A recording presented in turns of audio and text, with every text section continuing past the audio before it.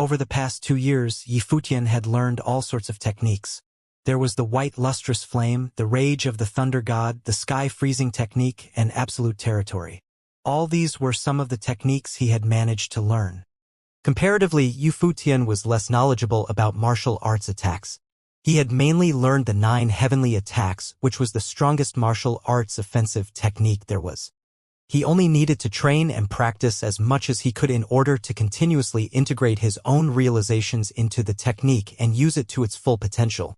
The Comet Punch was an offensive technique Yi Futian had developed to complement the body-refining techniques he learnt from Sage Dojan. The power of martial will was integrated into the attack. Within the starry sky, each fist shone like a blindingly dazzling comet and shot straight for the gigantic golden raven.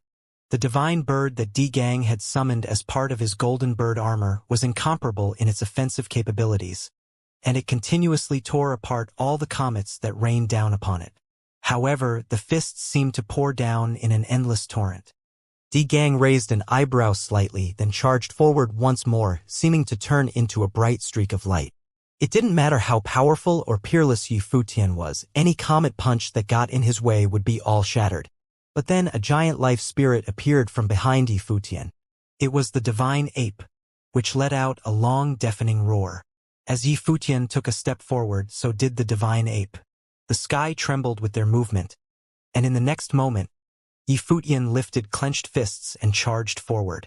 The divine ape followed behind him, and instantly, the entire space seemed like it was about to be crushed and annihilated. The magnitude of the punch's power was shocking, seeming almost like an actual comet itself. Di Gang's golden raven armor charged forward to meet the attack, clashing directly with the comet punch. With a loud crash, Di Gang was sent flying backward. Di Gang soared through the air before stopping, his body slightly bowed. The entire sky was quiet at this very moment, for Di Gang had just been pushed back by Yi Futian. Countless eyes were on Yi Futian as he stood there, an impressive figure of immense capability. Their hearts thumped as they thought about how Yi Futian had forced Di Gang back. Di Gang was the top cultivator in all of Alchemy City. Even if Yi Futian had broken through to the next plane, he was only still a grade 3 noble. Yet he had still managed to force Di Gang back with his power. Di Kai's expression changed as well. He had initially thought that this match was going to simply be one where Yi Futian was crushed. It had not occurred to him at all that Yi Futian could be stronger than he expected. Yuchi watched the battle quietly. After governing Alchemy City for many years, while he specialized in crafting, he also understood that martial arts were the foundation of everything. Now that a disciple from the Holy Ji Palace had arrived in Alchemy City in top form, even Di Gang would be shaken by their power. Di Gang lifted his head to look at Yi Futian. His body ramrod straight, he challenged haughtily, "You won't get a second chance from now on." As he spoke, a golden space appeared behind him. That was Di Gang's life spirit. Everyone understood the intentions behind Di Gang's speech. He was finally going to treat the battle seriously. Before this, it was obvious that he had been holding back. Di Gang had not expected to be pushed back by a mere grade 3 noble, forcing him to fight with everything he had. "You never had a chance right from the start," Yi Futian replied, equally determined. But those were just words, and anyone could brag easily. A dazzling sun chariot appeared within the golden space. In an instant, scorching, sharp energy filled the space. The chariot seemed to have been built with divine arms, with a sun shining behind it and the golden raven perched within the sun. "Go forth?" Di Gang spat, and his life spirit let out a terrifying glow. A martial will illusion appeared within the space, and the alchemy pillars area seemed to be transformed into an ancient battlefield. The sun appeared high up in the sky, and the golden raven in the sun let out a long cry. The desolate battlefield contained the power to incinerate everything within it. At the same time, many chariots hurtled towards Yi Futian. Di Gang had created a destructive martial will illusion. As Yi Futian watched Di Gang, 3 streaks of light appeared. Instantly, the sun and moon hung high up in the sky along with the stars.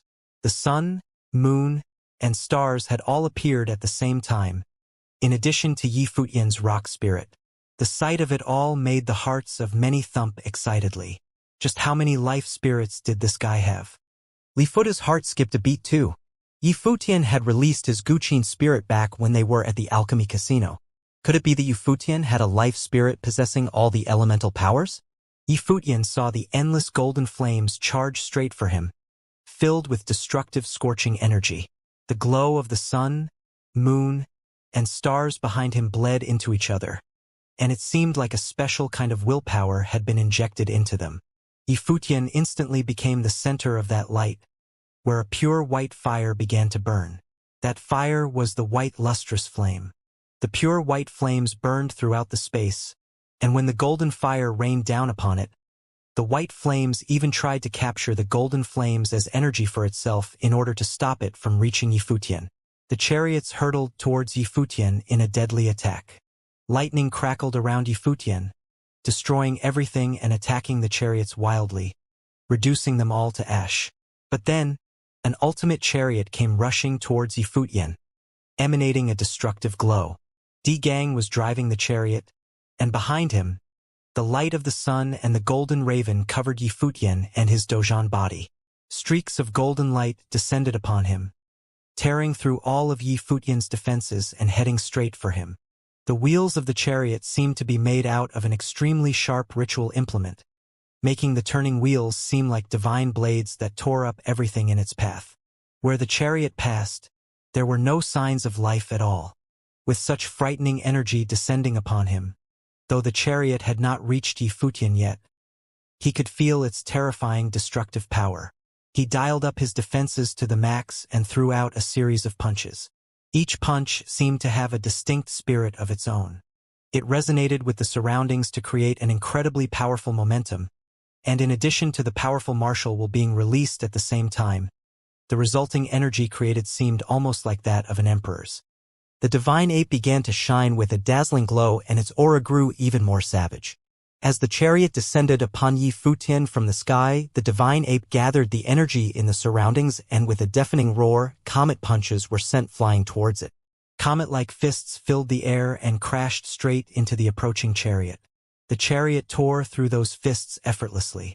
It was like many stars blowing apart at the same time, and a bright light shone out across the vast space as the chariot continued advancing. However, the fists continued to pelt the chariot in an endless stream before the real fist shadow appeared. The resulting collision brought about a destructive explosion of energy within the space with a blinding light which was painful to watch. It was like the sun itself had exploded within the sky. Some nobles in the crowd were even stunned by the sight. They felt a sense of awe at the high-level battle. Even a grade 1 noble could clearly sense how powerful those two were. The chariot was destroyed and Di Gang was pushed back once again. He lifted his head to look at Yi Futian.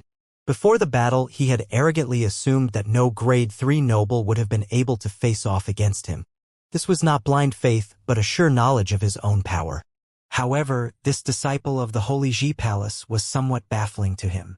Di Gang was not the only one who was caught off guard. Everyone else had been as well. Even Su Ke and the others only found out how strong Yi Futian truly was today. Over the past 2 years, he has broken through many of the relics at the Holy Ji Palace, but not once has he participated in a battle, commented Zhongli, who was also shocked. Everyone knows he has a special way about figuring out the relics. As such, many of the newcomers from his batch would go to him for advice, and he would always have a personal opinion to answer them with. It's unthinkable that he would be this strong already. He had been one of those who approached Yi Futian for advice. Phoenix had done the same as well. That was why they had come to the alchemy city with Yi Futian. For him to have such a variety of abilities other than the body refinement techniques and the Dojan body, he probably created them himself when he integrated his realizations of the relics into his own powers, Zue Qianshou surmised. Everyone nodded in agreement. Yi Futian had probably created those new areas of will and spells on his own, along with that punching technique which also integrated his starry power. This level of talent was awe-inspiring. When it came to battle, Yi Futian was probably good enough to go up against Shimin Hanjiang, who was at the top of the lower rank. The power Di Gang had shown so far was not inferior to Shimin Hanjiang's. Upon watching this battle, Xianxia, Bing Yi from the mortal world, Yan Jiu and everyone else from the Sword Saint Villa was speechless. They could not believe that Yi Futian had gotten this strong already. Di Gang seems to be having quite a hard time. Chu Ji chuckled from where she was among the important individuals on top of the stairs. Di Kai's expression turned slightly ugly, but he felt a rush as well. Yi Futian was stronger than he thought. The energy coming from Yi Futian now didn't feel like a grade 3 nobles at all. It was even more powerful than that of a top-grade noble. However, victory would still be Di Gang's. "So this is what you're so confident about?" Yi Futian asked Di Gang, staring at him. Everyone's gazes hardened at the dig. Di Gang lifted his head to glare at Yi Futian before he continued. "I've said before that if you were of the same plane as me, you wouldn't even be good enough to be my opponent. Now it's my turn." Upon his words, Yi Futian stepped out impressively, standing tall and proud. As he moved, his Dojun body moved along with his actual body towards Di Gang. With the release of a spell, the space seemed to freeze over and an immense pressure bore down onto Di Gang. This energy was way stronger than the will he had experienced previously. The divine ape swung a fist forward. The sheer power of this punch sent shockwaves through the sky and headed straight for Di Gang. Di Gang was still clad in his armor. The golden raven appeared with a dazzling light and cried out to the heavens. Its sharp claws tore apart everything in its way as it charged forward. A strange state was instantly born. Within the barren, lifeless battlefield, a golden raven screeched amidst flames descending from the sky, and its claws glinted with the magnificent shine of a divine weapon that could rip through anything. The two attacks collided, and Di Gang was sent stumbling backward yet again.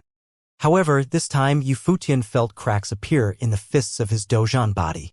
At the same time, the bright light of the golden raven burned through the defenses of his absolute territory and came for him. Looking up, Yi Futian felt as if the illusion had grown even stronger. Sage intent, Yi Futian thought to himself. Di Gang was a top-grade noble, just one step away from becoming a sage. It was not surprising that he had understood sage intent at this level. He's gotten even stronger. Countless gazes turned towards Di Gang.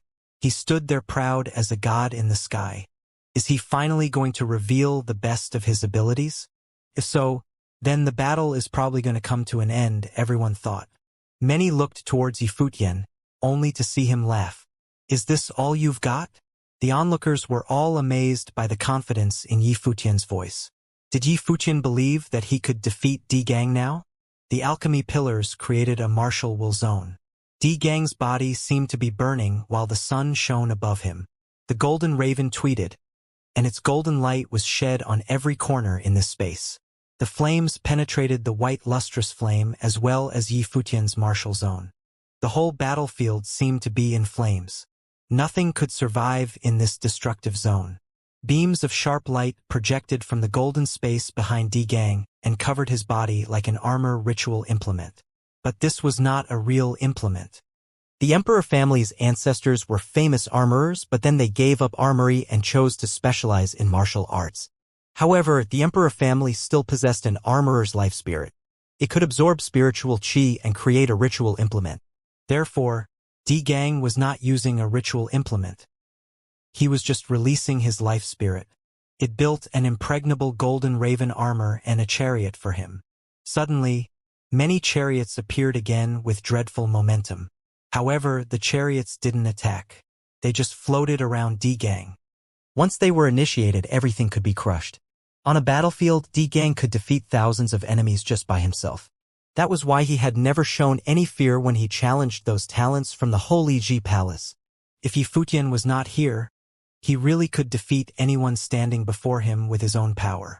However, the one standing before him now was Yi Futian, who had unimaginable power. Yi Futian could feel Di Gang's power. A non-sage couldn't control true sage power. Even if they had comprehended a bit, there was still a huge difference. Though Di Gang was known as the first noble in the alchemy city, it was still impossible for Di Gang to defeat a real sage. Yi Futian stood there with starry light surrounding him. The divine ape reached out a giant palm to gather endless spiritual chi. It transformed into a giant starry staff. With the staff in hand, the divine ape looked just like the snow ape. Yi Futian began to move as if practicing a martial arts fist form. An extremely strong will rushed into the divine ape's body. Some fantastic rhythm resonated with the ape. 5 of the 7-star acupoints opened. The giant divine ape's body projected brilliant light as if a beam of golden light penetrated through its body. Then the divine ape waved its long staff. The endless natural intent became one with it. The ape bathed in endless brilliant light. With great momentum, the ape threw out its first attack. With a ponderous sound, even the air seemed to tremble. Great momentum rolled over and the falling flaming light was shattered. The 9 heavenly attacks was a great attack created by the snow ape. It was not changeless. The higher level Yifutian was, the deeper the comprehension he could get, and therefore the stronger the power of the 9 heavenly attacks. That power could also be used to strengthen his comprehension and strength. Yifutian had been cultivating the 9 heavenly attacks the past 2 years since it was the strongest attack he had. He fused his own martial will into the attacks. When the attacks were sent out, his martial will would burst out too. The power it contained was much stronger than it was 2 years ago. Boom! The air trembled again. That giant divine ape waved his staff as if practicing martial arts. Every attack was stronger and scarier than the previous one. At the 3rd attack, great momentum formed in the air and rolled out, seemingly going to crush the barren martial illusion. A dreadful zone formed around Yifutian. No power could approach the zone at this moment. This is how the 9 heavenly attacks should be. Yuanzhan raised his head to watch Yifutian's moves. He seemed to want to memorize every move Yifutian made. Die! Di Gang roared coldly. All of a sudden, he steered his chariot forward. The surrounding flames burned high and his frightening chariot crushed everything it passed. At this moment, however, the 4th attack of the 9 heavenly attacks was sent out. The chariot illusions were all shattered under the waving staff. However, Di Gang, protected by the golden raven armor, continued forward in his chariot. The divine ape kept wielding its long staff. Endless spiritual chi fell down and rushed out together with the 5th attack. The chariot under Di Gang rushed out. The sun's light also reached out, ready to burn Yifutian. At the same time, an enormous divine golden raven appeared, trying to resist the 5th attack. With a loud explosion, the giant golden raven was shattered, as well as the chariot. But at this moment, Di Gang's body grew into a giant. A golden raven flew into his body, making him look like a real war god. He rushed to Yifutian and sent out a deadly attack. A destructive storm rolled over, seemingly crushing everything into pieces. Almost at the same time, Yifutian sent out his 6th attack. Endless deterrent might crashed down, supplemented with sage power. The whole world's power seemingly all gathered at one point and melted into Yifutian's staff. Then the 6th attack was sent out toward that godlike figure. The divine ape's staff collided with the war god. Yifutian could feel extremely horrible destructive power rushing toward him. The staff in hand exploded into pieces and disappeared. However, Di Gang stopped suddenly. He just trembled and then stood still. Soon, Yifutian's dharma and life spirit also vanished. He stood quietly as well. Was the fight over? At this moment, countless people stared at the two on the battlefield. Who exactly was the winner? The martial will and illusions around Yifutian and Di Gang all disappeared. The two stared at each other silently. Some splintering sounds were heard. The golden raven armor on Di Gang cracked. It broke into beams of light and vanished. His aura weakened quickly. With a groan, some blood flowed from the corner of his mouth. At this moment, Di Gang felt like his insides were all shattered. The power contained in that attack was too strong to be described. I lost, Di Gang admitted defeat. What had happened was like a dream. As the first talent among the young generation of Alchemy City, he knew his strength very well. However, when the enemy was Yifutian, a grade 3 noble, he'd actually failed. Hearing his admission of defeat, everyone was shocked. How could Di Gang be defeated? Looking at that proud figure, people still couldn't believe the fact that the top talent of Alchemy City was defeated. How strong was Yifutian, the talent from the Holy Ji Palace? People like Li Futu were startled too. Though having known that Yifutian was strong, they still couldn't accept the result of this fight. Is it finally over?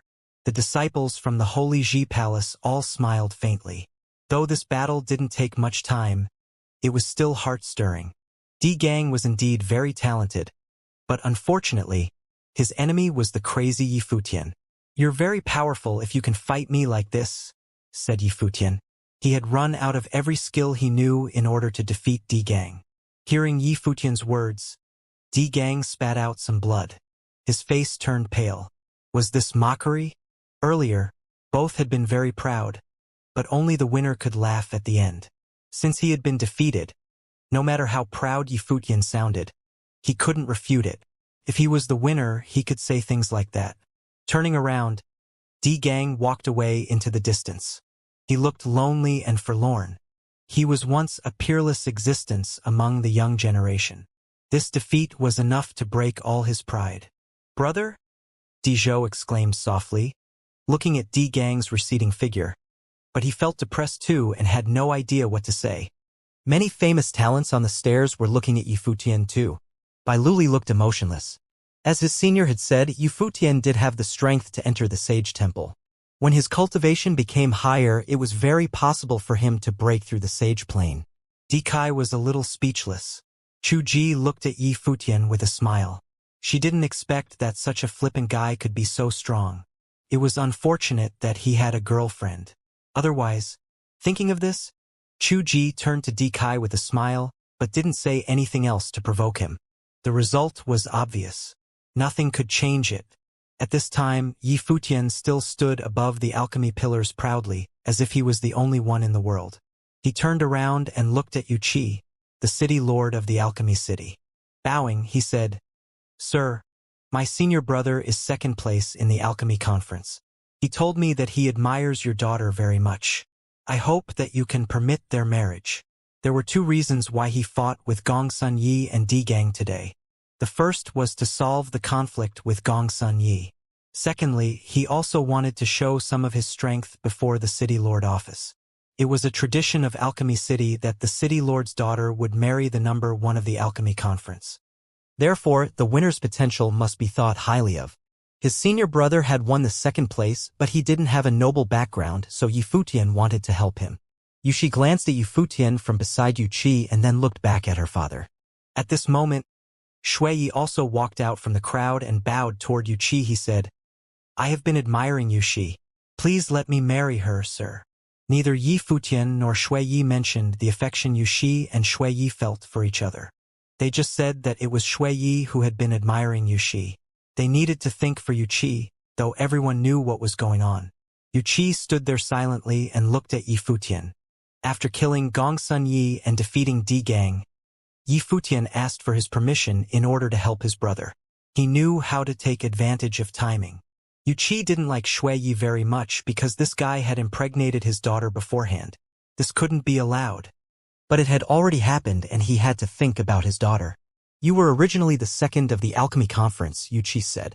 "Now that Gongsun Yi has died, you are number one. Since you have such a request, I will follow tradition and give Yu Qi to you. If you dare to hurt her, I will not forgive you." Since he had announced this, everything was settled now. "Thank you, City Lord." Yi Futian and Shui Yu stood up and smiled at each other. Then Shui Yu looked at Yu Qi. Both smiled happily. The aftermath of the alchemy conference was finally over. 3 days later, Alchemy City was bustling. The City Lord office was the busiest, attracting the whole city's attention. Many big figures from the southwestern Baron State gathered here, as well as countless talents and beauties. It was as if another alchemy conference was being held. All of this was just because today was the wedding of Yu Qi, the City Lord's daughter. Yu Qi was going to marry Shui Yi, the second place on the alchemy conference. This was absolutely going to be a great celebration. But many people couldn't understand why it was so hurried. Usually, it would take some time to prepare the wedding after the alchemy conference. It wouldn't be so soon. The City Lord office explained that this arrangement was more convenient for guests living far. Otherwise, they would have to come twice. But Yi Futian knew that it was because Yu Qi was pregnant. The ceremony had to be held very soon or people would gossip if they learned that Yu Qi was pregnant before being married. The City Lord office was, to some extent, a landmark of the southwestern Baron State. They had to take its reputation into consideration. In the City Lord office at this moment, a courtyard was decorated in a festive way. Shui Ye's close friends like Yi Futian and Zhuge Mingyue were all in the courtyard, looking at this couple with smiles.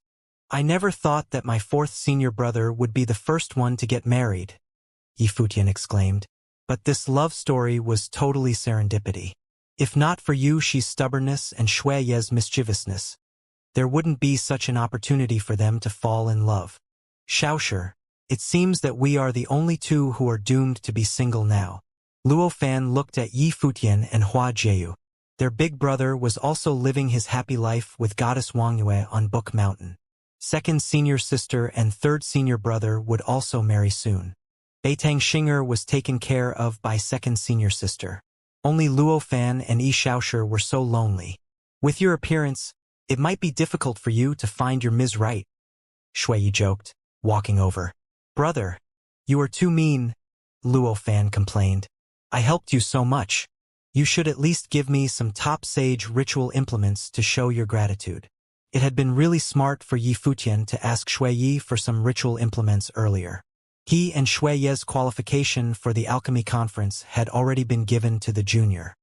He had to seize the opportunity to ask Shui Yi, the city lord's son-in-law, for something as compensation. You can stay here with Shui Yi for armor in the future, Yushi said. You won't have to worry about ritual implements anymore. No, Luo Fan shook his head determinedly. He was not going to stay here and watch this couple's happy life all day long. He refused. You dare to leave? Yushi looked at Luo Fan with a meaningful smile. Luo Fan looked at Yushi and blinked. Sister-in-law, you can't do this to me. If she was already like this before marriage, what would she be like in the future? I know all those good ideas you suggested for him, said Yushi slowly. Luo Fan turned to Shui Yi with shock. You told her? Brother, well done. Luo Fan gritted out. I did that for your good. Stay here and you might find your beauty too. Shui Yi laughed and patted Luo Fan's shoulder. Seeing the two senior brothers, Yifutian smiled. Fourth senior brother and the fifth senior brother had always been a troublesome pair. Even in the cottage, they bickered as one transcribed books and the other cooked. Both of you are responsible for this, Zhuge Mingyue said. Since you two helped Shui Yi to win second place, you two should stay here. Senior sister. Luo Fan was almost crying. Yes or no? Zhuge Mingyue looked at Luo Fan with a meaningful smile. Yes. Luo Fan nodded. Why, he was always the one that was hurt. Thank you, senior sister. Yushi smiled at Zhuge Mingyue. Yushi, if Shui Yi dares to mistreat you, just tell me. I will give him a hard time, said Zhuge Mingyue with a smile. I know. Yushi laughed and nodded. Then she looked at Shui Yi meaningfully. Shui Yi winced a little. Senior sister overestimates me. Who knows who'll be the bully? I really worry about fourth senior brother's family status. Yifutian sniggered. He knew why second senior sister made such a decision. The barren state was too vast. The city lord of Alchemy City was a big name. Even the Holy Ji Palace respected him. He was a symbol of the alchemy field. His family was equal to the Zhuge family in the barren state. Now, fourth senior brother was Yu Qi's son-in-law. It made sense that Shui Yi and Luo Fan would receive this good background and resources for cultivation. No one would dare to challenge them. It's time. Yuqi strode over. Sir. Yifutian's group bowed. No need. Yuqi looked at Yushi and said, You are his wife now. In the past, you were always too capricious. From now on, remember not to be stubborn like that anymore. I know. Yushi responded lightly. Obviously, she still minded what her father had done.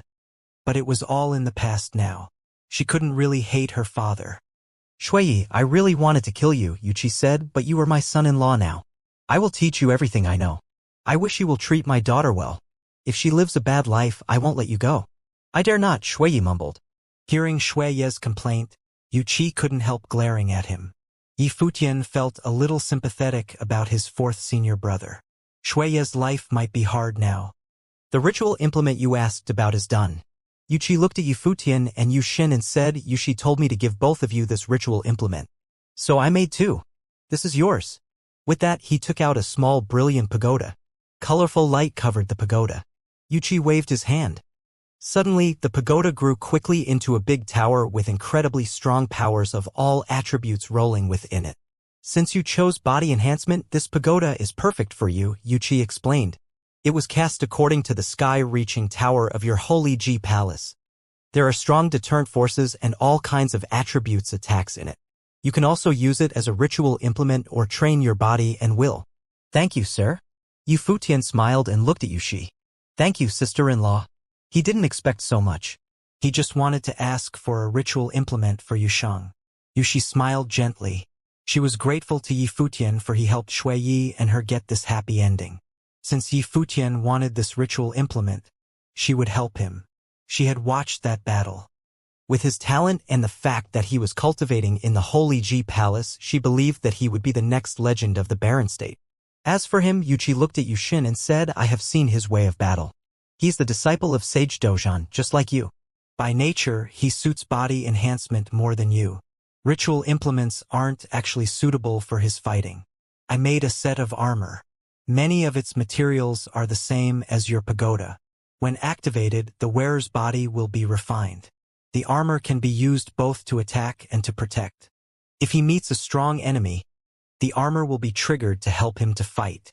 Yuqi took out a set of armor and gave it to Yusheng. Thank you, sir, Yusheng said, accepting it. Seeing this, Yi Futian felt very relaxed. Not only had he resolved his senior brother's problem during this travel to the Alchemy City, but he'd also reached his goals. He entered Grade 3 of the Noble Plane successfully. Everything went well. Let's go, Yuqi said and turned around. Shui Yi and Yu Shi followed behind. Yi Futian's group also followed. It was time for the ceremony.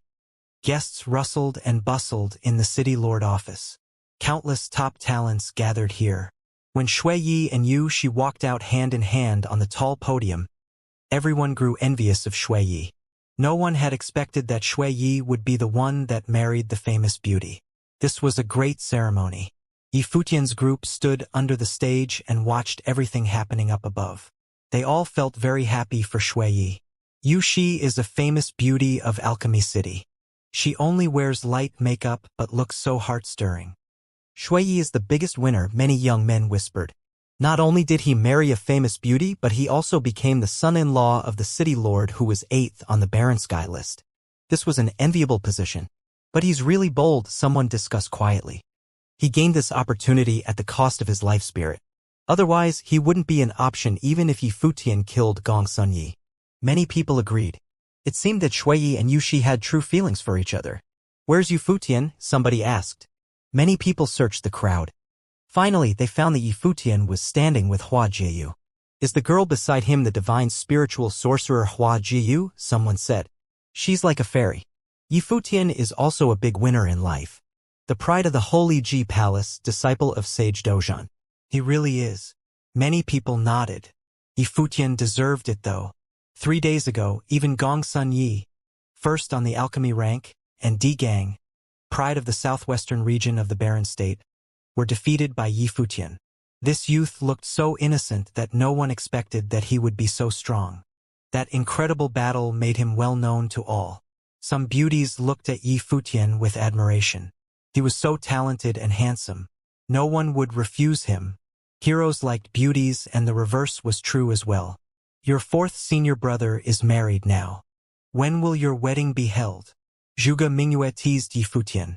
You have to ask Jieyu. Yi Futian looked at Hua Jieyu and laughed. Looking at Yi Futian, Hua Jieyu responded gently, You decide. Really?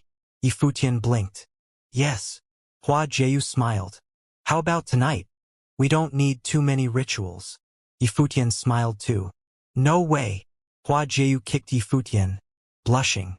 In the Holy Ji Palace, Sage Palace, there was a group of people who were seated. The group of people had hidden their powers and looked as though they were simply normal people. However, their disposition was like that of lords.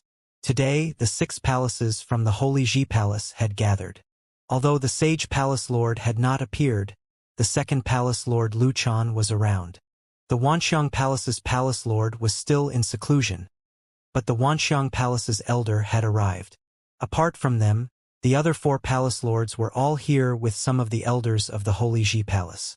This group of people was enough to represent the will of the Holy Ji Palace. I have invited all of you here today for 2 matters. First, there has been news from Alchemy City that the Battle Sage Palace's disciple Yi Futian has created a ruckus within the city. He had led a group of Holy Ji Palace disciples to the Alchemy Casino, defeating geniuses from other places and winning many ritual implements. Next, he barged into the Emperor family residence and challenged the Alchemy Conference's first Gong Sunyi to a fight to the death outside the City Lord office and killed him, Lu Chan said. The Alchemy Conference was a huge event in Alchemy City, and even the Holy Ji Palace was paying attention to it. Therefore, he quickly knew of the events that had taken place in Alchemy City. However, the other palace lords and elders did not pay the same amount of attention to it and were shocked when they heard Lu Chan's words. This fellow was indeed a nonconformist. He actually caused such a storm in Alchemy City and killed the Alchemy Conference's first. This little fellow has such gall. I will definitely punish him when he gets back, Sage Dozhan said. Yi Futian was his direct disciple, so he naturally had to demonstrate his stance. No need, the origin of his matter was his brother. His brother from another master was in love with the city lord's daughter and came in second in the alchemy conference. He had some conflict with Gong Sunyi, that is why there was that battle. Apart from that day, Yi Futian also defeated another person with the title of Alchemy City's top genius, Di Gang. Someone in the crowd explained. Di Kai's son? Someone asked softly. Di Kai was 12th on the Baron Sky ranking. They naturally knew that. Yes. Lu Chan nodded and said, now, his brother has already entered the city lord office and Yu Qi organized the wedding for Yi Futian's brother and his daughter so quickly that news has not even spread. Everyone had curious expressions. What did Yu Qi mean by doing this? However, what he meant was not important. Yi Futian, who had only entered the palace for 3 years, was rather interesting. I ordered him to go to Alchemy City to observe the Alchemy Conference. He ended up creating a ruckus, Sage Dozhan said with pride in his heart. The kid had only cultivated in the Holy Ji Palace for 3 years, but he actually went to Alchemy City to create trouble. However, not only did he not end up in trouble, but he helped his brother marry Yu Qi's daughter. Sage Dozhan must be delighted to have such a disciple. Sage Daozong smiled and said, in Yi Futian's batch, he had dominated everyone with absolute power. In the past 2 years, many people were discussing when Yi Futian's position on the low rank would change again. Di Kai's son was claimed as #1 noble in the Baron State's southwest region. Yi Futian was able to defeat him as a grade 3 noble and has exceptional potential. I have invited all of you here to discuss him entering the Sage Hall to cultivate. I think that when he reaches the pinnacle of the noble plane, he can enter the Sage Hall. What do you all think? Lu Chan asked. The crowd had surprised expressions. Did he have the qualifications to enter the Sage Hall after only 3 years in the Holy Ji Palace? 3 years ago, Hua Fan had obtained the right to enter the Sage Hall and had entered 2 years ago. Now, he was already in the Sage Plane. Now, Shimin Hanjiang was waiting for his qualification, but the Sage Palace had never discussed allowing Shimin Hanjiang to enter the Sage Hall. Evidently, they felt that Shimin Hanjiang was not that outstanding yet. However, at this moment, the Sage Palace's Lu Chan had gathered all of them for Yi Futian and skipped the first on the low rank, Shimin Hanjiang, to discuss giving the right for Yi Futian to enter the Sage Hall. It was not unexpected, though. The Sage Palace was the main palace of all 6 palaces. Now that Lu Chan was managing the Holy Ji Palace on behalf of the Palace Lord, although Yi Futian was not a disciple of the Sage Palace, Lu Chan would not do such a selfish thing like only caring for his own palace's disciples. Although this fellow can get out of hand, his cultivation potential is exceptional indeed. I agree. Sage Dozhan was the first to agree, causing the crowd to laugh and look at him. 3 years ago, in the entrance examination, we already saw how exceptional he was. He indeed has the qualifications to enter the Sage Hall and cultivate. I agree too. Sage Daozong also nodded and gave his approval. I agree.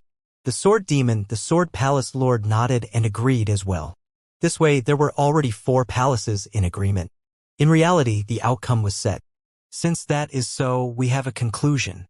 I will announce it later, granting Yi Futian permission to enter the Sage Hall to cultivate. Lu Chan nodded and continued. The other matter is about Luli. Back then, when Luli entered the Sage Hall, he obtained the Sage Hall's teachings and the Divine Path's recognition. Wanxiang also estimated his saint potential for him. All of you should also know me and brother's thoughts about this. The Holy Ji Palace will support him wholeheartedly, creating the best conditions for Luli to become a saint. Everyone nodded. They all knew about this. Bai Luli was the next owner of the Holy Ji Palace that they had selected internally. The barren state had not had a saint for many years. Now they needed a saint to appear. The Holy Ji Palace was the same. They could not afford to wait any longer. However, Sage Dojan had other plans. Although Bai Luli had proven that he had the potential to become a saint and had received the recognition of the Sage Hall's elders, in the future, Yi Futian and Yu Shang could be his rival.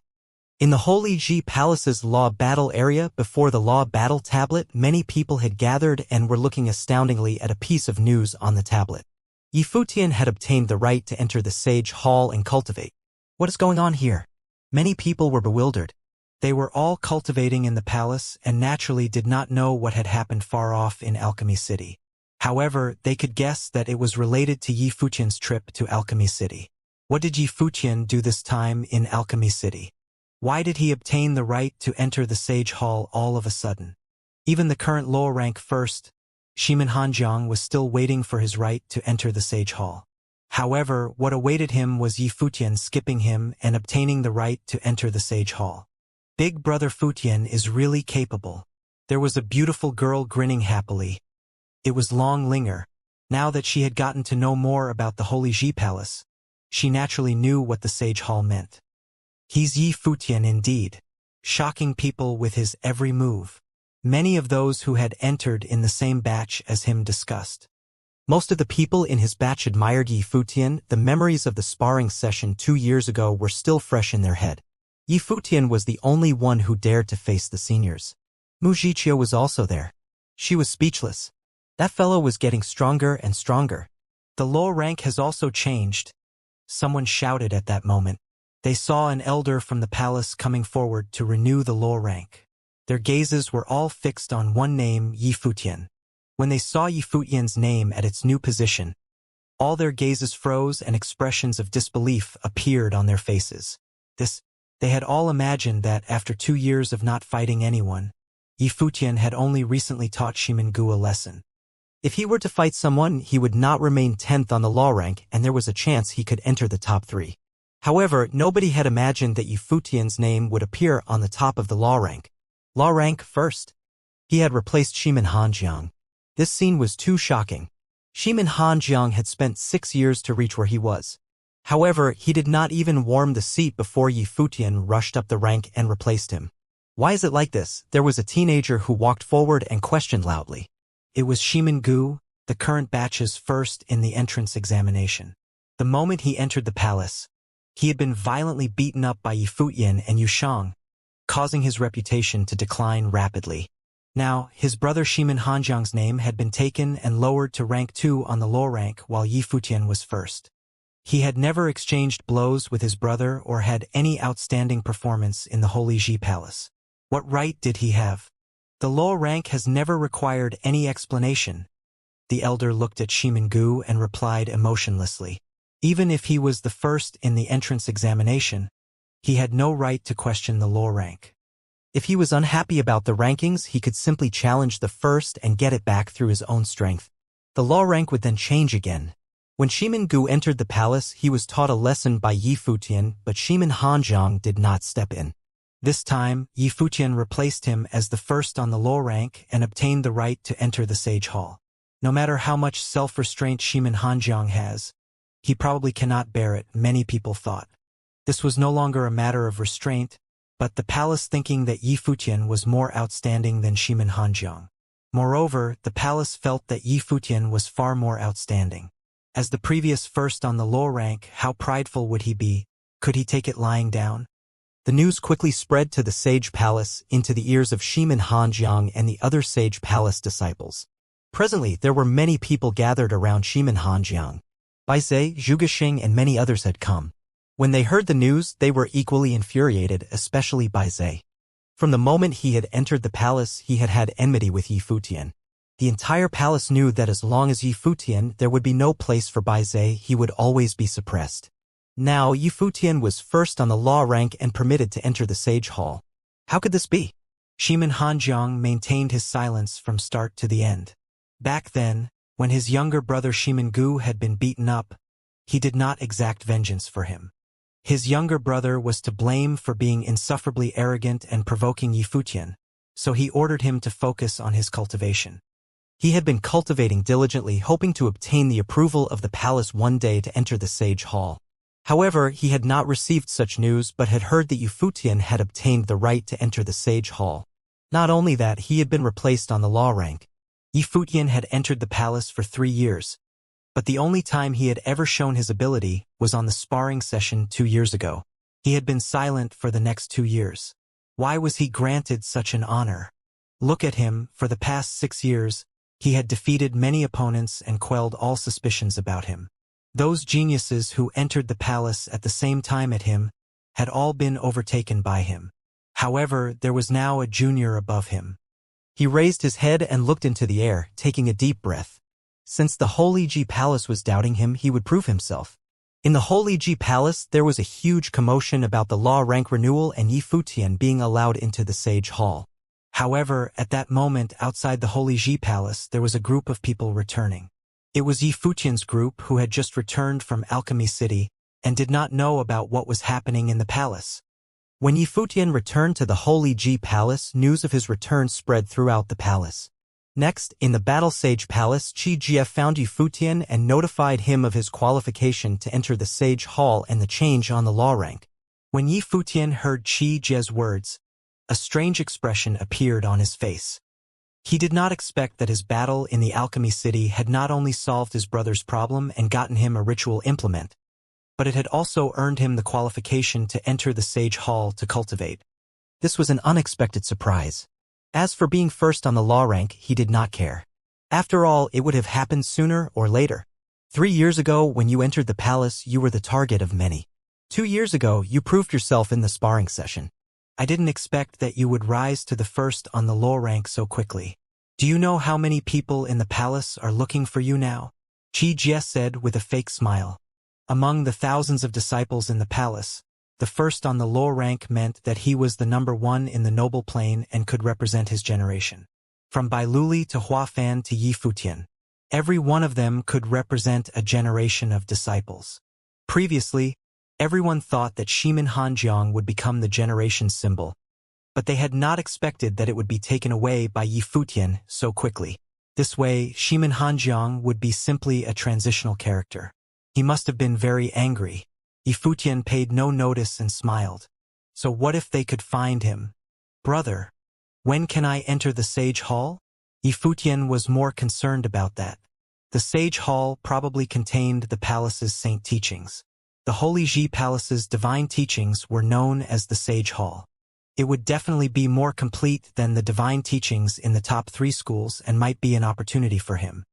He had returned this time, preparing to cultivate and raise his strength, raising his cultivation level to the pinnacle of the noble plane and attempting to break through to the sage plane. He could only be considered an expert in the barren state after he had broken through to the sage plane. You can enter as a grade 1 noble. Even among the palace's disciples, only a select few can enter the Sage Hall. Even the first on the law rank might not be able to enter the Sage Hall. Take Shimin Hanjiang, for example. However, those who enter the Sage Hall are definitely the first on the law rank. Qi Jie smiled and replied. Yi Futian wondered if the change on the law rank was because he had obtained the qualification to enter the Sage Hall, so he needed to be first. Entering the Sage Hall at that level can assist you in breaking through to the Sage plane, Qi Jie explained.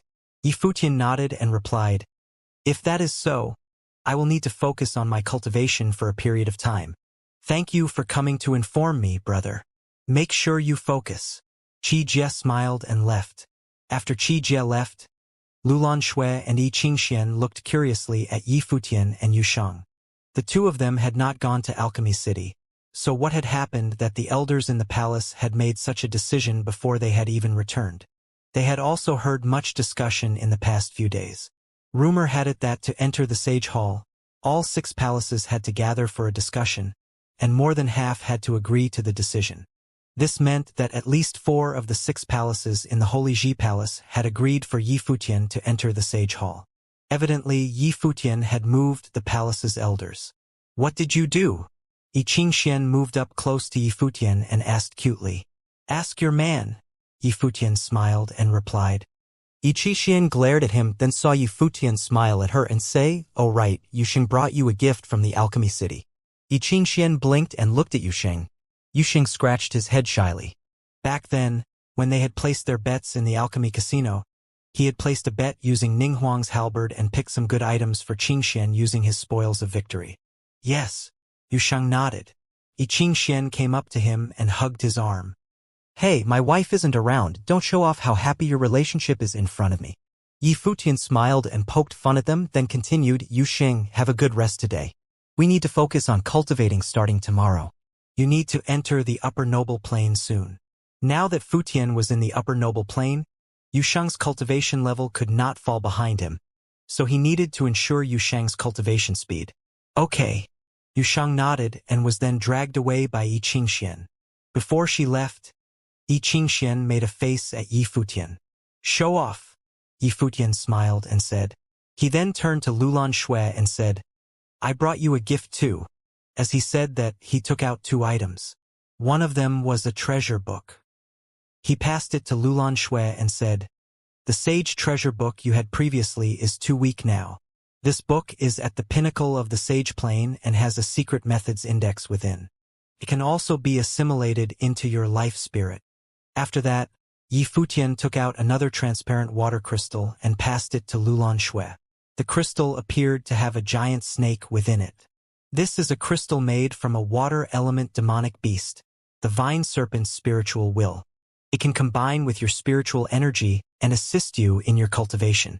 It can support you by increasing your spiritual energy and your water intent, and can even be used in battle, Futian said. The vine serpent was an extremely strong water element demonic beast and could freeze people on sight as it had innate water element spiritual capabilities. "Thank you," Lulan Shui said as she took the items. She liked the 2 treasures very much. Futian evidently put in a lot of effort into picking them, and they were very suitable for her cultivation. "This time we had a lot of spoils in Alchemy City. All of us got elite sage plane ritual implements, so I got you 2 as well." Futian looked at Lulan Shui's indifferent expression. The hardest debt to repay was relationships. Although he had seen through the Celestial Empress' intentions, he still felt a tinge of guilt towards Lulan Shui. If Lulan Shui had wanted anything, he would feel that it was okay, but Lulan Shui's selflessness made him feel that he owed her all the more. "Big brother, me."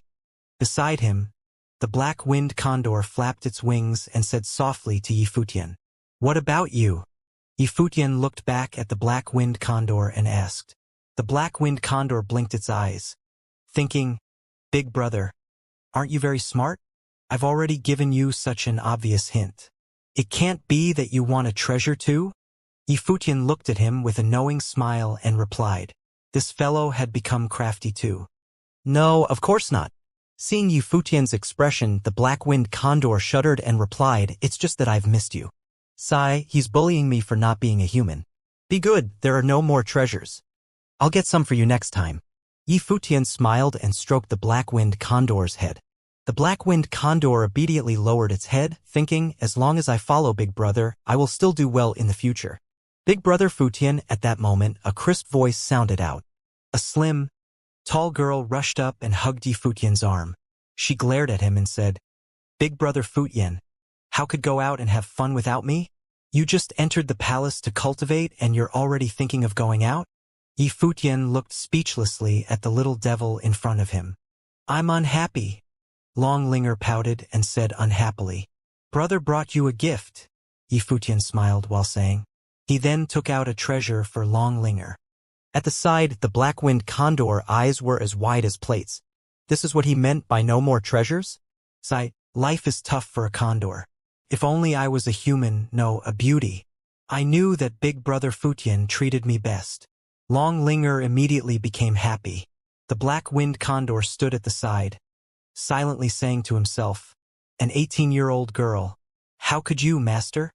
You're worse than a beast." Futian had finally placated the little devil and got some peace. He gave Lulan Shui some orders, then walked straight to his residence, preparing for a good rest. He thought whether or not he wanted to ask Jiayu to come over and rest together. In some aspects, he admired his 4th brother. In the next few days, there were people looking for Yi Futian every day, but they were all stopped by Lulan Shui, claiming that Yi Futian was cultivating in seclusion and would not meet anyone nor take any challenges. Since the people who had gone to Alchemy City had already returned, the incident in Alchemy City naturally could not be kept under wraps. Soon, everyone knew that Yi Futian had led the Holy Ji Palace's disciples to Alchemy City and swept the geniuses of Alchemy City, killing the Alchemy Conference's #1 and defeating Alchemy City's #1 prodigy. Many disciples lamented that this fellow was too much of a prodigy. It was no wonder that he had reached the first on the low rank. However, some of the elite noble plane figures on the low rank still wanted to spar with Yi Futian to ascertain their cultivation results. Although Yi Futian had defeated many geniuses in Alchemy City, they had not been to Alchemy City, so they did not know how strong those people were. The Holy Ji Palace's disciples were originally a congregation of the Barren State's most elite geniuses. However, those who had wanted to look for Yi Futian to spar were all denied access under the claim that he was in seclusion. In reality, he was simply not free. Inside the Daozong Palace, many people had gathered outside. Today was the day that Sage Daozong would give his lecture again. Lian Yuqing, Yun Shuixing, Xiang Zhiqin, Yun Feng, and a few other of Sage Daozong's disciples were in the crowd. Little sister, you went to Alchemy City. This time, Yi Futian became first on the law rank. What do you think about it? At that moment, one of the experts on the law rank looked towards Xiang Zhiqin and asked. He naturally did not ask Hua Jiyu, nor did he ask Phoenix or Yun Shuixing. These two had accompanied Yi Futian there and were quite close with him. Xiang Zhiqin recalled the battle, and Yi Futian's figure appeared in her head. She looked at him and replied softly, "It's well deserved." The surrounding people looked at her with surprised expressions. Everyone knew about the conflict between Xiang Zhiqin and Yi Futian. Now that Xiang Zhiqin said such things about him, it was indeed intriguing. Zhiqin, although Yi Futian managed to sweep all of Alchemy City, he is still a grade 3 noble. Although his potential may be deserving of rank 1, the law rank first has never been awarded to experts with potential. He only managed to defeat D Gang in a tough battle, but everyone at the top of the law rank are elite nobles. Are they weaker than Alchemy City's D Gang? Beside her, Yun Feng continued, moreover, Brother Lian has long been at the pinnacle of the noble plane. Now he is approaching the brink of the sage plane. The palace must be exaggerating by placing Yi Futian as the law rank first. Even Yi Futian has been avoiding challenges these few days. In the past 2 years, Yun Feng had gradually gotten over his trauma. However, Yi Futian had returned and became first on the low rank, causing him to be extremely frustrated. Lian Yuqing did not say anything. 3 years ago, he was 5th on the law rank. Now, 3 years had passed. He was a genius that had entered in the same batch as Hua Fan. He was still the 5th on the law rank, but the names in front of him had changed greatly. Xiang Zhiqin looked at Lian Yuqing, then said softly, "In terms of pure battle ability, there is probably nobody who can compete with him in the palace." Many people were astounded and turned to look at Bing Yi, Phoenix, and Hua Jiu. The 3 of them sat quietly, not interested in the least, as though they had not heard the conversation going on. This scene made many of the Daozong Palace's disciples speechless. Out of the Daozong Palace's 4 elite beauties, 3 of them had extremely good relations with Yi Futian and had accompanied him to Alchemy City. Now, even Xiang Zhiqin, who had a grudge against Yi Futian, was speaking up for him. Lian Yuqing, who had been sitting quietly, raised his head slightly, looking at the Daozong Palace in front of him. The memories from the sparring session 2 years ago were still fresh in his mind. He had personally witnessed Yi Futian receiving the legacy of the 9-fingered Guqin demon. That was something that he had always wanted but was unable to obtain. For the past 2 years, he had cultivated in silence. Just like Yi Futian, he had not fought anyone. When has the low rank first been so casually decided? Lian Yuqing asked softly, and the surrounding disciples' expressions all froze. Was this Lian Yuqing's attitude? Yi Futian had never had a battle with the elites of the palace. Although all the disciples acknowledged that his potential was unrivaled, that was the first spot on the law rank. If he was placed second, he would not garner such a huge reaction. Now, many people probably had the same attitude as Lian Yuqing. Yi Futian kept training in the Battle Sage Palace. While voices of doubt had been all over the place in the Holy Ji Palace, he paid no heed to it and chose not to fight to prove anything. He did not even say a word about anything. As such, those voices kept circulating throughout. While there were many who believed him, it seemed that those voices would stay around until he came out to prove himself. Many top-notch figures ranked on law rank spoke out. For instance, Lien Yuqing criticized Yi Futian and voiced his doubt openly during the day Sage Daozong was giving a lecture, demanding to know since when had the law rank come to give such little regard about the rankings? The Holy Ji Palace was known for its openness, and students were pretty much allowed to do as they pleased. It was not even seen as problematic to doubt the rankings on law rank. So long as they had the power to back their claims, they were free to break the rankings through their own actions. The elders of the Holy Ji Palace did nothing to intervene. A tower was placed in the compound of the Battle Sage Palace where Yi Futian lived. Yi Futian sat cross-legged within the tower. Fearsome flowing lights circled around the tower. Violent lightning bolts, earth-shattering tornadoes, terrifying flames, bone-chilling frost, and so on. The will of every element was suppressed within the tower, and they were brought to bear on Yi Futian. The tower was a deliberate attempt to imitate the sky-reaching tower of the Holy Ji Palace by Yu Qi. It was built for refining one's body, and Yi Futian was welcomed to train his body up anytime he wished to use it. At the same time, the tower also served as a place to temper one's will. Furthermore, that ritual implement allowed him to adjust the magnitude of force which he wished to subject himself to. Everything was controlled by his own will. It was the prowess of a masterpiece crafted by the best master armorer there was. At the very least, a treasure that was made specifically for refining one's body like that was not something the Holy Ji Palace was capable of creating. Only top-notch figures from Alchemy City were capable of such a feat. It was due to such reasons that Alchemy City enjoyed a prestigious status in all of the barren state. Yi Futian halted his training, shrinking the tower back to the size of a palm and put it away. Yi Futian walked out of the compound. His progress seemed to be getting increasingly slow. While he was already a grade 3 noble, it seemed like it would have taken a while more still before he could become a grade 1 noble. Lulan, how is Yuxing doing? Yi Futian asked Lulan Shui. I heard that he made it through to superior noble planes a while ago, Lulan Shui replied. Yi Futian smiled in response, thinking it to be a normal occurrence. Is there anything else happening in the Holy Ji Palace as of lately? Lulan Shui looked uneasy at the question, telling him there are many who doubt your rank as number 1 on law rank. Phoenix looked for you for a while, saying that there is something she needed to talk to you about training. But she left as soon as she heard that you were shutting yourself in to train. There are many others who came to the Battle Sage Palace, but I dismissed all of them. Go to Daozong Palace and tell Phoenix that she is welcome to look for me anytime. Other than that, keep an eye on Jieyu and see if she is training, Yi Futian said, thinking that Hua Jieyu was not being nice as she made no attempt to come look for him. He could have just go to Daozong Palace himself, but he found it tiresome to deal with all those trivial matters. He had kicked up quite a ruckus back in Daozong Palace, and he would have made himself the center of attention again if he were to show up there. Will do. Lulan Shui nodded lightly and left. Yi Futian remained where he was and heard someone coming. It was Yushang, and he said to Yi Futian just as soon as he came close enough, if there is someone who doesn't like you, you can just go tell them to shut up. Outstanding people invite jealousy from others all the time. Yi Futian added with a smile, can you just tell everyone to shut up then? I couldn't care less, just as they leave me alone.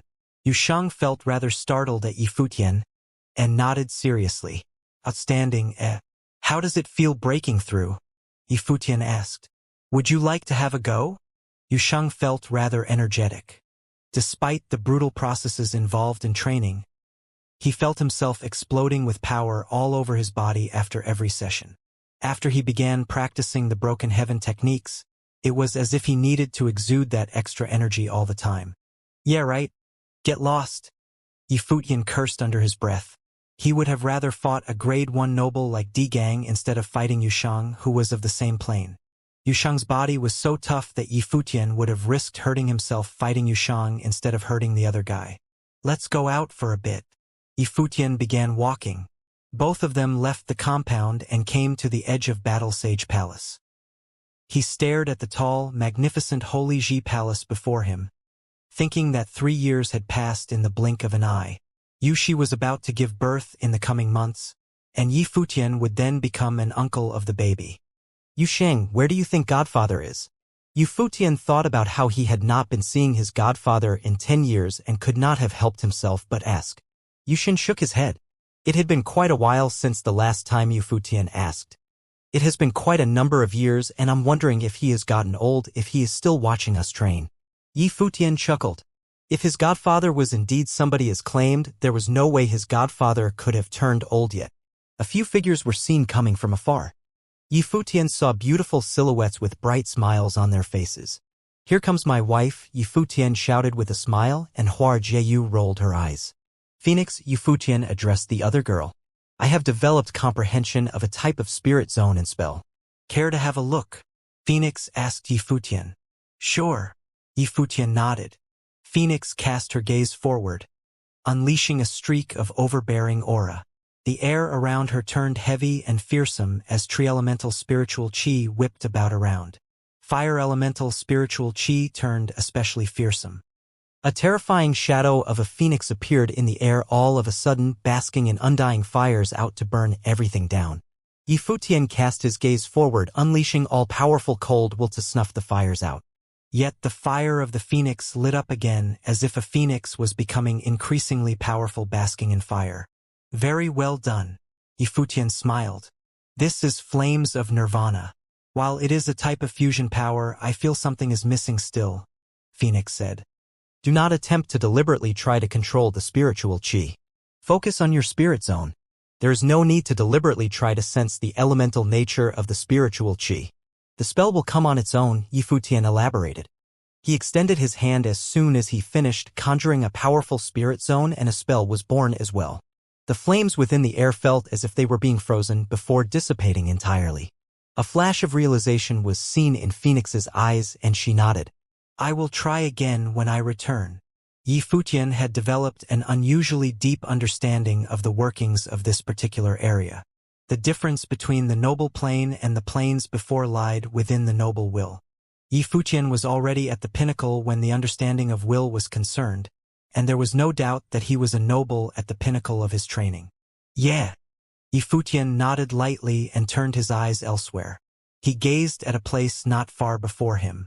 There was a silhouette carrying an ancient sword. A girl, tall, lithe and exuding an aura of brilliance. Yan Qinggu. Yi Futian looked at the girl below and said, she was ranked second on the law rank, and she was better at swordsmanship than her brother, Yan Jiu. I heard that you defeated my brother again in Alchemy City, Yan Qinggu said. Your brother? Yi Futian smiled and shook his head. I've stopped considering him my match for quite a while. You can say whatever you like since you are now ranked first on the law rank. There are many who admire you in the Holy Ji Palace, and you've gained the right to enter the Sage Hall. I'd really like to see for myself how powerful you truly are. Would you mind? Yan Qingwu said. The difference between you and me is too great. There is no point to doing so, Yi Futian said.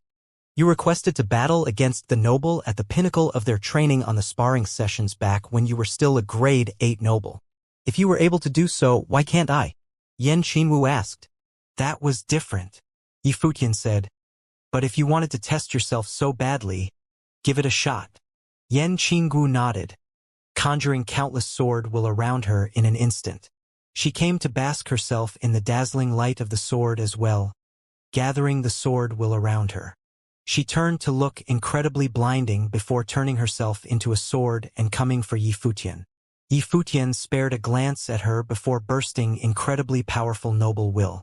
In that very split second, Yan Qingwu felt everything around her slow, and she herself became incredibly heavy. Her sword was in the same state as she was. She soon found herself unable to move, being frozen in the air. She turned her eyes at the silhouette dressed in white and came to realize the difference in power between them. Was this the power of the will of a true top-notch genius noble? Boom! The pressure was lifted in a second. Her body and sword kept moving forward like a bolt of lightning, but Yi Futian was soon seen stopping her sword between his fingers. The sword aura around her raged, but Yi Futian hardly budged.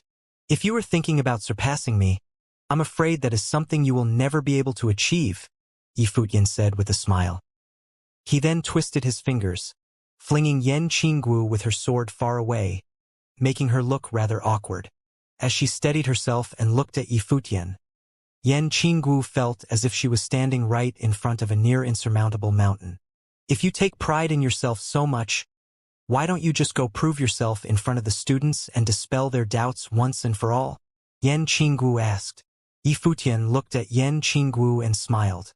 The responding dragon was known as the Lord of the Skies. The rock was called the Celestial King. While the rock might actually fight with the responding dragon to see who reigns supreme in the air, have you ever heard of the rock actually proving its abilities to eagles? Make no mistake, I'm the current number 1 on the low rank. Yan Qinggu felt a shudder deep down as soon as Yifutian finished. It was something that came from her soul. Her eyes followed the smiling young man, as she continued to feel a thick air of pride around him. She had never had such bold words before, and she had never seen anyone smiling so confidently. Since when did the rock need to prove itself to eagles? The rock would only fight with the responding dragon to see who reigned supreme in the air. That line meant that Yifutian would only fight with the best. Those who doubted him were hardly worth his time, and he deemed it pointless to prove himself. Who will be considered the best in Yifutian's eyes? Someone like Bailuli? He was being very apt with one thing. He is the current number 1 on the low rank. He doesn't need to prove to anyone else about anything. The low rank itself is the best proof there is. Yan Qinggu left, but she kept feeling restless. His words moved her deeply. She thought herself to be a genius like no other and was very arrogant, thinking she was some superior being. She only came to realize that if she wanted to go far, she did not need that sense of superiority around her, as the ones she needed to compete with were those who were more exceptional than she was. The sense of superiority came only when one competed with weaklings. The words that Yifutian said to Yan Qinggu shook the entire Holy Ji Palace to its core in no time. Him being granted entrance to the Sage Hall and his status as the number 1 in the low rank contributed to the hype surrounding him. Even though those ranked high in the low rank gave their opinions on the matter, no one had expected Yifutian's long-awaited comment to be so overbearing and imposing. He likened him to the Lord of the Skies, and he made it clear that he did not bother proving anything to the ones who doubted him. All that meant that the very reason he did not bother replying was simply because he had never bothered himself with the opinions of those who doubted him, right from the very beginning. The rock did not, after all, bothered itself with what eagles thought about it. His comment was seen as an insult to countless mighty ones in the Holy Ji Palace, as everyone who had doubted him was looked down on, including those who ranked high on the law rank. It was as if Yifutian was saying, "I'll never consider you worthy of fighting me." There were also quite a lot who defended Yifutian. Many students of the same batch, as he even began to look up to him. Such was the bearing of the one ranked first on the low rank. Yifutian, after all, dared to provoke all of his seniors back in the sparring sessions about 3 years ago. More than 2 years had passed since, and he had gone on a trip to Alchemy City, bringing with him a group of students, and practically went mopping the place with the best Alchemy City had to offer. He became the champion of low rank as soon as he returned. Legends were usually made in such ways. Yifutian had always had such potential, and many wondered how many great achievements awaited him in the future. Many made their way to the Battle Sage Palace and were able to tell, thanks to what Yifutian had said that day, there would definitely be people who were eager to fight him. Many of those who ranked high on the low rank were students who entered the Holy Ji Palace 6 or even 9 years ago. Those people were equally as prideful, and they were not going to tolerate a latecomer stealing their thunder with such insolent words. In a nutshell, there would definitely be someone who was eager to see for themselves what the number 1 on the law rank was made of. As many expected, the masses beneath the Battle Sage Palace grew as more and more people gathered there. The majority, however, simply watched what was about to happen silently from below. Yifutian took note of the fact that more people showed up at his door. As such, he simply stayed where he was and made no attempt to leave. He did not bother with the growing numbers outside and went on to keep chatting with Hua Jieyu and Phoenix. Even Long Linger came to the Battle Sage Palace after catching wind of what happened. Yuanzhan, Yi Shaoshi, Su Kei, Yi Wuchen, Zui Chencho, and many others gathered around as well. Seems to me that something interesting is about to happen. Suke lied on the ground at the edge of the battle sage palace and said, Xianxia, do you have any wine with you? No, Zui Xianxia answered casually. Xianxia, be generous, will you? How can there be no wine at a time and place like this? Suke added with a smile. Zui Xianxia would not have had a drunkard's name if he was ever seen to not have wine with him. There is a price to pay for such a show, you know. Yu Futian glanced at Suke. That guy sure knows how to have a good time. Don't look at me this time. You were all the rage back in that battle in Alchemy City, while we were simply coolies tagging along. Just look whose name is the first place on the low rank. I'm not doing any work for anyone right now, Suke said lethargically. He felt himself being taken advantage of back in Alchemy City, and he felt he needed some form of compensation for that. You're not really thinking that I need to get someone with your abilities, are you? Yifutian asked with a sarcastic smirk. Suke was startled and speechless. He felt like beating someone up, looking at Yifutian being all smug and pompous. You think I'm just going to fall for that, eh? Suke turned around and smirked, then continued to lay on the ground. Some who are ranked high on the low rank have come. Many scanned the crowd beneath the battle sage palace and found several said mighty ones. There is Zhou Hao. Many turned their eyes to a corner somewhere. Zhou Hao, who was ranked 10th on the low rank, ranked 9th before all the ruckus. As Yifutian went on to rank 1st on low rank, all of a sudden, his place had to be pushed 1 rank. That was the first one of the top 10 on the low rank to appear other than Yifutian. Someone from Daozong Palace is coming. The crowd turned to the other direction. Many from Daozong Palace showed up one after another, among them being personal students of Sage Daozong, Xianxia and Yun Feng. The one in the middle of the group was one who ranked 5th on low rank, Lian Yuqing. Many were surprised to see Lian Yuqing showing up, as no one had expected it. Yifutian had provoked Lian Yuqing in the sparring sessions 2 years ago. He went on a battle of skills in the art of Guqin with Lian Yuqing and won. His playing resonated with the Guqin Valley, and he acquired the lineage of Lu Guangxing, the 9-fingered Guqin devil. It was said that Lian Yuqing disputed Yifutian's rank on the law rank openly, demanding to know since when had the law rank become such a mess. However, Yifutian's overbearing reply that day meant Lian Yuqing too became one of those he looked down on. There was another person who ranked high on low rank from Daozong Palace, Yun Shuixing. However, she was rather close with Yifutian, and there were some who recalled Yifutian flirting with Yun Shuixing when he first entered the Holy Ji Palace. So much so that he ended up being marked for death by her. No one knew why she ended up forgiving Yifutian eventually, and some went on to speculate if it was due to Yifutian being handsome. Bai Zhe Zhugaxing. Many looked in another direction. The students of Holy Sage Pavilion arrived as well. They seemed to be searching for someone, but Shimin Hanjiang was nowhere to be seen. It was surprising for many that the former number 1 who had had his prestigious place taken did not show up. Bai Zhe and Zhuge Xing looked up at the edge of the Battle Sage Palace and saw Yifutian sitting there enjoying himself, chatting with those around him, as if he did not notice the crowd gathering beneath. Zhuge Xing felt a tinge of pain in his chest seeing Hua Jieyu at Yifutian's side. The very reason he clashed with Yifutian back when he entered the Holy Ji Palace was due to Hua Jieyu. He felt that Hua Jieyu, as someone who had awakened her talents as divine spiritual sorcerer, should have belonged to him instead of a nobody. 3 years had passed since, and Yifutian was now ranked 1st on the law rank, well known all over the Holy Ji Palace. Zhuge Xing himself, however, was still a nobody in the Holy Ji Palace. Compared to those around him, his prowess was hardly worth mentioning. Bai Zhe had proposed the idea of having Hua Jieyu train in the Holy Sage Pavilion and had a thing for her. She was, after all, a beauty like none other. No one would have even objected if Hua Jieyu was said to be the most beautiful of all the ladies in the Holy Ji Palace. However, Bai Zhe's attachment to Hua Jieyu was nothing compared to the resentment he felt towards Yifutian. Before entering the Holy Ji Palace, all attention was on him. As the second son of White Cloud City and the younger brother of Bai Luli, he was the very center of attention, and Yifutian came to become his nightmare. Yifutian's words that day provoked an untold number of people, and they wanted to see for themselves what actually enabled the one who ranked 1st on low rank to say what he said. Be quick to state your business, if you do have any business with me. If nothing else, I'll be leaving soon. A calm voice was heard from the Battle Sage Palace, And the word stunned everyone within earshot. That fellow really thinks little of the mighty ones in the Holy Ji Palace. However, many kept their hopes up nonetheless.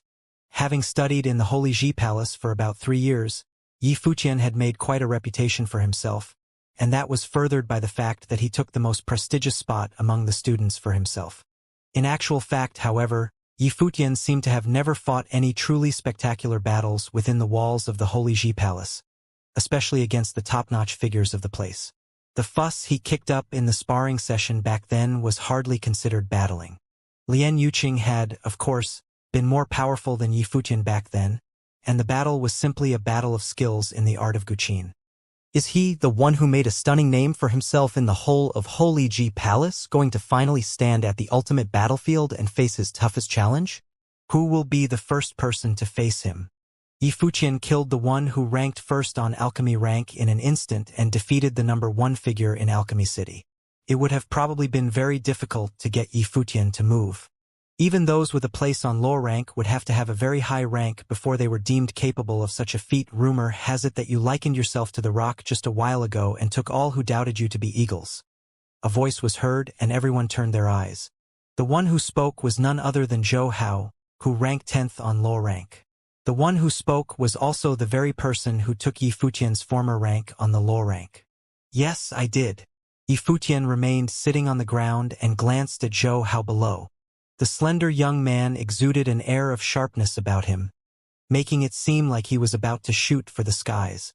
Well then, it seems like I'll be one of those eagles you speak of, and this eagle is very interested to see how high you, the rock, are capable of flying, Zhou Hao said looking at Yi Futian. Your name? Yi Futian said plainly. Many looked astonished at the 2 words uttered. Yi Futian did not even bother knowing someone ranked 10th on low rank. Actually, Yi Futian knew very little people in the Holy Ji Palace. He had been busy training in the past 3 years, and with the exception of that sparring session where he got to see many around him, he seldom interacted with any of the palace's students. As such, the number of people he knew was very limited. Zhou Hao looked just as astonished. He did not expect all that Yi Futian did not even know his name, a renowned figure ranked 10th on the Holy Ji Palace's low rank. It was a humiliation like no other, yet he simply smirked and said, Zhou Hao. Yi Futian recalled something, as it seemed that the one who ranked before him was someone named Zhou Hao. Are you satisfied now? Zhou Hao leaped into the air, bursting in dazzling brilliance.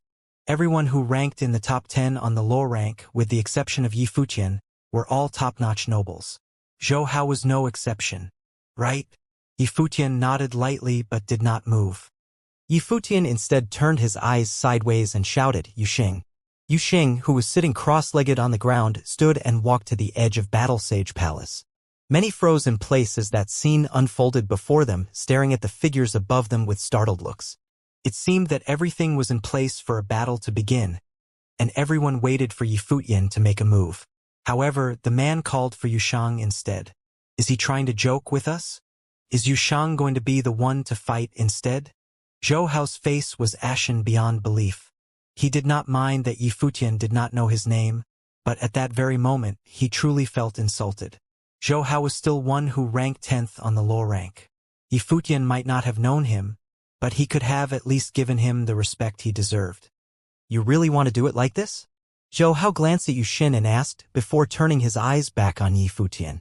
His voice was cold. After this battle, you will be out of the top 10, Yi Futian said plainly after he spared a glance at Zhou Hao beneath him. Since there were people who doubted his place as number 1 on the law rank, Yi Futian saw fit to have Yuxing make it as one of the top 10 before he did anything. After that battle, Yuxing would have a high ranking on the law rank. Zhou Hao, who was currently ranked 10th, would be kicked out of the top 10 as a result. Zhou Hao stared at Yi Futian with cold eyes. What Yi Futian was more than just arrogant. The man deemed himself to reign supreme above all, and cared nothing about the one who ranked 10th on the low rank. Yi Futian's arrogance was so astounding that he did not even see a need for himself to fight, having Yusheng do it instead. This is truly arrogance like none other. Boom. Blinding golden lights glittered and an old clock of incredible size appeared right behind Zhou Hao. The workings of the clock were crisp, exuding frighteningly appalling might like none other. A pair of incredibly bright golden wings appeared behind him, which looked like the wings of a divine eagle. Zhou Hao possessed two life spirits, the sky-scraping clock and the golden flame eagle. He specialized in spiritual elemental powers and had developed abilities in many elements such as metal, fire, wind, and so on. He trained in martial arts as well, making him a tough opponent. The one who ranked 10th on the low rank was no ordinary folk. Anyone who was capable of making into the Holy Ji Palace was an elite existing at a ratio of 1 in 1,000. Those ranked high on the low rank were especially so. All of them who were able to make it that high were nothing short of being geniuses. Many more arrived after hearing Yu Futian's metaphor. Yusheng stepped forward. His stout body stood tall in the air, bringing incredible pressure to bear on everyone around him. Yusheng looked like a god of war simply standing where he was, alone. Many seemed to have seen the shadow of Sage Dozhan just by looking at Yusheng. Yusheng resembled Sage Dozhan more than Yi Futian as he was a natural-born warrior. It remained a question, however, if he proved adequate to fight Zhou Hao. Coldness was seen in Zhou Hao's eyes. He waved his hands, conjuring shadows of golden old clocks. His life spirit, the sky-scraping clock, continued to grow in size, reaching the heavens and filling the air with terrifying spiritual will.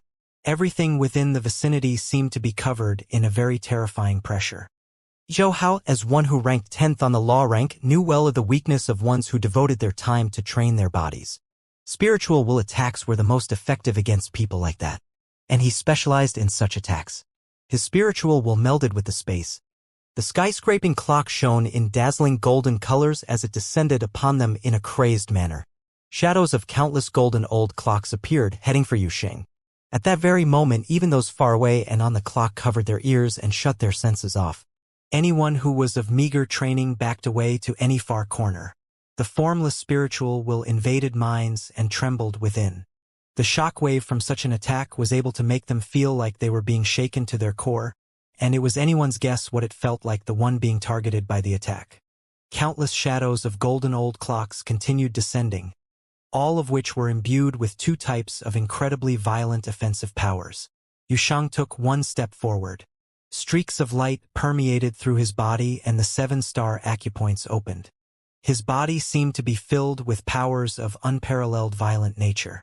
Furthermore, the 7-star acupoints activated his spiritual will powers, filling him with violent power all over his body. The giant old clock took the form of incredibly fearsome offensive power in Yusheng's mind, attempting to snuff out his willpower.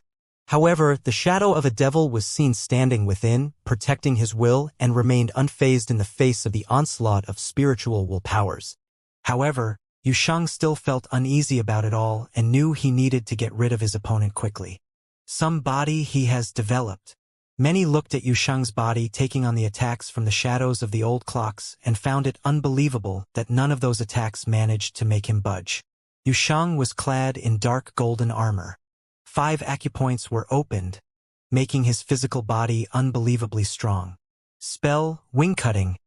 Zhou Hao uttered coldly. Pairs of golden wings manifested near Yusheng's body in an instant, whipping up terrifying tornadoes and turning into all-destroying blades that cut Yusheng's body up. Golden gashes were cut in the air as the blades went about. Many were shocked at the thought of what would happen to Yusheng if he was subject to such attacks. Yusheng glanced at the wings cutting the space around him about and shouted. An incredibly huge body of the devil appeared in an instant. The stout being was the Dozhan body he coalesced from his powers. He took one furious step on the air and the incredibly huge Dozhan body trembled. Dark golden light screens manifested around his body in an instant. When the extremely sharp golden wings zipped through the air, sharp, high-pitched noises were heard. While cuts were obviously dealt in the air, none of them were able to make it to Yusheng's body. Zhou Hao remained undeterred. He lashed out with his lands and whipped up even more terrifying golden storms. Other than the dazzling skyscraping clock, a shadow of the divine eagle appeared as well. The endless golden storms turned into a pair of wings, cutting up the air and bringing frightening might to bear between them. Yusheng looked up at the terrifying wings. The hands of the huge devil was seen clapping in the middle. When the wings cut down on Yusheng, his extraordinarily powerful arms closed, stopping the wings and pinning them right there. Fearsome light burst and devastating powers were unleashed. Zhou Hao's body turned into a bolt of lightning as he moved forward. More and more golden old clocks and golden wings went for Yuxing's gigantic body. Yuxing took a step forward. The huge devil's hands clenched into two fists, whipping up terrifying power as he launched a punch in the air. Hundreds of thousands of flashes of the fist were conjured in that one punch. It was as if the devil itself had launched the attack. It tore many of the old clocks apart in the air. The Dojan body was an offensive tactic of extreme potency, imbued with incredible damage potential. Yi Futian's own meteor punch was something derived from this. Yu Sheng's abilities were different from Yi Futian's, as his punch was even simpler and more direct, yet it packed untold amount of force nonetheless. Boom! The wings of the Dojan body took to resemble the wings of the devil as they slashed forward. Yu Sheng took one step in the air, heading for Zhou Hao as he turned into a true god of war. Boom! The earth and heavens shook as a powerful surge of martial arts will burst. Yu Sheng made it before Zhou Hao. An illusion welled up in Zhou Hao's mind. The incoming shadow of the devil seemed to demand every living thing to submit to it and live only to revere it. Zhou Hao's body backed away, yet dark golden devil halberd was seen raining down from the heavens, cutting through the air and preventing his escape. The huge devil threw yet another punch. Hundreds of thousands of fists were infused with that one attack, and terrifying flowing lights were conjured in the air, toppling everything before it. Zhou Hao was eventually able to feel the fearsome pressure behind the attack. The skyscraping clock lashed out but was quickly thrown off with a loud clang by the punch, as if it was to be split apart. Zhou Hao spat up blood as he whipped out with his wings to slash at Yu Sheng. The arms of the devil moved forward without care, killing anything that stood in their way. When the incredibly sharp wings cut down on it, gashes appeared on the arms. However, the arms moved forward without a care. Zhou Hao wanted to retreat, but Yu Sheng continued to move another step forward, bringing the might of his devil to bear as the fist went down on Zhou Hao. The punch covered Zhou Hao as he was sent flying. Boom! A grunt was heard as Zhou Hao's body was sent flying far away. Many followed the scene with their eyes and saw Zhou Hao's body looking smaller and smaller before he hit the ground. Zhou Hao was unable to even steady himself afterward. It was anyone's guess how many bones that one punch ended up breaking. Many turned to look at Yu Sheng, who was still standing in the air. They were shaken to their cores. They never knew Yu Sheng to be that terrifying before. As Yu Futian said before, Zhou Hao is no longer among the top 10 after the battle. Yu Sheng made it as one of the top-ranked figures on the law rank. Anyone else feeling displeased? Yu Sheng scanned everyone below coldly as he said with an imposing voice.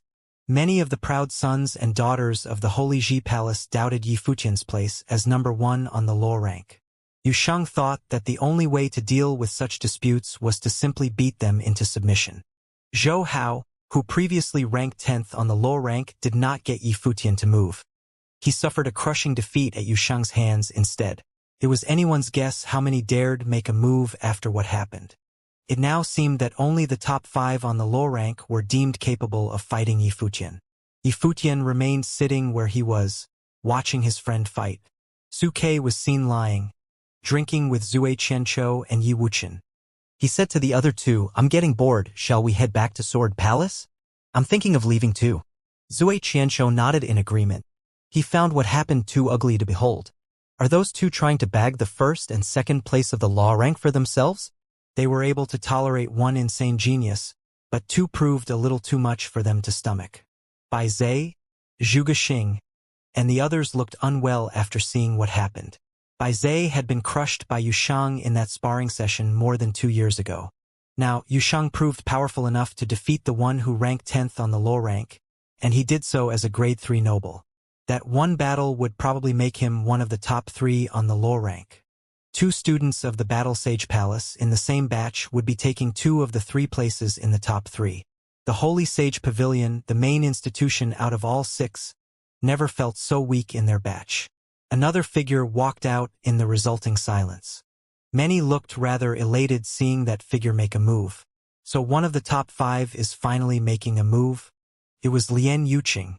He already ranked 5th on the low rank when Yi Futian first entered the Holy Ji Palace. Furthermore, many in the Holy Ji Palace knew well of the feud between Lian Yuqing and Yi Futian. You wish to fight? Yu Sheng looked down at Lian Yuqing. Lien Yuqing spared a glance at Yushun before moving his gaze past him, looking at Yu Futian at the edge of the Battle Sage Palace and saying, during the sparring session 2 years ago, you bested me with the Yukio song. But your plane was too low back then. Now you are #1 on the law rank, and I'd like to see what the Yukio song is truly capable of once again. This time, however, it won't just be the battle of skills, but a true battle using musical spells. Many were able to tell what Lien Yuqing's words meant. He was never able to let go of the fact that he lost to Yi Futian back in that sparring session all those years ago. That defeat remained a thorn at his side. What he truly wanted right there and then was a true battle using the Guqin with Yi Futian. Yi Futian gazed at Lien Yuqing. When he'd entered the lower rank 3 years ago, Lien Yuqing had been extremely proud and arrogant. When he'd defeated Yun Feng, he'd injured him with musical sorcery. This was the beginning of their conflict. At the end of the year battle, Yi Futian had invited him to listen to Yukio and defeated him with musical sorcery. That day, he'd seen Lien Yuqing follow him into the Guqin Valley. He'd wanted to enter Lu Guangxing's relic, but had been powerless. He'd felt Lien Yuqing's sadness that day. It was obviously uncomfortable for a pride to be passed over by Yi Futian.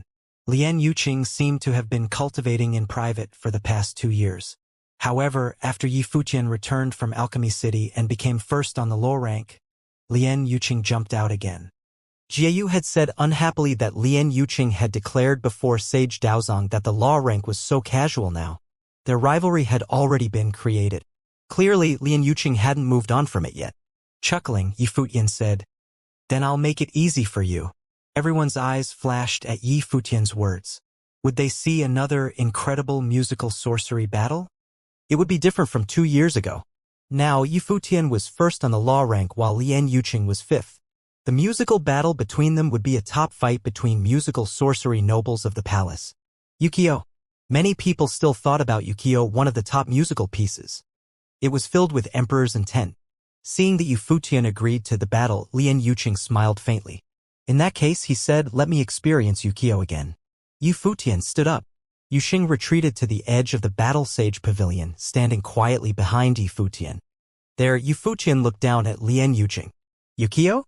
Smiling, he said, back then I was a grade 8 noble. To prove myself in a battle of musical sorcery, I played Yukio. Now you are no longer qualified to hear it. Everyone had been hoping to hear this musical piece. When Yi Futian said that, everyone's eyes froze in his direction, staring at the figure in the air with shock. What a slap to the face. They gazed at Lien Yuqing. As expected, Lien Yuqing's expression was very ugly at the moment. Yi Futian had humiliated him publicly. However, this seemed to be how Yi Futian was. Just as he had said, he never had to prove anything to those who doubted him. Now, he was first on the low rank. Even if Lien Yuqing challenged him, he still arrogantly said that Lien Yuqing didn't deserve to hear Yukio. I will hear it, Lien Yuqing said. Then his Guqin spirit appeared. He sat cross-legged on the ground and gradually rose up to hover in the air. His entire temperament changed. Yi Futian didn't move.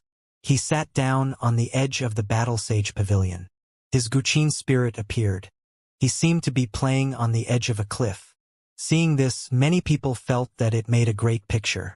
This was especially because Yi Futian's temperament was extraordinary. His handsome figure made many people sigh in awe. He was such an attractive person and also had unparalleled talent. No wonder he was surrounded by beauties. When Xianxia saw Yi Futian, she thought of how Hua Jieyu had said she'd understand one day when she'd suspected that Hua Jieyu had misjudged Yi Futian. Now she seemed to understand. After Yukio from the battle 2 years ago, I've learned a new song, Lien Yuqing said. As soon as he spoke, his white fingers started strumming the instrument strings. When the music rang out, the people didn't hear a lovely song. Instead, the song made them feel depressed and heavy. The sunlight was shining down and the sky was clear. The weather was great, but when they heard the song, an artistic conception was born. Darkness enveloped the world. Black clouds swept in, covering the sky. The repressive song suppressed the entire place. Many disciples of the Daozong Pavilion looked at Lien Yuqing. Was this the musical piece that their senior brother played? Lien Yuqing often played in the Daozong Pavilion, but they'd never heard this song before. They hadn't even heard this style before. In the past, Lian Yuqing played songs that made people feel comfortable like bathing in the spring breeze. Even his musical sorcery had light and bright rhythms. However, this song was clearly different from the past. It was a dark style. Was this because of the battle 2 years ago? At the same time that he played, Yifutian's fingers also strummed the strings. A bright and clear sound came out. It felt powerful and fanatic to the people. It immediately brought them into Yifutian's artistic conception. That conception was wildness. At that moment, he sat high up in the sky. Everyone in the world had to worship him. Black clouds covered the sky. Darkness enveloped the world. All the spiritual qi in the world was suppressed. Yifutian's music was also about to be suppressed. In that dark world, there seemed to be only one song. Many long black spears seemed to appear in the artistic conception. The power of dark thunder ravaged the sky above Yifutian's head. The swirling black clouds transformed into dark dragons. It was like the end of the world. Everything was being destroyed. Such repressive music. This dark artistic conception was created for destruction. Many of the disciples closed off their senses. Even still, they were still affected by it. They felt the artistic conception and could almost feel the suppressed anger within Lian Yuqing. It seemed to have melded into the music. Had the battle from 2 years ago really affected him this much? Yifutian also felt how terrifying Lian Yuqing's music was. The song went into the mood immediately. It was muffled and repressive as if it could squash him directly. The song also made one feel agitated and annoyed. It could affect their minds, making them unable to focus on playing and destroying their artistic conceptions. Yifutian guarded his mind and continued to play without being affected. Spiritual qi screamed around him and the wild artistic conception continued. The air around him seemed to freeze, blocking the invasive attacks. He continued playing. His fingers sped up and the artistic conception grew stronger. It created the hallucination that Yifutian was surrounded by an invisible force field. He was majestic and divine. People couldn't help but worship him. His musical sorcery was extremely penetrative and influential. When the artistic conception entered one's mind, they couldn't even dare to think about going against Yifutian. It was very strange. The nine-fingered Guqin devil. Some powerful nobles stared at Yifutian. The nine-fingered Guqin devil Lu Quangshan's music was known for being wild. It could steal one's mind and trick one's hearts. It was a terrifying song. The song they heard now might be from the nine-fingered Guqin devil, Lu Quangshan, someone from the last generation's Baron Sky ranking. The two continued sitting quietly and playing. The two artistic conceptions grew stronger. The defensive power around Yifutian seemed to get ravaged and destroyed. Lian Yuqing's song was highly destructive. It could even break apart spiritual qi and spiritual will. It made Yifutian feel that Lian Yuqing had purposely composed this song after the battle to target Wuxia. Wuxia was known to counter all spells, but Lian Yuqing's current song was just as destructive. It was repressive and made one agitated and unable to control oneself. Faced with this kind of song, one couldn't play a powerful song according to one's thoughts if one's will wasn't strong enough. "I can't take it," an observer said. He felt as if his spiritual will was about to be destroyed. He wanted to free himself. What kind of song is it? Even Suke felt very uncomfortable. He guarded his mind, but he still had the urge to pull out his sword and kill someone. Suke was a grade 2 noble and was very talented. Even he couldn't stand the current situation. More and more people left the space. Even Lian Yuqing's expression changed. Yifutian continued playing. A horrible spiritual windstorm seemed to gather in the air around him. It grew stronger and stronger. The white-clothed figure at the abyss side seemed to be bathed in endless light. He allowed the destructive power to go wild in his mind while he remained unmoving. The artistic conception of his song grew stronger until the attacking power seemed to meld into his own song. In addition, some of the weaker people no longer looked at Yifutian with reverence. Instead, they were a bit lost. In their eyes, Yifutian was like a god. They felt like their minds had been infected and they'd melded into his song's will. Lian Yuqing wanted to destroy, however, Yifutian wanted to control. Many of the pavilion's prides were in pain. This musical sorcery battle was completely different from 2 years ago. On the battleground, Lian Yuqing seemed to still have the advantage. In reality, Yi Futian's artistic conception kept enlarging and strengthening. The light he was bathed in grew brighter too. The vast world harmonized with Yi Futian's song. Lian Yuqing's expression grew more and more uncomfortable. Of course, he felt that Yi Futian's cultivation and spiritual power was weaker than him, which was why he'd been using defense. But as time passed, his song kept strengthening while Lian Yuqing's song was getting attacked. This was the essence and artistic conception of musical sorcery. This was not all. Lian Yuqing also felt that something even more frightening was happening. His spiritual power was getting affected. It was gradually being invaded by Yi Futian's artistic conception. "I don't believe this," Lian Yuqing cried out within. He played wildly. As if he'd given up on himself, he submerged himself completely into the song and started attacking Yi Futian as crazily as he could.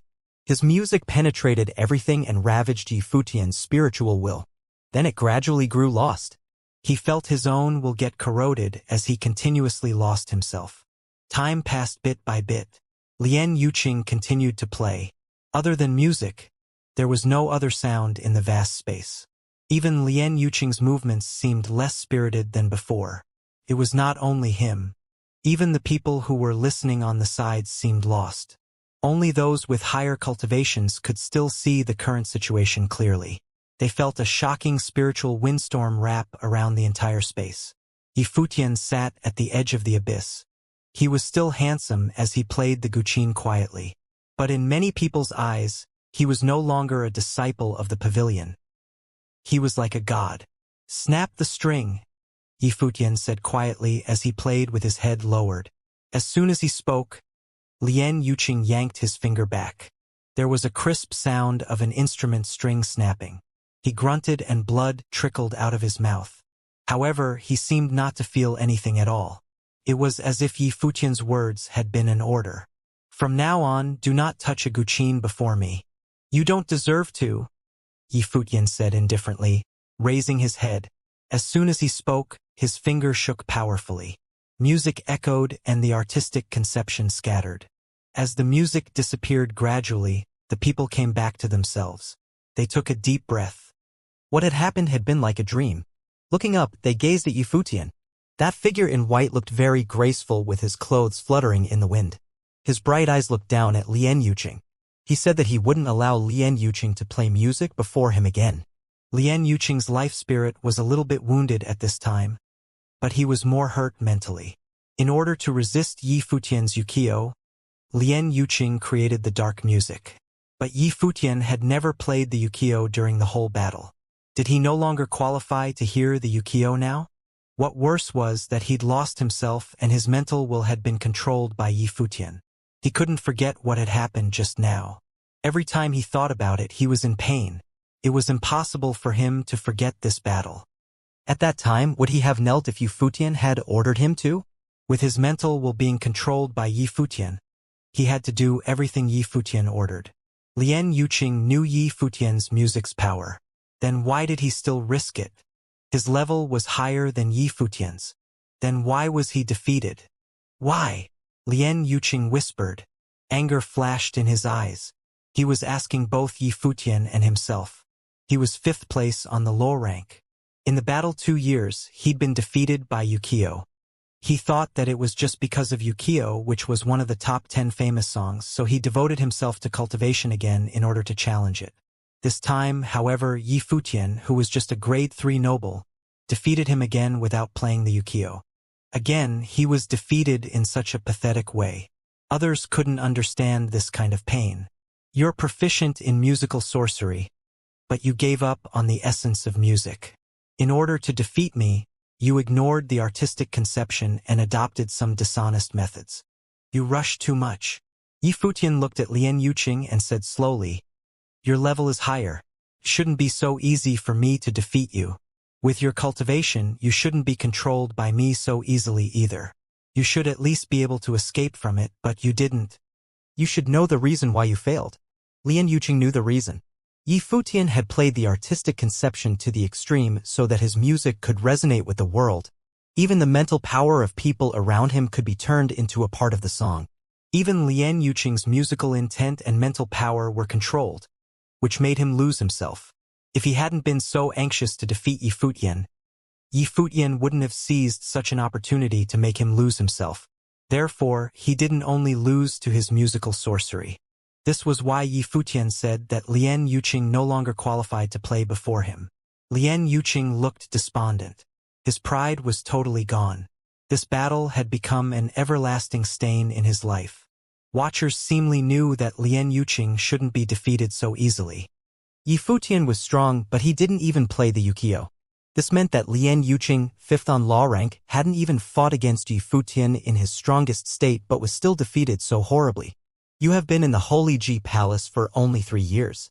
You don't fight much, but whenever you do, you always destroy your enemy's faith. What you said not long ago was also so arrogant. You are too cruel. A voice from afar reminded people of Yi Futian's battles since entering the Holy Ji Palace. The voice seemed to be right. Everyone that doubted Yi Futian, from Baizhe, Yunfeng to Lian Yuqing and Shimingu, the number 1 of latest pavilion battle, was always beaten miserably, their faiths destroyed in the end. After fighting with Yi Futian, top talents like Baizhe and Yunfeng were all badly hurt. As a result, their cultivation wasn't outstanding anymore. And now it seemed that Lian Yuqing was going to repeat the same play. Countless eyes fell on the coming figure. Their hearts all pounded. Was he finally here? It was Shimin Hanjiang. He'd been the first place on law rank before Yi Futian and was now second place. Looking up at the approaching figure, Yi Futian said calmly, "Then why am I like that?" Baizhe had invited Hua Jiyu to cultivate with him in the Holy Ji Palace right before Yi Futian's eyes. Yunfeng had drawn Hua Jiyu. Seeing Yi Futian defeat Yunfeng, Lian Yuqing still dared to challenge Yi Futian and hurt him. Shimingu had flirted with Long Linger. No matter the reason, you shouldn't destroy their whole life. But you seemingly enjoy it very much, Shimin Hanjiang continued. Yi Futian laughed. He knew this kind of quarrel was meaningless. So he just responded calmly, "I haven't entered the sage plane, so I don't know the sage's thinking pattern. Since I am not a sage, I don't know why I should say thanks to those who hurt me. I just treat people the same way they treat me. You are not me. You don't know what happened between me and the others. What right do you have to tell me what to do?" Yi Futian smiled sarcastically and continued, "If you are so noble, why did you come?" Obviously, Shimin Hanjiang still couldn't let it go or he wouldn't have come. Then, how do you explain your arrogance over the palace's disciples? Shimin Hanjiang asked again. As a grade 3 noble, Yi Futian managed to gain the first place on the low rank. In the alchemy city, he defeated the city's first talent, D Gang. Can anyone else in the palace do that? Doesn't he deserve first place? At this moment, lazy laughter was heard. Lying over there, Suke said slowly, "Is it so hard to admit another's excellence? Suke, you are the successor of Tingxua House. You are also a grade 2 noble. You can be a top talent among your generation in the barren state. Where's your pride?" Looking at Suke, Shimin Hanjiang sneered. He was taunting Suke for being Yi Futian's follower. Of course, talents should have pride. But when meeting a truly excellent person, they should also learn to appreciate and follow them. As for those who just can't admit others' strengths, won't they feel more ashamed after being defeated? Many people looked up at Suke and the ones behind Yi Futian. People like Yushin and Phoenix were all top talents of the palace, but they still chose to follow Yi Futian. It was said that even many other disciples at their level would also come to learn from Yi Futian. This might be out of admiration toward an excellent person. People are so strange. They envy those who are not much stronger than them but are more extraordinary. Maybe only when their enemy becomes extremely strong would they show their respect. But then it'll be too late. Zui Qianqiu also lay beside Suke, drinking. They looked very relaxed. In the crowd below, Xianxia and Yunfeng had the same feeling too. That figure in white had become so strong that they had to show their respect. The palace's disciples also began to exclaim. With his talent, Yi Futian was going to be the strongest existence on the barren sky list. No one would doubt that now. Shimin Hanjiang. Yi Futian looked down at Shimin Hanjiang and said, "If you came here just to attack my character, you can go now. I am myself. I don't need you to teach me. You don't have the qualification either." After Yi Futian spoke, the two stared at each other. Their forces seemed to collide. Yi Futian was right. Now he was first place. Shimin Hanzhong was only second place. Shimin Hanzhong didn't have the right to condemn Yi Futian. Go ahead. Shimin Hanzhong didn't argue further but directly announced a battle. A cold storm suddenly rolled over. Everyone felt the chill. The previous number 1 declared war to the present number 1. Who would be the winner? This war between the two top nobles of the Holy Ji Palace was going to pan out. Yi Futian stepped out. The wind blew through his dark hair. He looked at Shimin Hanjiang and said, "In the Alchemy City, I'd experienced a top noble's strength. It won't be too hard this time. You just try your best." When fighting with D Gang in Alchemy City, Yi Futian took the opportunity to break into the next plane. He had made great progress at that time. He knew what a top noble's level was like. Though he couldn't tell whether Shimin Hanjiang was stronger than D Gang, there wouldn't be too big of a gap between the two. At least, there was no doubt that Shimin Hanjiang would be weaker. Yi Futian didn't have to slowly test him. Both had won first place on the law rank. They knew that normal means couldn't help them defeat the other. "Good," said Shimin Hanjiang. Suddenly an extreme coldness appeared and the vast sky seemed to start snowing. Many people got chilled. They could feel the coldness penetrating their bones and souls. Their bodies seemed paralyzed and their brains almost stopped thinking. But this artistic conception was only aimed at Yi Futian, not them. It was hard to imagine how strong the mental pressure was that Yi Futian was facing. Yi Futian felt like he was in an icy world. Coldness kept invading his body while his body was burning. An enormous golden rock appeared. It grew larger and finally turned into a real divine rock with golden wings. Yi Futian reached out his palms and endless golden spirit gathered into a long staff. Beams of horrible light projected from his body as well as from the golden rock. At this moment, Yi Futian seemingly owned endless power. However, a dreadful icy storm rolled over at this time. This storm seemed to be going to freeze everything. The wind brought by this storm blew like sharp swords. Strong power from the absolute territory appeared around Yi Futian, protecting his body with starry light. But then with a sharp colliding sound, that protection zone was shattered. The extreme coldness continued penetrating his body. "Sage's intent," Yi Futian whispered. The space around him was totally frozen. His body was freezing bit by bit too. In the end, his body might be torn to pieces. Even if he had endless power, Yi Futian couldn't release it. Rustles sounded in his life palace. Yi Futian's brilliant body seemed to turn into a furnace. A horrible flaming power extended to every part of his body. Then the golden rock flapped its wings, flying up. Yi Futian twirled his long staff. A fantastic rhythm was contained in his moves. He seemed able to control the whole world. His staff technique was like a martial arts form. Martial intent appeared in that long staff and helped him gather a horrible martial intent storm. That storm became stronger and stronger, seemingly able to break everything. Disciples from the palace all looked up. The golden rock dancing in the icy world was such a beautiful scene. The golden rock wings had a golden current flowing around them, cutting through the snow in the sky. A majestic martial arts aura surrounded Yi Futian, causing the force to be unable to suppress him. Everyone could feel clearly how strong Yi Futian was. However, at that moment, Shimin Hanjiang stepped forward.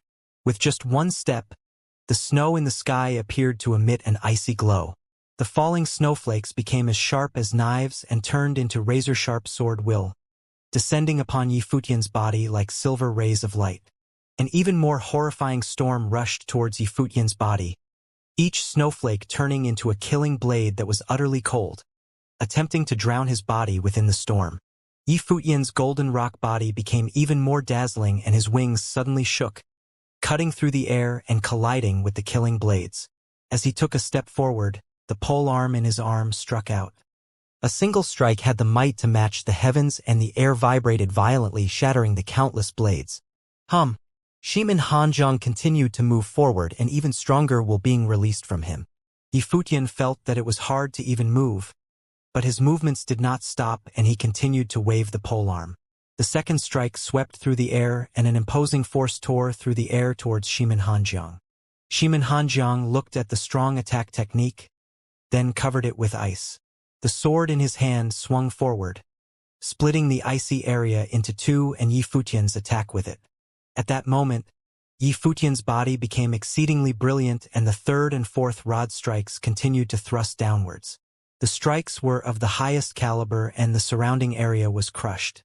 Shimin Hanjiang could feel the force, and his body transformed into a ray of light, disappearing in the air. He actually weaved and bobbed through the array of rod strikes because he could affect the flow of spiritual qi in the air, thereby affecting the speed of the other party's strikes and find its weakest points. Releasing his life spirit, Shimin Hanjiang came closer to Yi Futian. Similarly, the golden rock wings flapped and Yi Futian got closer to him. The both of them appeared to have absolute confidence in their abilities. When Yi Futian's fifth rod strike struck down, Shimin Hanjiang's life spirit projected an image, and the entire area turned into an ice world, affecting Yi Futian's every move. Shimin Hanjiang continued to not dodge, facing Yi Futian's strike head-on.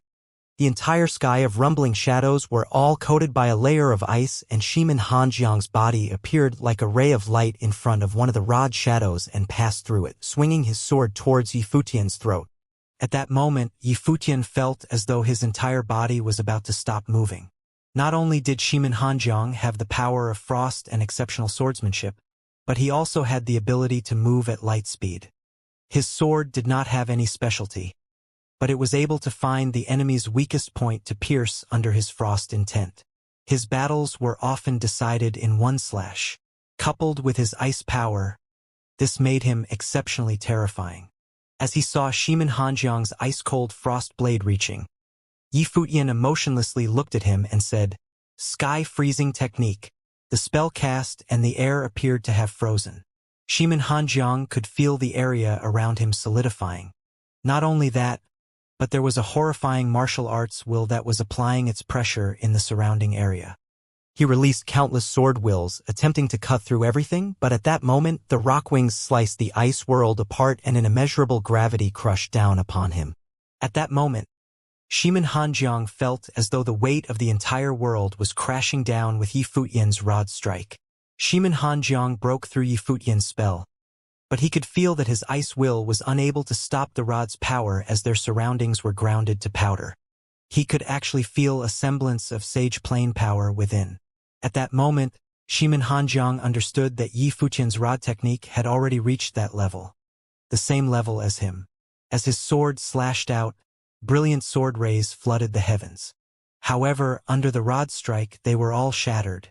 The crowd then heard a dull thud, and in the next moment, Shimin Hanjiang's body fell from the sky, and with a giant crash, slammed heavily onto the foot of the Battle Sage Palace and created a huge pit. The huge crash caused many people to shudder and look appallingly at the figure in the ground. Shimin Hanjiang and Yi Futian, 2 firsts in the admission examination, 2 firsts on the law rank. Yi Futian had entered 1 generation later than Shimin Hanjiang. However, he had defeated him in a one-on-one battle and obtained first on the law rank in a dominant fashion. Yi Futian was the undisputed first on the law rank, be it by potential or battle ability. Even if he was only a grade 3 noble, he was still unrivaled in the noble plane. After today's battle, Yi Futian would be the undisputed first in the noble plane in the palace. Nobody would ever dare to question him again. Those who had scorned him and those who had questioned him would all shut up after today. To the Holy Ji Palace's disciples, it was the beginning of a new era, Yi Futian's era. Before him, even Hua Fan had not been this outstanding. It was probably only Bai Luli's era that could match Yi Futian's. If that was so, who among the 2 generations was more outstanding? Perhaps, he would really have the ability to challenge Bai Luli's position in the future. Watching the figure in the air, many people had mixed feelings. Perhaps the Holy Ji Palace was about to welcome its golden generation. Bai Luli, Hua Fan, Yi Futian, and Yu Sheng. Every one of them was all incredibly outstanding. Bai Zhe, Zhuge Xing, Shimin Gu, and the other Sage Palace disciples were speechless. This was probably the first time the Sage Palace had been defeated so convincingly. This was also the first time that the Battle Sage Palace had broken the Sage Palace's streak and had its own era. Looking at the figures beside Yi Futian, he would lead his generation forward. Shimin Hanjiang stood up with difficulty and looked at Yi Futian in the air with a bad taste in his mouth. To Shimin Hanjiang, although he had exceptional potential, he had never been like Bai Luli and Yi Futian. In his year, he had much difficulty obtaining first in the admission examination. After he had entered the palace, there were a few strong competitors in his year, and many people had doubted him, claiming that he would not be able to rise to the top of the law rank, but he had done it. However, not long after, Yifutian shot up through the ranks and knocked him off his pedestal, using him as a stepping stone, gathering the attention of the entire palace and becoming the symbol of his generation. Moreover, Shimin Hanjiang could predict that Yifutian would be the first on the law rank for a long time. He had defeated him as a grade 3 noble, so in the time before he stepped into the sage plane, nobody would be able to challenge his position. Shimin Hanjiang did not say anything and turned around and left. He also understood that after today's battle, unless he entered the sage plane, he would forever be suppressed by Yifutian. It has ended, many people thought in their hearts. The battle for the law rank had finally ended, but many people felt that it was insufficient and could not bear to leave. Yifutian, someone called out at that moment. Yifutian turned and looked at the person. The person who had spoken was the 8th on the law rank. He looked towards Yifutian and asked, Di Gang and Shimin Hanjiang, who is stronger? The Holy Ji Palace was a holy ground for cultivation in the barren state where geniuses gathered from all around. However, it did not mean that the Holy Ji Palace's disciples were always the strongest in the state. There were people like Di Gang, Huang Zhoga, and many others who were also very strong. In a direct confrontation, Di Gang is stronger, Yifutian replied. He was not belittling Shimin Hanjiang but simply telling the truth. Many people were surprised. If Shimin Hanjiang was first on the law rank, they would be inferior to the alchemy city's Di Gang. However, now that Yifutian had reached the top, there were probably no noble plane cultivators in the barren state that could defeat him. Moreover, this was at the current moment. If he broke through to a grade 2 or even grade 1 noble, there would be no question. He would be invincible among the noble plane in the barren state. The crowd started to leave gradually. Today's storm had arisen because of Yifutian's arrogant words, but he had proven that he had the right to say those words. Some of those who were on good terms with Yifutian did not leave but continued standing by his side. Su Ke smiled and said, "Should we celebrate?" Yifutian glared at him and laughed, saying, "I was originally the first on the law rank. What is there to celebrate? Moreover, I'm not really interested in being first. You're now first, so whatever you say is correct," Su Ke said with a fake smile. Yifutian's words made him really want to beat him up, saying he was not interested after getting first. Of course, this feeling is actually quite refreshing. Yifutian rubbed his brow, then smiled brightly. At least, the people who doubted him in the Holy Ji Palace would shut up. Nobody would gossip about him when he and Jeyu walked on the road. There would only be envy. As he thought about it, he felt delighted. It seemed that he was also a Philistine. "I really want to hit someone," Zue Qianqiu said. "Then do it." Su Ke smiled and looked at him. "But what do I do if I can't defeat him?" Zue Qianqiu lamented. "Then just drink," came the reply. Hua Jeyu held Yifutian's hand and both smiled at each other. Yifutian had used 3 years to finally prove himself, reaching first on the law rank in a dominant fashion. From now on, the entire barren state would know his name and nobody would ever question his potential again. She felt happy for him too. Not long after, in the law battle area, many people gathered before the law rank wanting to see the newly updated law rank. As expected, an elder from the palace came to renew the law rank soon. Yifutian's first-place ranking was impossible to challenge. Following that, they saw the name on the second of the law rank. Although many people had their guesses, they were still astonished when they saw the law rank renewed. Yusheng was second on the law rank behind Yifutian. Shimin Hanjiang had fallen from the first on the law rank to the third. Hui! Many people took a deep breath. These two prodigies had entered the palace only 3 years ago and were now ranked first and second on the law rank. This was like a miracle. Their generation had created 2 heroes who stood side by side. Due to Yusheng flying through the ranks, many people even failed to realize that Lian Yuqing's position on the law rank had fallen yet again. In the blink of an eye, a couple of months had passed. After Yifutian and Shimin Hanjiang's battle, the palace had regained its usual composure. The law rank been updated, and nobody questioned the first and second placing. Gradually, everyone started to treat it normally. Yi Futian had become the symbol of the disciples of his generation, admired by many. The majority of those in the same batch as Yi Futian all respected him. They had all seen how Yi Futian had secured his position at the top of the Holy Ji Palace with just a few battles. On top of that, the disciples who had just entered the palace also admired him after hearing Yi Futian's stories. This senior of theirs was like a legendary figure writing his own story, charting his own growth. The name mentioned the most in the palace was Yi Futian's name. However, Yi Futian did not care that much. He continued to cultivate in silence, and everyone understood that Yi Futian's top priority was his cultivation. He had reached the top of the lower rank too quickly, obtaining first on the lower rank when he was a grade 3 noble, so he still needed a fair amount of cultivation before he could enter the Sage Hall. Apart from his cultivation, there were often disciples from the same batch who visited Yi Futian to consult him on cultivation matters. If he had the time, Yi Futian would give them some pointers. This caused the bolder new disciples to also go to him for pointers, causing Yi Futian to be unable to relax in his free time. Many new disciples who had been taught by Yi Futian felt that they had learned a lot, causing them to admire Yi Futian's strength even more. This caused Yi Futian's reputation in the palace to reach another high, far surpassing the previous first on the low rank, Shimin Hanjiang. At that moment, in the Battle Sage Palace at Yi Futian's cultivation area, there were two beautiful young ladies bidding goodbye to Yi Futian, saying, "Thank you, Brother Yi.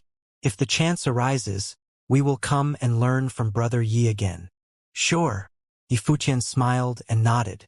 "Brother, if we come and drop by next time, you can't complain that we are talkative." The other lady also smiled brilliantly and said. Yi Futian nodded again. The two of them then smiled and left. When they left the Battle Sage Palace, one of the girls smiled and said, "Brother Yi not only has exceptional potential, but he is handsome and also so approachable." Yup, indeed, he's not like the rumors at all.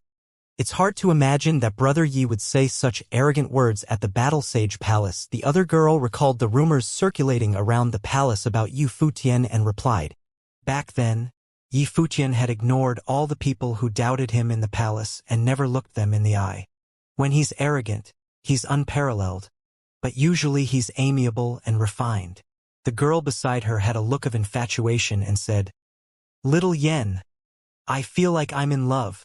The girl beside gave her a look of disgust and said scornfully, "You're the daughter from an elite clan.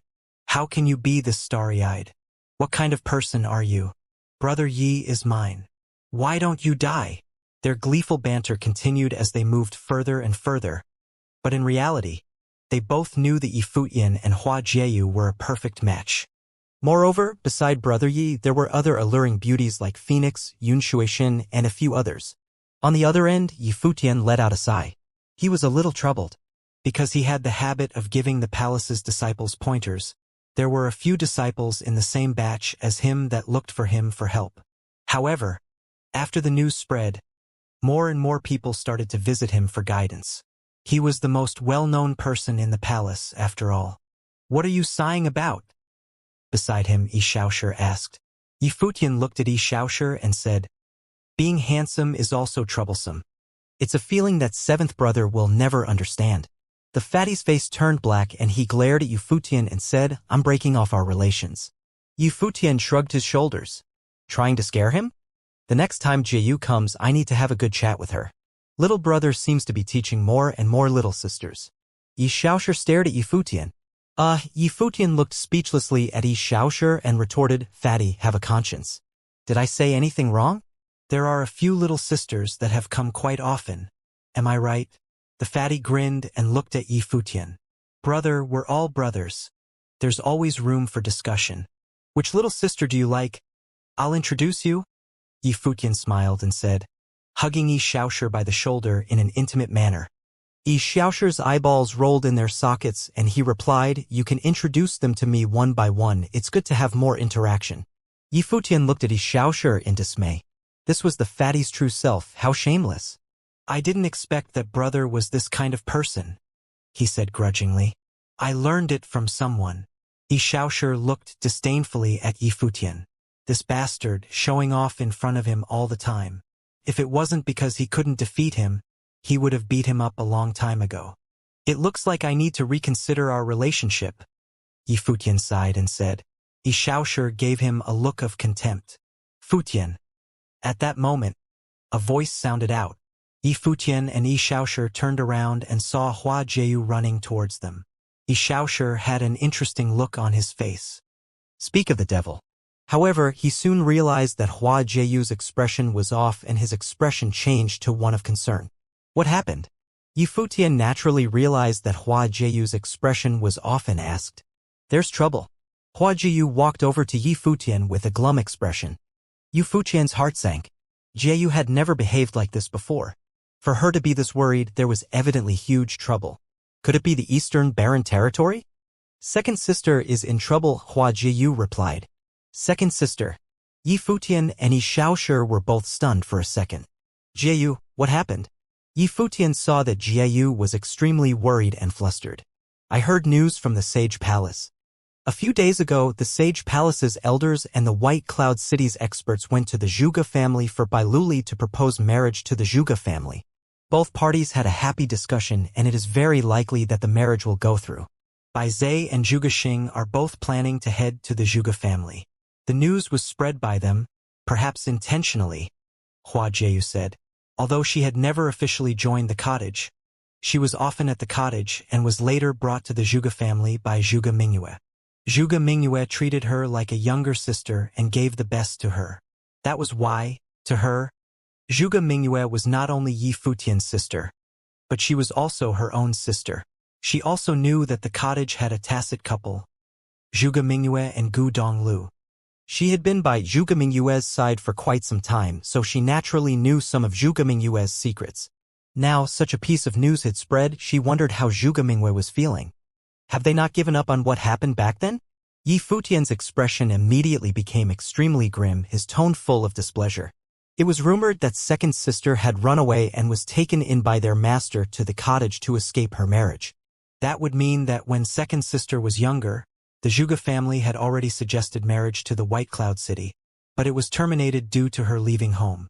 Now, the White Cloud City's young city lord Bai Luli was a legendary figure who was 10th on the Barren Sky ranking, while sister had similarly entered the Sage Plane. Their marriage should be theirs to decide. So why were the elders bringing up and interfering in such an old matter? Why is the palace interfering in this matter? Yi Futian was furious and puzzled. The Holy Ji Palace was a holy land for cultivation and disregarded happenings in the outside world. Otherwise, the palace had disciples from all major clans. If a clan broke into a war, how would the palace handle it? Why would the palace interfere with Bai Luli and his sister's matters? He did not understand. I don't know. Hua Jieyu shook her head, equally puzzled as to why the palace would take a stance. Even if Bai Luli was an elite genius and acknowledged as the successor of the Holy Ji Palace, the palace should not have to go to the extent of interfering with Bai Luli's path companion. It's too quick, Yi Futian suddenly said. Hua Jieyu and Yi Xiaoshi looked at him with confused expressions.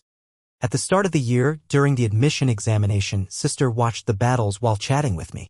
At that time, I could already feel that she had matters troubling her. I tried to hint to her that I would grow stronger quickly, but it still happened too quickly, Yi Futian said. Now, he had already proven himself as the first on the low rank, invincible in the noble plane, and had obtained the right to enter the Sage Hall. However, he had evidently not surpassed Bai Luli's position in the palace. If he was given just one more year, he could definitely do it. However, everything had progressed too quickly. Perhaps sister had already predicted it at the start of the year, which was why she was troubled. There has been no news of third brother. I wonder where he has gone. Yi Xiaoshi was also worried. In the cottage, big brother, second sister, and third brother were like their elders and the cottage's faith. Now that something like this had happened, how could they not worry? Back then, third brother challenged Bai Luli and failed. He's definitely trying to improve his cultivation. However, Bai Luli is cultivating in the Holy Ji Palace, so third brother would have to take unconventional means to surpass him. He must have gone to an extremely dangerous place, Hua Jieyu guessed. Yi Futian nodded. Bai Luli was renowned in the Barren State. His reputation would definitely be deserved. Even Di Gang and Shimin Hanjiang, elite geniuses in the Barren State, had Bai Luli as their target. Prepare to head to the Zhuge family, Yi Futian said. Leaving the area, Where are you going? Xianxia asked. I'm going to find Master and ask him why the palace has interfered in this matter, Futian replied, walking in the direction of the Battle Sage Palace's Battle Sage Hall. Futian. Outside the ancient hall, Futian met Sage Jingang and his brother Do Kuan. Uncle Master, brother. Futian called out to them. I have a favor to ask of Master. Regarding your sister? Sage Jingang asked Futian. Futian was stunned. He did not expect that Sage Jingang would guess it. Yes. Futian nodded and replied. Futian, don't interfere in this matter, Sage Jingang said. Futian's expression froze. Evidently, his Uncle Master also knew what was happening. Futian looked at Sage Jingang and asked, Uncle Master, why is the palace taking part in Thid? Sage Jingang knew a little about Zhuge Mingyue. After all, the entire Holy Ji Palace knew about the handsome scholar from the Eastern Barren Territory who had challenged Bai Luli and knew that the scholar had come for Zhuge Mingyue. Futian was Zhuge Mingyue and Gu Dongliu's little brother. Although he could also be considered Bai Luli's little brother, his stance was with Zhuge Mingyue. It has already been many years, the Barren State needs a saint. Sage Jingang explained all this is to support Bai Luli. You should know that Bai Luli is the successor of the Holy Ji Palace. Sage Wanxiang has also estimated his potential to be a saint. Moreover, this is only because this is the limit to which Sage Wanxiang can estimate. That's why the Holy Ji Palace has placed its hopes on him. What does that have to do with my sister? Futian's expression was grim. Uncle Master, even if the Zhuge family has something that can help with cultivation, the palace's disciples should be upright. If they want it, they should use legitimate methods to get it. How can they use marriage as a tool? What is my sister? A sacrifice? The Holy Ji Palace is a holy land for cultivation in the Barren State. How can they step in? Moreover, since Bai Luli already has the potential to become a saint, why do they need to do this? Sage Jingang stared at Futian. It seemed like this fellow really cared. Futian, on the Saint Road, it is not as easy as you expect.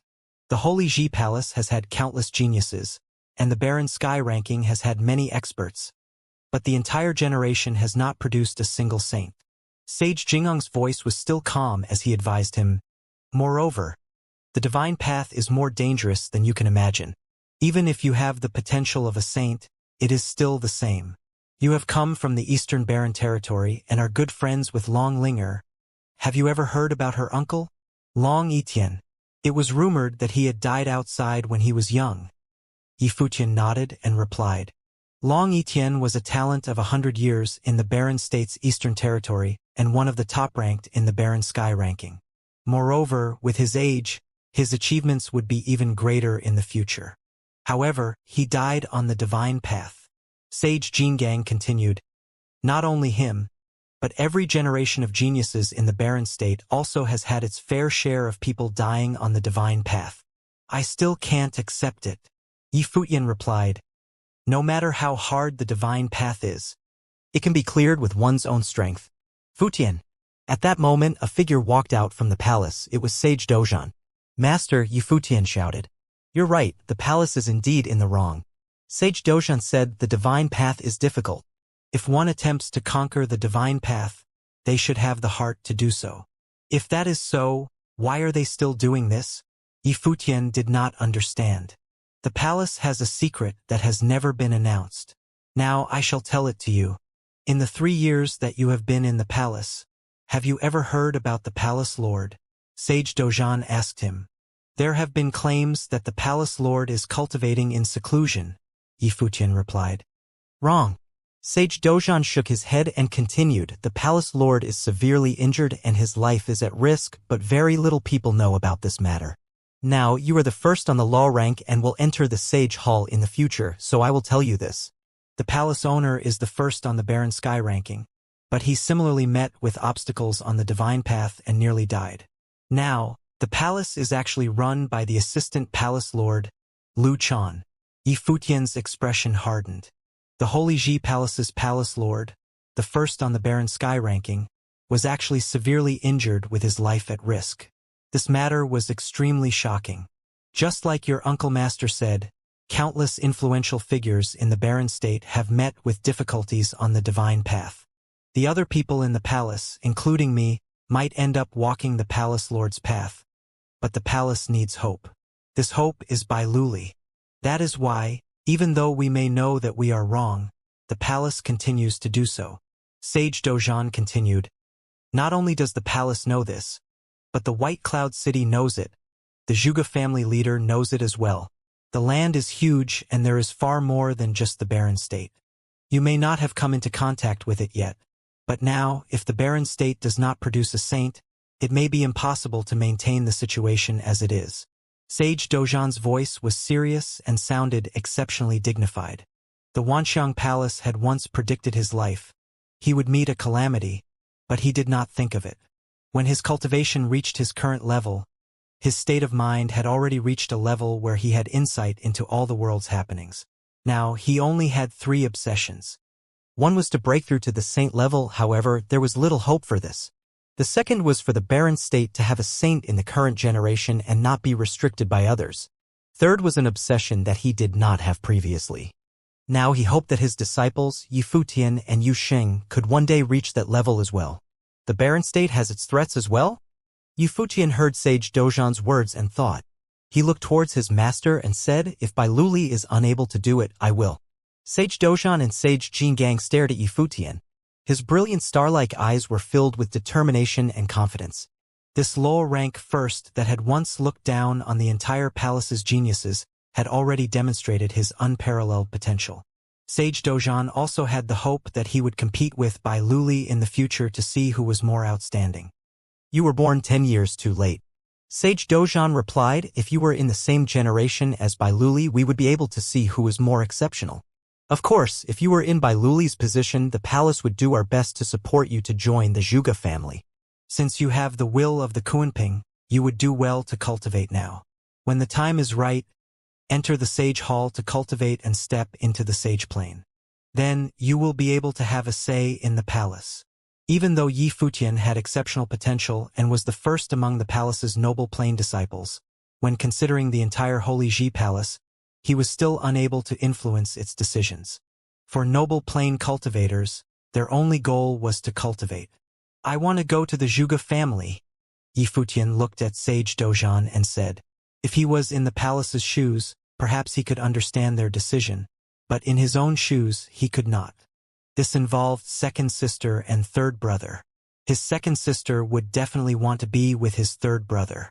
This was his obsession. When he was 18, the white-robed scholar had personally descended upon the Kangi kingdom and invited and brought him to the Eastern Barren Territories cottage. From then, their fates were already intertwined. Sage Dozhan heard Yi Futian's words and stared at him. He could feel the determination in Yi Futian's expression. He then said, since your obsession is that strong, go. Thank you, master. Yi Futian bowed slightly and took his leave. Watching the leaving figure, Sage Dozhan sighed and said, it's good to be young. Sage Ji Gang had a bitter smile as he shook his head, saying, brother, if you let him go like this, isn't it going to create trouble? Cultivation is about training the mind. If I make him stay and not allow him to leave, it will cause a rift in his state of mind. Since he wants to try it, let's just let him, Sage Dozhan replied. When they were young and wild, there were some things they needed to do. Whether he could make it or not would just be part of Yi Futian's experience. Yi Futian was the first on the low rank. Lu Chan had invited all 6 palaces to discuss this and permit Yi Futian to enter the Sage Hall. This was why he was not worried that Yi Futian would be injured. In the Holy Ji Palace, any disciple that had the right to enter the Sage Hall represented the future of the barren state. With regards to this point, the Sage Palace naturally understood. When Yi Futian returned to his residence, Hua Jieyu and Yi Xiaoshi were there waiting for him. Seeing Yi Futian return, Yi Xiaoshi asked him, how was it? Let's go to the Zhuge family. We'll talk along the way. Yi Futian replied and took out his flying boat ritual implement. Yi Futian, Hua Jieyu, Yi Xiaoshi, and Yu Sheng stepped onto the flying boat and flew through the air. He did not bring anyone else. This was his second sister's matter and had nothing to do with the others. In the northern region of the barren state that was bordering the central region, There was a city with an illustrious history, Xuanwu City. The Zhuge family was located in Xuanwu City. Although Xuanwu City had many clans, the Zhuge family was the #1 clan in Xuanwu City and had stood tall for thousands of years. It had absolute authority in the ancient Xuanwu City. The Zhuge family was located on the Crouching Dragon Mountain. The entire Crouching Dragon Mountain had only one family. The surface of the mountain was littered with cloud stairwells and ancient halls, just like a palace that went up, level by level. If one stood in the middle of the city and raised their head, they could feel a solemn aura from it. At the moment, the Zhuge family was extremely crowded with guests. A short time ago, the Holy Ji Palace and White Cloud City experts had all come over to the Zhuge family, causing a commotion in Xuanwu City. All the clans and sects had come over to visit, creating a spectacular event. The White Cloud City and Zhuge family's joint marriage was definitely an event that made the barren state shake. The joint marriage should have been set many years ago, but because of Zhuge Mingyue's willfulness, she left the house in objection. However, much time had passed, and the White Cloud City's young city lord Bai Luli was already a genius whose name resounded across the entire barren state.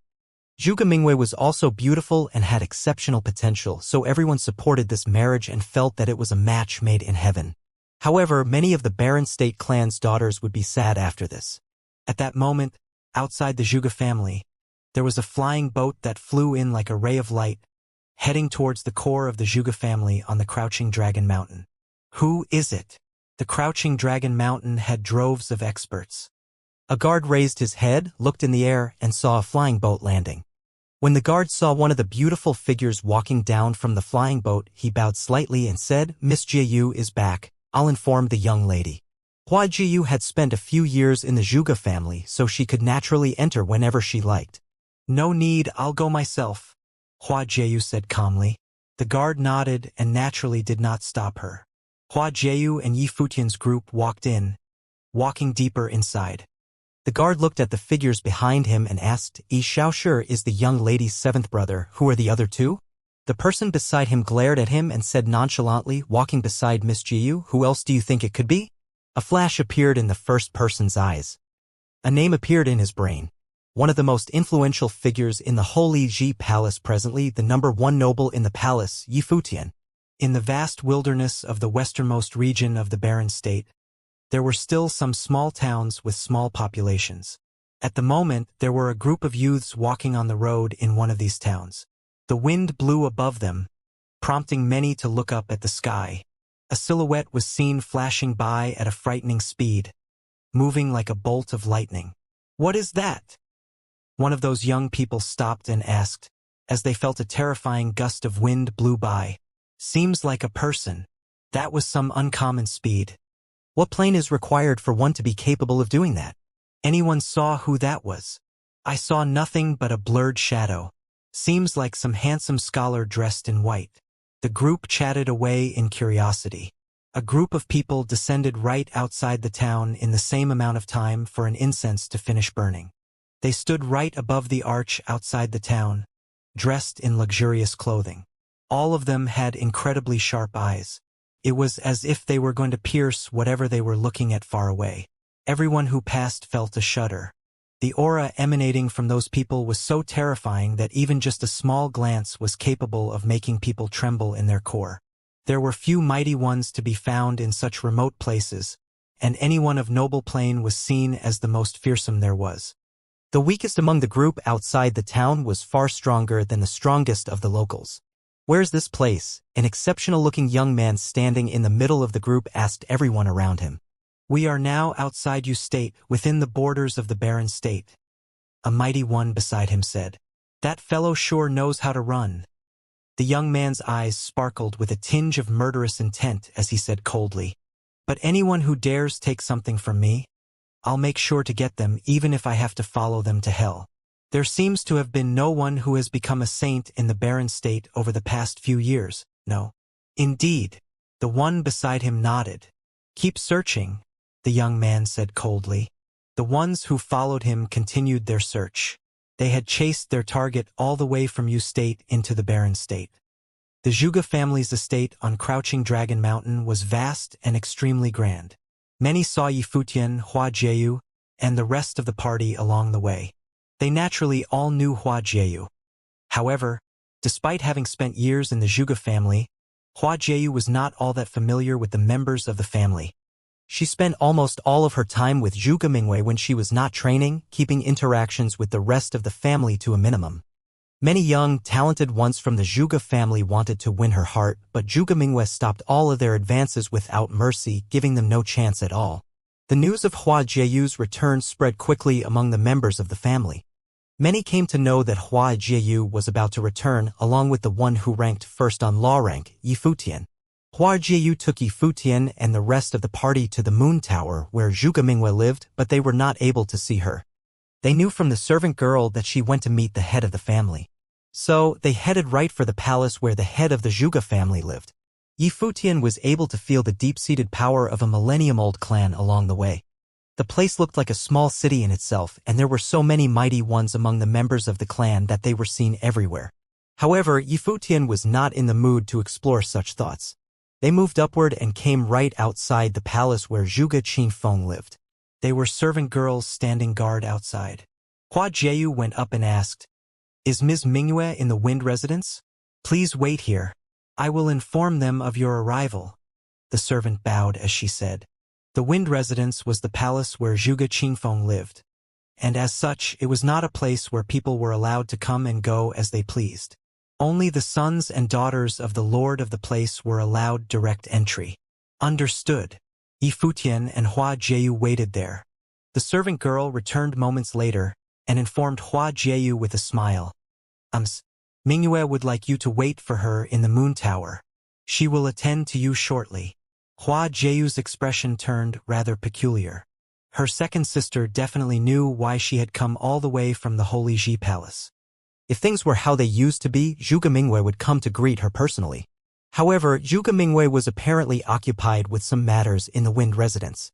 Yi Futian, without a doubt, was able to sense something was amiss and frowned in response. "Let's wait for her at her place then," Hua Jieyu said gently to Yi Futian. "Yeah." Yi Futian nodded. There was nothing else to be done about it. He had come all the way to see his second sister, wanting to know what second sister thought. The group turned around and left, heading for Moon Tower. Everyone was discussing the wedding of Bai Luli and Zhuge Mingyue along the way. Those voices were heard right from the very moment they arrived at the estate. It was as if the entire clan was talking about this and nothing else. The chatter was not limited to the estate, as even all of Xuanwu City was seen discussing the matter in a frenzied manner. The news had spread all across the barren state. A group of people was seen walking towards them from the opposite direction. The group was chatting among themselves but halted their steps as soon as they saw Yi Futian, Hua Jieyu, and the rest of the party. Things went silent abruptly as the other group laid eyes on Yi Futian's party. Yi Futian scanned the group before him. He hardly knew anyone among them, but there were several familiar faces. Bai Zhe of White Cloud City, Zhuge Xing, Zhuge Ping, and the rest from the Zhuge family. Everyone else he did not know was probably a member of either the Zhuge family or White Cloud City. "Jieyu, you are back," Zhuge Xing looked at Hua Jieyu and said as if he was welcoming her home. Everyone from the Zhuge family knew that Zhuge Xing had thoughts for Hua Jieyu before, and thus they did not feel anything peculiar about his attitude. They even wished that the two would end up together someday, and had never expected to have simply nurtured a divine spiritual sorcerer of heavenly grace and looks for Yi Futian instead. Many of the Zhuge family felt very displeased at that turn of events. Furthermore, when the Holy Ji Palace was doing their recruitment drive 3 years ago, several from the Zhuge family clashed with Yi Futian, with Zhuge Xing being one of them. All who fought Yi Futian suffered a crushing defeat. That, coupled with the matter with Hua Jieyu, made Yi Futian a thorn in the sides of many of the younger generation of the clan. After all, many of them yearned for someone like Hua Jieyu at one point or another. Bai Zhe glared at the person before him. They had been the ones to leak the news from the Holy Ji Palace. It was rather unexpected for Yi Futian to become restless and come all the way to the Zhuge family's estate. Where they stood at the moment was not the Holy Ji Palace.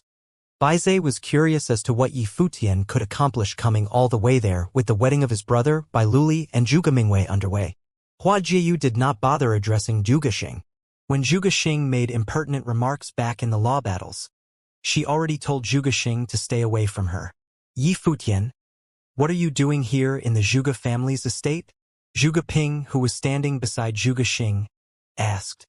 He was eliminated from the competition by the hands of Yi Futian back in the law battles, forfeiting his right to enter the Holy Ji Palace altogether. And who would you be? Yi Futian glanced at Zhuge Ping and asked plainly. You. Zhuge Ping's expression was cold. Is he really ignoring me? I seem to recall something now.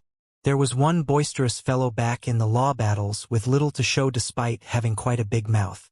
How are you doing now with your training? Yi Futian asked with a smirk.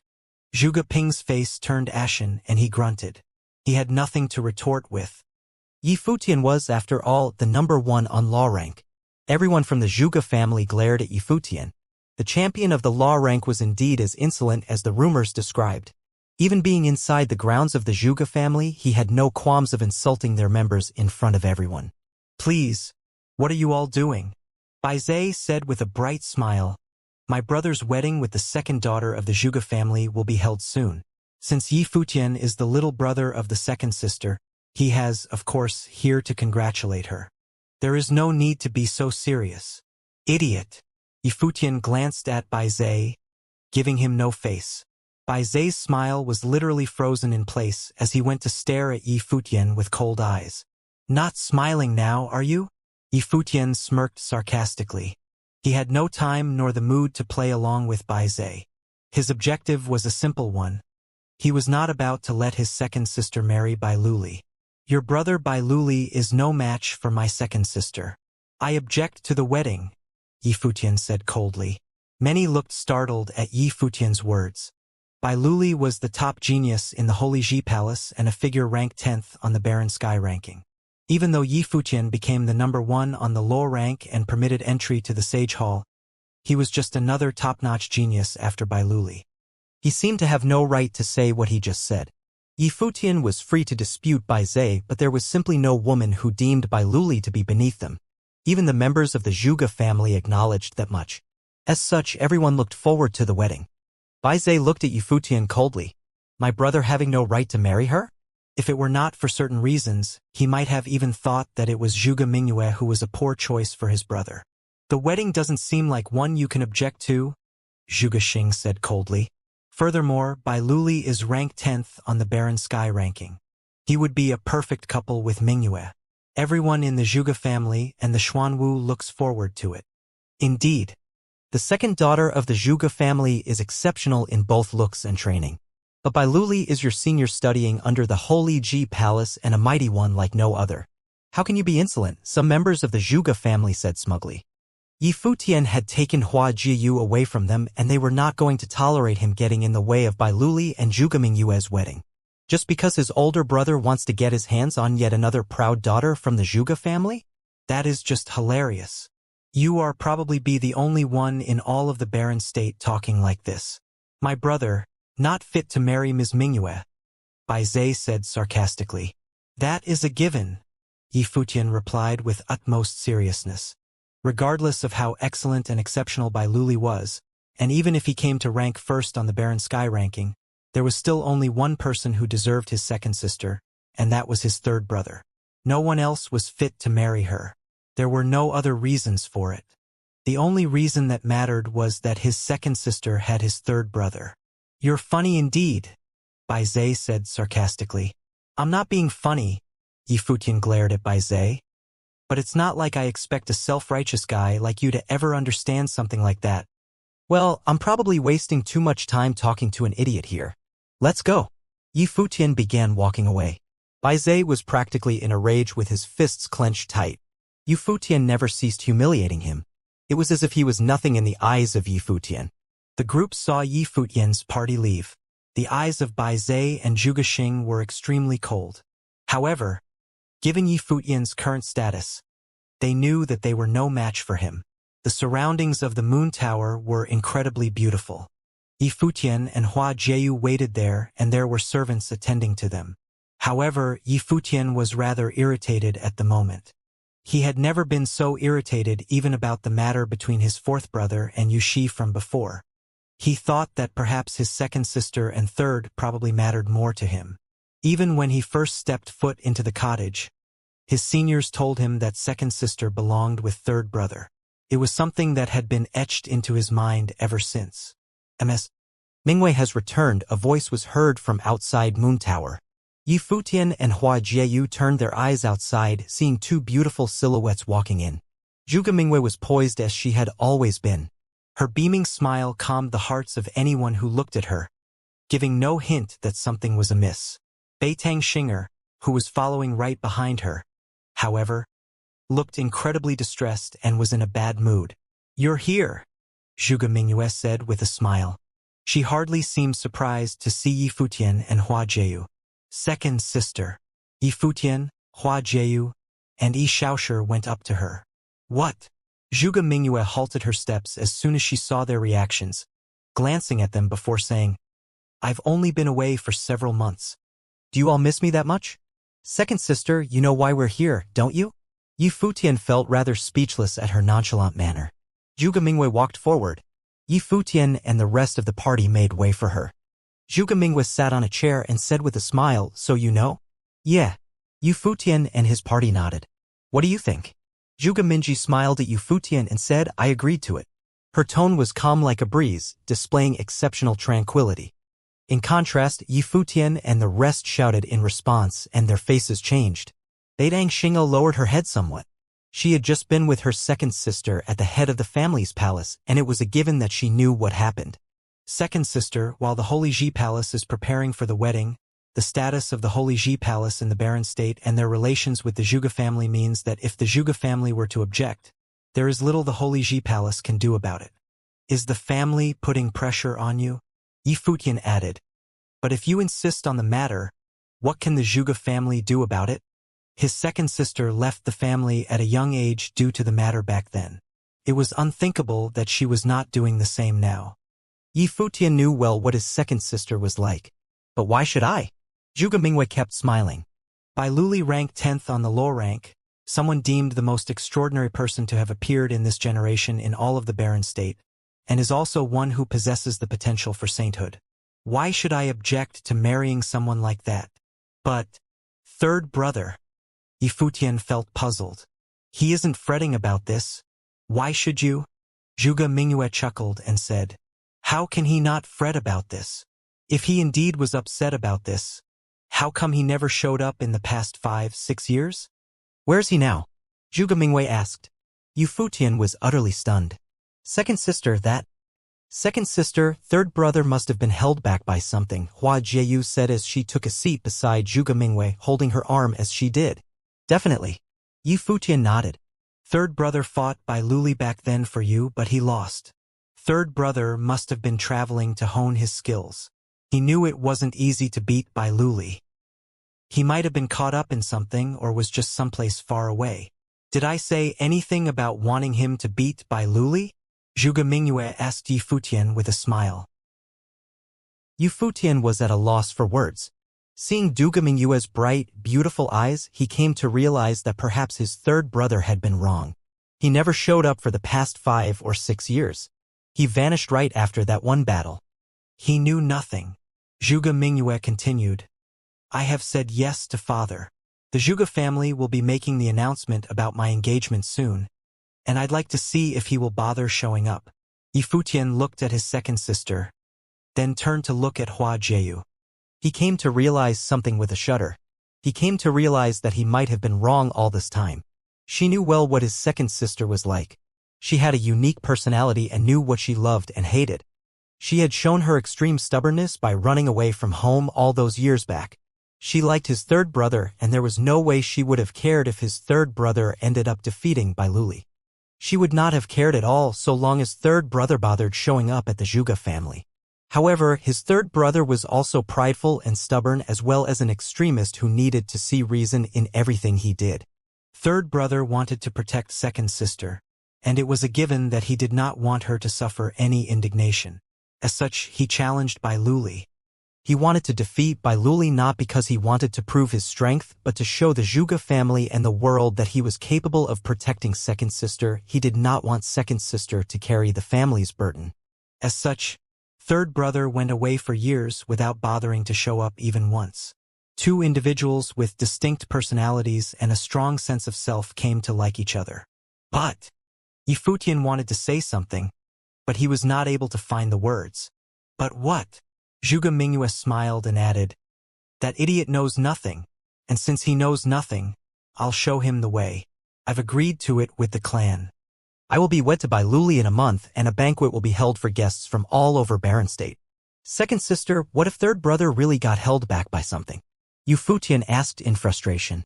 Something that took him 5 or 6 years. Was he really thinking of never showing up if he couldn't beat Bai Luli? Zhuge Mingyue said. She had waited for 5 to 6 years. She was not asking much of him. She only needed him to show up. However, that idiot never understood things so simple. Yifutian was rendered completely speechless. 5 or 6 years was indeed too long of a time to wait. Just where the hell was third brother now? Second sister. Just what if third brother never shows up in the end? Yifutian felt his voice trembling as he asked. If third brother does not show up, is second sister really going to get engaged to Bai Luli? If things turn out like that, your second sister will have to be generous and sacrifice herself for a bit to have a saint appear in the barren state then. Yifutian frowned at Zhuge Mingyue's words and felt rather irked. It was not his second sister herself that had him feeling irked, but that one line she had just uttered. Sacrificing herself to have a saint appear in the barren state. The Holy Ji Palace, the Zhuge family, White Cloud City, and many others in the barren state have had high hopes for something like that happening. While his second sister looked nonchalant about it all. Having both the Holy Ji Palace and White Cloud City showing up at the family's door to propose, and with reasons from her own family, it was obvious that his second sister was under tremendous pressure. Having a saint appear in barren state or not, what does it have to do with my second sister? Yifutian thought. I'm still not going to agree to this, Yifutian said as he looked at his second sister. Zhuge Mingyue smiled at him, thinking that his little brother had indeed grown up. She stood up and looked at Yifutian before rubbing and patting his head for a bit, saying with a smile, it seems like our little brother is getting more and more assertive. But just leave the matter between your second sister here and that idiot to us. Okay. But second sister. Hua Jieyu walked up too. Zhuge Mingyue held her hand and put it on Yifutian's before saying gently, sometimes, I really admire both of you. At the very least, our little brother is not some slowpoke like some idiot out there. He might be thick-skinned, but he sure is amusing. Yifutian held Hua Jieyu's hand and said to his second sister, well then, I guess I'll just stay here. Very well, you can stay here for as long as you like.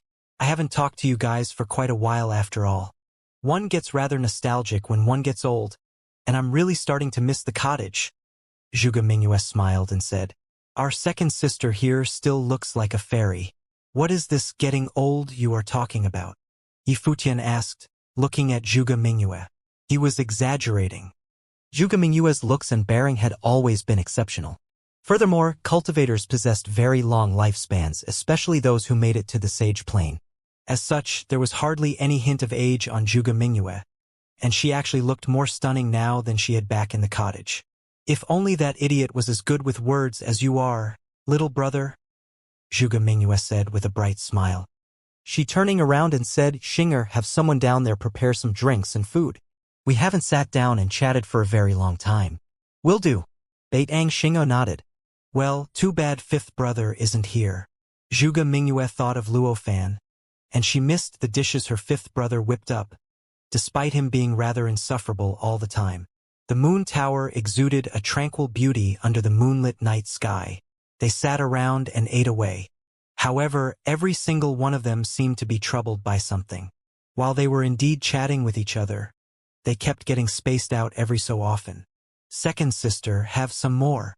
Yifutian put more food into Zhuge Mingyue's bowl. Zhuge Mingyue said in response, go look after Jieyu instead. I'm fine. I hear Futian talk about things back in the cottage all the time, and it's always something about third brother putting more food in your bowl while you never batted an eye at him. Come to think of it, that would be rather amusing, Hua Jieyu said with a smile. Zhuge Mingyue smiled at the duo who seemed like they were finishing each other's sentences. She put down her chopsticks and said, I'm done and will be going for a walk. You guys go on. She stood up and left. Hua Jiyu looked rather dejected seeing Duga Mingwe leave. She turned around and asked Yu Futian, "Did I say something wrong?" "I don't think so." Yu Futian said with a smile, "It seems like our second sister misses third brother. Just leave her alone for now. Right?" Hua Jiyu nodded. "Sister Xinger, just what the hell is going on?" Yi Futian asked Beitang Xinger. "Second sister here might not be saying anything, but she indeed misses third brother very much. But then again, you know what third brother is like. How long would it actually take if he insists on beating Bai Luli?" Beitang Xinger continued. "Bai Luli is a chosen one in the Holy Ji Palace. You know better than I do what his talents are like. Just like second sister said, is third brother really not going to show up until the day he defeats Bai Luli? Second sister is indeed under a lot of pressure with this matter. Mighty ones from the Holy Ji Palace and White Cloud City came, and everyone wanted Bai Luli to end up with second sister. Even all the forces in Xuanwu City thought so. It seems to the world, at least, that it would be perfect to have White Cloud City and the Zhuge family being allied through marriage. The Holy Ji Palace is behind this as well, trying to bring forth a saint with the two allied forces." Beitang Xingo then added, "But really, what does that have to do with second sister? Just why do they need to put all that pressure on her?" What second sister is doing is not just trying to force third brother to show up, but she is also forcing herself by putting her fate on the line. Yi Futian was rendered speechless hearing what Beitang Xinger just said. His second sister was indeed putting her own fate on the line. "Sister Xinger, if third brother really ends up not showing, is second sister really just going to get engaged to Bai Luli?" Yi Futian asked. "If third brother doesn't show, what reason would second sister have to refuse?" Beitang Xinger sighed. There was a 1,000-year-old tree in the Moon Tower's forests.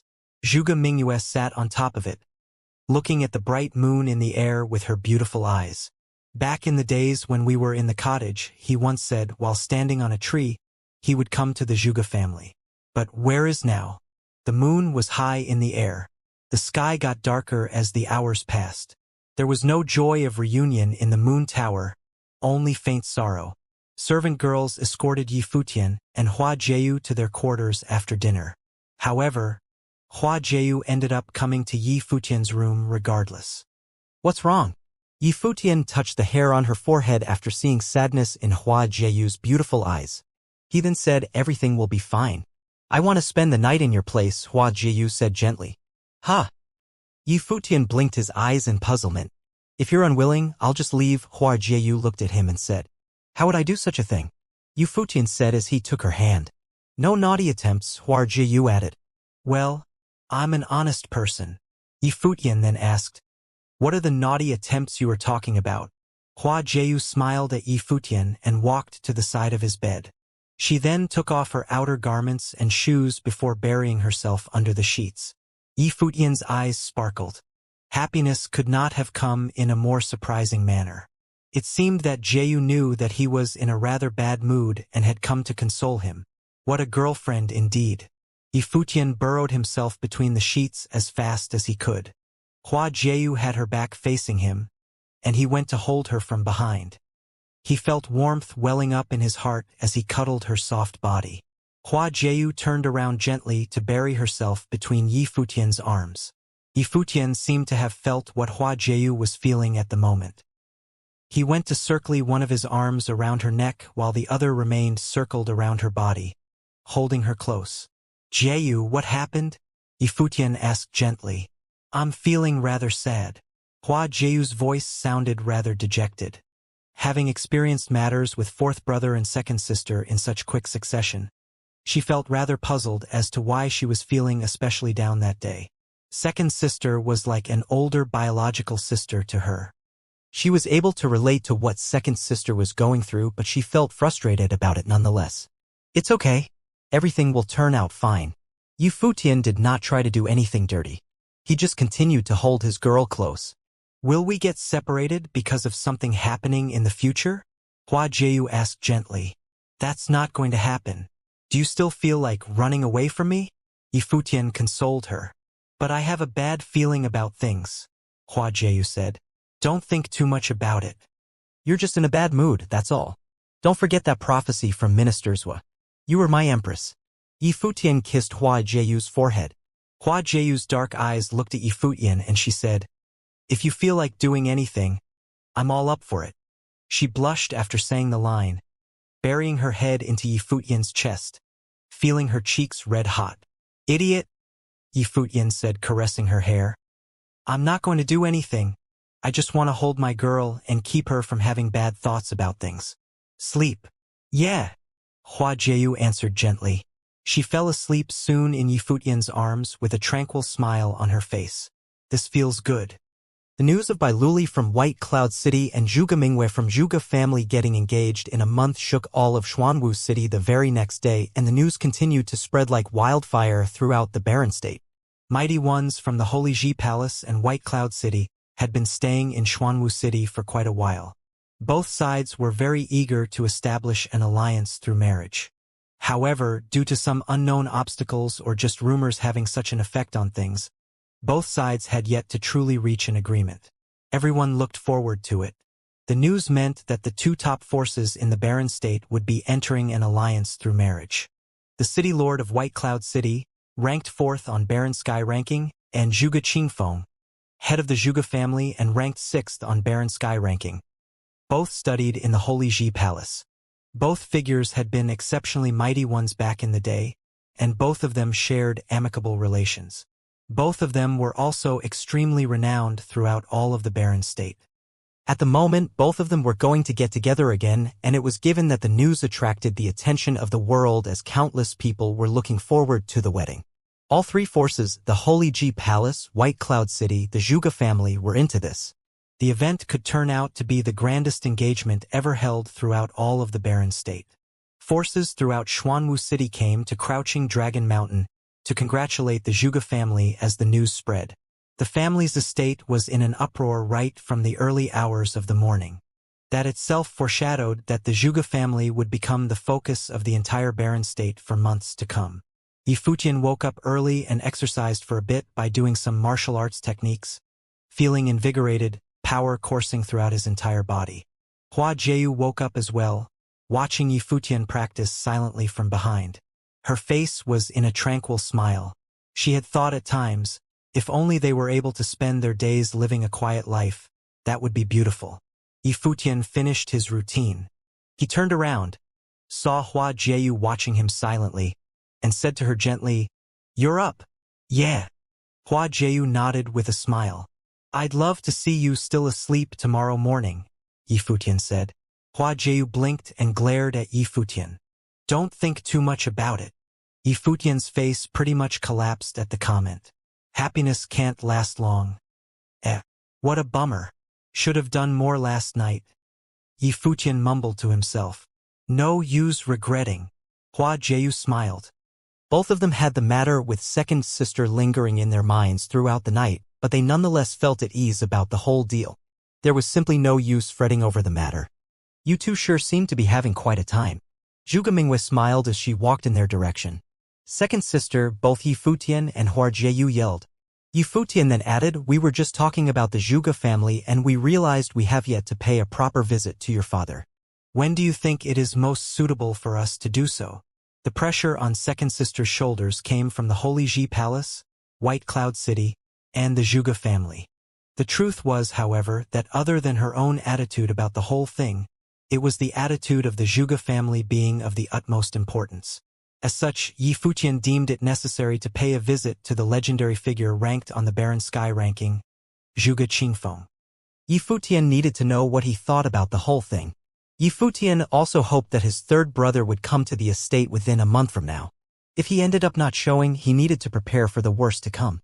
There are many who will be coming from Xuanwu City to pay their respects. The family will arrange a banquet to welcome the influx of guests. Many of them will go pay a visit to my father in the meantime, and you are welcome to join," Zhuge Mingwei said. "Very well." Yifutian nodded without saying much. It seemed like his second sister still resented her father somewhat. Given the relationship between Yifutian and Zhuge Mingwei, she would have arranged for another time for the visit otherwise. Her father, Zhuge Qingfeng, was, after all, a senior in the Holy Ji Palace. Getting them properly introduced to each other would do Yifutian no harm at least. Of course, there was also the possibility that his second sister did not want to get involved much. Zhuge Mingyue knew what Yifutian was like, and she knew he would not just let go of the matter so easily. Ms. Mingyue, a servant girl came said. Zhuge Mingyue turned to address her. What is the matter? Yu Shi, daughter of the city lord of Alchemy City, arrived with Shui Yi and Luo Fan, the servant girl reported. Both Shui Yi and Luo Fan visited the Zhuge family estate before, and many knew them to be Zhuge Mingyue's juniors. The seniors are here. Yu Futian's eyes sparkled. Zhuge Mingyue said, send them in. Understood. The servant girl left. Zhuge Mingyue smiled and said, you're getting really worked up about things here. Second sister, you saw it back in Alchemy City yourself. Before fourth brother went to offer his life spirit, he reminded me to keep tabs on the matter between you and third brother. You know what fourth and fifth brother thought about it, didn't you? Yifutian asked with a bitter smile. Zhuge Mingyue naturally knew what he meant. A group of people arrived shortly after. Other than Shui Yi and Luo Fan, Yu Shi, who was now Shui Ye's wife, arrived with a huge belly. As she was the daughter of the city lord, pregnant and out on a trip, it was a given to have mighty ones from Alchemy City serve as her escort. As such, the entourage was rather huge. Second sister, Shui Yi, Luo Fan, and the rest walked towards Zhuge Mingyue. They departed from Alchemy City as soon as possible after catching wind of what happened. Zhuge Mingyue ignored both of them outright. Her eyes were on Yu Shi as she dragged her aside and said, Yu Shi, just what are you doing messing around with those two? Come sit down. Second sister, you went to Alchemy City showing concern for us, didn't you? Shui Yi and I can't just sit around doing nothing. We got here as soon as we heard the news, Yu Shi said gently. Zhuge Mingyue glared at Shui Yi. It's bad enough that you mess around. Yu Shi is pregnant, for goodness sake.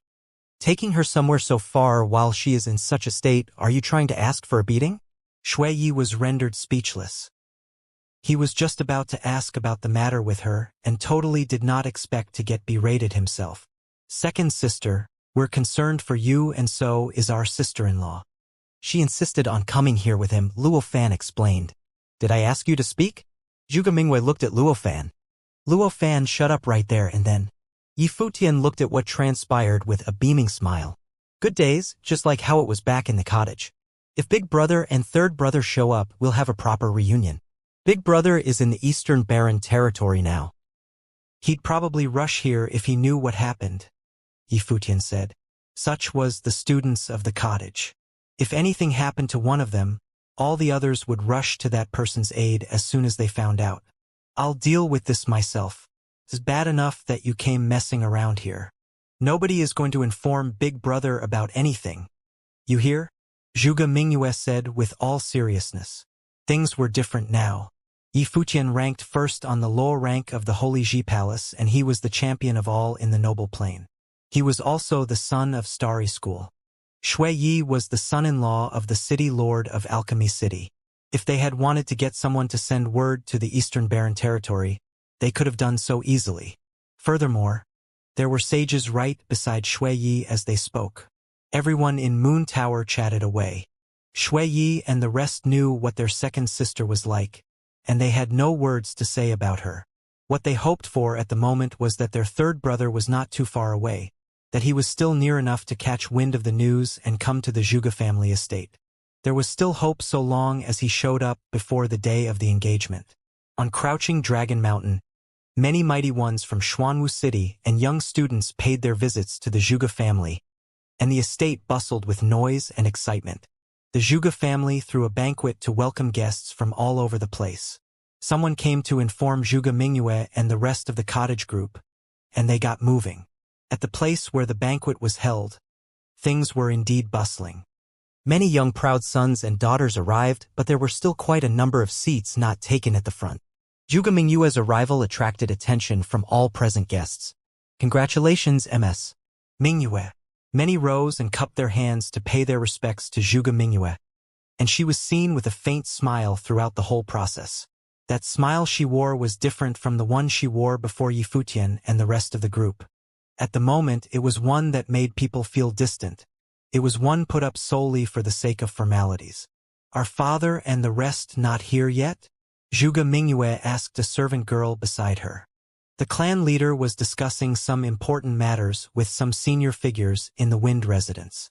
He should be here shortly. Right? Zhuge Mingyue nodded. Wait for me here. I'll go have a look. Will do.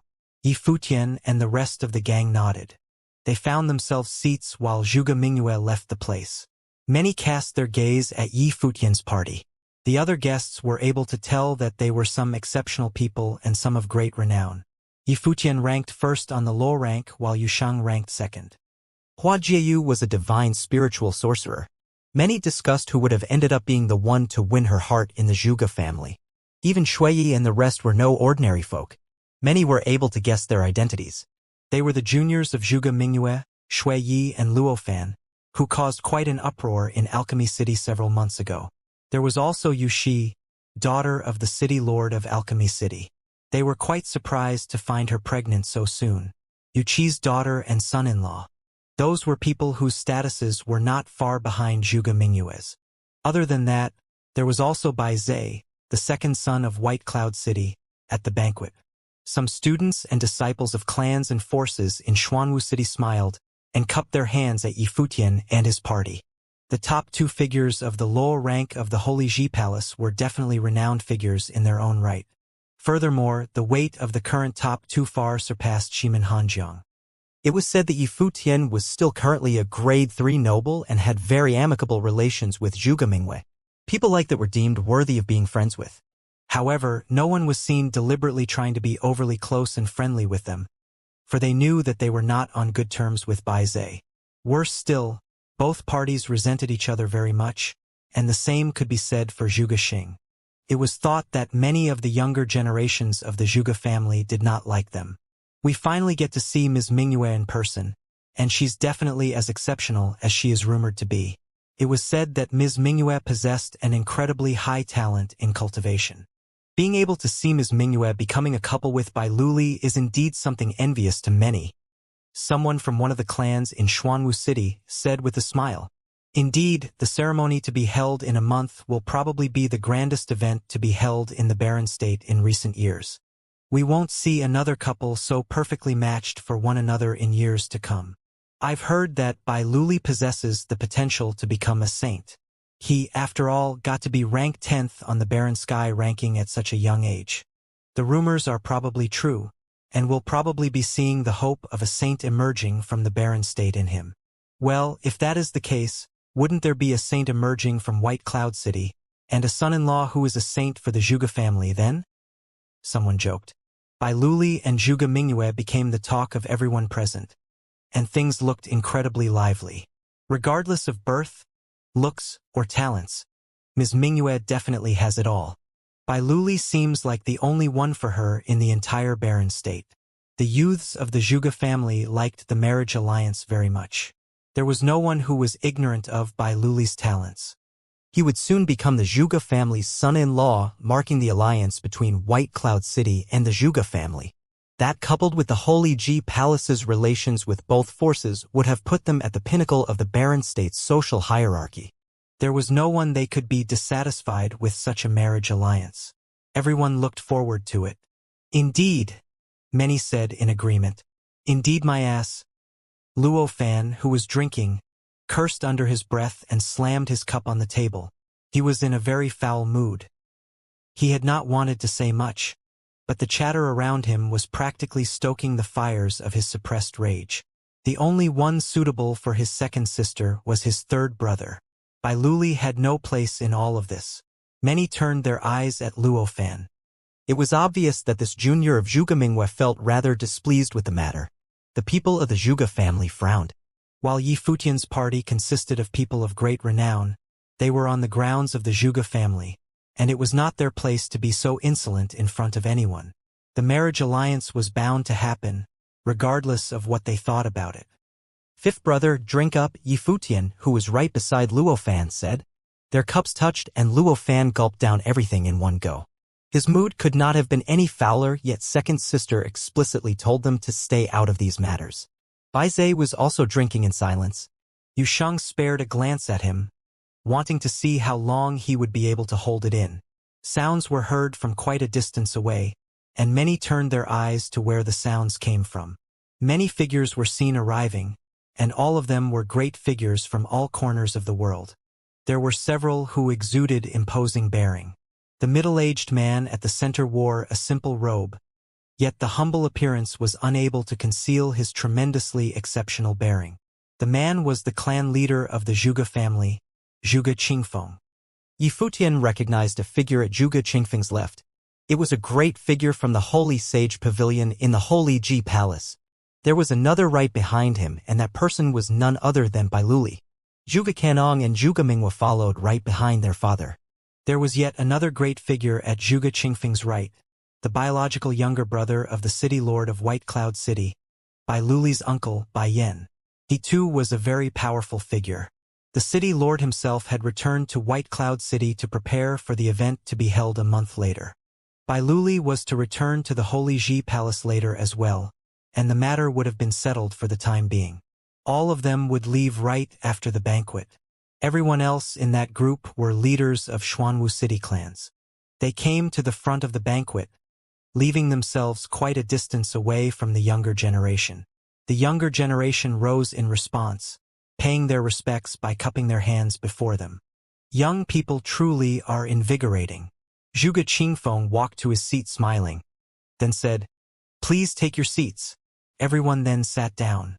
Zhuge Qingfeng scanned his guests at the banquet, finding Yifutian, Shui Yi, and the rest of the party. He then addressed them. "So, Jieyu has returned. It is quite unexpected to see Shui Yi bringing Yu Qi's daughter here. It's really something indeed. Mingyue, I assume the one right beside Jieyu would be Yifutian." Shui Yi and Luofan had visited the Zhuge family before, and as such, Zhuge Qingfeng knew them. Indeed, Zhuge Mingyue nodded. Yifutian and the rest of his gang stood and bowed. "I, Yifutian, am here today to pay my respects, Uncle Zhuge." Zhuge Xing and everyone glanced at Yifutian. That fellow sure knows how to get familiar with people. Calling some elder he met for the first time uncle and whatnot. "You and Jieyu are a couple, little brother of Mingyue, and you are from the Holy Ji Palace. It seems fitting that you address me as your uncle." Zhuge Qingfeng nodded with a smile. No one felt anything weird about it, as Yifutian's identity and talents meant that he was not actually trying to reach for places out of his league by calling Zhuge Qingfeng his uncle. "Thank you, uncle," Yifutian said. Zhuge Qingfeng nodded and asked the mighty ones from the Holy Ji Palace beside him. "I heard that that kid became the champion of the lower rank as a grade 3 noble, and that he was granted entry to the Sage Hall. Is that true?" The mighty one from the Holy Sage Pavilion right beside him was named Zhu Song, a sage who enjoyed an esteemed status in the Holy Sage Pavilion. His face was a stern one, even when he smiled. As such, it was not hard to tell that he was one who was both very hard on himself and others. Indeed, when that kid first came to the Battle Sage Palace to train, he was like Sage Dojan himself. Vastly superior combat capacity and all. The eldest brother summoned all 6 lords to discuss the matter and granted him permission to enter the Sage Hall. "Everyone has high expectations for him," Zhu Song said as he nodded. Yifutian's eyes sparkled. "So the very reason I was permitted entry to the Sage Hall was due to the assistant palace lord summoning all 6 of the lords and discussing the matter." The elder of the Holy Sage Pavilion was indeed different from the likes of Bai Zhe and Zhuge Xing in that he did not discriminate against those from other palaces or pavilions. Shimin Hanjiang would not have been granted entry to the Sage Hall otherwise. Despite this, he still held the opinion that the Holy Sage Pavilion made the wrong decision with his second sister's case. "I look forward to the growth of this generation." Zhuge Qifeng smiled and said, "Have a seat." Yifutian and the rest sat down. Many great figures turned their eyes at Bailuli and Zhuge Mingwei. Some elders smiled and said, "The more I look at them, the more I find them to be an ideal couple. Indeed, it has been quite a while since we've seen a couple so perfectly matched for each other in the barren state." Someone from the sides said in agreement. Many opened their mouths to talk about the matter. The banquet that day was held to greet the mighty ones from Xuanwu City to congratulate them, and it was only natural that the topic of the day was Bailuli and Zhuge Mingwei. Many in the Barren State are looking forward to the wedding between my brother and Ms. Mingyue. However, someone in the Zhuge family claimed that my brother was ill-suited for Ms. Mingyue, Bai Zhe said plainly. Many frowned. Some elder from the Zhuge family asked, "Everyone from the Zhuge family is satisfied with the arrangement. Who dared speak such insolent words?" Yi Futian saw Bai Zhe glaring at him from the corner of his eye. Zhu Song glanced at Bai Zhe. While it is true that this little brother of Bai Luli has exceptional talents, his temperament is nowhere near that of Bai Luli's. He has little hope of achieving great things. But then again, if Yi Futian did say such words, he was indeed being a little too stubborn. It is natural for the one who ranked first on the low rank to have great pride. However, everyone from the Zhuge family looks forward to the event. What he said was indeed hard on the ears. Zhuge Xing said in agreement. Bai Luli and Ms. Mingyue are practically a couple match made in heaven. It is unthinkable to see someone displeased about it. The Holy Ji Palace places a lot of importance on this person, yet he seems to be jealous of Bai Luli. Bai Zhe's words lit up the resentment of many. Many of the younger generation from the Zhuge family came forward to chastise Yi Futian. The air turned rather awkward as there was no hint of the joy and harmony found before. Bai Zhe lowered his head and continued drinking. Looking at the ruckus, he kicked up with a cold, smug look on his face. Despite Yi Futian's current prestigious status in the Holy Ji Palace, Bai Zhe still deemed Yi Futian unfit to doubt his brother and intended to teach him a lesson. Yi Futian glanced at Bai Zhe with plain eyes and wore a sarcastic smirk on his face. If he is so hell-bent on being humiliated, I guess I'll just have to oblige him. Zhuge Qifeng, Zhu Song, and others turned at their eyes at Yi Futian. However, that was rather expected as they knew Yi Futian did not like Bai Luli all that much. Yi Futian, did you really say such words? Zhu Song asked Yi Futian. Indeed. Yi Futian nodded. As the one who ranks first on the low rank of the current generation, the Holy Ji Palace has great hopes for you. Your plane is still low and you know little of the outside world. Bai Luli, Hua Fan, and you were 3 champions of the law rank of 3 different generations, and you will all train in the Sage Hall, shouldering and creating your own era in the future. Bai Luli is several years older than you, and as such, he can be said to be your elder brother. While you both have not been on good terms, he would not fuss about such matters. You should put your energy on your training from here on out and cast your personal opinions aside. Zhu Song said to Yi Futian. Sage Zhu Song could not have spoken better. Bai Luli is now ranked 10th on the Barren Sky ranking at such a young age. How is he not fit? You're both geniuses, and you shouldn't be holding grudges like that. Someone from the side added with a smile. I beg your pardon. Yi Futian stood, bowing to Sage Zhu Song and said, My training is still lacking, and there are certain matters which I do not quite understand. I would like you and Uncle Zhuge to give me some guidance on the matter. Feel free to sit and speak, Zhuge Qingfeng said with a nod. He knew Yi Futian was displeased about the matter, but there was hardly anything that could not be uttered at this point. While there were some kinks to be ironed out in the marriage arrangement between Bai Luli and Zhuge Mingyue, it was undeniable that from various perspectives, they were still a match made in heaven. Thank you, uncle. Yi Futian sat down and elaborated. I do not know Bai Luli well, and as such, I do not have much of an impression of him. However, I do know that he is not as inept as his younger brother. I'm displeased because of the matter between my second sister and third brother. Bai Zhe glared at Yi Futian coldly. That bastard sure remembers to take jabs at me while he is talking about other stuff. Yi Futian turned his eyes at Bai Luli and asked, What do you think about my second sister? Bai Luli's expression composed as he returned Yi Futian's gaze before looking at Zhuge Mingyue. He said casually, Mingyue has exceptional looks and extraordinary talent. Her personality also proves to have more grace than mine. I have no complaints and I like her very much. You have good eyes, but my second sister doesn't like you, Yi Futian said boldly. Everyone present was rendered speechless. Even Zhuge Mingyue glared at Yi Futian. That kid really isn't going to just let things slide. However, she did nothing to stop him. Yi Futian turned his eyes at Bai Zhe, Zhuge Xing, and the rest sitting in the same place. Why do you all think they make a good match? My brother hails from White Cloud City and is training in the Holy Ji Palace. Ms. Mingyue hails from the Zhuge family, possessing extraordinary looks and talents. Why would they not make a good match? Bai Zhe retorted. Bai Luli ranked 10th on the Barren Sky ranking. His father knows the Zhuge family leader well, and everyone in the Barren state is looking forward to them tying the knot. If that doesn't make a good match, what would? Please, you're being too reserved. Yi Futian continued, allow me to elaborate why you all deemed them to be a match made in heaven. White Cloud City and the Zhuge family make perfect allies as both are formidable forces. Furthermore, Bai Luli has his desires and the marriage not only fulfill his desires but also gets him a beautiful wife. At the same time, while the people of the Zhuge family think that having Ms. Mingyue marry someone ranked 10th on the Barren Sky ranking is a bit of a sacrifice, it still gives them an exceptional son-in-law. As such, they are also satisfied with the arrangement. So, there you have it, the match made in heaven that you speak of. Everyone was practically staring at Yi Futian. While his words were rather explicit, they made sense. What he said was indeed the core of the arrangement. Everyone thinks the marriage alliance is a heavenly arrangement as everyone weighs nothing but benefits and interests, what both sides have to gain from this. You are all thinking what White Cloud City gets out of this, what Zhuge family gets out of that. But, who among you have spared any thought for what my second sister thinks? Yi Futian continued as he scanned the people he was addressing. My second sister fell in love with my third brother back in the Eastern Barren territory.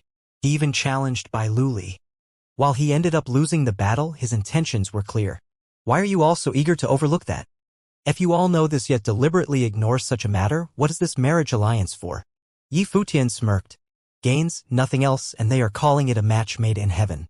I do not know why one such marriage alliance sounds so beautiful to all of you. Please, elders, I ask for your guidance on the matter, Yi Futian said as he bowed. Shui Yi and Luo Fan looked at the people around them. What their little brother had said was indeed what they intended to express.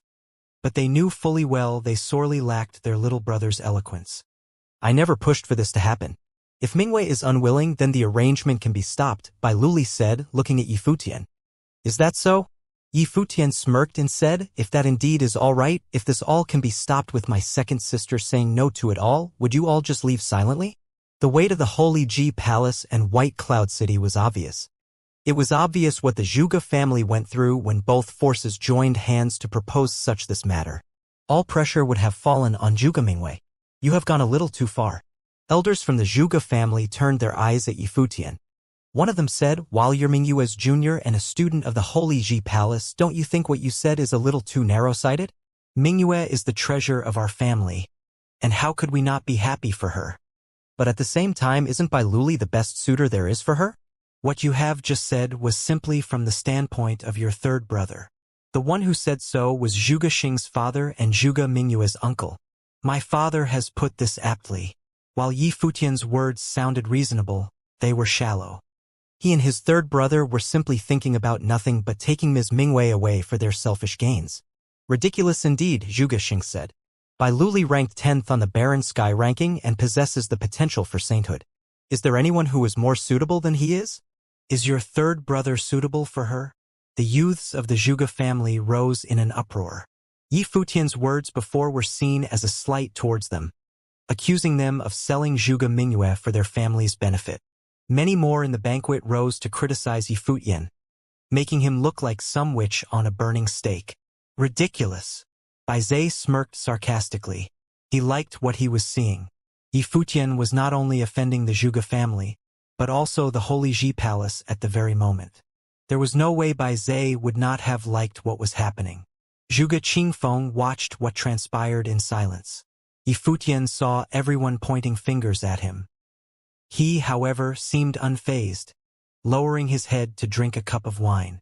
When he raised his head again, his eyes looked as sharp as knives before he said coldly, I beg your pardon for my bold words, but is every single member of the renowned clans here a bunch of good-for-nothing idiots? The banquet turned utterly silent as Yi Futian's words came out of his mouth. The youths of the Zhuge family all looked at Yi Futian with cold eyes. What insolence! While you're indeed a student of the Holy Ji Palace, it'd be best you take back what you just said, someone from the Zhuge family said coldly. As a member of the Zhuge family, you wish to increase the influence of your family through a marriage alliance instead of through your own hard work in training. Don't you feel ashamed of yourself? Yi Futian continued his sarcastic jabs. And furthermore, you actually put it in such a way that made it seem my second sister would benefit the most from this. Just because the Zhuge family might actually have a saint as their son-in-law, you all wish to kneel and lick boots? Where is the bearing and pride that you should have as a member of such an esteemed family? Can't you train yourself to be strong enough to make the Zhuge family greater? If you see no way of achieving further greatness but to rely on such an arrangement, would I be wrong to call you a good-for-nothing? Yi Futian, are you insulting the entire Zhuge family? Bai Zai's voice was cold, as if he was ready to pick a fight. Bai Zai, are you actually thick-skinned enough to talk to me here? Yi Futian said to Bai Zai with cold eyes. You! Bai Zai's face went pale. During the law battles, you practically had eyes at the top of your head. Your pride was second to none, yet you proved to be utterly helpless. I crushed you without even having to use my full power. In the sparring sessions later, one move was all it took from Yushang to put you down. Were you not embarrassed enough of yourself after all that? Yi Futian elaborated coldly. You asked for it and you got it. I only wished to drink in silence today, yet you insisted on provoking me and kicking up a fuss. Do you really think no one knows what is going on inside your head? You know yourself that you are weak. So weak that you don't have what it takes to fight me straight up. And so you resort to such underhanded tactics. Yi Futian glared at Bai Zai as he blasted away. If some nobody like you wasn't born in a high place in White Cloud City, you would be little more than a piece of filth. And now, you dare go about talking like you own the place, just because your brother is somebody. Do you know that you're little more than a clown in the eyes of others? Shut up, Bai Zai said coldly. Oh, you're getting angry now? Why did you insist on getting yourself embarrassed in the first place? Yi Futian continued. You're all smiles and feeling good about yourself when the wedding is mentioned. You talked as if it was my second sister who went sucking up to your brother to set up this arrangement. Don't tell me you never thought it to be such. Think about it. Who was the one who made the proposal in the first place? If your brother was such an exceptional figure, why would he have needed to borrow the Zhuge family's power? Yi Futian, enough, Sage Jusong from Holy Sage Pavilion said. Yi Futian stood up. He bowed to Sage Jusong and said, Sir, I have talked about this with my teacher before. I know that the Holy Ji Palace is not doing this for its own benefit, but so that there will be a saint to emerge from the barren state. But I still do not think this is the right way to do so. Bai Luli possesses the potential to become a saint. Why would he need to borrow external powers to achieve that? If he is the hope of the Holy Ji Palace and one everyone has high hopes for, he should have enough confidence and pride to be able to accomplish the feat with his own power. If he is a figure expected by many to achieve great things, he should have the confidence and resilience to do so himself. Why resort to such trivial measures? Yi Futian said as he looked at Sage Jusong. It has been years since the barren state last saw a saint emerge. It is not as simple as you think it, Sage Jusong said to Yi Futian. He began to sound rather serious, indicating that he rather irritated. There has not been a saint in barren state for many years. But our generation from the Holy Ji Palace will make it happen. If Bai Luli can't do it, then I will. There is no need to resort to such tricks. Yi Futian looked straight into Sage Jusong's eyes as he spoke. An air of extraordinary excellence exuded from him. It was the air of absolute pride and confidence in oneself. It was due precisely to such confidence and pride that he mocked the members of the Zhuge family as a bunch of good-for-nothing idiots. Sage Jusong gazed at Yi Futian and said, If you have such confidence, I'm willing to believe you. But what you should be doing now is focusing on your training. When you become a grade 1 noble and step foot into Sage Hall, breaking into the Sage Plane, then you will know that the wedding to be held between Bai Luli and Zhuge Mingwei is not for selfish gains, but for the barren state as whole. You should be open to the matter, not trying to ruin this arrangement because of the relationship between you and your third brother. It was apparent that Yi Futian's words were unable to convince Sage Jusong. The wedding must go on. Everyone agreed to it.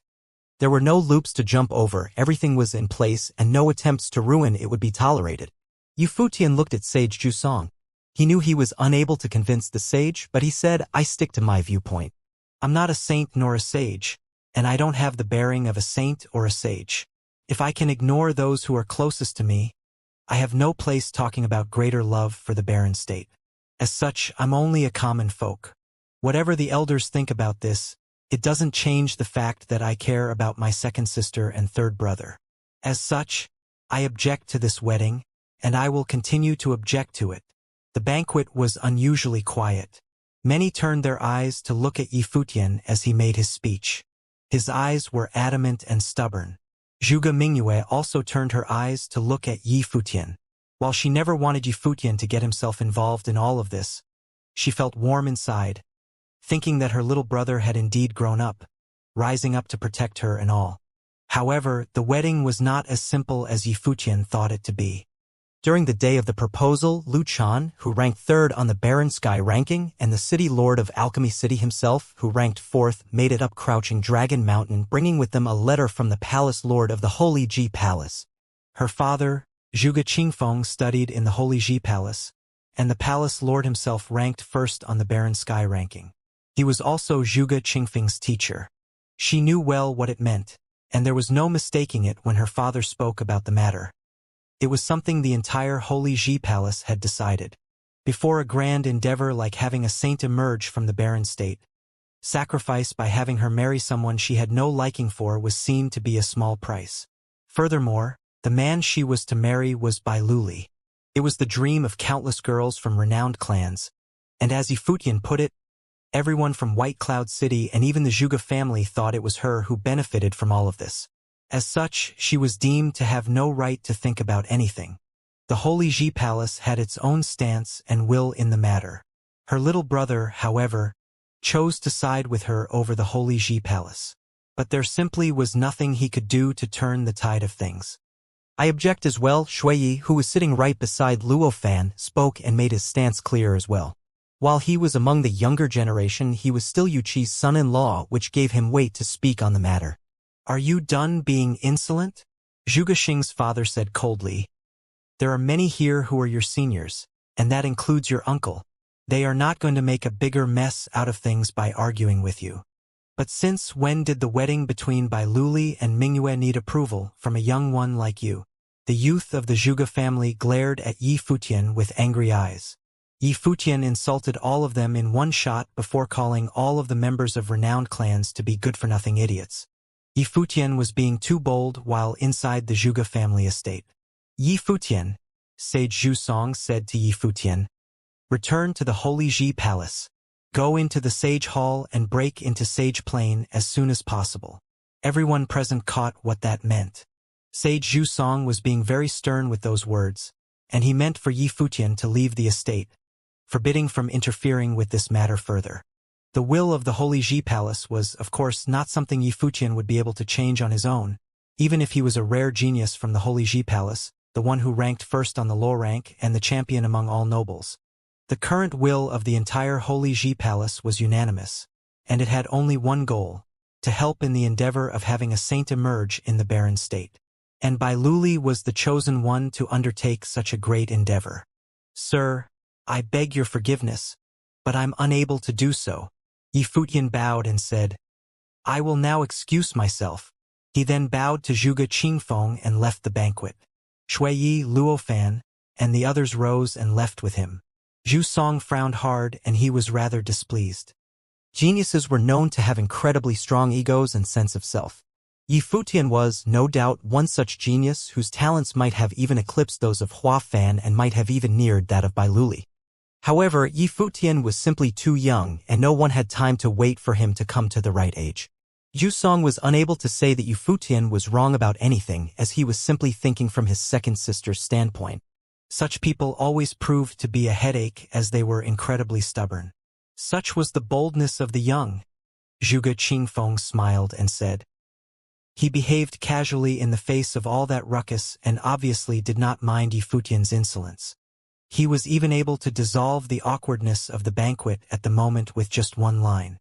The members of clans and forces of Xuanwu City present felt impressed.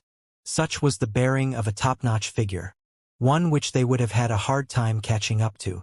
Bai Zhe remained gloomy throughout. He held his head low as he drank, thinking that he had once again suffered Yi Futian's insult.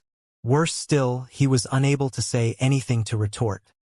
He knew well that as the second son of White Cloud City, he was seen as a dashing young man before he entered the Holy Ji Palace, and many had high hopes for him. Now everyone's attitude towards him changed, and all that is because of Yi Futian. The truth, however, was due to more than just Yi Futian alone. The existence of both Yi Futian and Yu Shang overshadowed everyone who was studying in the Holy Ji Palace, regardless of how exceptional they were before. Bai Zhe, however, was the one who was suppressed and humiliated worst. The banquet went on. It was all joy and harmony without Yi Futian and his party. The liveliness of the event seemed to be a statement saying that with the exception of Yi Futian and a few others, everyone looked forward to the wedding, eager to witness an epic-making moment. Yi Futian and his party returned to Moon Tower. He never stopped frowning.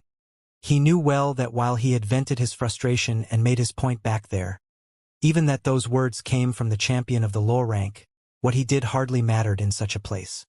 Just like the elders of the Zhuge family put it, it was inconsequential whether he agreed to the wedding or not. Who would have paid any attention to what I said indeed? Despite knowing fully well that his words would have changed nothing, he deemed it necessary to vent them. Furthermore, he felt compelled to make his stance clear in order to see how adamant the others were on the matter. His second sister was putting her fate on the line. Even if third brother shows up, so what? Is that really going to change anything? What great figures throughout Barren State had decided, and the very will of the Holy Ji Palace was not something anyone could change. He knew nothing about what could happen next. I can't believe we've just gotten through that matter with fourth brother, only to be compelled to deal with something similar happening to second sister. While I knew somehow that was going to happen, I still had a really bad feeling about things, Luo Fan said as he sulked. Worse still, what he felt this time was way worse than what he felt with the last ordeal. Those big shots want to create a saint and they go about sacrificing second sister's happiness for it. Who gave them the right to do so? This all happened a little too quickly, Yi Futian sighed and said. He trained very hard and came to become number 1 in the low rank. However, his plane was still too low when compared to the entire Barren State. What had transpired so far made him feel rather ill-prepared. Yeah. The difficulty we're dealing with here is far greater than what happened between fourth brother and his wife. Luo Fan was soon at a loss for words. What they had to tackle before was the city lord of Alchemy City. But this time it was the will of the Holy Ji Palace, White Cloud City, and the Zhuge family. Worse still, their shared will was probably very, very solid, unlike the case with Yu Qi. When Shui Yi ended up being second place on the Alchemy Conference, the city lord was still more inclined to marry Yu Qi off to Shui Yi instead. Yi Futian was thinking that since the Holy Ji Palace was into this, it became apparent that their will was immovable. They were going to get the wedding done one way or another. The strength of White Cloud City's will was a given, as Bai Luli was the young city lord of White Cloud City. The only party with any loopholes to exploit was the Zhuge family. However, Yi Futian knew nothing about what was going on inside Zhuge Qingfeng's mind. They discussed the matter for quite a bit, and yet they failed to reach a conclusion. There was only a month's time left. Zhuge Mingyue returned after a while and smiled at Yi Futian. How did it feel? Scolding everybody hard. Very fun, of course, Yi Futian smiled and said. He did not want to show any signs that he was suppressing his emotions in front of his second sister. While he was unable to see what his second sister was thinking, she was still probably the one who had it the hardest. Zhuge Mingyue gave him the eye and said, "Come with me." She turned around as soon as she finished. Yi Futian felt peculiar about the whole thing, but nonetheless followed her out and asked, "Second sister, what's the matter?" "Your uncle Zhuge wants to see you in private," Zhuge Mingyue smiled and said to Yi Futian. He felt even more puzzled at the moment. Why would Zhuge Qingfeng want to see me in private? The Wind residence was located at the core of Crouching Dragon Mountain, and that was where the clan leader, Zhuge Qingfeng, took up residence. At the moment, Zhuge Qingfeng was standing alone with his hands behind his back at a small pavilion. Hearing footsteps nearby, he turned around and said to Yi Futian, "You are here. How can I be of service, uncle?" Yi Futian asked, curious. "I just feel like chatting for a bit," Zhuge Qingfeng said casually. "Do I need to excuse myself?" Zhuge Mingyue asked gently. "Mingyue, come here." Zhuge Qingfeng looked at his daughter and said, "I guess you resent me." Zhuge Mingyue did not deny anything, but she did not leave either. She went into the pavilion instead. Zhuge Qifeng looked at Yi Futian and said, "I heard Mingyue and Canong talked about you, and so I know a thing or two." In the next generation of the barren state, Bai Luli is probably the only one who is on par with you. I doubt Bai Luli will no longer be able to do so, Yi Futian said casually. Zhuge Qingfeng was dumbfounded. Then he smiled at him and said, "You, kid, sure know nothing about being humble." Yi Futian did not say anything. Humility was ill-suited to the predicament before their eyes. Lu Chan, the assistant palace lord who is also one of my elder seniors, came to pay me a visit with my senior, the city lord of White Cloud City, to make the marriage proposal. They brought a letter from my teacher, and it seemed like his days were numbered. Zhuge Qifeng sighed. Yu Futian felt a shiver in his mind. It was truly a will of the Holy Ji Palace then, and one as solid as bedrock. Please don't resent the Holy Ji Palace. You are still young and you have yet to make it outside of the barren state. There is still much that you have yet to learn. Do you know what kind of a place the barren state is? Or why the will of the Holy Ji Palace is so adamant? Zhuge Qingfeng looked at Yi Futian and asked, "Please tell me." Yi Futian wanted to know as well. Barren state is one of the 9 states. Emperor Xia set up orthodoxy in each of the 9 states. It was a system that lasted throughout the ages. Even when the world was unified and Emperor Xia submitted to the twin great emperors, he remained in control of such a system. Zhuge Qingfeng elaborated slowly. Yi Futian was shaken to his core. He read from ancient books that the orthodoxy was made of Renhuang, the king of man. Is this Xia Huang the highest existence in Renhuang Plain? Without a saint, there was no orthodoxy in barren state. While the twin great emperors ordered the establishments of academies throughout the world, if the barren state kept failing to produce a saint, the Holy Ji Palace might have ended up being penalized. Forces from other states would probably take control of the barren state, and if that happened, there would no longer be the peace we see today in the barren state. We might end up under the reign of others, Zhuge Qingfeng said. As such, the Holy Ji Palace desperately needs for a saint to emerge. And so, they picked Bai Luli. Yi Futian continued, "But what does that have to do with my second sister? The saint plane is a plane beyond what is known in current systems. It isn't some plane that can be easily accessed. Even if one were to possess the potential to become a saint and wanted to become a saint, one would still need to make it to the very place where Emperor Xia set up the orthodoxy, and it would be an arduous trip. The Zhuge family had a saint among our ancestors before, passing a treasure down the line, and that one treasure would prove very useful for Bai Luli. As such, they needed to get their hands on that treasure. However, regardless of how close we are, there is no way the Zhuge family would allow such a treasure to simply be handed to an outsider. Even if I were to be fine with it, the others wouldn't have been. As such, Bai Luli needed to be the son-in-law of the Zhuge family, and furthermore, needed to be married to one of the eldest lines of the Zhuge family, which would be my second sister," Yi Futian mumbled to himself. "Exactly."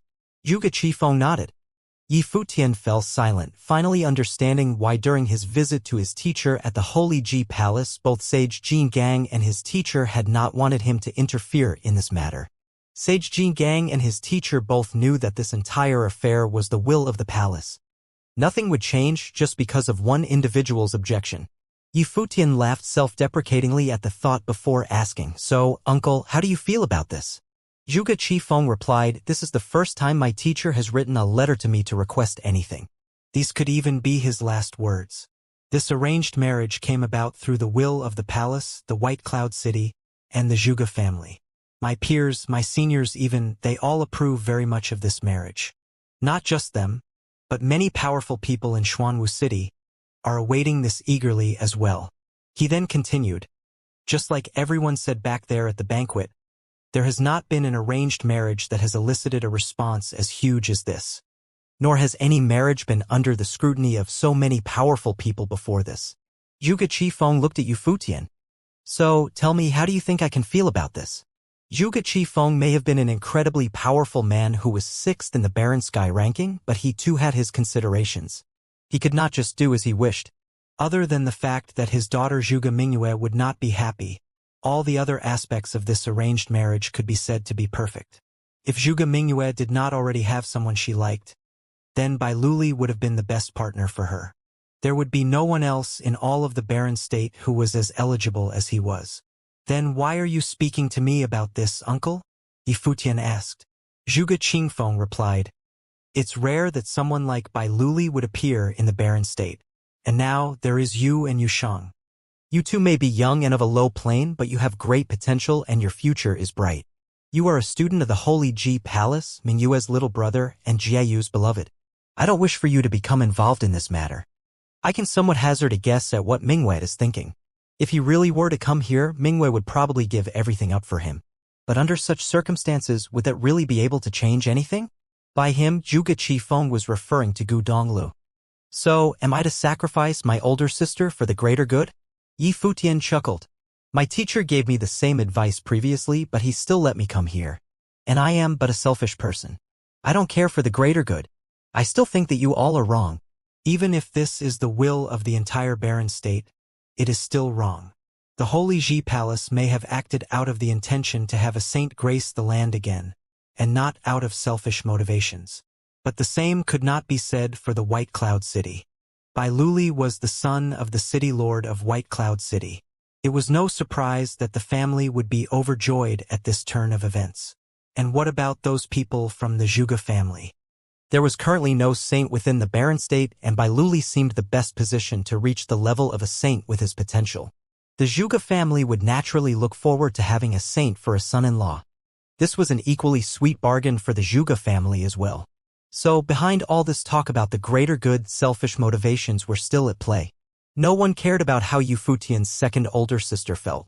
And since no one cared about her feelings, who were they to make her sacrifice herself? Zhuge Qingfeng looked at Yi Futian and smiled. He did not get angry. Instead, he said, "I'm glad Mingyue has a little brother like you. However, the mere concept of right and wrong has never been able to stop the affairs of the world. You should go back," Zhuge Qingfeng told Yi Futian, before falling silent. Yi Futian bowed slightly, before leaving the Qingfeng quarters. Zhuge Mingyue did not leave with him. Instead, she watched his disappearing figure with a radiant smile. "You've seen him for yourself now, how do you feel?" she asked her father. Zhuge Qingfeng looked at his daughter and mused. "I do understand why you were so full of praise for him now. He really is an outstanding young man, not just in terms of ability, but also in terms of personality. I like him very much. Little brother already confessed he was a selfish person with no conception of the greater good. Why do you still like him?" Zhuge Mingyue questioned her father further. "I too am a selfish man. The people of the Zhuge family, my older brother over at White Cloud City, all of them are selfish too." Zhuge Qingfeng smiled and said, "There has never been an absolute saint in this world we live in. Even a sage would still have feelings with their own likes and their own emotions. As such, there will always be a selfish side to everyone. He dared to fight against the will of the palace for you without bothering to hide his selfishness. At least he's honest about it. Unlike many people who mask their greed with proclamations of acting for the greater good. Looks like you understand, after all, father," Zhuge Mingyue responded. "Even if I do, I still can't do anything about it. Sometimes I can't even be bothered to think about these things anymore." Zhuge Qingfeng looked at his daughter and advised, "Bai Luli is not a bad character either.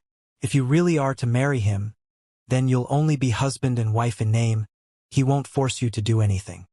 Don't do anything rash, you still have a long time to live." As he spoke, Zhuge Qifeng turned to leave. Zhuge Mingyue watched as her father left the room. She didn't know he still had her interests at heart. However, the concept of being husband and wife only in name felt impossible to her. Zhuge Mingyue chuckled self-deprecatingly before staring at the sky in a daze. Her days at the cottage were so much more lighthearted. There was nothing to worry or trouble her. When Yi Futian returned, his heart felt heavier as if an external force was pressing down upon him. Too much was riding on this arranged marriage which made him feel helpless. Just like what Luofan said, the challenge he was facing here was even greater than what he had faced back at the Alchemy City. Yi Futian didn't even know where to begin untangling this mess. From Zhuge Qingfeng's attitude, Yi Futian could tell that this man, who was 6th in the Barren Sky ranking, was not unreasonable or ignorant. It was just that there were many things and responsibilities that were honestly beyond his personal control. As such, despite his position as the head of the Zhuge family, he has had to concede and compromise. Taking out the Sol Guqin, Yifutian sat quietly at the courtyard, playing a tune. When other people heard the music, they could sense Yifutian's emotions within. Hua Jiu sat nearby, not disturbing Yifutian. Yusheng, on the other hand, had gone off too for a solo training session. When one was unable to do anything, it seemed like training to improve one's capabilities was the only way out. The days passed and news had spread all over the vast barren state. Xuanwu City gradually became busier as many important figures from all over the state came down to visit. This marriage marked an alliance between White Cloud City and the Zhuge family, making it especially significant. As such, the engagement banquet between Bai Luli and Zhuge Mingyue was a bigger deal than Shui Yi and Yuxi's wedding ceremony. All the top powers of the barren state were obliged to attend, and even if they weren't happy with the arrangement, they showed up at the banquet still. This marriage was set to shift the dynamics of power within the barren state. This was the first time the Holy Ji Palace had interfered in such a matter, in a departure from their usual practices. Many influential individuals knew what this was for. This was all for Bai Luli, the incomparably powerful figure of the barren state. Crouching Dragon Mountain was equally crowded as well. Many people had come to visit in advance, awaiting the start of the engagement banquet. In a part of the mountain, an important visitor was pacing about in the house. His pacing came to a gentle halt, and his eyes flashed as he cocked his head to listen to the strains of Guqin music coming into the room. The artistic conception of the music was extraordinary and attracted one's attention instantly. Spiritual energy emanated from the visitor, and he sent it in the direction of the Guqin music. Immediately, the music became more clearly audible. As the music played, his expression turned solemn, as if it had roused feelings of awe within him. The people around the visitor did not disturb him. Instead, they waited patiently. In truth, everyone in the Zhuge family knew that there would often be sounds of Guqin playing coming from Mingyue's quarters. It was music of extraordinary artistic conception, and even the influential visitors would pay attention when the Guqin playing started, basking in the extraordinary nature of the music. After a long while, the visitor asked, "Who's playing the Guqin?" "It's Yifutian." The member of the Zhuge family who was hosting him replied. "Is it the Yifutian who's at the top of the low rank in the Holy Ji Palace?" The visitor asked. People from the outside world generally knew little about the happenings within the Holy Ji Palace. However, they would still pay some attention to news about who had become first in the low rank. Furthermore, Yifutian had also raised quite the furor back at Alchemy City. Many influential guests had been there then, which was why most people in the barren state had at least heard of Yifutian. "Yes," the other person nodded. "A formidable young man he is." The visitor nodded his head in admiration before asking further, "What piece is this?" "It's the Ukiyo song," came the answer. "No wonder, no wonder." The visitor mumbled before he walked away, chuckling heartily. The Ukiyo song was one of the 10 most famous songs written by Dong Wang the Great. It contained the lofty aspirations of an emperor. Furthermore, it was rumored that this song had been written while the two emperors were still young. Back then, Dong Wang the Great had already been harboring ambitions of conquering the world. What were Yifutian's intentions in playing this song within the Zhuge household now? At that moment, Yifutian was playing the Guqin quietly in Mingyue's quarters. Actually, he was not playing according to the true artistic conception of the Ukiyo song. In order to play the complete Ukiyo song, a person of his current state would need a boost with the will of the emperor in order to fully attain the true artistic conception of the song. But even as Yifutian played the song for fun, his playing was still magnificent nonetheless. As the Guqin music rang out across the room, Yifutian's spiritual energy emanated into the space as well. The image of an emperor riding the world while raring to realize his lofty ambitions came to his mind. At the same time, Yifutian could sense the natural order of the world present within this artistic conception. This was a form of training for him as well. Now that Yifutian was an upper-level noble and was able to catch hints of sage intent, he needed a clearer understanding of the power within the natural laws in order to transcend to the sage plane.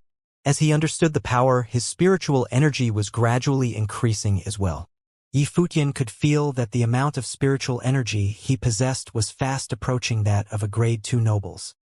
Xuanwu City, which was at the base of Crouching Dragon Mountain, was bustling with activity. Huge numbers of people had arrived, and inns everywhere were fully booked. This was especially true for inns closer to Crouching Dragon Mountain. In a restaurant not far from Crouching Dragon Mountain, a man in white sat quietly at a table on the third-floor veranda. He ordered a few side dishes and a pot of wine.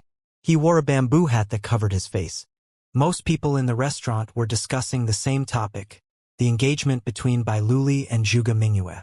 The discussions were lively, and many people were excited about this turn of events. However, the man in white and a bamboo hat did not seem to hear the discussions going on around him. He sat there quietly, and after a long while he set down a spirit stone on the table. After lifting his head to glance in the direction of Crouching Dragon Mountain, he left by himself. Tomorrow was the day that Bai Luli and Zhuge Mingyue would get married. People from all over the barren state had already arrived at Xuanwu City. This city, which lay to the north of Zhongzhou City, had not experienced such excitement for many years. The hype surrounding the event could even rival that from the time Zhuge Qingfeng took over as the head of the Zhuge family back in the day. In the bamboo forest within Mingyue's quarters on Crouching Dragon Mountain, the sounds of a guqin being played could be heard. Yi Futian was still playing the guqin, and he was still playing the Yukio song as well. Right now, Yi Futian's eyes were tightly shut, as if he had entered a state of intense concentration. The worldly spiritual qi in the space seemed to have stopped moving, and everything became clearer than before. Zhuge Mingyue walked behind Yi Futian.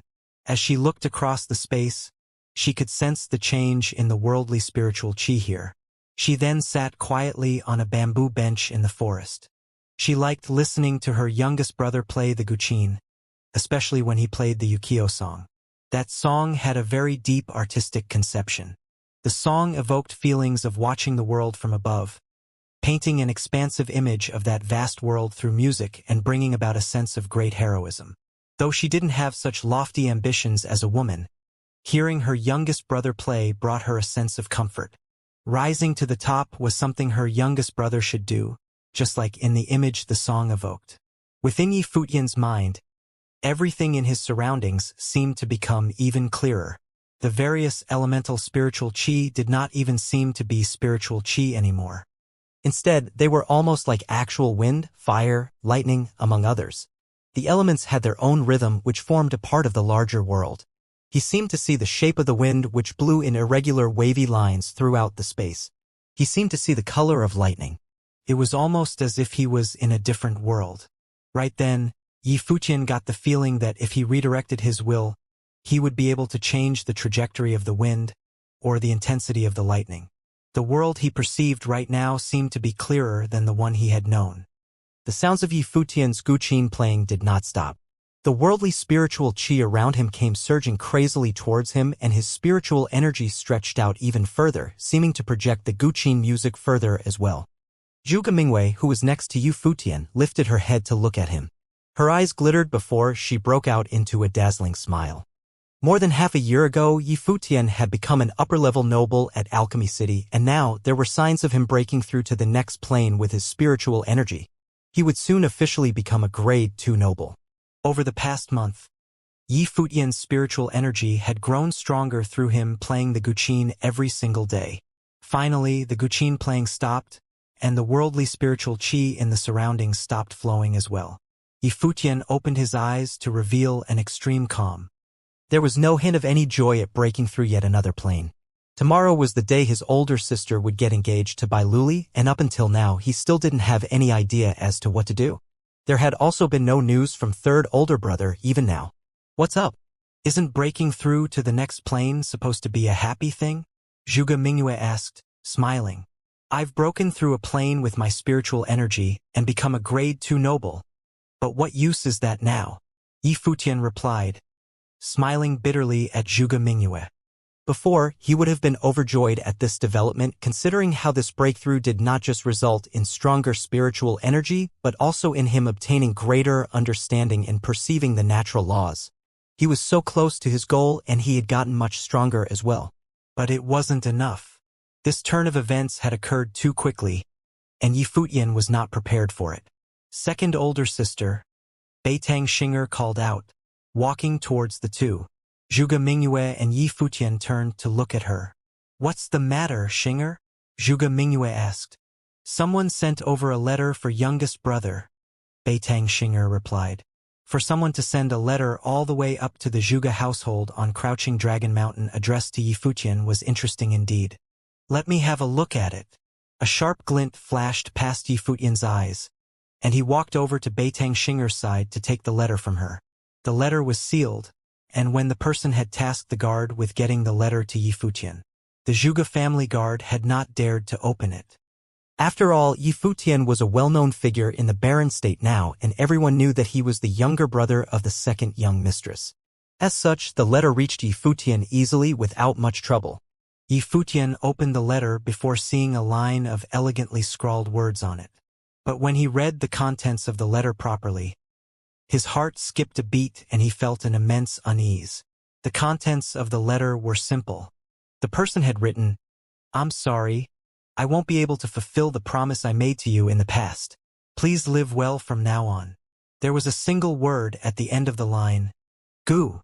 Yi Futian knew that this wasn't a letter for him, but for second older sister. And the person who wrote this letter couldn't be anyone else but third older brother. He had come, but he was not preparing to ascend Crouching Dragon Mountain. Why is he doing this?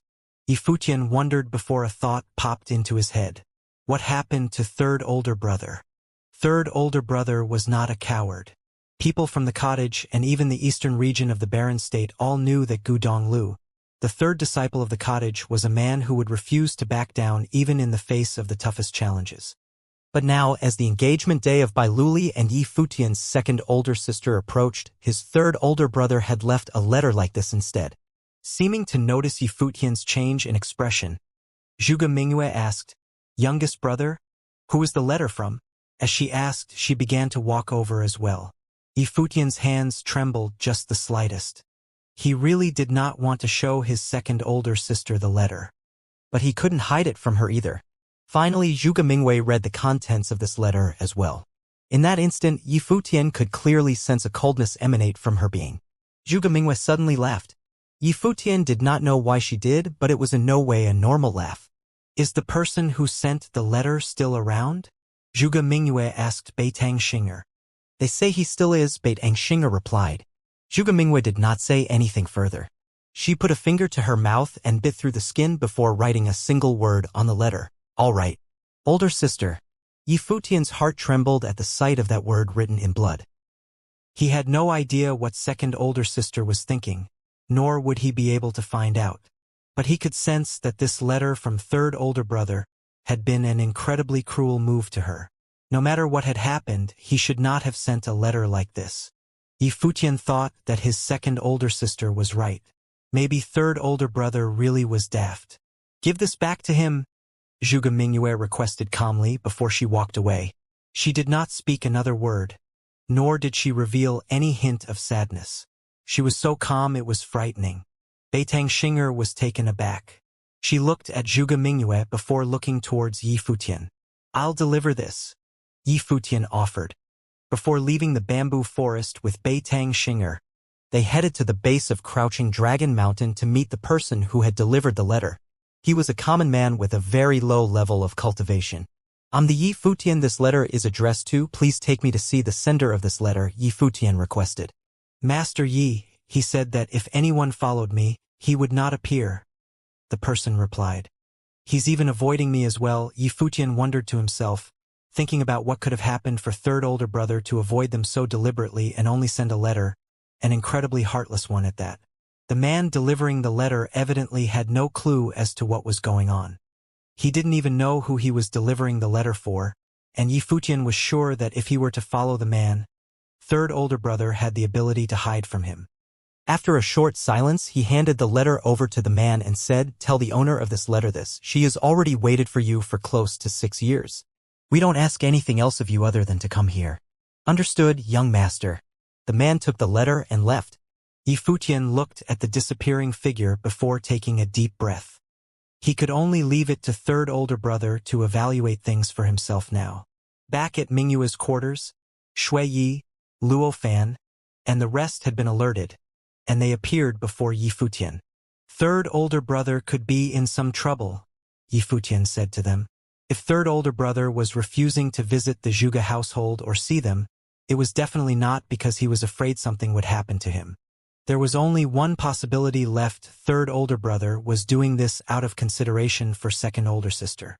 Whatever trouble third older brother was in could be huge if he was concerned about dragging second older sister down. Shuiyi, Luofan, and the rest did not say anything, not knowing what to say. This matter was already enough of a headache as it was. And third older brother had finally appeared only to send a devastatingly heartless letter. "I'll go look for second older sister," Yifutian said, before heading over to where Zhuge Mingyue lived. Standing outside, he called out, "Second older sister. Youngest brother, I'm resting now," Zhuge Mingyue responded. "Second older sister, this is very important," Yifutian said. There was a moment of silence before Zhuge Mingyue appeared wearing a simple white gown. There was still no hint of sadness in her expression. "Older sister, you know I have some secrets that could be related to my own background, but I must be careful about who I tell because my identity could be a serious matter," Yifutian began. Not many people knew about his secrets. Some of the cottage disciples knew, but even then, they didn't know the complete truth. "Can uncle be trusted?" Yifutian asked. From the last conversation he had with the man, while Yifutian didn't completely agree with everything he said, he still had a rather good impression of Zhuge Qingfeng. However, he still didn't know for sure what kind of person Zhuge Qingfeng was. Zhuge Mingyue was his daughter, so naturally, she would know him better. "What are you planning to do?" Zhuge Mingyue looked at Yifutian. "If this is going to put you in danger, then don't mention this ever again. But under these sorts of circumstances, if we really are to go against the wishes of all these people, wouldn't we still be in danger anyway?" Yifutian urged. Zhuge Mingyue stared at Yifutian. She chuckled. "I think he has his faults, but at least his character's fine, and he still cares about his daughter's life." Yifutian understood what Zhuge Mingyue meant by her words, and replied, "Thank you, older sister. Let's go then." "All right," Zhuge Mingyue replied, walking up to ruffle Yifutian's hair. Yifutian pouted silently, and the two left the place together. Yifutian and Zhuge Mingyue had come to find Zhuge Qingfeng at his living quarters. Zhuge Qingfeng looked at his two visitors. Tomorrow was the day of Mingyue's engagement. Had Yifutian and Zhuge Mingyue come to find him as a final attempt to change things? "Leave us," Zhuge Mingyue ordered the attendants in the Qingfeng quarters. Zhuge Qingfeng looked to Zhuge Mingyue with some curiosity. Before Yifutian spoke, "Uncle, I'd like you to hear a song." "Is it the Yukio song?" Zhuge Qingfeng chuckled. "I've heard it many times recently. It's a song of an emperor. Its artistic conception is extraordinary." "This time will be a little different," Yifutian replied. "Oh," Zhuge Qingfeng's curiosity was piqued. "I'll listen to it then. Could you seal off the Qingfeng quarters?" Yifutian requested. Zhuge Qingfeng seemed a little confused, but he nodded obligingly anyway. A purple light shot through his eyes, and as he looked toward the sky, an endless surge of worldly spiritual qi flowed immediately, seeming to turn into countless runes that sealed off the area like a boundary. "I'm done." Zhuge Qingfeng turned to Yifutian. "Thank you, uncle." Yifutian nodded before finding a spot in the quarters to sit down. Sitting cross-legged, his aura became peaceful and tranquil, and the Soul Guqin appeared before him. Zhuge Qingfeng and Zhuge Mingyue sat aside, quietly watching Yifutian play. As the melodious strains of music started, the two listened quietly in appreciation, feeling as though they were being drawn into an image. It was an image of two young men setting out to conquer the world, unrestrained and fearless. Zhuge Qingfeng was moved by the music. It led him to think about how the two emperors had walked the earth together since their youth. He thought about the kind of friendship the two men had had and why Emperor Yi Qing had eventually become a taboo existence. The music continued and the feelings it evoked gradually changed as well. The notes rose and fell, becoming peaceful only to become loud and sonorous after. A magnificent image appeared in Zhuge Qingfeng's mind, and he closed his eyes to listen peacefully. Even for a man of his status and power, listening to the Yukio song was still an enjoyable experience. Zhuge Qingfeng seemed to be enchanted by the music. After a while, he felt the energy of an emperor surge towards him from within the tune. It was a proud, commanding aura, that of an emperor with a sword in his hand ruling over the divine prefecture. That's not right. Zhuge Qingfeng suddenly felt that something was off as he immersed himself in the music. How could that energy be so strong, even stronger than before? Opening his eyes, Zhuge Qingfeng saw the handsome young man playing the guqin still. His fingers danced across the strings, and a golden glow seemed to emanate from his being. It was an extraordinary aura that seemed to turn Yi Futian into the image of a young emperor, almost like how the two emperors were in the youth. Back then, when the emperor had composed this song, he had seemed to become one with the music. This artistic conception, then, was not just the artistic conception of the song but also of the emperor himself. A dazzling light suddenly emanated from Zhuge Qingfeng. He looked at the surroundings, only to see that the flow of worldly spiritual qi seemed to be under the music's control. The glow of spiritual qi descending around Yi Futian, bathing him in a sacred, colorful light. But Yi Futian continued playing peacefully, the artistic conception of the music growing stronger still. He seemed to be intent on revealing the artistic conception of the Yukio song to the fullest. This song, which was one of the top 10 within the divine prefecture, seemed to finally be performed in its fullest glory. Zhuge Mingwe smiled as she watched Yi Futian play. She was not very surprised, as if she had always thought that this was how her youngest brother should have been. The artistic conception of the song grew stronger still. Zhuge Qingfeng did not speak, nor did he interrupt Yi Futian. As he watched the young man who was sitting down cross-legged, he suddenly felt an extremely strange desire to prostrate before him. It was as if the person before him was an emperor himself, or the descendant of one. It suddenly occurred to Zhuge Qingfeng that he only knew how talented Yi Futian was and that he had come from the eastern region of the barren state like his daughter. But he did not know where Yi Futian had appeared from, nor did he know why he had this amount of power comparable to that of an emperor's. This was very strange indeed. Finally, the guqin music came to a stop, but Zhuge Qingfeng's thoughts continued racing. The song seemed to still be reverberating within his mind, and he could not forget the artistic conception he had just experienced. "Uncle, how did you like the song?" Yi Futian lifted his head, his clear eyes gazing at Zhuge Qingfeng as a gentle smile lifted the corners of his lips. Zhuge Qingfeng observed the young man before him seriously. Yi Futian was naturally very good-looking. In fact, it was rare to find a person as handsome as he was. His eyes were wide and clear, but one could only guess at what Yi Futian was thinking about behind his gaze. "It was perfect," Zhuge Qingfeng replied. "Thank you for your praise, uncle."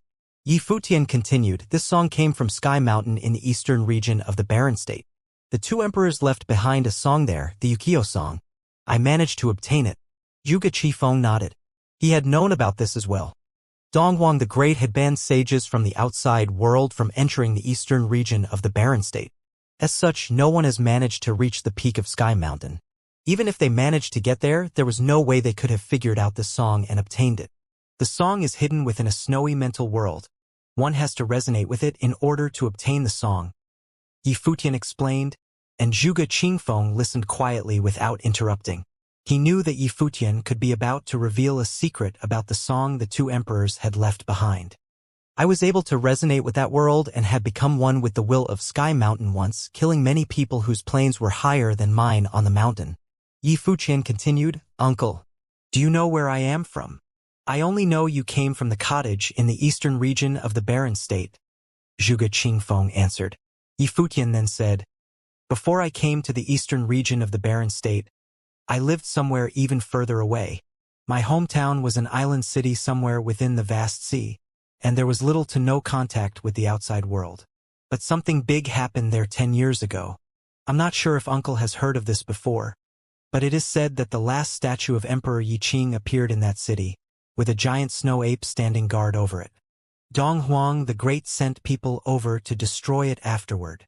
He continued slowly, "Uncle, do you know that I am friends with Yuan Zhan, who has a staff technique that I taught him? I learned the staff technique from the snow ape. You are a descendant of Emperor Yi Qing? Zhuge Qingfeng's heart thumped wildly at the revelation. There was no saint in the barren state, and people of the Saint Plane were basically non-existent. The bloodline of Ren Huang was an even greater existence than the two, which made those related to Emperor Yi Qing practically godly. Right now, what Yi Futian was sharing with Zhuge Qingfeng was a secret about Emperor Yi Qing. But Yi Futian shook his head and said, I don't know who I am either. But I'm sure about one thing. I've said this to you before, Bai Luli's abilities cannot compare to mine. It doesn't matter if he'll be able to make it to the Saint Plane, I will definitely be able to do so. Zhuge Qifeng stared at Yi Futian. He had to admit he was completely taken in by Yi Futian right now. If Yi Futian was someone who possibly was related to Emperor Yi Qing, then even if the Saint Plane was but a legend as of now, Zhuge Qingfeng could believe that Yi Futian would eventually reach it one day. Furthermore, just like he had said, his abilities were definitely a cut above Bai Luli's. You've basically handed your life over to me, haven't you? Zhuge Qingfeng mused. Regardless of who Yi Futian was, Emperor Yi Qing was still a taboo figure within the divine prefecture. Should someone catch wind of the fact that Yi Futian had ties with the emperor, he could get into big trouble. Furthermore, Zhuge Qingfeng was now in a position to capture Yi Futian and turn him in. Perhaps that would bring him a huge reward. I have no enmity with you, uncle. Furthermore, why would you want to harm me? Given the ties I have with second older sister, Yi Futian explained. Why is it that you agreed to this marriage, uncle? Your first reason was that your teacher wished for a saint to appear in the barren state. Secondly, it would be good if this saint had a good relationship with the Zhuge family. Well then, a saint will appear in the barren state even without this marriage, so you're not exactly going against your teacher's wishes, uncle. In any case, I too am a disciple of the Holy Ji Palace. Furthermore, would uncle prefer the contrived relationship between Bai Luli and second older sister, or the friendship second older sister and I share? As Yi Futian spoke, Zhuge Qingfeng watched him. Many thoughts surfaced within his mind. Yi Futian had given him a difficult issue to chew on. Yu Sheng's abilities are also stronger than Bai Luli's, Yi Futian added before he stood up and said, Uncle, I'll take my leave now. He then turned to leave. Zhuge Qingfeng was a great man. One didn't have to make things too clear to him. He would think for himself. If it wasn't for the fact that Yi Futian had no choice, he would not have told his secret to Zhuge Qingfeng. After all, with one more person let in on the secret, there was one more source of danger to Yi Futian. But within the current situation, Zhuge Qingfeng was the only one whose will could possibly influence the outcome of everything. The other alternative was the Holy Ji Palace. But those representing the Holy Ji Palace were from the Holy Sage Pavilion, and the assistant palace lord Lu Chan was Bai Luli's teacher. He didn't know these elders from the Holy Sage Pavilion well, and thus he didn't dare to risk it. Father, with this, youngest brother has handed over his life to you, as I have, Zhuge Mingwei said to Zhuge Qifeng before she left as well. Is your father the terrible to you? Zhuge Qingfeng wondered calmly as he watched the two leave. On the contrary, his mind was a mess. 2 generations of geniuses had appeared within the palace, which was already a handful itself. But now things had gotten even messier. Perhaps the palace had indeed been too hasty in its decision. Now that the arrow was already on the bow, there was no choice left but to fire it. Zhuge Qifeng could already see how these talents from 2 different generations were going to face off in the near future. It made him worried. Yi Futian and Zhuge Mingwei went to rest after returning to their quarters. Tonight, the lights of Xuanwu City would stay lit till dawn. It was set to be a sleepless night.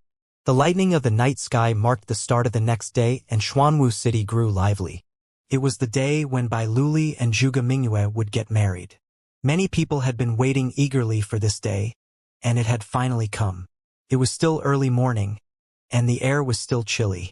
A figure in white stood on a lonely mountain peak next to Crouching Dragon Mountain, gazing into the distance.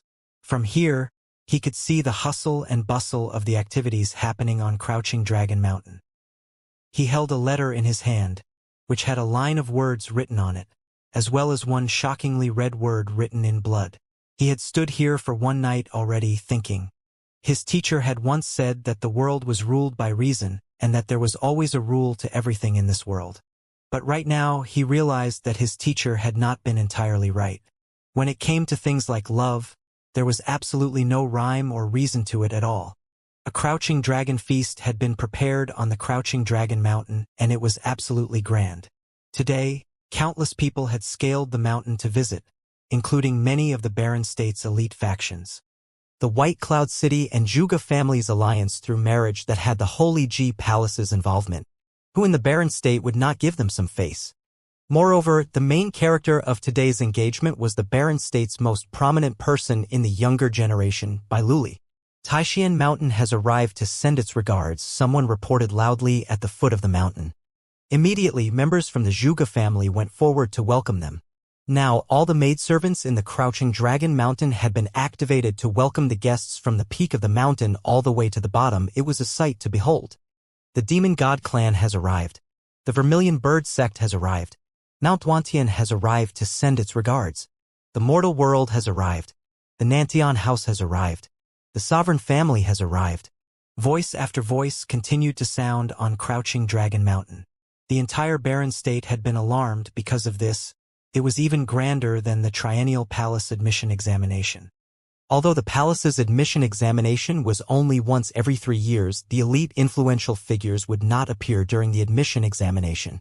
However, today was different. Elite figures from all over the state had arrived. The Alchemy City's Emperor family has arrived. The Sacred Fire sect has arrived. The Alchemy City Lord office has arrived. An even louder voice sounded out, and the elite factions from the Barren State's western region had arrived as well. The White Cloud City was one of the 2 strongest cities in the Barren State's western region, so the other factions naturally had to respect it. Moreover, the Alchemy City Lord Wuxia, who had not appeared at such events for a very long time, had come personally. His daughter and son-in-law were now in the Zhuge family, so he had come to join in the fun. This time, the elite figures from all over had come to visit. The Zhuge family members were all excited to partake in their family's glory. This was the influence of this marriage. The entire Barren State had gathered to offer their congratulations for this event that was the focus of the entire state. The Zhuge family leader, Zhuge family, and the older generation all welcomed them personally. Today, many influential people from their generation had arrived, including many high rankers on the Barren Sky ranking. With him being 6th on the Barren Sky ranking, he could not give face to perhaps 1 or 2 of them, but with so many of them arriving, even Zhuge Qifeng had to put down his pride and welcome them. Congratulations, brother Zhuge. At that moment, Zhuge Qingfeng and Zhuge Canyang were standing there welcoming the guests, when a slim person dressed in plain black robes cupped his hands and extended his congratulations. Although he was smiling, he gave people a dangerous feeling. This was naturally related to the ability that he had cultivated. One's cultivation techniques could affect their aura after all. This person was 9th on the Barren Sky ranking, the house master of the Xianxia house, Su Shang. Beside him, Su Ke stood there smiling. Brother Su, you have taken time out of your busy schedule to grace our event today. What an honor! Zhuge Qingfeng smiled and replied. The Xianxia house master rarely ever attended any events. It's such a joyous occasion. How can I not be here? Su Shang smiled and replied. Su Ke is pleased to meet Senior. Su Ke extended his greetings as well. I've heard that nephew Su Ke has already entered the top 10 of the low rank. It looks like he's perfectly capable of taking over brother Su in the future. Zhuge Qingfeng smiled and commented. He's only in the top 10, that's not worthy of praise. Su Shang shook his head lightly. Senior, Yifutian should be in the Zhuge family now. Where's he? Su Ke asked. He's in the Moon Tower, you can ask the maidservants to bring you there, Zhuge Qifeng replied. Su Ke cultivated with Yifutian in the palace, so they naturally knew each other. All right, thank you, Senior. Su Ke nodded in thanks. Su Ke behind him, a voice sounded. Su Ke turned around and saw the sovereign family's Huang Zhuge standing there. You're here too, Su Ke said. Yes. Huang Zhuge nodded. I also want to meet him. Let's go together. As he said that, he also stepped forward and bowed to Zhuge Qingfeng, saying, Huang Zhuge is pleased to meet Senior. Do not act like a guest during this ceremony. Nephew Zhuge Qifeng smiled and replied while taking a look at the majestic figure in yellow robes who was walking over. The sovereign family leader, 5th on the Barren Sky ranking, Huang Shi. Brother Zhuge, how have you been? Huang Shi smiled and asked. Brother Huangxi's aura is even stronger than before, Zhuge Qingfeng replied. The two of them were longtime rivals. After all, the two of them held 5th and 6th on the Barren Sky ranking respectively and were influential figures of their time. People continued to arrive in succession. At that moment, a couple walked over with their teenage daughter. The middle-aged man had an eminent dragon aura while the woman was dignified. Long Ao is pleased to meet Senior Zhuge. The middle-aged man cupped his hands and saluted Zhuge Qingfeng. The West Mountain Dragon Clan's Long Ao, younger brother of Long Etian? Zhuge Qifeng asked. That is correct. Long Ao nodded.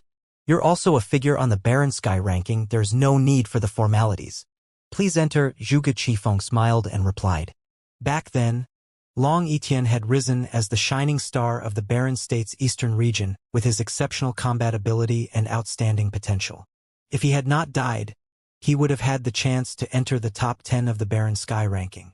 Long Ao was his younger brother, so it would be appropriate for him to address him as senior, but Long Ao had already entered the Barren Sky ranking, albeit not completely for his combat ability. Long Ao's cultivation level had not reached the pinnacle of the Sage Plane, and there were many people stronger than him in the Barren State's eastern region, but the Barren Sky ranking combined both combat ability and potential. Evidently, Long Ao had immense potential. In the Barren State's eastern region Divine Sky City, Long Ao was the only person on the Barren Sky ranking. Senior, are my big brother Futian and sister Jieyu here? The teenage girl beside smiled and asked.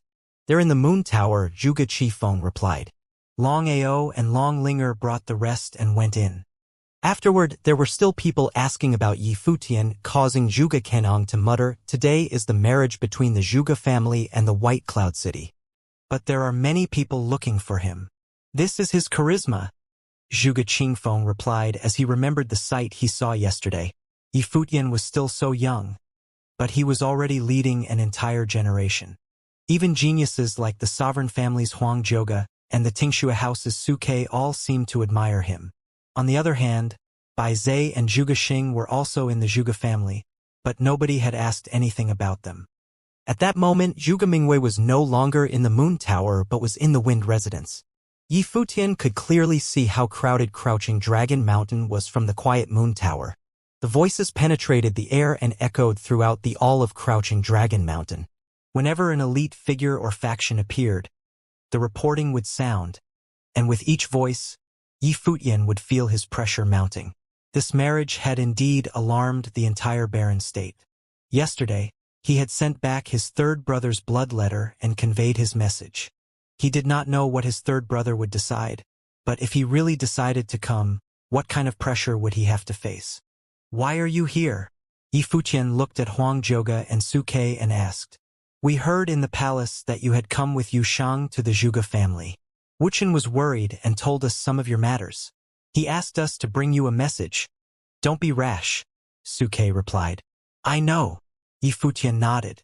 Wuxian naturally knew the relationship between him and his second sister and third brother. He must have been afraid that Yi Futian would cause himself trouble by being too rash. Bai Luli and Zhuge Mingyue's marriage has alarmed the entire Barren State. Your objection will probably be useless, Huang Zhouge also said. Although Yi Futian was now the first on the low rank, he still had no right to interfere with this matter. Let's go, Yi Futian replied with a heavy heart. At that moment, the guests had all made their way onto the mountain. The Crouching Dragon feast began and Yi Futian first visited the alchemy city Lord Yu Qi, then saw that Long Linger and Madame Long and involuntarily walked forward. Big brother Futian. Long Linger called out to him. Linger, why are you here? Yi Futian asked. My father came to take a look and paid a visit to the palace as well. I asked him to bring me here. Long Linger looked at the middle-aged man behind her and Yi Futian's gaze followed. He then bowed and said, Yi Futian is pleased to meet uncle. Oh, thank you for taking care of Linger all these years, Long Ao smiled and replied. Although this was his first time meeting Yi Futian, he had already heard too much from his daughter and wife. Uncle, you are too polite. I have always treated Linger like my younger sister, Yi Futian smiled and replied. This little one is too unruly, it must have been tough on you. Long Ao then asked softly, I heard that you don't approve of this marriage. Yes. Yi Futian nodded. Back then, My brother headed to the land of orthodoxy to pursue the divine path. Now, the palace is attempting to pave the road for Bailuli. Their will not be doubted. Long Ao reminded him softly. I understand. Yifutian nodded his head. Everyone already thought that the matter was decided and could not be changed. Long Ao patted his shoulder and said softly, Linger, accompany Futian for a while. Sure. Long Linga nodded. Long Ao and his wife then walked further up the crouching dragon feast. Experts on the barren sky ranking naturally had the right to sit at the top. Yifutian and the other younger generation figures had seats on the bottom. As for the younger generation from normal families, their seats were even further back. Yifutian saw many familiar faces. Di Gang, Li Futu, Xianxia, and many of the experts from the western region had arrived. Of course, there was Yen Jiu from the Sword Saint Villa, the people from the Nantian House and the Mortal World. These people's attention was all on Yifutian. Now, Yifutian was the first on the law rank and had defeated Di Gang in Alchemy City. He had made it to the top of the Barren State's nobles and no one could stand up to him. However, Yifutian was not in the mood to care about them. He found a seat by himself, then sat and waited quietly. They're here. At that moment, a voice sounded and countless gazes turned towards a pair walking from afar. The White Cloud City Lord and Juga family leader both walked all the way to the top of the mountain. Many people stood up and saluted them while Bailuli followed behind them. The group walked to the main seats on the crouching dragon feast and turned around, their gazes looking at the vast crowd standing below. The Holy Ji Palace has arrived to send its congratulations. At that moment, a voice sounded from the foot of the mountain. The White Cloud City Lord Baigu and Zhuge Qingfeng both stood there, watching in the distance. Soon, they saw many figures walking towards them. The person at the front was the third on the Barren Sky ranking. Lu Chan beside him were the Tianqing Palace Lord and Sage Zhusong. Yifutian raised his head and looked at Lu Chan. The Holy Ji Palace had personally come to witness this grand event. At that moment, there were countless gazes on Lu Chan apart from Yifutian's. The Sage Palace's assistant palace lord was now the acting main palace lord for the Holy Ji Palace. His will could almost represent the Holy Ji Palace's will.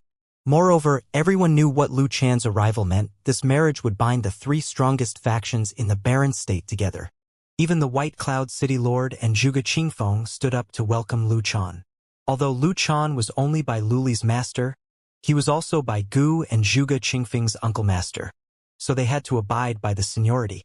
To be precise, the majority of the people at the event were Lu Chan's juniors. Lu Chan walked to a location and stopped.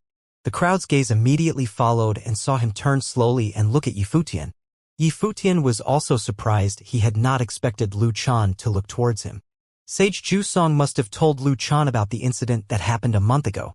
You have already obtained permission to enter the Sage Hall. You should be doing your best to raise and break through your cultivation level now. Do not let irrelevant matters affect your cultivation. After today, return to the palace and cultivate in seclusion. Try to break through to the Sage Plane as soon as possible. Lu Chan continued, Yuxing, you too. After the two of you go back, I will call for a 6 palace meeting to discuss allowing Yushang to enter the Sage Hall and cultivate. After he said that, Lu Chan did not wait for Yifutian and Yushang's reply before turning around and continuing forward. Zhuge Qingfeng and Baigu gave him the seat of honor. Be it his Barren Sky ranking or his seniority, Lu Chan was deserving of the seat. Many people looked towards Yifutian. They naturally understood the meaning of Lu Chan's words. Yifutian had not behaved as he should have, but the Holy Ji Palace still valued him highly and gave their best efforts to groom him. Yifutian looked at Lu Chan's back. If the wedding between Bailuli and second sister today did not exist, Lu Chan would be an elder worthy of respect. Although he was from the Sage Palace, his magnanimity was way beyond a normal person. However, on Bailuli's matters, Lu Chan and his stance were on opposing ends. Moreover, they stood firmly on their sides and could not be wavered. He could not persuade Lu Chan and vice versa, so they were stuck in a deadlock. Lu Chan sat on the seat of honor and looked at the sky before declaring, "Let the feast begin." Okay. Zhuge Qingfeng nodded, then waved his hand. Immediately, everyone took their seats and the servants and maidservants from the Zhuge family started to get busy. Today's feast was likely to be one of the grandest in the barren state. Not far away, a figure quietly arrived. It was Zhuge Mingyue. Zhuge Mingyue was exceptionally beautiful today. The usual plain robes that she was used to wearing had been replaced by an elaborate dress which complemented her figure perfectly. With a touch of makeup, she was ravishingly beautiful and immediately attracted everyone's attention. Zhuge Mingyue was originally a stunning beauty, but now she looked even more beautiful. Many people were stunned at her beauty, then looked at the handsome Bai Luli and thought, what a perfect couple. Yi Futian looked at the ravishing beauty and felt his heartstrings tugging. At that moment, his second sister was so beautiful. She had a faint smile on her face, but there was a semblance of sadness and determination in her eyes. Would it really end up like in the letter? If his third brother did not come, Yi Futian did not know what second sister would do. Knowing her personality, would she really end up with Bai Luli? Today's engagement banquet was already third brother's final chance. Zhuge Qingfeng looked around at the crowd, then said, "Today, all of you have traveled long distances to be here. Zhuge Qingfeng thanks all of you for your presence. I will skip the formalities. Please enjoy the feast and don't hold back. Many of us are old friends and have not met for many years. I did not expect that we would be reunited here today. Let's have a toast." As he said that, he raised his glass and said, "After you." The crowd all raised their glasses and finished their wine. As the wine glasses were placed down, the atmosphere started to hype up. The Vermilion Bird sect leader smiled and said, "Age is catching up to me. I did not expect that the younger generation would already be this outstanding. On today's feast, I can almost see the end of our generation and the younger generation starting to take over us." The Vermilion Bird sect was an elite faction in the Barren State's northeast region. The sect leader was an expert 37th on the Barren Sky ranking, so he naturally had the right to represent his generation. Indeed, seeing Bai Luli makes me feel as though a new era is upon us. Today's Crouching Dragon Feast has gathered the entire Barren State. In fact, we have gathered not only to support the event, but also to witness the arrival of a new era, another expert on the Barren Sky ranking said emotionally. In reality, back when Bai Luli made it to 10th on the Barren Sky ranking, I felt as though our era was about to end. Looking at all these people from the younger generation, they might look unfamiliar now, but the Barren Sky ranking's elite figures are all definitely here, another person laughed and said. Many people looked at the younger generation. Many of the experts on the Barren Sky ranking had brought their descendants here today. There were those who had already entered the Sage Plane and experts within the Noble Plane who were rising up quickly.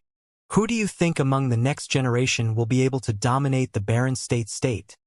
Someone asked jestingly. Bai Luli has been proclaimed to have the potential to become a saint. If he actually does it one day, everyone else's efforts will become meaningless. Someone smiled and replied. Now that Bai Luli's saint potential had been publicized, everyone knew the purpose of this marriage. Although Bai Luli has the potential to become a saint, there are many geniuses among the younger generation. The future is unknown. Nobody knows who will lead the Barren State in the future, the sovereign family's Xianxia said nonchalantly. As 5th on the Barren Sky ranking, he was longtime rivals with the White Cloud City Lord, so he naturally did not feel that his sovereign family's descendants would be weaker than Bai Luli. For example, Huang Zhoge had exceptional potential and an enduring mindset. Time will tell. The White Cloud City Lord looked at Huang Shi and replied. When two elite figures met, they also opposed each other without giving way. The sovereign family's Huang Zhoge is also a genius of the generation. However, he was unable to come in first in the Holy Ji Palace's admission examination. The White Cloud City's Yun clan leader had also arrived and said flippantly, intentionally targeting Huang Shi. He was hinting that Huang Zhoge could not even obtain first in the palace's admission examination. Thus, how would he be qualified to command the Barren State? Before the White Cloud Cities Bai Zhe participated in the admission examination, I had also heard that he had a reputation as the second Bai Luli. Now he has vanished among the masses. Time is indeed the best judge. Huang Shi said calmly, multiple incomparable talents can appear in their generation. There are some people who were born prodigies, there's no need to compare. Back then, Bai Luli crushed his generation and Yi Futian similarly dominated his generation. If Yi Futian is more outstanding, then those who were dominated by Yi Futian might end up becoming peerless in the future. Su Shang said lazily. Many people looked at Yi Futian, some with admiration, others with hatred. Among the geniuses here today, there were too many who had been defeated by Yi Futian, the most famous among them being the Shimin clans Shimin Hanjiang and Di Kai's descendant, Di Gang from Alchemy City. As for Yan Jiao, Nanhao, Bingyi and the rest, Yi Futian had probably left them far behind now. Was Su Shang trying to incite a conflict between the two prodigies by flattering Yi Futian like this? Everyone knew that Yi Futian was extremely unhappy with this marriage. He had publicly said that Bai Luli was not worthy of his second sister. No matter who is more outstanding, they are both the palace's disciples. Suke is also the same, I have high hopes for them, Lu Chan said. Immediately, Su Shang smiled and shut up. Lu Chan's words still held much weight. It's time. Lu Chan looked at the sky and a glint appeared in Zhuge Qingfeng's eyes. He looked at Yi Futian and nodded, saying, "They're here." The White Cloud City Lord stood up and said, "Bring up the betrothal gifts." His voice was not loud, but it penetrated the area. In an instant, many figures at the foot of Crouching Dragon Mountain made their way up the mountain. These figures made their way up all the way until the feast and handed the betrothal gifts over. There were exotic treasures, elite sage ritual implements, valuable pills, and strong secret methods indexes. There were 99 betrothal gifts, and they were all priceless treasures. When the Zhuge family's people saw the scene, they all nodded delightedly. The White Cloud City had come with sincerity. This way, even if they took the Zhuge family's treasure, the Zhuge family would not feel that shortchanged. Countless people sent their congratulations, and it was a sight to behold. However, Yi Futian's expression was exceptionally grim. Zhuge Mingwei looked at him nonchalantly, maintaining her expression as she occasionally glanced in the distance. "Brother Zhuge family, I am here to officially propose marriage to the Zhuge family on behalf of my son," the White Cloud City Lord said. Although both parties had already come to a consensus, he still needed to display the White Cloud City's sincerity. For one, to highlight the White Cloud City's magnanimity, and secondly, to give the Zhuge family due respect. At the feast, countless people looked at Zhuge Qingfeng. As long as he accepted the betrothal gifts, the engagement would be considered complete. Zhuge Qifeng looked at the betrothal gifts and surprisingly fell silent for a moment. Wait a minute. At that moment, an abrupt voice sounded. A figure stood up from within the feast and everyone's gazes landed on him. Yi Futian clenched his fists and was actually shivering. "Sit down," Lu Chan looked at Yi Futian and said in an imposing voice. Upon hearing Lu Chan's voice, Yi Futian felt his entire body shiver. But he continued to stand firmly and raised his head, staring at Lu Chan with a determined expression, saying, "I object." What insolence! Many people from the Zhuge family raged at him.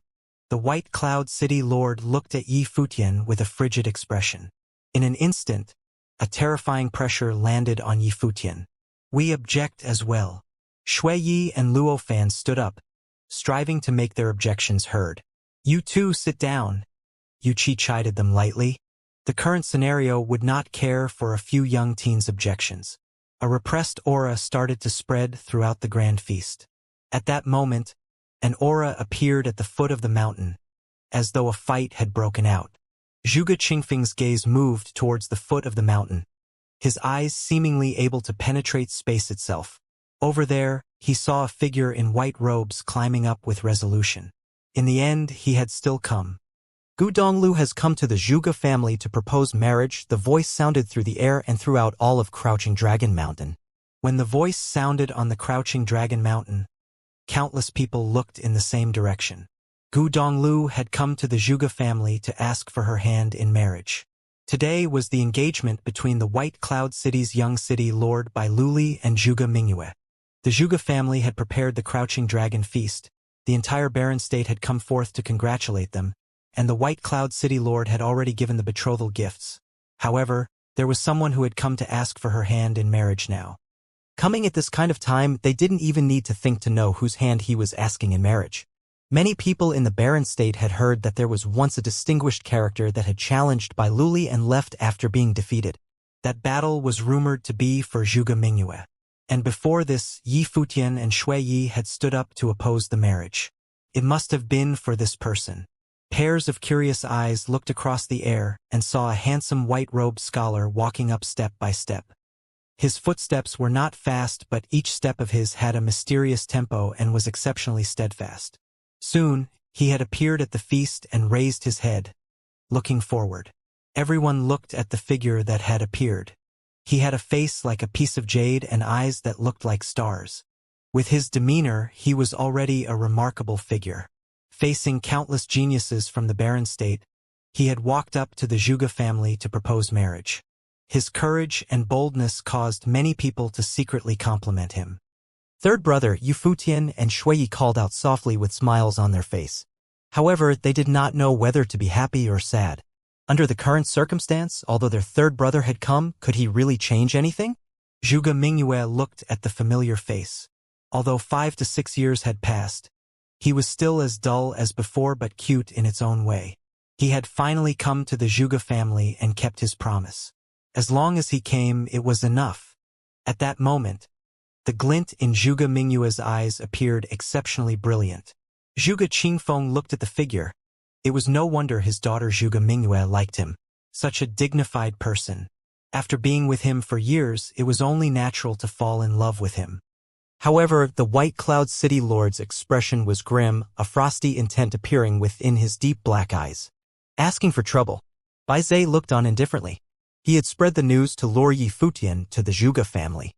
He wanted to see how he would be embroiled in this storm and how he would get out unscathed. He was jealous of Yi Futian and also hated him. That was why he was excited to see Gu Donglu come. It was the only way for Yi Futian to really sink. In today's situation, whoever wanted to ruin the wedding ceremony was looking for trouble. Even if Yi Futian was the first on the low rank, he could not get away with it. Today's marriage represented the Holy Ji Palace's will. Whoever took part in its ruin would pay the price. Step down and I will not bother with you, Lu Chan said in an overbearing tone as his gaze landed on Gu Donglu. Gu Donglu raised his head and looked at Lu Chan. Those days in the barren state while he was on the run, he had also heard about the Zhuge family, so he naturally knew the purpose of the joint marriage. The Holy Ji Palace wanted to create a saint, and the person who had been chosen was Bai Luli. The entire barren state supported the marriage except for his little brothers. However, it was to no avail. Zhuge Mingyue was naturally going to end up as a sacrifice. Master once told me a story. He told me that there was once a Buddhist cultivator. He had reached a certain cultivation level and needed to experience more human emotions and experiences. He felt that if he cultivated step by step, he would need to travel too far and experience too many things. If he had that time, he would be able to give more people redemption and do more beneficial things. Gu Donglu looked at Lu Chan and said. The crowd looked confused and did not know what Gu Donglu meant by his words. So, he took a shortcut and robbed others of their memories, using them to experience the lives of others. He successfully broke through his cultivation level, but the other person became a lifeless shell. Many people's gazes lit up, seemingly knowing what Gu Donglu wanted to say. After he broke through his cultivation level, his state of mind faced obstacles again. He needed insight over more mortal affairs. Only by traveling a longer path could he strengthen his enlightenment. He felt that it was still a waste of time. At his current cultivation level, he could help more people with his abilities, so he plundered the memories of 100 people to put his righteousness to practice. As his cultivation level got higher, he started to dedicate himself to the plundering of others. He was respected by people and used Buddhist teachings to give others enlightenment. He felt that this was his righteousness. In the end, those who followed him in the cultivation of Buddhism all had their memories plundered and became puppets. I would like to ask the elders present, is he a Buddha or a demon? Gu Donglu looked at Lu Chan and the rest. Even the influential figures were slightly moved by the story. They naturally understood the moral of the story. It was referring to today's marriage. He's naturally a demon. Lu Chan stared at Gu Donglu and replied, the barren state has no saints. Bai Luli has the potential to become a saint and succeed the divine path and protect the legacy of the barren state. He has exceptional potential and is a match made in heaven with Zhuge Mingyue, congratulated by the entire barren state. Who has been plundered here? Cultivation is about cultivating one's mind. If you lie to even yourself, it is no wonder that the barren state has no saints. Gu Donglu said emotionlessly, if Mingyue and I die here today, then will you all be Buddhas or demons? Such insolence, an elder from the Zhuge family berated him. Many people stood up and an oppressive aura was released towards Gu Donglu, surrounding him. If it is for righteousness, you should be able to sacrifice yourself and not others. If the Zhuge family wants the barren state to create a saint, they can offer up the treasure. If the Holy Ji Palace and White Cloud City want to create a saint, they can snatch it. Gu Donglu continued, perhaps to you, that is evil and this is righteousness. As he said that, he laughed mockingly at himself. He was a reasonable person, but he also understood that today, these people would not reason with him. After all, reason was not as strong as the fist. As his gaze turned, he looked towards Zhuge Mingyue, and a smile appeared in his star-like eyes as he said, "Sorry for making you wait 6 years. It's fine." Zhuge Mingyue smiled brilliantly and replied, "Are you willing to leave with me?" Gu Donglu asked. "You still owe me something," Zhuge Mingyue said. Gu Donglu looked at her, then smiled and said, "I like you." Zhuge Mingyue's smile became even more brilliant. Her wedding robes appeared to have been worn just for this moment. "Me too, blockhead." Zhuge Mingyue stood up and the sunlight reflected off her face. At that moment, she was unbelievably beautiful. At the feast, there was only silence apart from their conversation. Everyone stared blankly at the scene, even the influential figures. They were also feeling uneasy. They felt as though they were looking at a sad yet beautiful love story. This time, the Holy Ji Palace and White Cloud City seemed to be the evil ones. Yi Futian watched all this unfold and felt his eyes become watery. Beside him, Hua Jieyu had tears in her eyes while Beitang Xinger had already started to cry. Second sister had waited for this moment for very long, and third brother was finally willing to say the words. However, what were they to do in today's situation? Good, very good indeed. In one of the seats in the feast, a monk's palms closed together as he said. His appearance was solemn and had traces of divine will, and he had a look of admiration and praise when he looked towards Gu Donglu and Zhuge Mingyue. Zhuge Mingyue's skirt reached the floor as she elegantly walked step by step towards Gu Donglu. The White Cloud City Lord's expression was extremely grim. "Mingyue!" An elder from the Zhuge family shouted. Zhuge Mingyue's footsteps stopped and she heard him call out, "Do you know what you are doing?" "Of course I do. I've known clearly what I want to do." Zhuge Mingyue smiled and replied, "You have agreed to the marriage and the entire barren state has come forth to congratulate you. Now, you are doing this, what do you think the Zhuge family and the White Cloud City's reputations will become?" The elder had a cold tone and there was a pressure emanating from him. "Have I ever objected?" Zhuge Mingyue looked at him and replied, "If I objected, would you all disagree to the marriage?" The other party's expression froze. Zhuge Mingyue had objected before indeed. In fact, she had done so many years ago and even left home to prove it. "Have you all given me any choice?" Zhuge Mingyue continued asking, "Since none of you have cared about how I feel, then why should I care what happens to all of you?" The members of the Zhuge family stared at Zhuge family, then turned their cold gazes to Gu Donglu and said, "Take him down." A few elders from the Zhuge family released horrifying auras and stepped forward. At that moment, Yi Futian moved in a flash beside Gu Donglu. Yushang, Hua Jieyu, Shui Yi, and the others also stood up and moved beside Gu Donglu. Even Yuxi also walked out. "Go back." Yuqi's expression was sour. What were these fellows doing? "Father-in-law, there is no compromise for this issue," Shui Yi replied. He turned to Yuxi and said, "You go back." Yuxi was still pregnant. "Isn't your third brother my third brother as well?" Yuxi smiled at Shui Yi and replied. Shui Yi felt warm inside and grabbed his wife's hand. Although she was the daughter of the Alchemy City Lord and nobody dared to touch her, she was willing to step out with him under these circumstances. How could he not be touched? "Today, I'm the one proposing marriage. Why are you all adding on to the trouble?" Gu Donglu looked at the people standing beside him and asked. Yi Futian smiled brilliantly and asked him, "Third brother, do you think we're considered the groom's family or the bride's family?" Gu Donglu was taken aback and replied, smiling, such a glib tongue. "Yi Futian, Yuxing, Hua Jieyu. Do you all understand what you are doing?" The Tianqing Palace Lord looked at Yi Futian's group and asked. This matter was the palace's will. Now, these palace disciples were standing on the opposing side of the Holy Ji Palace. Before I came, I asked my master. My master also agreed to my being here. Although I am a disciple of the palace, before that, I am a cultivator, so I naturally need to follow my heart. The palaces can be wrong sometimes as well. Yi Futian looked at Sage Tianxing and replied, I have said that later you and Yushang can enter the Sage Hall to cultivate. What the two of you should be doing now is cultivating. Lu Chan looked at Yi Futian and Yushang and said, Then I will not enter the Sage Hall. Yi Futian looked at Lu Chan and replied, On the divine path, I do not require any external help. Lu Chan stared at Yi Futian. If it was any other palace disciple who dared to rebel against his will, he would not care. However, he was Yi Futian, the first on the low rank. He had personally organized a discussion by the 6 palaces to permit him into the Sage Hall to cultivate. Evidently, he had high hopes for Yi Futian. He had hoped that Yi Futian would be able to become like Bai Luli in the future or even stand side by side with Bai Luli. Now he was a little disappointed in Yi Futian. Although it was not wrong for Yi Futian to have his own stance, compared to the Barren State having a saint, all personal opinions were insignificant. The Holy Ji Palace is the Barren State's holy land of cultivation.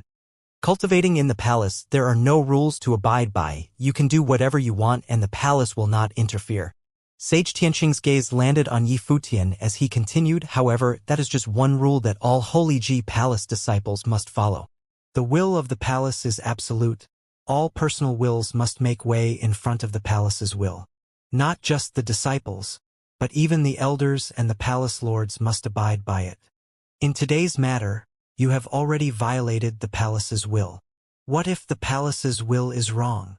Yi Futian looked at Sage Tianxing and asked, Every personal will in the palace may be wrong, but the palace's will never be wrong, Sage Tianxing said decisively. Yi Futian looked at Sage Tianxing, then looked at his third brother and second sister, then said with resolution, However, this time, I firmly believe that the palace's will is wrong. Sage Tianxing looked towards Lu Chan. Lu Chan asked, I'll ask you one last time, will you step down? No. Yi Futian's tone was still certain with no hesitation. All right, Lu Chan replied. Tianxing Palace Lord is in charge of the punishments in the palace. What is the punishment for violating the palace's will and confronting one's elders? Expulsion, the Tianxing Palace Lord replied.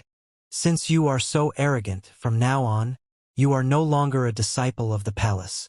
Lu Chan looked at Yi Futian and said calmly, but there was a tinge of anguish in his heart. Even so, his will was exceptionally resolute. The Barren State needed a saint and Bai Luli had already obtained the Sage Hall's teachings in the Sage Hall. Now, the Holy Ji Palace had placed supporting Bai Luli to the saint level as its top priority. This was also his brother's final wish for the Barren State to have a saint. For this, all sacrifices were necessary. At the feast, the influential figures stared at Lu Chan with uneasy hearts. The lower-rank first, Yi Futian, had been expelled from the Holy Ji Palace. Lu Chan was probably agonizing over doing this. However, in the current situation, Yi Futian had resolved to be on Gu Donglio's side. This also meant that he would be opposing the palace's will. Similarly, he was opposing Bai Luli. This was a fact that could not be changed, so Lu Chan had to make a choice. Lu Chan must have been extremely unwilling to make such a choice. After all, prodigies like Yi Futian, including Bai Luli's generation, had only appeared twice to thrice. The Holy Ji Palace had never expelled any of its lower-rank firsts. Yi Futian had created an unprecedented feat. Sitting at the side, Bai Zhe had a smirk on his face. Yi Futian had been expelled by the palace and was now a forsaken disciple. Uncle Master, the wedding can be discussed. Be prudent about this, Zhuge Qifeng said. He had personally witnessed Yi Futian revealing his potential, but the progression of matters was outside his control. Everything was already in place and it could not be stopped simply by him. He also knew how firm the palace's will was this time. He had thought that after this matter was over, he would look for Lu Chan to have a good chat. At least, he wanted them to wait for Yi Futian for another year. However, Yi Futian was now on opposing sides with Lu Chan. The two of them were equally obstinate and firmly held their own stance. They were both unable to convince the other, so today's scenario had been created. Yi Futian had been expelled. Zhuge Qingfeng naturally understood what it meant. I have already asked him 3 times, Lu Chan replied. He had expelled Yi Futian not just because Yi Futian had violated the palace's will, but also because today's incident meant that he would be on opposing ends with Bailuli. The Holy Ji Palace needed to be accountable to Bailuli. Who was hurt the hardest when all this happened? Without a doubt, Bailuli. He was a genius, 10th of the Barren Sky ranking. But today, Gu Donglu had stepped onto the Crouching Dragon Mountain to ruin his marriage. Zhuge Mingyue had agreed to leave with him in front of everyone without a shred of hesitation. What about you all? Lu Chan looked at Yushang, Hua Jieyu, and Yi Shaoshi. We will stand where he stands, Yushang replied. Hua Jieyu looked at Lu Chan and held Yi Futian's hand. Walking side by side, she did not need to say anything more. Very well. Lu Chan took a deep breath and said, From today onwards, all of you are no longer disciples of the Holy Ji Palace. At that moment, the Crouching Dragon feast appeared to be exceptionally quiet and repressed. The low rank first and second, as well as a divine spiritual sorcerer, had all been expelled. From this, they could see how deep Lu Chan's obsession with the barren state having a saint was. Yi Futian looked at Lu Chan, then bowed towards him. He then raised his head and said, I have learned much in my 3 years of cultivating in the palace.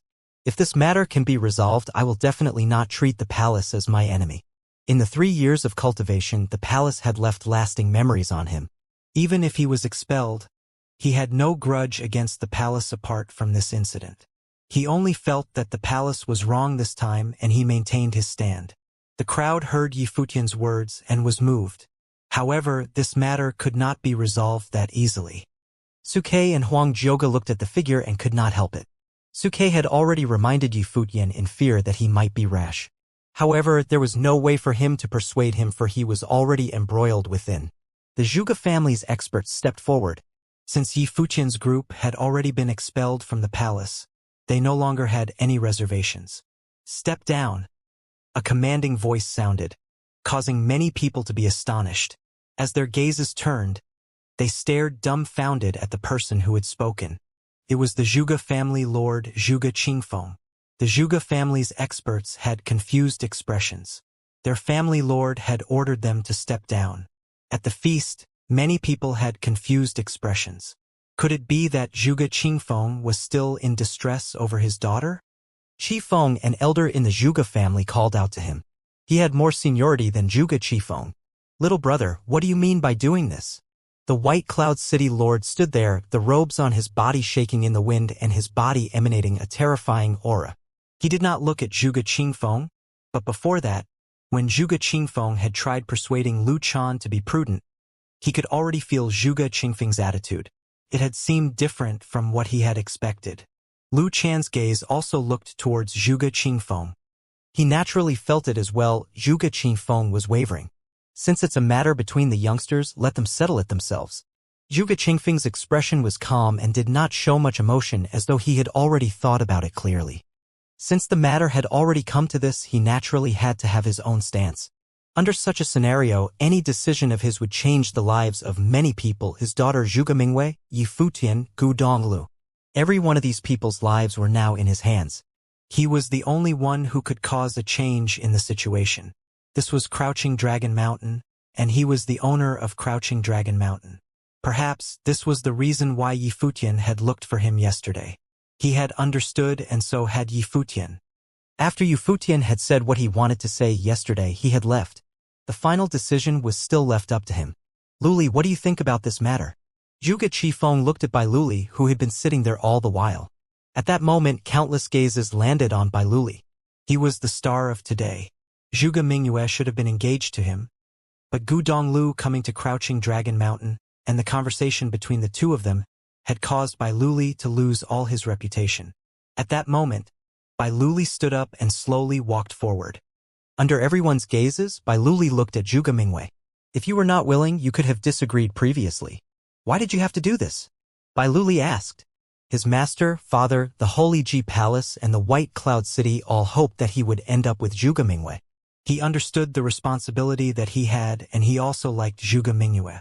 That was why he naturally agreed to the marriage. Did you ever ask me if I agreed? Zhuge Mingyue looked at Bailuli and asked. Bailuli shook his head. He had never asked the question. You are the Barren State's genius of the generation. Everyone has high hopes for you. You are 10th on the Barren Sky ranking and are unrivaled in the state, so everyone feels that this marriage is only natural. You are too perfect, but everything in existence has its flaws, so I don't like you. Even if the entire Barren State feels that I should marry you, I dislike you. Even if he did not come, I would not marry you, she continued saying. Bai Luli quietly listened to Zhuge Mingwei's words, then silently replied, I understand now. As he said that, he had a self-mocking smile. The marriage that the entire Barren State supported was nothing but a farce from the beginning. You're right. Everything in existence has its flaws. I am also not a perfect person. Bai Luli looked at Zhuge Mingwei and continued, So, even though I can understand you, I cannot forgive you. As he said that, he started walking forward. As he took a step forward, he said, That is why I, Bai Luli, insist on taking you as my wife. As his voice landed, he looked towards Gu Donglu and said, As for the person who ruined my marriage, I naturally cannot forgive him. A tyrannical aura emitted from Bai Luli as he stepped in Gu Dongliu's direction. The Zhuge family's elders all gave way as they saw the scene and created a path for him. Feeling the pressure from Bai Luli, Yi Futian's group all had stern expressions. At that moment, Gu Donglu stepped forward and shielded them. He faced Bai Luli's gaze head-on and replied, Let's go up. As his voice landed, his body flew through the clouds and landed in the area above Crouching Dragon Mountain. Bai Luli raised his head and looked, then moved in a flash and flew into the air. The two figures flew into the air above Crouching Dragon Mountain. They were both in the Sage Plain, so the impact of their battle would be extremely terrifying. If they battled on Crouching Dragon Mountain, the destruction caused would be too great. Countless people raised their heads and looked into the air. They saw an invisible current flowing around both their bodies. The spiritual qi in the air started to rampage and the winds bellowed. Imposing currents flowed down from the heavens and a sage plane might crush down from the air. Seeking death. The White Cloud City Lord's expression was ruthless. Disregarding their potential, there was already a difference in cultivation level between Gu Donglu and Bai Luli. What kind of battle would it be? If it had not been for Bai Luli stepping out, he would not have let Bai Luli fight with Gu Donglu and would have executed Gu Donglu immediately. After today's incident, what would be left of White Cloud City's reputation? Why go to such an extent? Many influential figures looked into the air and sighed. A few years ago, Gu Donglu had challenged Bai Luli when he had entered the Sage Plain and lost, but Bai Luli had not pursued the matter. This time, even with Bai Luli's refinement, he was evidently enraged. Today was his engagement. He had been watched by the entire world and the entire Barren State had sent their congratulations. However, he was now a laughingstock. Just like he said, he could understand Zhuge Mingwei, but he could not forgive her. Thus, he had walked out. Third brother. Yi Futian raised his head and looked at the battle in the air. Bai Luli was famous throughout the land. Even with his third brother's exceptional potential, he still had no confidence in this battle. Yesterday, he had gone to look for Zhuge Qingfeng. Evidently, Zhuge Qingfeng had been moved and was willing to help him, but he could not stop Bai Luli from stepping in unless he wanted to start a war with White Cloud City. Moreover, there were people from the palace around as well. Bai Luli is already a high-level sage, while Gu Donglu is only a mid-level sage.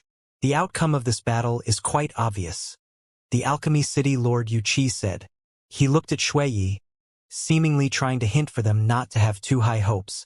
Yi Futian clenched his fists.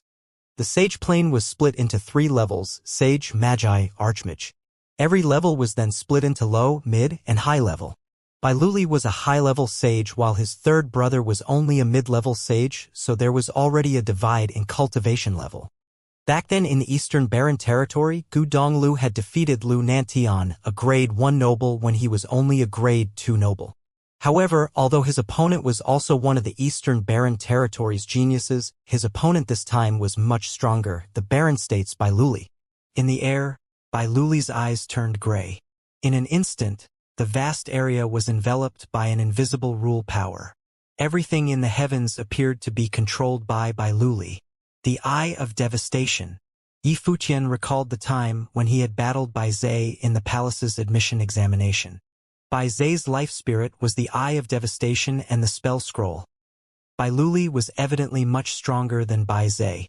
At that moment, An invisible gray hand lashed out towards Gu Donglu, attempting to invade his spiritual will and take control of his body. However, at that moment, Gu Donglio's eyes also became especially brilliant. An overbearing eye-sorcery light gleamed. The light actually created a divine spiritual will that blocked off Gu Donglio's spiritual will attack. Gu Donglu and Bai Luli were both spirit elemental cultivators and both excelled in eye-sorcery. Back in the Eastern Barren territory, when he descended on the Qin dynasty, he had rendered the Qin dynasty's experts immobile with just a glance. In the air, the two of them created a terrifying force field around them. The winds billowed as their spiritual wills formed force fields, and the entire crouching dragon mountain could feel the might of the force field. The invisible gray hand appeared to become corporeal and smashed towards Gu Donglio's body, covering the skies in an unstoppable fashion. Suddenly, a brilliant light appeared behind Gu Donglu. It was an ancient character, Lin. The giant ancient character had a sacred glow, like a celestial light. It shone on Gu Donglio's body, causing his spiritual will to become even more powerful. Rays of spiritual light clashed with the giant hand, and it finally exploded into nothingness. However, the overbearing pressure was still permeating the air. Under the eye of devastation, it had become a deathly space. Back then, when Bai Zhe released his life spirit, his opponents could not even cast spells. Bai Luli's would only be scarier. However, at that moment, Bai Luli stretched out both his hands and divine lightning struck down from the skies. Countless lightning rays scattered down and Bai Luli bathed within. Then the lightning started to move in 8 directions. Instantly, the lightning rays gathered like snakes in the skies toward 8 locations, sealing off the 8 directions. Then, they turned into a shadow of the thunder god, standing in the air, as though the real thunder god had descended. Bai Luli's outstretched arms had lightning intent on them, flowing through the air, guiding the 8 thunder gods to seal off the area, with Gu Donglu in the center of the area. Feeling the destructive power in the skies, Yi Futian's heart pounded vigorously. Was this the strength of a sage plane expert? Their spells were too powerful. Hua Jieyu and Zhuge Mingyue also looked at the air, worrying for Gu Donglu.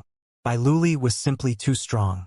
Even the influential figures from the elite factions looked into the air. Bai Luli, the most prodigious person in the barren state, had the potential to become a saint. His talent had overshadowed the entire state. Di Gang, Li Futu, and the others of the younger generation figures all looked into the air as well. Bai Luli was the benchmark for all of the barren state's teens. He was the symbol of their generation, so they naturally wanted to watch him in action. This gentle and refined genius. How imposing would he be when he was angered? The terrifying lightning sealed off the air, and the moving lightning rays had even turned pure white like light. However, there was a dark color hidden within them. It was the power of destruction. It was evidently not a simple lightning element spell, but one that had strong rule power fused into its offense. Gu Donglio's gaze was as calm as always. Although he knew how strong Bai Luli was in his heart, he had already experienced it in their battle a few years ago. Otherwise, he would not have left the barren state and gone to the other states, crossing countless regions.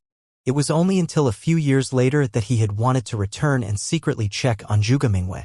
However, the news that awaited him upon his return was the marriage that the entire barren state was anticipating. Gu Donglu released his life spirit behind himself, and a celestial shadow appeared, surrounded by 9 words: Lin, Bing, Do, Zhe, Jia, Zhen, Lai, Qian, Xing. Each ancient character released a divine glow and had its own unique, powerful aura. Gu Donglu raised his head and looked into the air. Around his body, figures of war gods appeared. The 9 war gods were summoned and surrounded his body. Standing in 9 locations, each war god had one of the 9 words on them. Next, the 9 war gods actually resonated and a devastating force emanated from them. The 9 war gods resonating created an absolutely divine sight, surrounding the entire area with countless ancient characters surrounding a light screen. Divine, strong, absolute. 1,000 direction strike, Bai Luli said in a cold voice. The 8 thunder gods struck out with strong attacks, and at that moment, unlimited destructive light rushed towards a single direction towards Gu Donglio's body.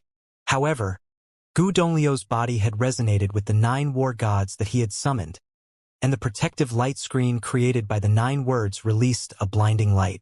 Then, the ancient characters flew into the air towards the destructive lightning spell in an endless wave. Rays of destructive light were emitted, and in an instant, countless ancient characters were reduced to dust. However, when the spell landed on the light screen, it only caused a crack to appear on it and could not break through. What a strong defense. Many people could feel the offensive strength and were shocked. With Bai Luli's strength, they could imagine how forceful the Thousand Direction strike he cast was. Even those in the same cultivation level as him would probably be defeated in one hit, but Gu Donglu had blocked his attack with only the cultivation level of a mid-level sage. His potential was also among the Barren State's elite geniuses. Many people thought about Yi Futian, Zhuge Mingyue, and Shui Yi. They were all disciples from the same master and were all prodigies. Back then, the Eastern Barren Territories cottage was indeed a mysterious place. The cottage's master was probably also a prodigious figure, otherwise, the great emperor's men would not have personally descended to bring him away. In the air, a terrifying glow lit up all of Crouching Dragon Mountain. At that moment, there were countless figures outside the Crouching Dragon Mountain who had all wanted to witness the Barren State's most anticipated marriage, but did not have the right to enter the Zhuge family. However, at this moment, countless people outside Crouching Dragon Mountain were watching the scene in the distance in awe. In the air, a shocking battle had erupted and they could feel the dominant aura clearly even from an extremely far distance. "That's Bai Luli," someone said, astounded. What happened on Crouching Dragon Mountain? Today was Bai Luli and Zhuge Mingyue's engagement, but he was actually battling someone. It was evidently not a simple spar. Who is Bai Luli's opponent? Many people looked at Gu Donglu, the handsome white-robed scholar with glaring light around his body. He was also a prodigy or he would not be able to battle with Bai Luli. "Gu Donglu," someone replied. Previously, someone had heard a voice at the foot of the mountain. Gu Donglu entered the Zhuge family to propose marriage. "Who is Gu Donglu?" someone asked. There was someone trying to ruin the marriage at this juncture? Back then, he had challenged Bai Luli for Zhuge Mingyue. Moreover, he is also the brother of the Holy Ji Palace's law-rank first, Yi Futian, somebody who knew the details explained. The news spread at a breakneck pace. Not long ago, Xuanwu City had a rumor that Yi Futian did not approve of the marriage. It seemed like it was because of his brother. Now that such a conflict had erupted, what was the low-rank first Yi Futian going to do? More and more people rushed towards the Zhuge family on Crouching Dragon Mountain, watching the battle in the air. Over there, thunder gods stood tall among the heavens and Gu Donglu had summoned 9 war gods and was surrounded by 9 ancient characters. What a breathtaking sight. Most people would hardly come by a battle of this level in their lifetime. In the air above Crouching Dragon Mountain, Bai Luli and Gu Donglu fought. The Thousand Direction strike fell straight down and cracks became more and more apparent. The light of 9 words carried intense mystical powers, so much so that it was capable of repairing the cracks. More and more spiritual chi flowed into the light of 9 words from the surroundings, enabling it to shine with undying light. Bai Luli remained unfazed. While he knew that Gu Donglu was an extraordinary figure possessing exceptional talents, Bai Luli nonetheless possessed the edge in plain difference. As such, there was little to be left to the imagination with that battle. It was not that Bai Luli was being reckless, it was that he was the most notable figure of his generation in Barren State, one possessing the potential to become a saint and a symbol of an era. As such, he needed to have that much confidence. Unending godly thunder coursed throughout Bai Luli's body. He glanced at the airspace above Gu Donglu for a bit. The Eye of Devastation controlled unlimited power in their surroundings, enabling the coalescence of appalling power right above Gu Donglu. The light from the 9 shadows of thunder gods stopped attacking Gu Donglu and was instead focused on locking down the battlefield. Unending powers flowed to one low point. At that very moment, the shadow of a giant like a true ancient god appeared, just like a saint. Godly creation of all things. Sparkles were seen in the eyes of many great figures from the Holy Ji Palace. It was a super powerful ability of the Holy Ji Palace, one passed down in Sage Hall. Bai Luli entered the Sage Hall long ago, and it was said that he attained the acknowledgement and lineage of the Sage Hall, which was why the Holy Ji Palace saw him to be the successor and the next palace lord. Every single will of the Holy Ji Palace had Bai Luli becoming a saint in mind, paving the way for him to do so. Godly creation of all things was a super-powerful offensive technique, but it was also a frightening defensive technique packed with tremendous power. The shadow, which looked like an ancient god, stood tall in the air, holding a heaven-shaking divine hammer. Devastating light rained downward. A terrifying gravitational pressure bore down on everything below. Even in their banquet seat of crouching Dragon Mountain, everyone was still able to sense the terrifying power of the pressure. Third brother. Shui's expression changed. The pressure was simply too powerful. Luo Fan turned rather pale as well. Yi Futian felt a shudder within. When Gu Donglu and Lu Nantian fought, Shui Yi and Luo Fan were incredibly confident, not worrying that their third brother might end up losing it all. Right here and now, however, neither of them had any of that confidence. There might have been many who bore great titles yet had little to show for it, but when a person was able to become a true master of something, to make it to the pinnacle and become a symbol of his generation, that person would definitely not be one with a great name but little to show for it. Such a person would truly possess immeasurably terrifying solid skills and powers. And Bai Luli indeed possessed the power of the lineage of a saint. Gu Donglu felt the terrifying might. Light of the 9 words coalesced in a crazed manner around him. Fearsome sword will burst from within his body. Endless sword will coalesce as if the energies between the heavens and the earth gushed at him. A terrifying sword image appeared around him, which looked like a great sword. Streaks of sword will whipped about, circling his body. A giant sword appeared right before Gu Donglu. The light of the 9 words flowed in a crazed manner at the giant sword. The rules of its surroundings resonated with it. The giant sword was 100 meters long. It pierced through the air and shot for the heavens. Gu Donglu was also one who was versed in multiple disciplines: spiritual arts, summons, sword, madra, and speed. He was versed in all of them. The sword can easily cut through a common mid-level sage. The great figures below all felt the terrifying energies within the sword as they commented. Gu Donglu was a figure like no other at the moment. However, it was unfortunate that he met Bai Luli on that day. Bai Luli, who attained the lineage of the Sage Hall, was peerless throughout the Barren State. Among the younger generations, only Yi Futian possessed the potential to fight toe-to-toe with him. While Bai Luli was just in the Sage Plane, his combat capacity at the moment allowed him to fight some magi. The power of the heaven-shaking divine hammer felt frightening in the skies. The ancient, godlike shadow moved and brought the hammer down. At that very moment, everyone felt as if they were being put under lockdown by some unbearable pressure, and it seemed that even speed would not have helped much in escaping that pressure. A rainbow pierced the heavens, and the giant sword was brought to bear with endless divine might. The weapon was brought down in an instant without any regard for the distance between it and the target. The air around the sword seemed as if it was being split apart. The strike brought appalling might with it. However, when the hammer of that ancient god struck, blinding halos burst in the air. Everyone kept their eyes on the scene in the air. They saw the giant sword literally falling apart. The divine hammer continued to be brought down to bear on its surroundings with unstoppable force. There was little to nothing to be seen from the changes in Gu Donglio's expression. Covered with holy light, the 9 gods of war surrounded the ancient word while lashing out with palm prints. The Junlin Madra, Jingang Madra, Patian Madra, Dojan Madra. 9 madras were lashed out at the air before them, taking the form of 9 incredibly huge palm prints. Boom, boom, boom. The heaven-shaking divine hammer destroyed everything in its path. All madras fell apart. The hammer was then brought down on the screen of the 9 words, and multiple cracks formed on it under that tremendous pressure. It was soon completely shattered. The hands of the 9 gods met the hammer itself eventually, stopping its advances. However, Gu Donglu fell down like a bolt of lightning. Bam! A loud rumble was heard and Gu Donglu stepped on the middle of the banquet at Crouching Dragon Mountain.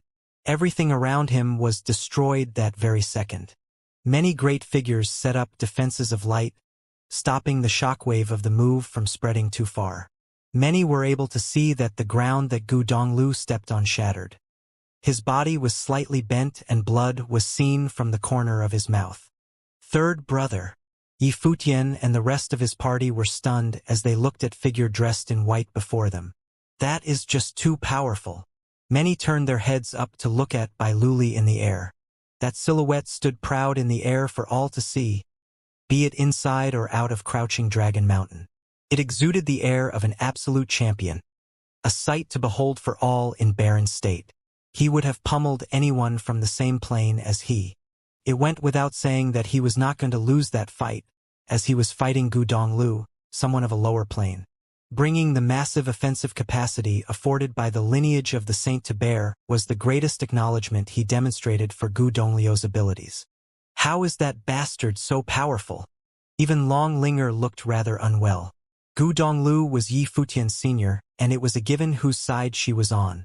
Long Ao and his wife glanced at the girl before turning their attention back at that figure standing proud in the air. Bai Luli ranked 10th on Barren Sky ranking as a sage, and he managed to do so with his extraordinary talents and incredible frightening potential. How could he not be so powerful? While both had only attacked each other several times in that battle, it was more than enough for everyone around them to see how immensely talented those two were. It was a pity that their stance meant that they were on opposite sides with no chance for reconciliation. "Stop fighting already," Zhuge Mingwe looked at Gu Donglu and said. She had never asked for Gu Donglu to beat Bai Luli anyway. Gu Donglu glanced at her and replied, "It is not that I do not know what you are thinking. It is just that there are things that I have to do." He took to the air as soon as he finished talking, shooting up like a bolt of lightning, standing before Bai Luli once again. The 9 words surrounded him, and this time they turned even more dazzling. Undying light shone on his body, and with him at the center, a tornado whipped up. He looked like a being of light as he gradually turned to resemble a sword. Sword traversing the heavens. Gu Donglu mumbled, and a terrifying heaven-slaying sword matrix formed with him at the center. He closed his eyes, and it seemed as if countless shadows flew out of his body. Every single shadow seemed to resemble him and yet look like a sword. They circled around the vicinity and they howled about. Every sword resonated with the heavens and the earth as they headed for Bai Luli. Bai Luli unleashed his Eye of Devastation life spirit. His eyes looking incredibly eerie, demonic, and dark, grayish dimensional storms appeared. Those swords, which came with full intentions of killing him, were surprisingly unable to get near him. They simply bent and moved aside as they got close. However, those swords did not truly leave. They reversed instead. Both controlled their own spells with an insanely powerful spiritual will. More and more swords appeared as they blocked out the skies and occupied all space possible in the vicinity. Bai Luli stood at the center of everything, yet he looked incredibly calm and composed. There was no fluctuation to be seen from his expression. He went to simply watch everything around him in silence. Undying lights flowed about his body, and yet another shadow of an ancient godlike being appeared. It was an incredibly imposing god clad in gold. It brought its sword down on its target's defenses. There was no way to stop it. "This is just too powerful," everyone on Crouching Dragon Mountain mumbled to themselves. The super spell, godly creation of all things, was mastered to the utmost perfection at the hands of Bai Luli. That is truly the #1 genius in all of the barren state, members of the Zhuge family thought to themselves. Their eyes on Gu Donglu turned even colder still. The marriage arrangement that had the entire barren state hyped up was being destroyed by him. What is that Bai Luli is using? People from outside the Crouching Dragon Mountain thought as they were still feeling the shock. They knew little about the power he inherited from the Sage Hall of the Holy Ji Palace. They simply felt that Bai Luli truly had no match in all of the barren state. Lu Chan was very calm. As Bai Luli's teacher, he knew his student better than anyone else. Due to such understanding, he came to know well of Bai Luli's potential and went to pave his student's path. The will of the Holy Ji Palace was a unanimous one. So much so that even a top-notch genius like Yi Futian was unable to stop Bai Luli's journey to sainthood.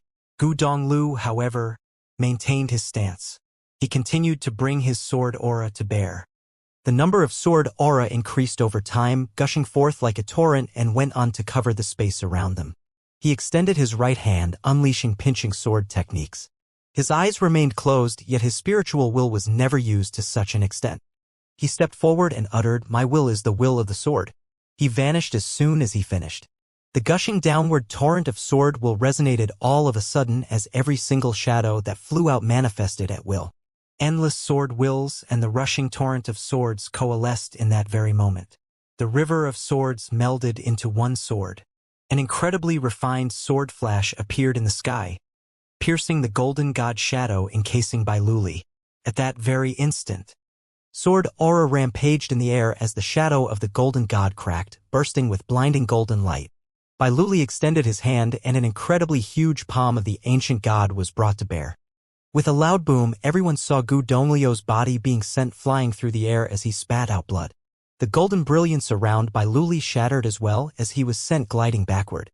The battle atop Crouching Dragon Mountain stopped as both sides were thrown off. Gu Donglu was injured while Bailuli was thrown aside. It was apparent that Bailuli had an absolute advantage. Even so, however, Gu Donglu was surprisingly capable of fending Bailuli off under the powers of the godly creation of all things still. It was nonetheless a feat that impressed many. Such a pity. Many looked at Gu Donglu and sighed. Such a person would have become a legend among their peers. While he had only appeared in the barren state twice and was nowhere near as renowned as Bailuli, that battle on Crouching Dragon Mountain would have made him famous throughout the barren state overnight. The battle that made Bailuli a figure renowned far and wide all those years ago was one that was fought when he was at the pinnacle of the noble plane. He, as a noble at his pinnacle, defeated a mighty one who had broken into the sage plane. It was indeed a battle that made him something akin to a god. As such, he quickly rose to be ranked 10th as soon as he broke into sage plane.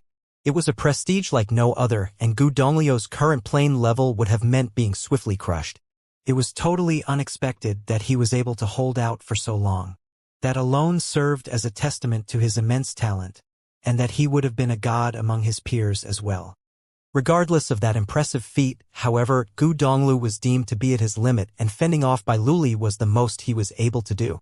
Even if Gu Donglu had talent on par with Bailuli, the difference in plane levels meant that he would still have eventually ended up as the loser. Many felt it a pity for two of figures of such godlike talent and capability to be on totally opposite sides. The current generation to have emerged in the barren state seemed to be one where legends would have been made once again. Bailuli glanced at Gu Donglu calmly, and there was little to be made out from his eyes. He extended his hands once again, unleashing his Eye of Devastation life spirit. A powerful aura field was conjured as violet lightning bolts and golden flashes struck from the heavens. Streaks of dazzling lights filled the air like lines of spell runes. The runes quickly flowed to seal the space around Gu Donglio's body. Many turned their heads up from below. Huge matrices that sealed off the air appeared around Gu Donglu. The countless runes were practically all over him. 8 shadows emerged from every direction around him to control the huge matrix in the air. Endless lights permeated the air in the matrix as if countless threads were thrown all across the space Gu Donglu occupied. In that very instant, that space seemed to be locked down by absolute sealing powers. No spiritual chi was able to be gathered as the space was put under lockdown. Caught in the middle of all that, Gu Donglu remained calm as he unleashed his spiritual will. However, in the very next moment, his will felt thousands of threads all around him, and every thread felt like the sharpest blade that ever existed, tearing at his will. He was astonished to find that he had absolutely no control over the powers around him.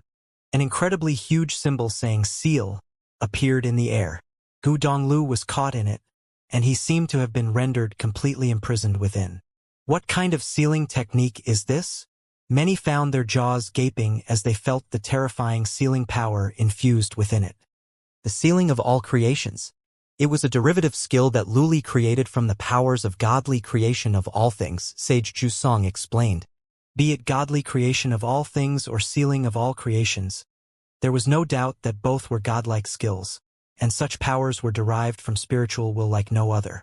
When a cultivator reached the sage plane, the cultivator would have developed the power to communicate with their surroundings using their spiritual will alone, enabling the use of powers of rules. When the spiritual will power was put under lockdown, however, it became a devastating blow like no other. The one to be subjected to such a predicament would have their combat capacity decimated. That battle was practically over. With Gu Donglio's spiritual will being put under lockdown, he was only capable of communicating with the limited amount of space immediately around him. Light of the 9 words circled around him and 9 shadows of the gods of war stood by. Sword aura permeated the air, attempting to unravel the seal. At that very moment, a purplish-gold shadow of an ancient god appeared before Gu Donglu, standing tall in the sky, looking like some insurmountable god. His godly creation of all things allows him to summon ancient gods of varying abilities. Many watched the ongoing battle with stunned looks. Bai Luli was simply too powerful, so much so that he seemed to be the manifestation of the concept of invincibility. The summoned purplish-gold ancient god held a heavenly halberd in its hand, as if it was the enforcer god charged with enforcing the laws between the earth and the heavens. A devastating, punishing power was unleashed from the weapon it held, striking down like purplish-gold lightning bolts. The power of the Tianqing Pavilion. The hearts of many great figures shook. Such combat capacity was practically invincible if the one wielding it were to reach the pinnacle of Sage Plane. It was truly the potential of one destined to become a saint and the champion of barren sky ranking in the future. Endless punishing lights rained down Gu Donglu, hitting hard on the 9 words but still unable to destroy them. The ancient god was then seen striking down with the heavenly halberd in hand. The air rumbled with thunderous might, creating a sonic boom like no other. Boom! When the heavenly halberd hit its intended target, sparkling lights danced in the air, spreading out in all directions. The ancient runes around Gu Donglu shattered one after another, and his defensive screen of light cracked, threatening to shatter at any given second. However, terrifying beams shot out from Gu Donglu's eyes. He unleashed his will to his very limit, keeping the screen of light together. Despite his efforts, the punishing lights seeped through the cracks and hit Gu Donglu, making him spit more blood as his body trembled. That's the end of it. Many quipped to themselves how short the battle had been at the sight of Gu Donglu being bombarded. It was, however, a spectacular battle. Despite Gu Donglu's strategies and tricks, none of them proved to be of much use when he was being severely limited by Luli's overpowering abilities. The air meant for sainthood crushed his opponent through sheer difference in plane levels. Third brother. Yifutian watched the battle above as he trembled within. So that is what Bai Luli, the #1 genius of the barren state, is capable of. Despite his third brother's unparalleled talents, he was being suppressed all the same. Geniuses were all capable of fighting people of planes higher than theirs, and his third brother was one with such talent. It was a pity that the one who stood before him was another with such talent. It was near impossible to make up for the difference in plane level when fighting someone like Bai Luli and come out on top. Ants trying to shake a tree. Futility like none other indeed. Bai Zhe glanced at the air with cold eyes. His expression was a cold one, yet his mind was elated beyond measure. What makes Gu Donglu think he can just come over to Crouching Dragon Mountain and steal the bride like that? Yifutian had already been expelled from the Holy Ji Palace. If he dared kick up a fuss over Gu Donglu's death, he would have ended up dying next, and there was simply nothing anyone could do to save his skin. The punishing lights headed for Gu Donglu without rest, penetrating the screen of light. Gu Donglu remained adamant in resisting the onslaught. His white garb was stained red with blood, and it was a harrowing sight to behold. Shuiyi, Luofan, and all the others clenched their fists as they trembled. They, however, were unable to do anything to help. That battle was one that they did not even so much have the capacity to intervene in. Worse still, there were many great figures around them, and none of those great figures would have tolerated any attempts to ruin the battle. Enough, Zhuge Mingwei said coldly. She leaped into the air armed and ready, but Bai Gu, the city lord of White Cloud City, glanced at her casually. Terrifying eye sorcery was unleashed from his eyes, making Zhuge Mingwei feel herself going stiff all over and utterly incapable of moving. The difference in plane between her and the city lord was simply too great. You are the future lady of White Cloud City. Know your place? The city lord said coldly with a deadpan expression. If it was not for that treasure of the Zhuge family and the desire to provide further assurance for his son, Bai Luli, on his way to sainthood, the city lord would not have lowered himself to propose such a marriage arrangement. He was the city lord of White Cloud City, ranked 4th on the barren sky ranking, while his son, Bai Luli, ranked 10th and was seen to be a future saint. No other force throughout the barren state other than the Holy Ji Palace, where both of them trained, was deemed qualified enough to have him take such measures. Despite this, however, Zhuge Mingwei dared do something so outrageous. It was seen as an unparalleled display of insolence. Zhuge Mingwei glared at the city lord coldly before turning her eyes back at the battlefield in the air. Gu Donglu's current predicament seemed to have reddened her eyes somewhat. She had once thought that so long as he was there, she would fear nothing and would give anything to be with him. She came to realize that that had been little more than an assumption. She was still afraid, and at the moment her heart ached. She felt herself to have gained some understanding about that breakup letter that Gu Donglu sent. Sometimes it was not so much something done out of worry for oneself, but out of concern for what the other party would do. Zhuge Mingyue turned her eyes at Zhuge Qingfeng. The only one capable of stopping the battle was none other than her father. Zhuge Qifeng took notice of Zhuge Mingyue's eyes and knew her intentions. He knew her daughter well. If something were to happen to Gu Donglu, all her inhibitions would be thrown out of the window. He knew that while his daughter seemed to be the calm and quiet sort, she was incredibly stubborn within. Bai Luli looked at Gu Donglu in the air and asked, "Don't you want to say something?" Gu Donglu glanced at Bai Luli before closing his eyes, letting all that punishing power penetrate his body. What was that Bai Luli wanted me to say? Whatever one deems to be the right thing to do, then one should persevere with one's undertaking no matter what. What else is there to be said? At that very moment, Gu Donglu recalled a lot of things.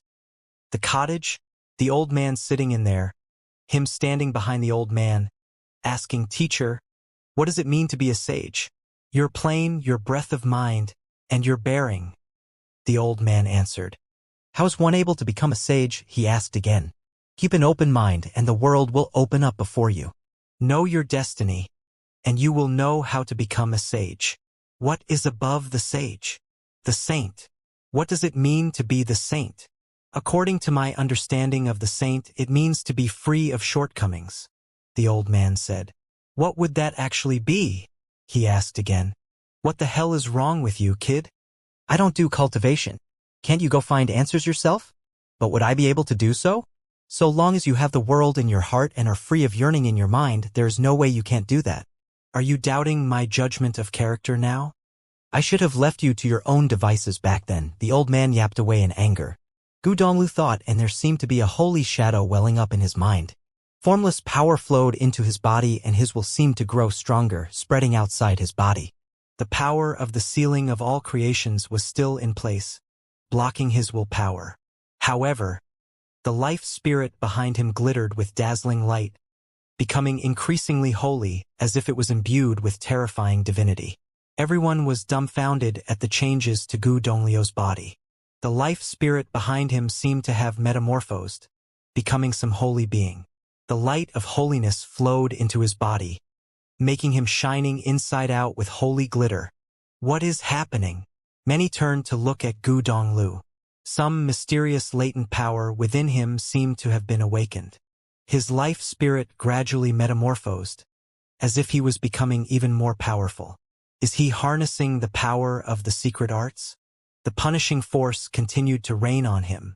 Gu Donglu had no time to slowly comprehend the changes occurring in his body. His spiritual will seemed to have broken through the power of sealing of all creations, spreading out to the greater surroundings about him. The light of the 9 words grew intensely dazzling as they resonated with the heavens and the earth. Boom! At that very second, the 9 words surrounding his life spirit went to bombard the 8 gods of war. Limitless power gushed into the ancient words, making every word seemingly infused with some mystical power as they rained down below. 8 earth-shaking rumbles were heard as the shadows of those gods of war were being torn apart. The power of sealing of all creations disintegrated, but that terrifying shadow of the ancient god attacked with its halberd still. The shadow of the life spirit behind Gu Donglu grew increasingly huge, becoming a true holy shadow. It lashed out with its giant palm at that ancient god. 9 mudras emerged as the palm continued on its path, with the powers of the world gushing into the mudra in the hand. The ancient god shadow's heavenly halberd continued to be brought down with the might of divine wrath. The mudras shattered violently, but that halberd was unable to survive the clash as well. The holy shadow was thrown back with a huge rumble, and the body of that great ancient god broke apart. He became stronger. Countless were shocked to see what Gu Donglu had become. Mystical powers seemed to have emerged from within him, bringing the limitless power of the world in and fusing it with his body. However, Gu Donglio's eyes remained closed all that while. Having the world in his heart and being free of yearning in his mind, the greater world had indeed opened up to him, enabling him to sense the heavens and the earth at a vastly greater capacity. The power of the heavens rushed at him. One shadow after another was seen leaving his body at that very moment, and all of them were illusory shadows of Gu Donglu himself. The shadows morphed into blinding lights and powerful flashes as they traversed the air, appearing before Bai Luli and went straight into his body. They were the manifestations of Gu Donglio's will, and the manifestations were so real that they looked tangible. Bai Luli remained standing proud in the air with his eyes looking forward. Countless shadows of Gu Donglu appeared between Gu Donglu and Bai Luli, heading for the latter, bringing the might of the world to bear. Such powerful spiritual will. Everyone watching from below was able to feel the power permeating the air above. Gu Donglu was fighting a battle of wills with Bai Luli. Such battles were even more perilous, as any missteps would leave the wielder's will crumbling, turning them into beings little more than vegetables. Despite the mystical nature of the power welling up from within Gu Donglu, the man himself was still of a lower plane compared to Bai Luli, and his crazed antics were deemed unthinkable. A pair of gigantic eyes seemed to have appeared behind Bai Luli. The eye of devastation unleashed tremendously terrifying light. Bai Luli's eyes themselves turned demonic. Everything in the world seemed to have been put under his will before, yet at that very moment, the will that was heading his way was something totally out of his control. A shadow of will of intense holiness walked out of Gu Donglio's body, as if his very own will had left his body. All life signs in his body ceased as all that holy brilliance gathered about the shadow of the spiritual will walking out. Thousands of others like it walked at the same time, bringing with them the resonance with the powers of the heavens and the earth. They seemed like the sharpest blades to ever be made in the world as they walked towards Bai Luli. This guy is insane. Everyone watched Gu Donglu with stunned expressions. The consequences of that very move he pulled could have very probably led to utter destruction. Once one's own was completely destroyed, the person in question would be rendered a useless cripple, if they were able to even survive. Watching Gu Donglu walking towards him, Bai Luli was able to tell without a doubt that his opponent carried incredible willpower. At that very moment, he felt like there were endless sword wills hanging in the air, ready to penetrate his body. Fearsome will emerged from within Bai Luli as well. A great will of an ancient god appeared, encasing his body. At that moment, Bai Luli looked like a god himself. My spiritual will has already been made flawless when I trained in the Sage Hall. Your plane is lower than mine. Do you think you have a chance at winning this? Bai Luli looked at Gu Donglu and continued, Have you ever thought about what will happen to you if you lose? With my mind flawless and my will steeled, I do not see how I will end up losing, Gu Donglu replied. That is your idea of flawless, Bai Luli said. If you fight, you will definitely lose. What is victory and what is defeat? Gu Donglio's gaze was locked onto Bai Luli. The lights of the 9 words shimmered around his body as the endless shadows melded into one and moved forward. He extended his finger and pointed forward. Power gushed at the extended finger in a frenzy, as a devastating storm whipped about where the finger pointed at, penetrating everything as the mighty finger remained extended. The eyes of the shadow of the ancient god turned completely gray. A devastating will out to tear everything apart invaded Gu Donglio's mystical, divine body, yet he was totally unfazed as he continued to move forward. He headed straight for that devastating storm, and with his finger lowered, the powers of the heavens and earth seemed to have melded at the tip of his finger before raining down on the body of that ancient god. At that very instant, countless streaks of light appeared on that body, resembling an ancient god, forming like cracks. I walk the great path alone and my mind remains adamant. So long as I remain firm in the righteousness of my actions, I will not be defeated. Gu Donglio's voice penetrated everything. The hearts of many trembled below, yet Bai Luli remained standing where he was, looking at Gu Donglu. The ancient god shadow formed by Bai Luli's spiritual will looked increasingly cracked. Streaks of devastating light leaked from within as if the construct itself would shatter soon. The expressions of Lu Chan and the city lord of White Cloud City turned somewhat in response. A moment was stretched to feel like an eternity. Bai Luli stared at Gu Donglu. While Gu Donglu seemed to be at the verge of destruction, it seemed at the same time that he was not going to be destroyed. Gu Donglio's eyes remained forward as he said, My mind is flawless. His divine body clashed with the shadow of the ancient god shortly after. Appalling might encompassed the air above. Everyone below and outside crouching Dragon Mountain watched in astonishment, the battle raging on. They had no words to describe what they were seeing, and the appalling nature of the battle was felt only in their hearts. A powerful beam of light shot out, and the body of the ancient god seemed to have been penetrated. The holy shadow dissipated and withdrew into Gu Donglu in an instant. Blood spouted from his mouth, as the seemingly lifeless body of Gu Donglu opened his eyes, falling down onto crouching Dragon Mountain below. Third brother! Yi Futian and the others shouted. Zhuge Mingyue leaped into the air as well. The city lord did not bother with her actions this time. He had no time for her, turning his eyes on Bai Luli instead. Zhuge Mingyue held Gu Donglio's body as she fell together with him. She ended up sitting on the ground. Her skirt trailed as she cradled the bloodied body in her arms. Streaks of tears poured out from her eyes. You cried. Gu Donglu smiled as he looked at Zhuge Mingyue. You smiled. Zhuge Mingyue gazed at Gu Donglu. The idiot can smile too. You look beautiful today. Gu Donglu was still smiling. I knew you would show up, Zhuge Mingyue replied.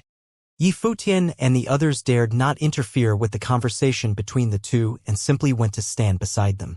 On the other side, Bai Luli's eyes were shut as his body fell straight down from the air, hitting the ground hard. The life signs of his body were intact, but they turned weak at frightening speed, as if Bai Luli was incredibly exhausted. Cultivators were always filled with vigor, and exhaustion was something that was deemed impossible. It became apparent that Bai Luli was severely injured as well. Gu Donglu, as a mid-level sage, had actually managed to damage Bai Luli. What did he do that enabled him to awaken that mystical power within? Bai Luli's eyes opened soon. Are you all right? Lu Chan asked Bai Luli. Bai Luli shook his head lightly as he turned his eyes at Gu Donglu. A streak of murderous intent was seen in the eyes of Bai Gu, the city lord of White Cloud City, as Zhuge Mingyue cradled Gu Donglu. He said coldly, "This is Crouching Dragon Mountain. Are you trying to force my hand here?" Some members of the Zhuge family wanted to move against him but halted as they turned to look at Zhuge Qingfeng, who ordered everyone to stand down. Yi Futian turned his eyes at Bai Gu, as he remained at the side of Zhuge Mingyue and Gu Donglu, staring at the city lord coldly. Many great figures looked at Zhuge Mingyue and Gu Donglu. Their sentiments for each other were something to be empathized on, yet those same sentiments were apparently seen to be unforgivable to White Cloud City. Their predicament remained intact and difficult. City Lord Bai, the events have turned. There is no need to cling to it, a clear, enlightened, and composed voice was heard. Many turned around and saw the one who spoke the words. It was an old monk. Monk Qingdang of Qingdang Temple, a powerful monk who ranked 11th on the Barren Sky ranking. His cultivation was performed in line with the Buddhist way. Master, the Buddhist way is said to be the way void of vanities. What made you come here today? The city lord asked the monk. My student requested me to visit an acquaintance of his. Monk Qingdang put his hands together. You take students too, master? Is that person here? How are they doing? The city lord asked. He is right before you. Monk Qingdang continued, and he is doing well. Many sported peculiar looks on their faces as they turned to look at those before the city lord. It was Gu Donglu and the rest around him. Who would that person be? I suggest you best have that acquaintance of your student leave my sight, master, Bai Gu said. City lord Bai, why cling to something that doesn't belong to you? Monk Qingdang put his hands together and asked. Give it a rest, Bai Gu. Another voice was heard somewhere else. Bai Gu turned his eyes and found himself looking at Yu Qi, the city lord of Alchemy City. He said coldly, I suggest you get your son-in-law out of the way. Please, just let it end here. Many were shocked to hear those words, and their eyes were soon frozen at the one who said them. The city lord of White Cloud City himself was stunned as he looked at the one who spoke. Luli. Bai Luli walked forward and looked at Gu Donglu and Zhuge Mingyue, before saying, You were right. Your mind remained adamant. And so long as one remains firm in the righteousness of one's actions, one will not be defeated. You were not defeated, and I was not defeated in today's battle as well, for what I did was righteous too. He then turned his eyes at Yi Futian and said, You were right too. If one has the talent of a saint and the potential to achieve sainthood, there is no need for borrowing help from external forces. I also think that I can achieve sainthood within resorting to using help from external forces. However, the Holy Ji Palace has high hopes for me. If it is something that enables me to reach such a goal in a more assured manner, I see no reason to deny it. He then turned to look at Zhuge Mingwei and said, I'm not a perfect person, and there is no perfect person in this world. I would not have needed to explain anything, but in this battle, if he had not earned respect for himself, I would have killed him without hesitation. I need to do something for myself for what happened today. Finally, he turned around and said to Lu Chan, Teacher, let's go. Lu Chan looked at Bai Luli with eyes of admiration. This is indeed Bai Luli, the genius of his generation like none other. Indeed, Lu Chan nodded. He did not say anything further and did nothing to blame anyone. If Bai Luli himself wanted to end things that way, then so be it. Bai Luli nodded and leaped into the air. His silhouette was high in the air as he said, I walk the great path alone, and while I'm not perfect, my mind is flawless. In the venue of the banquet, the eyes of many saw Bai Luli off. As he said it himself, he was no saint and therefore was imperfect. As such, he would have been angered and would have resented people and things. As he put it himself, he was unable to forgive Zhuge Mingyue and Gu Donglu. Yet that battle changed his mind and he calmed down. It was probably done out of respect and acknowledgement for Gu Donglio's prowess and belief, but Bai Luli looked even more human for doing so.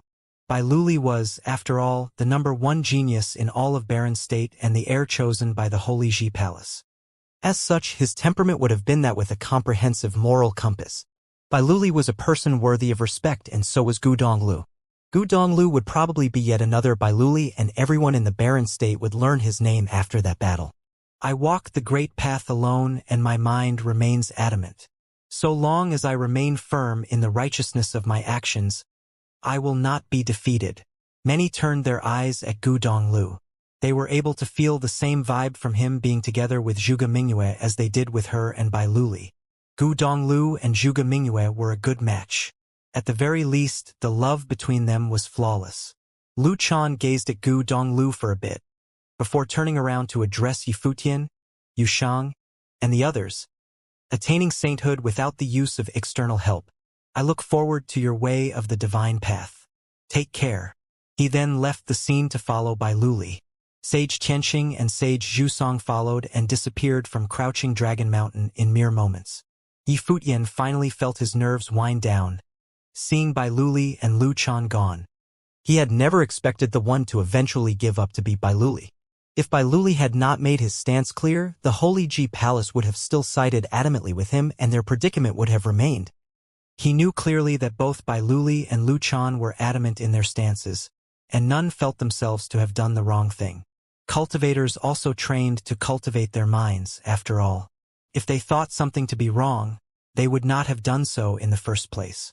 The entire Baron State looked forward to the marriage between Bai Luli and Zhuge Mingyue. The Holy Ji Palace and White Cloud City both hoped Bai Luli to do so, and did all they were able to prepare everything for him. Bai Luli said it himself as well. He liked Zhuge Mingyue's temperament. As such, he did nothing to resist the arrangement. If it had not been for Gu Donglio's emergence, the wedding that everyone in Baron State looked forward to would have probably been flawless. However, there were few who cared what Zhuge Mingyue thought about the arrangement. The pressure from the Holy Ji Palace and White Cloud City was intense. This pressure had been shouldered by Zhuge Mingyue. As such, she agreed to it, and everything unfolded as it had today. As for Lu Chan, he probably knew Zhuge Mingyue's attitude and stance on the whole arrangement, yet he did not see himself to be doing the wrong thing. In Lu Chan's eyes, the priority of having a saint emerge from the Baron State superseded everything else. It was a great endeavor, and Zhuge Mingyue's personal wishes were insignificant in comparison.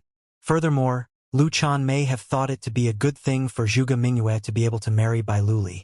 As such, that further reinforced his beliefs of him doing nothing wrong. However, Yifutian was the junior of both Gu Donglu and Zhuge Mingyue, and he was just as entangled in the predicament as those two. He too had his own stance and stuck to it. As such, in his eyes, both Lu Chan and Bai Luli were, without a doubt, wrong. Anyone who arranged and encouraged for the wedding to happen was all wrong. That was because he knew that if there were to be even some slight changes to how the events unfolded today, his second sister and third brother might have been eternally doomed. Lu Chan's position was a flawless one. He had nothing to rebuke Yi Futian and even allowed the young man entrance to the sage hall, free of all selfish thoughts. Even when Yi Futian ended up being expelled from the Holy Ji Palace, he had nothing to say about it and held no grudges. The wedding was the only thing that Yi Futian did not agree to. It was fortunate that the ending was not an irredeemable, sour one. The one to have felt most displeased was the city lord of White Cloud City.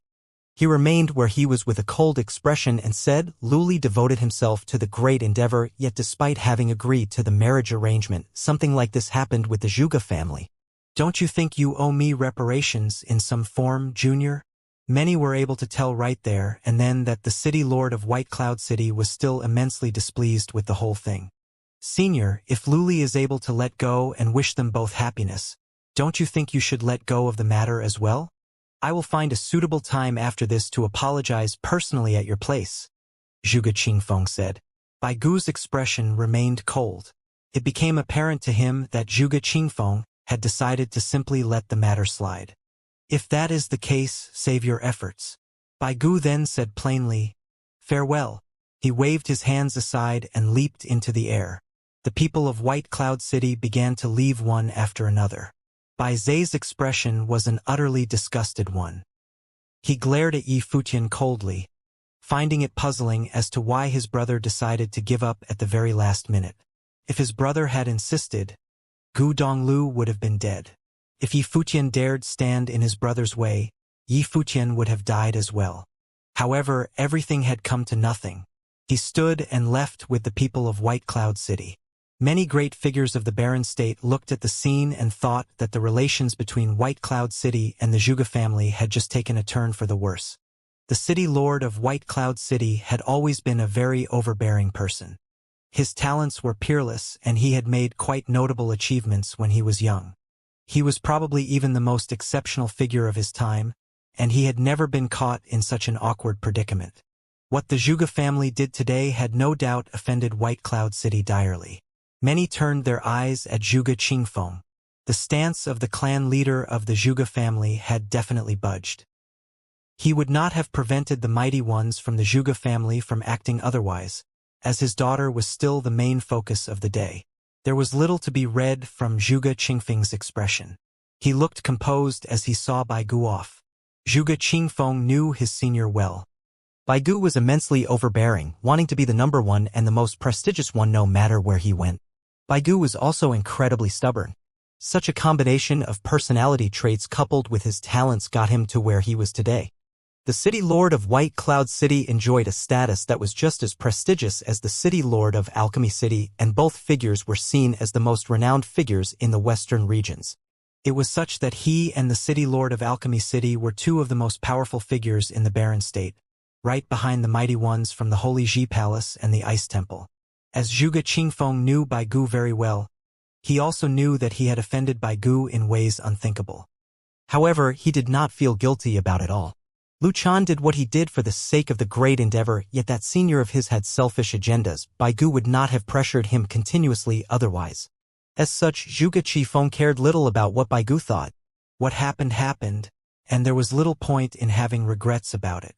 Furthermore, despite having lost quite a bit, Zhuge Qingfeng had a lot to gain that day. What there was for the taking needed to be taken. At the very least, that was the action befitting his status as the clan leader. Master Zhuge, I see that the case has ended, and I bid you farewell. The head of the sovereign family, Huang Shi, said. There is no need to hurry, brother Huang Shi.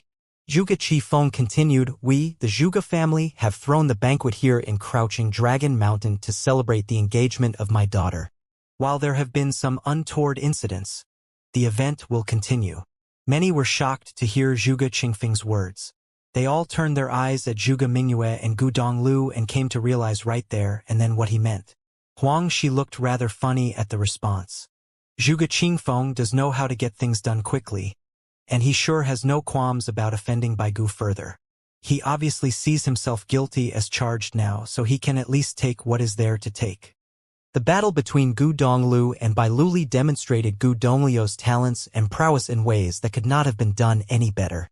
Having him replaced by Luli was seen to be a sound option for the Zhuge family. Furthermore, they did not forget all those people of the younger generation standing behind Gu Donglu. The former number 1 and number 2 on the law rank, Yi Futian and Yu Xing, as well as the son-in-law of Yu Qi, the city lord of Alchemy City, all stood by Gu Donglu. It was apparent that they respected that senior of theirs very much. If Gu Donglu were to become a son-in-law of the Zhuge family, rallying behind Gu Donglu and Zhuge Mingwei meant that Yi Futian and the rest of them were made their family as well. Zhuge Qingfeng literally wasted no time with his new decision. Even those old farts from the Zhuge family would have been rendered speechless at that point. Zhuge Mingyue lifted her head to look at her father, then lowered her head to look at Gu Donglu and smiled. Yi Futian and the others smiled as well, looking forward to it all. However, Gu Donglio's expression changed somewhat and he said, "No." The smiles of many were, as expected, frozen in place. Zhuge Mingyue's smile disappeared as she looked at Gu Donglu. "Father actually wanted us to get engaged, and you, Gu Donglu, object instead? What the hell are you thinking? Mingyue, we'll talk about this later. I need to leave." Gu Donglu struggled to get up as he seemed to have recalled something. His expression was of the utmost seriousness. The expressions of everyone in Zhuge family turned ice-cold. That bastard ruined Bai Luli and Zhuge Mingyue's wedding just to bail right afterward? "We are visitors from Yu State, here to pay our respects to the Zhuge family," a voice was heard from outside Crouching Dragon Mountain. Countless eyes turned in the direction of that voice in an instant. Many felt the occurrence peculiar. Visitors from Yu State? Yu State was one of the orthodoxy states led by Emperor Xia, situated right next to Baron State, with their borders being near the Baron State's western regions. Visitors from Yu State? What are they doing here in Crouching Dragon Mountain? Gu Donglio's expression changed drastically. Such changes in expression had not appeared on him even when he was fighting Bai Luli just moments ago. He knew that one battle would, at least, have not gotten many in trouble, and that was also the reason he refused to show up and had written that breakup letter instead. However, he was unable to hold himself back, seeing that line written in blood. Zhuge Qifeng looked outside. The group outside the mountain flew in before he gave his permission.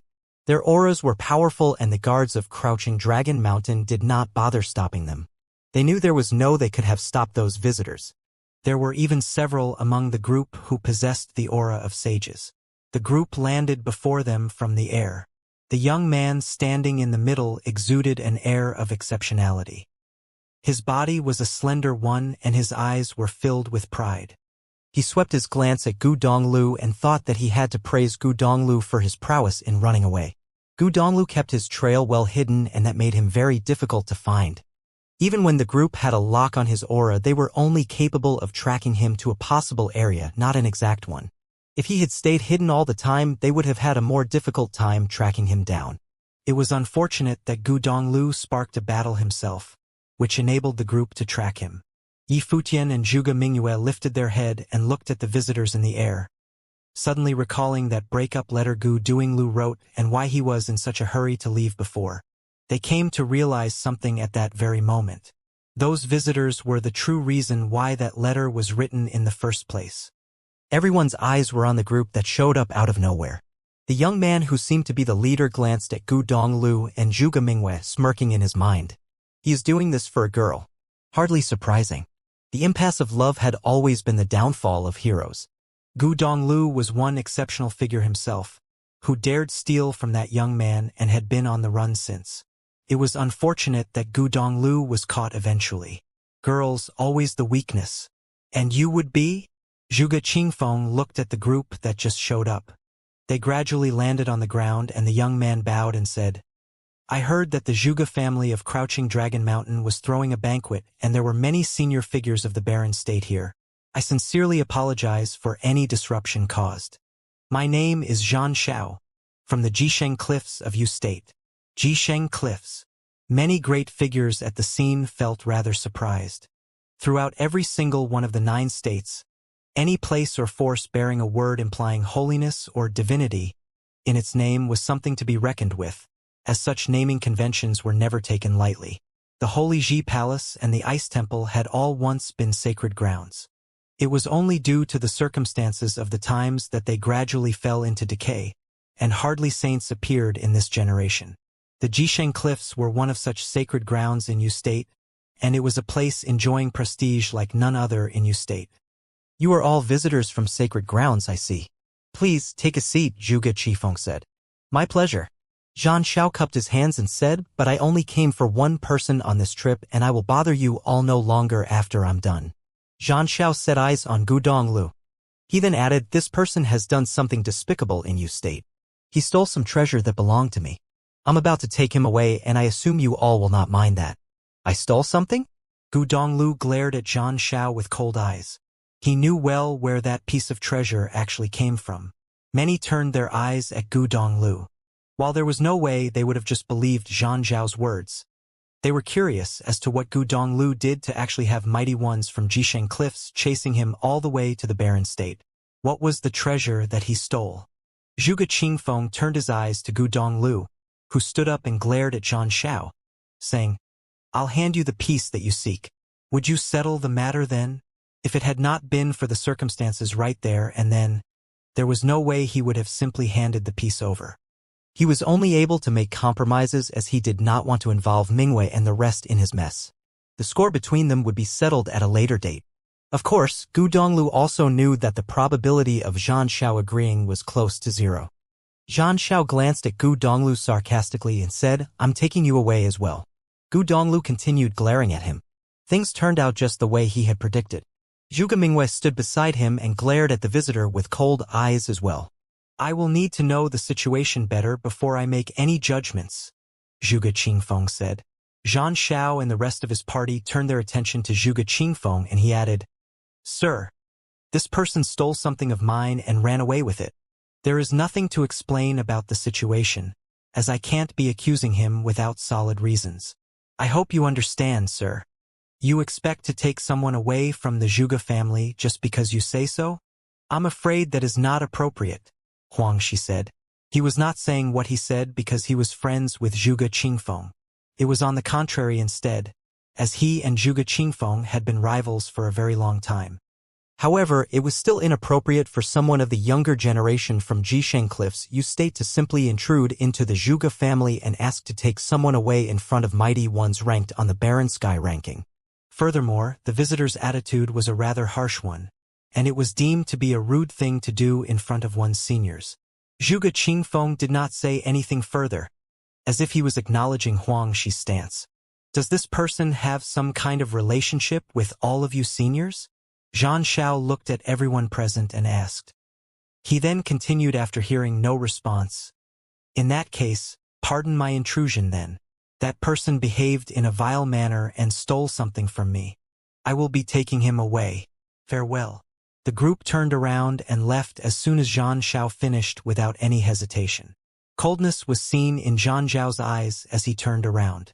They went investigating the happenings around the area after tracking Gu Donglu to the Zhuge family estate. Many top-notch individuals were found there, and the clan leader, Zhuge Qingfeng, was a figure ranked 6th on the Barren Sky ranking himself, which spoke of his capabilities. While the group hailed from Jisheng Cliffs, they seemed rather short-handed, given the situation they found themselves in. Since the opposing party insisted on keeping Gu Donglu around, it was apparent that they were not allowed to simply just take who they came for. Quite a surprise that you got someone so powerful to back you in the barren state. Head back to Jisheng Cliffs and tell my junior that I will be looking into that sacred item with him. Xianxia transmitted his voice to the one beside him, causing the mighty ones at his side to react abruptly.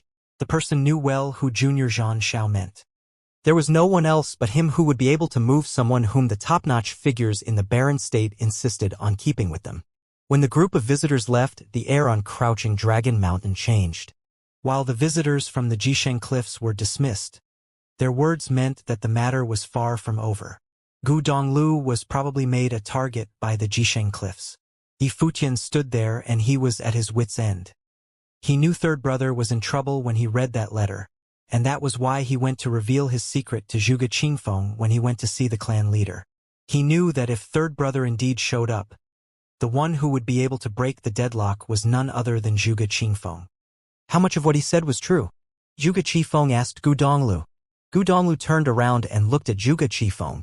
He had come all the way to Crouching Dragon Mountain preparing to give his life up. He deemed himself lucky that he was still alive. Mingyue's father had been good to him so far. Xianxia is indeed someone from Jisheng Cliffs. His plane is close to mine, but he has sages serving him. As such, one could say that his status in Jisheng Cliffs is a high one. It is said that he was one of the 9 warriors of Jisheng Cliffs. As for the treasure, I did take one, but it wasn't exactly how way he put it. For now, I'm afraid it's inconvenient for me to reveal the details, Gu Donglu explained. He did not want to lay out what Zhan Xiao did in front of everyone. If the details went back to Zhan Zhao's ears, his vicious personality would make sure that many died for it. While everyone present was a renowned figure in the barren state, Gu Donglu would have rather not get anyone entangled in his mess. Zhuge Qifeng nodded. In that case, stay and recuperate to your heart's content. While Zhan Xiao may be someone from Jisheng Cliffs, he won't be able to do anything against the Zhuge family for now. While Jisheng Cliffs was sacred ground, what the younger generations did outside would not reach the ears of the saints in Jisheng Cliffs. There were many lineages to Jisheng Cliffs, and that was one similarity shared with the 1,000 holy islands in the Holy Ji Palace. Even their most powerful individuals would only be on par with the mighty ones on the barren sky ranking. Even if they were somewhat stronger, they would not be stronger by much. There was an old saying, "The mighty dragon is no match for the native serpent." It would not have been easy for the visitors to do anything against the Zhuge family. Be it Zhuge Qifeng or any of the top-notch figures in barren state, many of them were mighty ones ranked on the barren sky ranking who had been through a lot.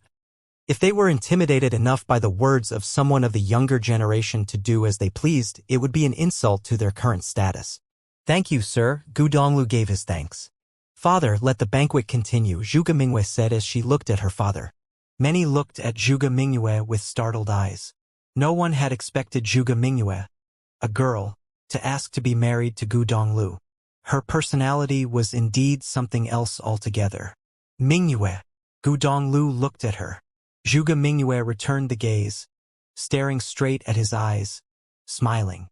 She said firmly, "If you are unwilling, I'll just go find someone else." Yi Futian was baffled, thinking that his second sister was definitely someone that no one would be able to keep in check. Third brother simply had no way out of this. Gu Donglu sighed in his mind as he looked at Zhuge Mingyue's eyes. He knew that Zhuge Mingyue's mind was all made up. "I'll never forgive you if you don't show up today. But since you're here, I'll be wherever you go from here on out. Be it living free and unfettered or on the run for the rest of my life, it will be my choice." Zhuge Mingyue looked at him, then turned around to say to her father, "I won't regret this." Gu Donglu held her hand and felt warmth in his heart. All right. Both of them smiled at each other. Putting all worries aside, their hearts were connected as one at the moment. They gazed at each other warmly and sought comfort within each other. Yi Futian beamed with a bright smile. He felt warm deep down as well. While he definitely was able to feel a tinge of pressure, at the moment he was truly carefree and had put all worries behind him. His second sister and third brother finally ended up together after all. This is just beautiful. The same smile was seen on Hua Jieyu's face as well, and it was a pretty one like none other. She looked at Yi Futian with her beautiful eyes. Their hands were held tight together, and both of them were able to sense the other's thoughts. "If that is how it is, Zhuge Qifeng, just let them have it their way then," Huang, she said. Everyone who was there practically served as a witness to Gu Donglu and Zhuge Mingyue. Their love was one that deserved to be made whole. "Leader, I think it is best to handle this with more caution." "It can't be done in such a messy manner," some elder from the Zhuge family said. While the Zhuge family did not fear the people of Jisheng Cliffs, it was undeniable that there were risks to deal with. Furthermore, despite Gu Donglu having demonstrated his exceptional talents, the arrival of visitors from the Jisheng Cliffs irked them. If they had completed their alliance with White Cloud City, having Zhuge Mingyue married to Bai Luli instead, things would have turned out very differently. The Zhuge family would have truly stood at the pinnacle of the barren state. The state of affairs now, however, had too many uncertainties in it. The family ended up offending both White Cloud City and the Holy Ji Palace. Now they had Jisheng Cliffs added to their list of enemies. "My second sister and third brother are in love with each other." How is this messy in any way? Yu Futian said. He then looked at Zhuge Qifeng and continued, I hope that you will give your blessings to them, uncle. If there are any risks to be had, third brother will definitely not drag the Zhuge family into the mess. When everything is settled, my third brother's talents will prove that he is no way inferior to Bai Luli. I will leave the Zhuge family, Gu Donglu said. Since Zhuge Mingyue made it clear that she was willing to travel the world with him, Gu Donglu had no intentions of letting her down. If something untoward was to happen, he had no intentions of dragging the Zhuge family into it. Zhuge Qingfeng looked at Yi Futian.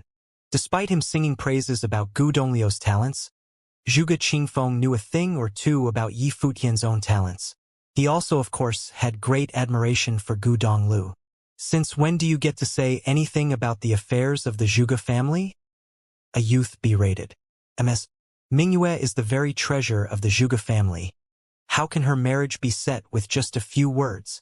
Yi Futian, you are no longer a student of the Holy Ji Palace. Who are you to tell the Zhuge family what to do? Zhuge Xing added coldly. First, he went kidnapping Hua Jiyu, and now he egged his third brother on to marry his second sister. He is something indeed. He is now just a worm expelled from the Holy Ji Palace. Of course he'd want to look for another backing. And what better could that backing be other than the Zhuge family? The younger generations of the Zhuge family erupted in an uproar with their dissatisfaction towards Yi Futian. The score over what happened a month ago had yet to be settled. He openly insulted the Zhuge family as a bunch of good-for-nothing idiots. Back then, Yi Futian was still a student of the Holy Ji Palace, the number 1 on the law rank, and a student of Sage Dojan. His status was totally different back then. Now, he turned his back on the will of the Holy Ji Palace and stood at the opposite side of the palace.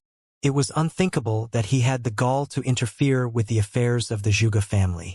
The elders said nothing as the younger generation went on attacking Yi Futian with sarcastic words. The great figures looked at the scene and saw that the Zhuge family's younger generation harbored a very deep grudge against Yi Futian. Yi Futian scanned them and felt anger welling up inside. But it was not anger at how those people berated him sarcastically. It was anger caused by how they only saw their own interests and the interests of their family. They never gave any thoughts about what second sister wanted herself. The marriage arrangement between Bai Luli and his second sister was something everyone in the Zhuge family agreed to. Zhuge Xing and Bai Zhe got close as if they became brothers. His third brother showed up, demonstrating talents that were in no way inferior to Bai Luli, and it was his second sister who asked to be married. But everyone else jumped out in objection. What are these people taking my second sister for? Only ants think about sucking up to people and climbing ladders.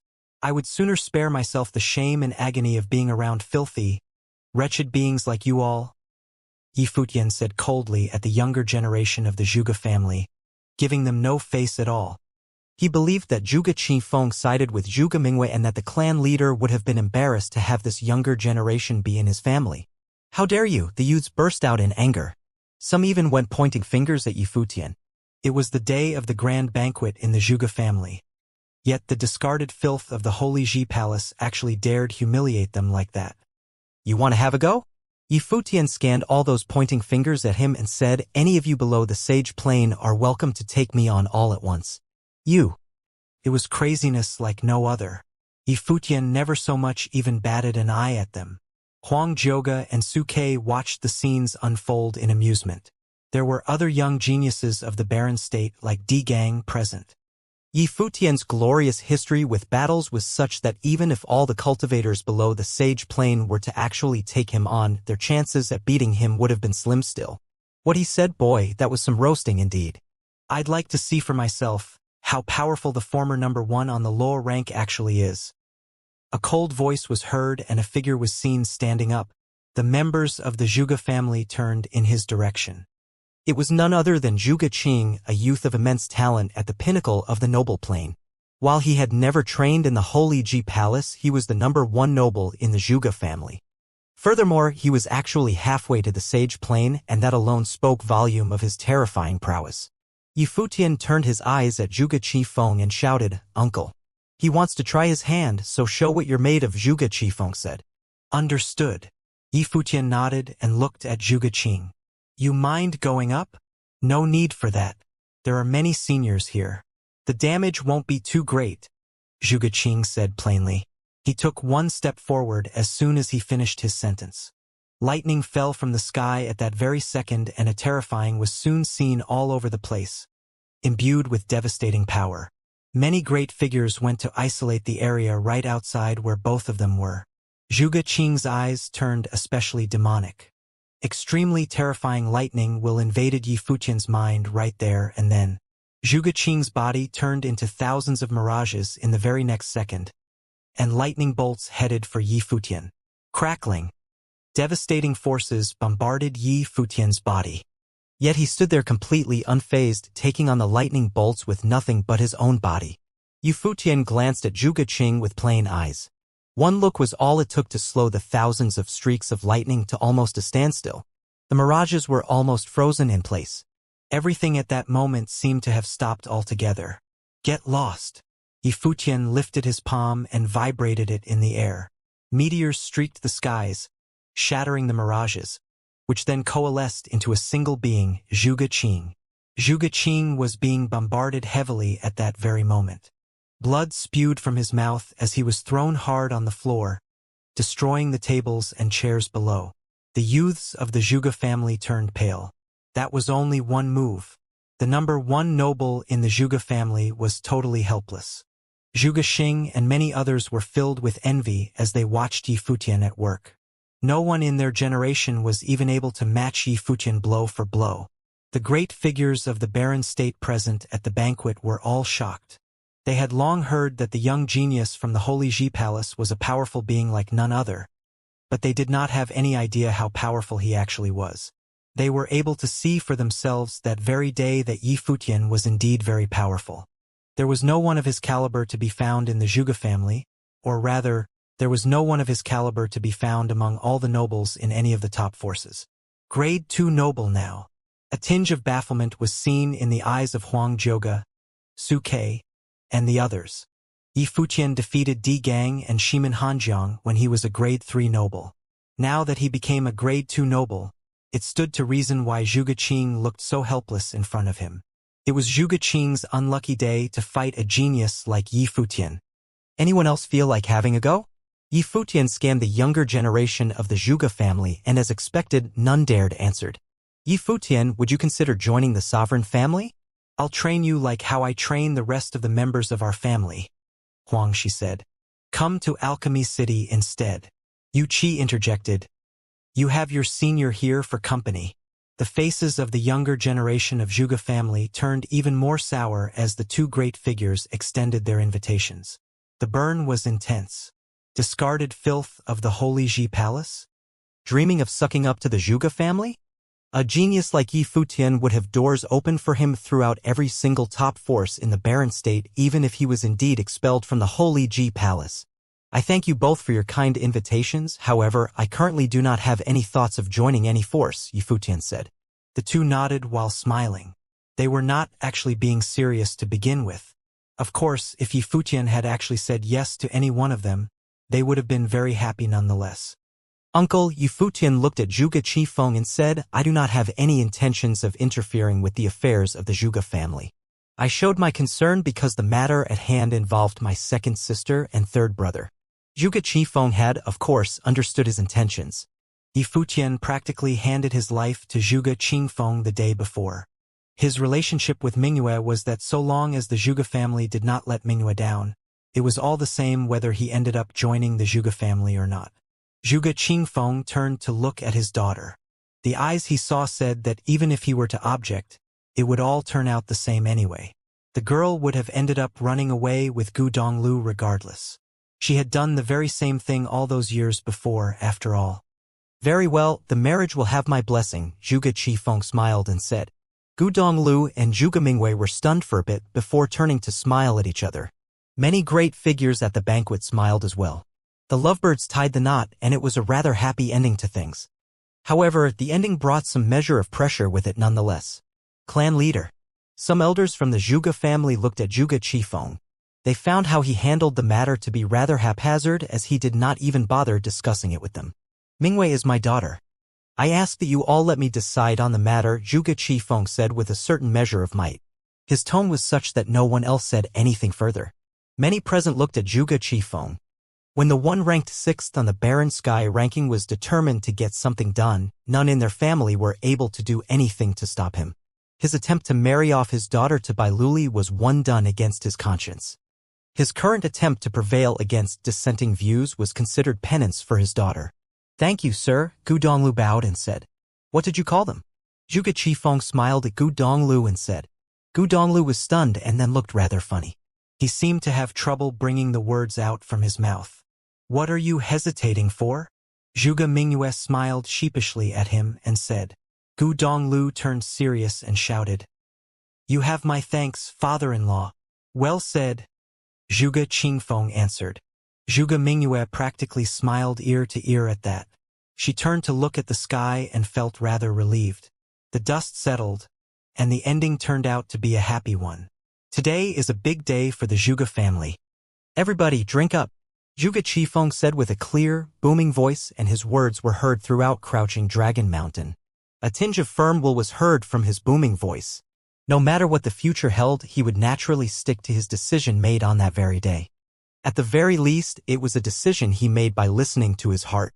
Many who heard the voice outside Crouching Dragon Mountain were stunned. Bai Luli had left long ago. What is the big day the Zhuge family is talking about? What is happening in Crouching Dragon Mountain right now? Yi Futian, Hua Jieyu, Shui Yi and all the others were happy for their elder brother and sister. Yi Futian's mind was on the verge of collapse when he heard that his second sister was to marry Bai Luli. While he made his way to the Zhuge family, there was no way he would have been able to stand against the will of the entire Barren State. That felt very, very bad to him. It was fortunate all of that was in the past. He, however, did not mind much about being expelled from the Holy Ji Palace. The path of cultivation was a long journey, and the Holy Ji Palace was little more than a stop on that journey instead of everything there was to it. The opinions of the world mattered even less to him. "Little brother." Gu Donglu looked at Yi Futian. "Third brother," Yi Futian shouted in response. They smiled at each other as Gu Donglu recalled their first meeting back at the Kangi Kingdom all those years ago. "Our little brother has finally grown up." The banquet resumed. While the engagement between Bai Luli and Zhuge Mingyue was completely ruined that day, that seemed rather insignificant compared to all the other hurdles that happened in Crouching Dragon Mountain. News of what happened would travel throughout the Barren State soon enough. Yi Futian toasted to many great figures as a gesture of gratitude. Huang Shi, Yu Qi, Yu Shang, and all the others. All of them helped him one way or another on that day, and he owed them for it. None of those great figures took Yi Futian as just another face among the younger generation. Within just a few years, Yi Futian would have become yet another Bai Luli. Zhuge Xing and the others burned with jealousy seeing how the great figures treated Yi Futian. Yi Futian came before Monk Qingdang and said, "Thank you, master." Monk Qingdang smiled and nodded at Yi Futian. "How is Hua Qingqing doing?" Yi Futian asked. Chen Yuan told him back then that he would send Hua Qingqing to Qingdang Temple. "She is doing fine. She has a destiny with the Buddhist way, and I thank you for sending her to the temple." Monk Qingdang smiled and said, "You said that she asked you to come see me. Did she ask for you to bring any word?" Yi Futian asked. Monk Qingdang replied, "Only that I send her regards to you." "Thank you, master." Yi Futian smiled. "Brother Futian." Long Linger came at him and said, "I think I'm not going to study in the Holy Ji Palace." "What the hell are you talking about?" Yi Futian glared at her and said, "Train hard in the Holy Ji Palace. When you return, go to Battle Sage Palace and tell Lulan Shui that I will go pick them up in the Holy Ji Palace." "Okay," Long Linger answered with some reluctance. "Any word you need me to bring?" Suke asked. "Tell Wuchen and the others to train hard." "Don't worry about me," Yi Futian said to Su Quebec. "All right." Suke nodded. Yi Futian turned his gaze far away. He still needed to head back to the Holy Ji Palace at least once, and he still needed to say his goodbyes to his teacher at the very least. After a few days, news of what happened at Crouching Dragon Mountain had spread across the Barren State, causing a great furor. Bai Luli and Zhuge Mingyue's engagement had been the talk of all of the Barren State, and over half of the top powers in the land had come to wish them well. However, someone had tried to steal the bride on the day itself, and in the end, the engagement ceremony had become Zhuge Mingyue and Gu Donglio's. For Gu Donglu to have replaced Bai Luli as the groom was shocking beyond measure. Furthermore, it seemed that when the two clashed that day, in a battle between the Baron State's two most monstrously talented individuals, Gu Donglu had actually been able to injure Bai Luli despite being just a mid-level sage. And it was even said that if the two had been of the same plane, then Gu Donglu would have been even more powerful. This seemed ridiculous to many. In the past, Bai Luli had stood alone at the top of his generation, with no one within his generation who was good enough to challenge him. Anyone who did had been defeated. But now it seemed like there was finally someone who was good enough to challenge Bai Luli at the top. Furthermore, following after these two monstrous talents was Yi Futian. His future was bright, and perhaps he too would be able to contest Bai Luli after some time. Looks like there were many talents within this generation in the Baron State. There was one more thing that made people shudder to hear. Gu Donglu, who has now the son-in-law of the Zhuge family, had offended the cultivators of Jisheng Cliffs, which was in the Yu State. It seemed like those cultivators weren't planning to let Gu Donglu off. They had probably gone back to mobilize more people. It was unknown whether this would lead to conflict between the Yu State and the Baron State. While the powers of the 9 states would have some interaction with each other, it took too long for normal cultivators to traverse such vast distances of land. It took a person of at least the sage plane to head over and explore a different state. As such, for the average person, the Baron State was vast enough a territory to explore. Within their lifetime, they did not necessarily get the opportunity to venture out to the other states, which made these states absolutely foreign to most people. Any knowledge of sacred places within the other states, like the Jisheng Cliffs, probably only existed in ancient texts and rumors. In the Mingwei quarters on Crouching Dragon Mountain, the training grounds glowed with a dazzling light. Yi Futian stood on a building watching the training grounds. He could vaguely make out the outline of a celestial shadow which was incredibly radiant. Zhuge Mingyue and Hua Jieyu were there as well. Zhuge Mingyue was even prettier than before now. With a smile on her face, she watched the celestial shadow. "Is third older brother still training?" Yi Futian asked. "Yeah." Zhuge Mingyue nodded and continued. He seemed to have some sort of realization during that battle. Since he didn't get the opportunity to train during the fight itself, he went straight into training that very night. But that... Yi Futian blinked in surprise. That was the best time. Every moment in a night of passion was priceless. But his third older brother had shut himself off to go and train instead. "What are you thinking about, youngest brother?" Zhuge Mingyue looked over at him smiling. Yi Futian shuddered before answering, "And nothing. I just feel it's a bit of a pity. Fourth older brother and fifth older brother went to such trouble to come visit, but third older brother has shut himself away like this. He's really missed out on this reunion." Shui Yi and Luo Fan had already returned to Alchemy City with Yu Qi. Zhuge Mingyue looked at him with a half-smile. This rascal dared to make fun of his second older sister and his third older brother. He was really getting bolder nowadays. "Older sister, do you think third older brother will break through to the next plane?" Yi Futian asked. He was excited about the prospects of that happening. If his third older brother were to break through to the next plane, he would be at the same level as Bai Luli. If they were to battle again, then who knew how things could turn out this time? Maybe. But according to him, something has changed in his life spirit, Zhuge Mingyue replied. Right? Yi Futian nodded. Looks like third older brother is going to be training on his own for a while. I won't wait for him then. I'm planning to make a trip back to the Holy Ji Palace. Do you want me to get my father to send some people along with you? Zhuge Mingyue asked. There's no need to. I'm not a child, and in any case, I'm the strongest person under the sage level now. Yi Futian shook his head and chuckled, not being humble at all. The Zhuge family already had issues with him over things like this. Back then, he had been publicly accused by many of wanting to make use of the Zhuge family's power. If he were to receive help from the Zhuge family now, he would definitely be laughed at behind his back. Furthermore, it would only bring trouble to Zhuge Qingfeng. All right then. Zhuge Mingyue smiled and nodded. I'll take my leave now then. Yi Futian left to find Yushang, Hua Jieyu and the rest, before leaving the Zhuge household together. At the Holy Ji Palace, an equally huge furor had ensued the moment news of what happened at Crouching Dragon Mountain reached their ears. Yi Futian had been implicated in the battle between Bai Luli and Gu Donglu. As a result, he was expelled from the palace. Both his and Yu Shang's names were removed from the law rank, and Shimin Hanjiang had become first in the law rank again. However, becoming first in the law rank this way seemed a little uneventful. It had been a lot more exciting the first time Shimin Hanjiang had reached the top of the rank before Yi Futian had taken over him. Many months ago, Yi Futian had faced Shimin Hanjiang and won in a battle they had after he had risen to the top. Many people were anticipating the day where they would be able to compare Yi Futian and Bai Luli. But life was full of surprises, and in just a few months Yi Futian was no longer a disciple of the Holy Ji Palace. He set a historic precedent for being the first disciple who had been first in both the law battle and the law rank to be expelled from the palace. Right then, Yi Futian was being blocked by a guard outside the palace. "I'm here to say goodbye to my teacher and to pick up my family.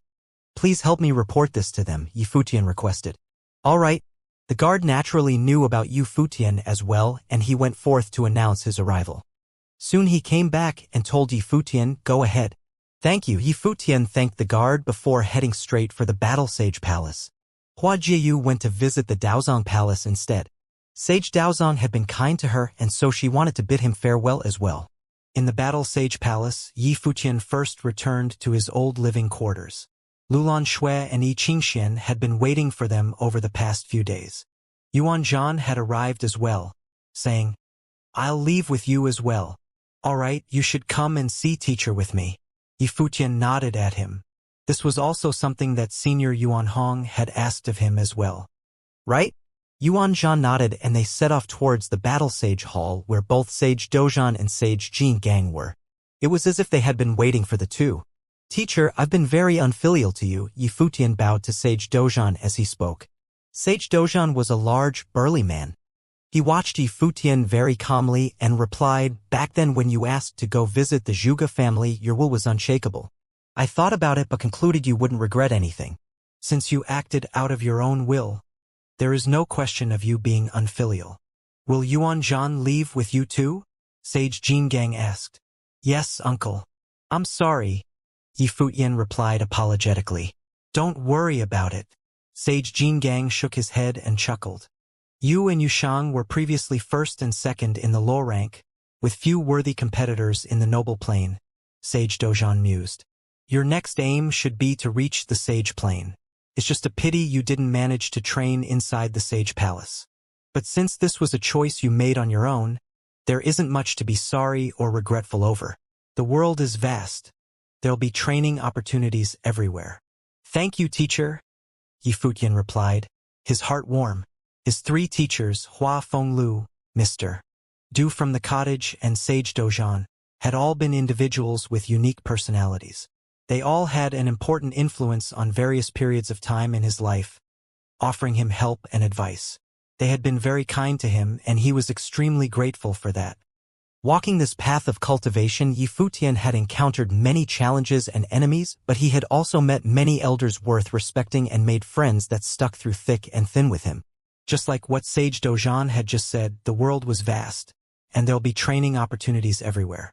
You may have left the palace, but you'll still be a disciple of mine. The barren state isn't the limit of your cultivations. Many people struggle to leave this vast land throughout their entire life. Some manage to leave but are forced to come back in the end. But I hope your names will become famous not just in the barren state, but throughout the 9 states, Sage Dozhan told Yi Futian. He had high hopes for the two of them. "No." Yi Futian shook his head, and Sage Dozhan looked at him. "It'll be the divine prefecture and the world beyond." Sage Dozhan was taken aback slightly before he smiled and nodded. "That's right, the divine prefecture and the world beyond it is." Since Yi Futian had such great ambition, the sage would eagerly await the day he realized his dreams. He hoped he would live to see that day. "Teacher, I'll take my leave now," Yi Futian said. "Go ahead," Sage Dozhan replied casually. He stood there, his back proudly straight. Yi Futian turned and walked out of the Battle Sage Hall. He then looked back at the building, before bowing once towards the hall and leaving for good. Yuxing too bowed towards the hall, and the group walked out of the Battle Sage Palace. "Younger brother, take care of yourself," Qi Jia called out from aside. "Older brother, you take care too." Yi Futian waved casually at him. Many people had gathered outside the Battle Sage Palace. From the Sword Palace, there was Yi Wuchen, Lu Chenyu, Zui Qianshou, and Su Quebec. Many people had come from the Daozong Palace as well. There was Hua Jiyu, Yun Shuishun, and Phoenix. Even Xiang Shiqin had come as well. Mu Jiqiu and Zhong Li were here too. And many people stood watching from afar. There were people who had received guidance from Yi Futian, like Yan Qingguo and many other disciples from the palace, who had come to say goodbye as well. Wuchen, Yi Futian called out to Yi Wuchen, "You got my message from Su Ke, right?" Yi Wuchen nodded and asked, "What are your plans from now on?" "I don't know yet," Yi Futian replied. "You just carry on with your training in the palace and aim for the sage plane. I urgently have to break through to the next plane. I think I'll train on my own for a while. If the time is right, I may go on a trip somewhere far away. When that happens, I'll let you know." "All right," Yi Wuchen nodded. However, everything Yi Futian had said was but plans he had made, and ideas in one's head often don't turn out as one imagines. "You're going to leave just like this?" Zui Qianshou asked. "What else can I do?" Yi Futian shrugged. "I'm just training somewhere else. It's not like you'll never see me ever again. Train well, you all will get the chance to take on the world together in future. I'll take my leave now, you don't have to see me off." Yi Futian and the rest then left the palace. Though Yi Futian had said not to see him off, Yi Wuchen and everyone else still followed after him anyway. As such, a strange sight could be seen within the Holy Ji Palace. A talent had been expelled from the palace and was leaving, yet he was followed by many other talented individuals who were sending him off. When many influential characters heard about this, they were moved as well. Yi Futian was a leader of his generation at the Holy Ji Palace and everyone looked up to him. It was a pity. In a part of the Wanxiang Pavilion, stars dotted the sky, lighting it up with a soft glow. The constellations seemed to revolve around the world. This was the Wanxiang Hall, and a figure sat amidst the endless starlight. Just when Yi Futian left the palace, the figure grunted, his face pale. As he opened his eyes, a flash of dazzling light burst across the hall. In the next moment, the glowing stars had disappeared. The man stood up, and instantly he seemed so much more impressive. He then walked out of this place. Very soon, news spread through the Wanxiang Pavilion that Sage Wanxiang had finally left the hall. In the Holy Sage Pavilion, Lu Chan sat cross-legged, taking a break. Right then, someone walked towards him. Lu Chan opened his eyes to look at the person, asking, "You've finally left?" This person was Sage Wanxiang, the pavilion lord of the Wanxiang Pavilion. "Yes," Sage Wanxiang nodded. "I did some divination for the palace while I was in there. Take a look at it." As he spoke, an illusion appeared before him. In the starry skies, the constellations shifted and glowed. Underneath the starlight lay a palace that stretched out like a city. This was a projection of the Holy Ji Palace. Then, several streaks of dark light shot down from the sky, striking the palace. It was like the end of the world, with a hint of darkness pressing down upon everything, as if a huge crisis was about to happen. Lu Chan was not an astrologer, but he could still somewhat understand this sort of divination. His expression turned extremely concerned and serious, and he asked, "What sort of divination is this?" "It's a divination of crisis," Sage Wanxiang replied. "There'll be a crisis at the palace soon. What will be the result?" Lu Chan's expression grew graver. Sage Wanxiang shook his head. "Don't you know that astrologers aren't prophets? We can't predict the future, but what we can do is to use astrology to deduce a rough idea of what might happen. Since this is a divination of crisis, that means the palace is about to face one soon. Whether or not the palace will be destroyed within this crisis, or if it'll find a new lease of life is unknown. Many things can happen and change this one reading. However, this reading seems to match one that we had some years back. Are you referring to?" Lu Chan's eyes were alert. "I thought that would have been a crisis related to the divine path. Could it be a crisis related to the palace instead?"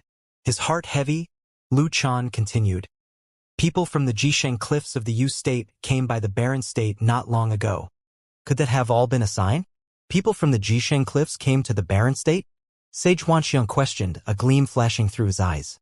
The 9 states all coexisted under the rule of Emperor Xia. However, as this generation of the barren state appeared weaker, The other states were beginning to position themselves in a way that would eventually push the barren state out of the picture and have its sacred learning grounds replaced. As such, those from the Jisheng Cliffs were definitely not in the barren state just to train. This was definitely not a good sign at all. Yes. There was an incident several days ago. Lu Chan nodded. Could this crisis be related to there being no saint in the barren state? I can't say for sure, but that is definitely possible. Sage Wanxiang sighed. As there is no saint in the barren state, the Holy Ji Palace could be replaced at any time. Luli is currently aiming for the Magi plane. We should help him as much as we can, such that at the next battle for supremacy, he'll be at a place where he can aspire towards sainthood, Lu Chan said. His gaze grew determined. There wasn't much time left for the barren state. The black-winged condor soared through the sky above the 1,000 holy islands. Yi Futian, Yushang, Hua Jiu, Yuanzhan, Yi Shaoshi, Lulan Shui, and Yi Qingxian were all there. Long Linger had come along too. The girl had insisted on sending them off. The many islands in the Divine Sea made for a beautiful sight. The island cities hung above the mountain, and weaving through them was like going through a magical celestial world. Despite the beautiful view, Yi Futian was still somewhat downcast. He wasn't too affected by his expulsion from the palace, but he still felt a sense of reluctance in saying goodbye to a place where he had trained at over the past 4 years. Furthermore, he had made many friends at the palace, all of whom he had to bid farewell to as well. Linger, you take good care of yourself now that Jiu and I won't be at the palace anymore. If anything happens, you can always go to your older sister Phoenix and Yun Shuishin, Yi Futian told the girl. All right, big brother Futian. Long Lingo let out a mischievous expression. Okay, we've gone past the 1,000 holy islands already. You should go back, Yi Futian said. Let me go with you all a little further, Long Linger protested, reluctant to leave them. It's not as if we'll never see each other ever again. Yi Futian patted her head. Long Linga was all grown up now, but she was still so clingy. But I can't bear to watch you all go, just let me follow you for a while longer. Long Linga grinned at him. Yi Futian gave up on persuading her, and the group went past the 1,000 holy islands to enter a mountainous region as they traveled straight ahead. Right then, Yi Futian's brow creased slightly. The mountainous area ahead of them was filled with brown sand, giving it a barren feel. With his sharp senses, Yi Futian couldn't help but have the feeling that they were being watched. May I know which senior has arrived? Yi Futian looked up into the sky and asked. There was no reply, not even a hint of any new energy. Yi Futian's expression darkened. At the sage plane, one's spiritual will could cover vast distances. To kill someone from a distance away while being completely out of their sight would not be a difficult feat for a sage. Whoever they were up against was evidently not near them, but somewhere that was out of the perception range of Yi Futian's own spiritual will. The other person could definitely see them, it was just that Yi Futian had noticed their presence. Yushang and Yuanzhan lifted their heads as well, their expressions growing colder. Linger, go back to the palace now. Yi Futian pushed Linger away. This new presence could be targeting him. I won't. Long Linger looked towards the skies. At this juncture, she couldn't bear to leave even more. Listen to me, please. Yi Futian's tone grew urgent. Long Linger did not reply but shook her head stubbornly. The energy grew even more prominent. It was as if the person realized they had been discovered and was now making no effort to hide. The black-winged condor continued onwards. Yi Futian's expression was cold. He had only just left the palace, but here he was, already caught in an ambush. He wondered who it was that wanted to attack him. Could it be the Holy Ji Palace? Looking at Lu Chan, while he was insistent on nurturing by Luli to help him achieve sainthood, there was no need for Lu Chan to kill Yi Futian. Yi Futian was only just a noble, even if he had been expelled from the palace. For Lu Chan to attack him with such underhanded means would be incredibly ungracious of him. But then, who was it exactly that wanted him dead? Prepare to fight, Yi Futian murmured, his voice low. Ritual implements appeared in his hands at the same time. In his left hand, he held the pagoda that Yu Qi had given him, while in his right hand was the divine destruction polearm. Powerful energy emanated from his being. Everyone in the barren state knew that no one of the noble plane would be able to go up against him. If one were to attack him, They could only do so using an individual of the sage plane. Armor appeared on Yusheng's body, and instantly a frightening energy appeared all over his being. The black-winged condor let out a powerful magical aura, and shifted into its demonic beast form, its gaze frosty. A strong wind started blowing, and the brown sand was sent flying through the air, turning into a terrifying sandstorm. Caught within the storm, the group's vision was blurred, causing them to almost be unable to see the path ahead. Surges of murderous intent reached them. Whoever sent them had not bothered to hide their intentions. It was evident that they were here for Yi Futian's life. Yi Futian had only just been expelled by the palace, but the moment he left the territory of the palace, his life was instantly being targeted, not just by a person but by a group, he realized. "You can come out now." Yi Futian lifted his head and said coldly. He could perceive a few blurry figures appear within the sandstorm, all of them emanating a frightening energy from their beings. These were 4 powerful individuals of the sage plane. It seems like whoever wanted him dead thought very highly of Yi Futian's capabilities, sending such a powerful group after him. Whatever happened in the sky was beyond everyone's concern at this point, but a frightening energy was beginning to manifest there as well. Within the sandstorm, a golden flash of lightning appeared, bringing with it a scarily destructive power. Yi Futian suddenly found himself in an illusion. It was as if the surroundings had been entirely covered by a destructive matrix. Within the sandstorm, he could see a vermilion bird spread its wings and fly. He also saw a Qilin race across the space and a terrifying golden halberd appear out of nowhere. An immense pressure descended upon them, and the black-winged condor was immediately slowed down. Its wings grew incredibly heavy, making it hard for it to move. Just then, with a long cry, the dazzling vermilion bird rushed down from the heavens, heading straight for the group. This enormous divine bird was surrounded by the light of punishment, which formed the shape of a cross and destroyed everything in its path. "Immortal celestial bodies, absolute territory," Yi Futian called out. With a flash of divine light, the divine destruction polearm in Yi Futian's hand let out a blinding glow, and he was surrounded by starlight. A gust of frightening willpower was created, and the group was surrounded by the light from the stars. It was an incredibly dazzling sight. With a loud crack, the terrifying cross-shaped light of punishment made contact, shattering the immortal celestial bodies and shredding apart the absolute territory. The destructive light and the vermilion bird then continued its trajectory towards the group. The power of a sage contained the natural order itself. They were on a completely different level. As such, even the strongest noble would not be able to go up against a sage. Even someone as strong as Bai Luli had to be at the peak of the noble plane before he was able to defeat a lower-level sage. That was the battle that had sealed his reputation as a godly existence. However, Yi Futian and the rest were currently up against 4 sages.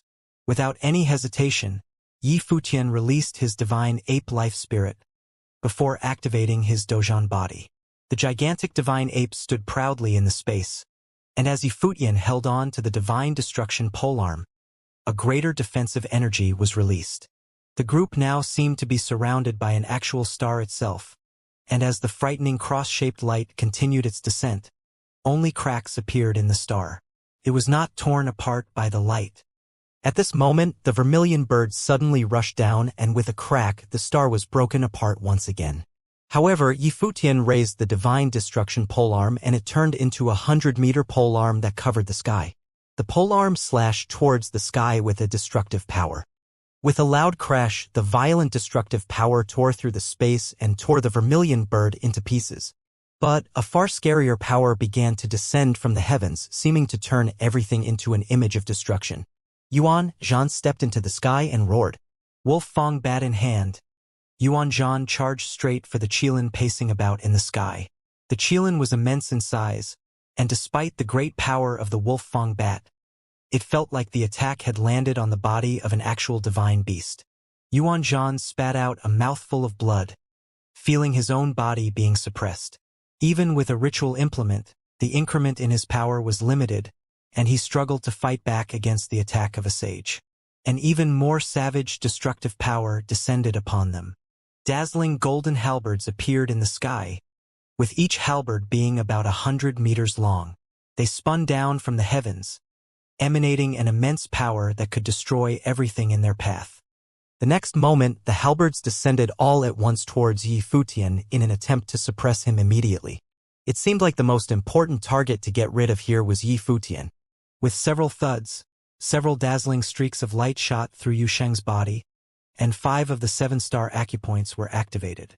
Terrifying demonic energy surged out of him, and his eyes became like that of a demon's, shining with a blood-red glow. He was not holding back at all. He knew all too well that to hold back in this battle would be to court death. It was the same for Yi Futian, who was harnessing the energy within his body to the maximum. Golden flames enveloped his body, and a dazzling divine light shot upwards into the heavens. At that moment, Yi Futian's expression was exceptionally grim. It was a life-and-death moment. He could no longer keep his strength a secret.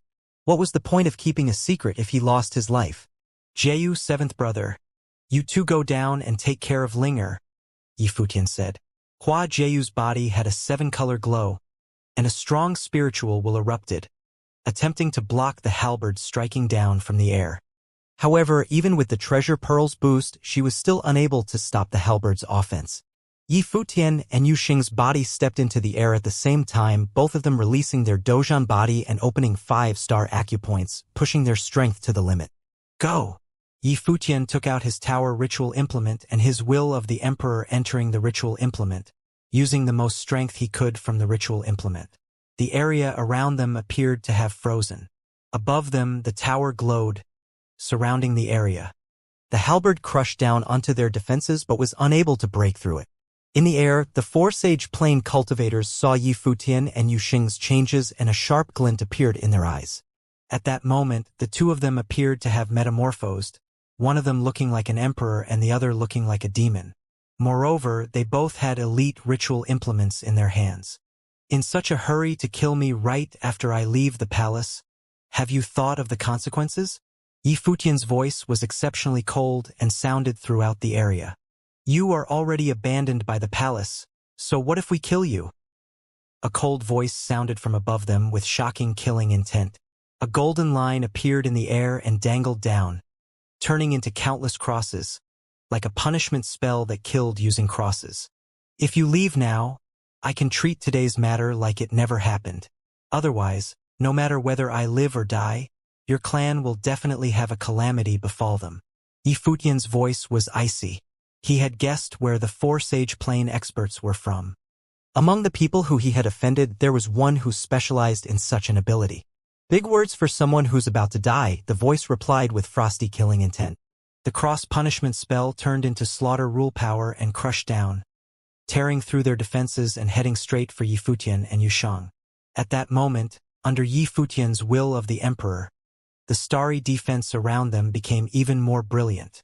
The Dozhan body on the divine ape had the emperor's light around it, and the stars surrounded them.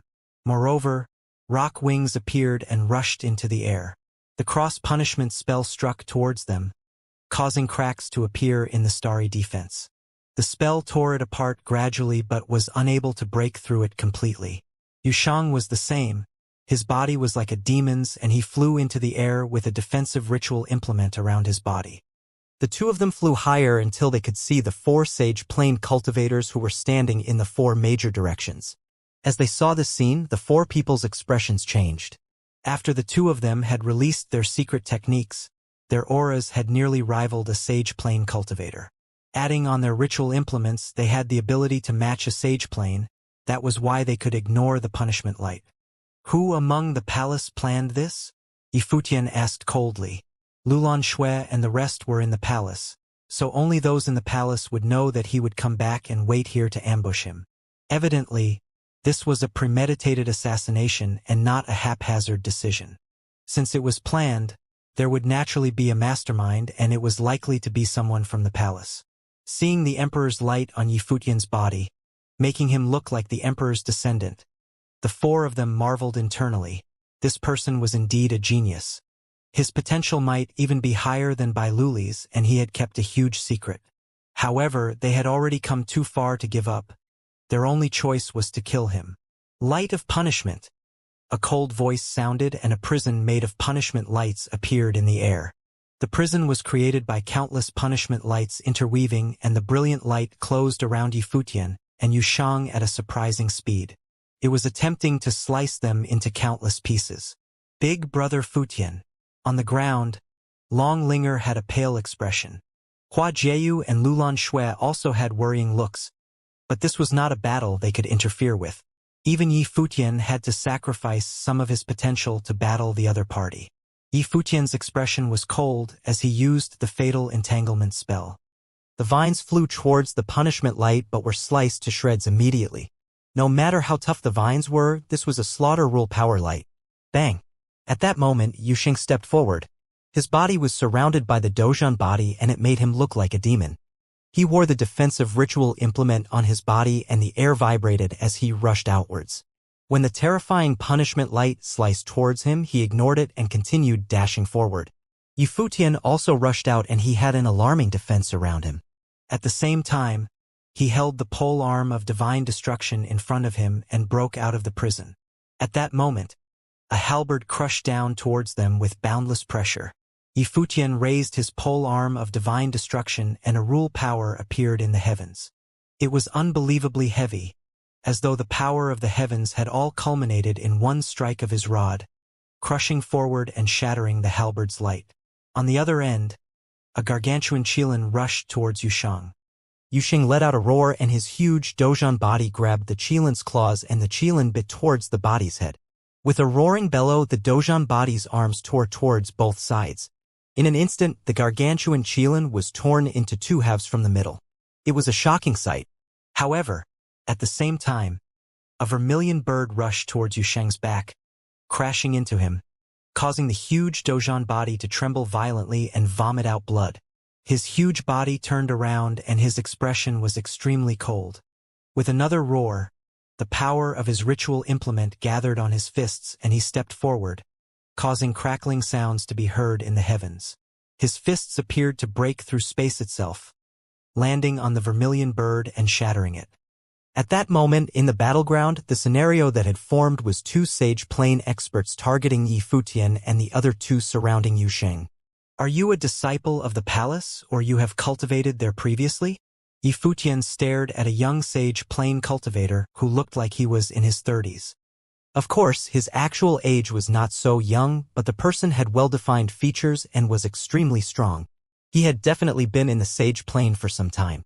The palace's spells would not be leaked, but the abilities that this teen was using looked like the Tianqing Palace's abilities. The other person was weaker, so he should be a low-level sage. Yifutian was confident in killing him by using his will of the emperor and his pole arm of divine destruction. The two of them had cold expressions. They did not expect that Yifutian and Yushang still had such hidden trumps. With 4 Sage Plane experts dealing with them, they had expected a one-sided massacre. Since you know now, you can die peacefully, the young Sage Plane cultivator said icily. As his voice landed, the rule power in the air circulated rampantly. At that moment, countless punishment lights tore through and air towards Yifutian. Yifutian felt the terrifying killing power and delivered an emperor's punch. It had a mysterious rhythm and the heavens resonated with him, strengthening the defense around his body. At the same time, the divine ape swung the pole arm of divine destruction and a huge force appeared in the air. An unending stream of punishment lights tore through the air, killing towards them. However, they were kept out by the defensive barrier around Yifutian. The teenage Sage Plane cultivator had a frigid expression as he stretched out his hand. In an instant, a wave of golden lightning appeared in the air above Yifutian, a halberd appearing from within the wave. It spun around and hummed in the heavens, releasing a destructive might. The halberd's light appeared to have locked onto Yifutian's body. In the next moment, countless halberds slashed downwards. At that moment, Yifutian struck out with his rod towards the sky. With a deafening sound, his body sank downwards in a beautiful arc with the help of the force, towards the other Sage Plane expert. The Sage Plane expert looked at him and Yifutian could feel a vermilion bird shadow appear in his head, burning through the skies, attempting to destroy his spiritual will. However, the will of the emperor prevented his will from being extinguished and he continued forward. A huge vermilion bird flew towards him, blocking out the skies and surrounding him in endless flames. Yifutian rushed straight towards it, surrounded by his starry defense. The divine ape roared and struck out towards the heavens onto the giant vermilion bird. A deafening crash sounded and the vermilion bird cried in agony, its body exploding and flames burning throughout the skies.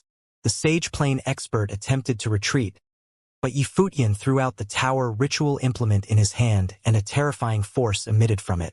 Yifutian's spiritual will had assimilated into it, and at that moment, time and space appeared to have frozen.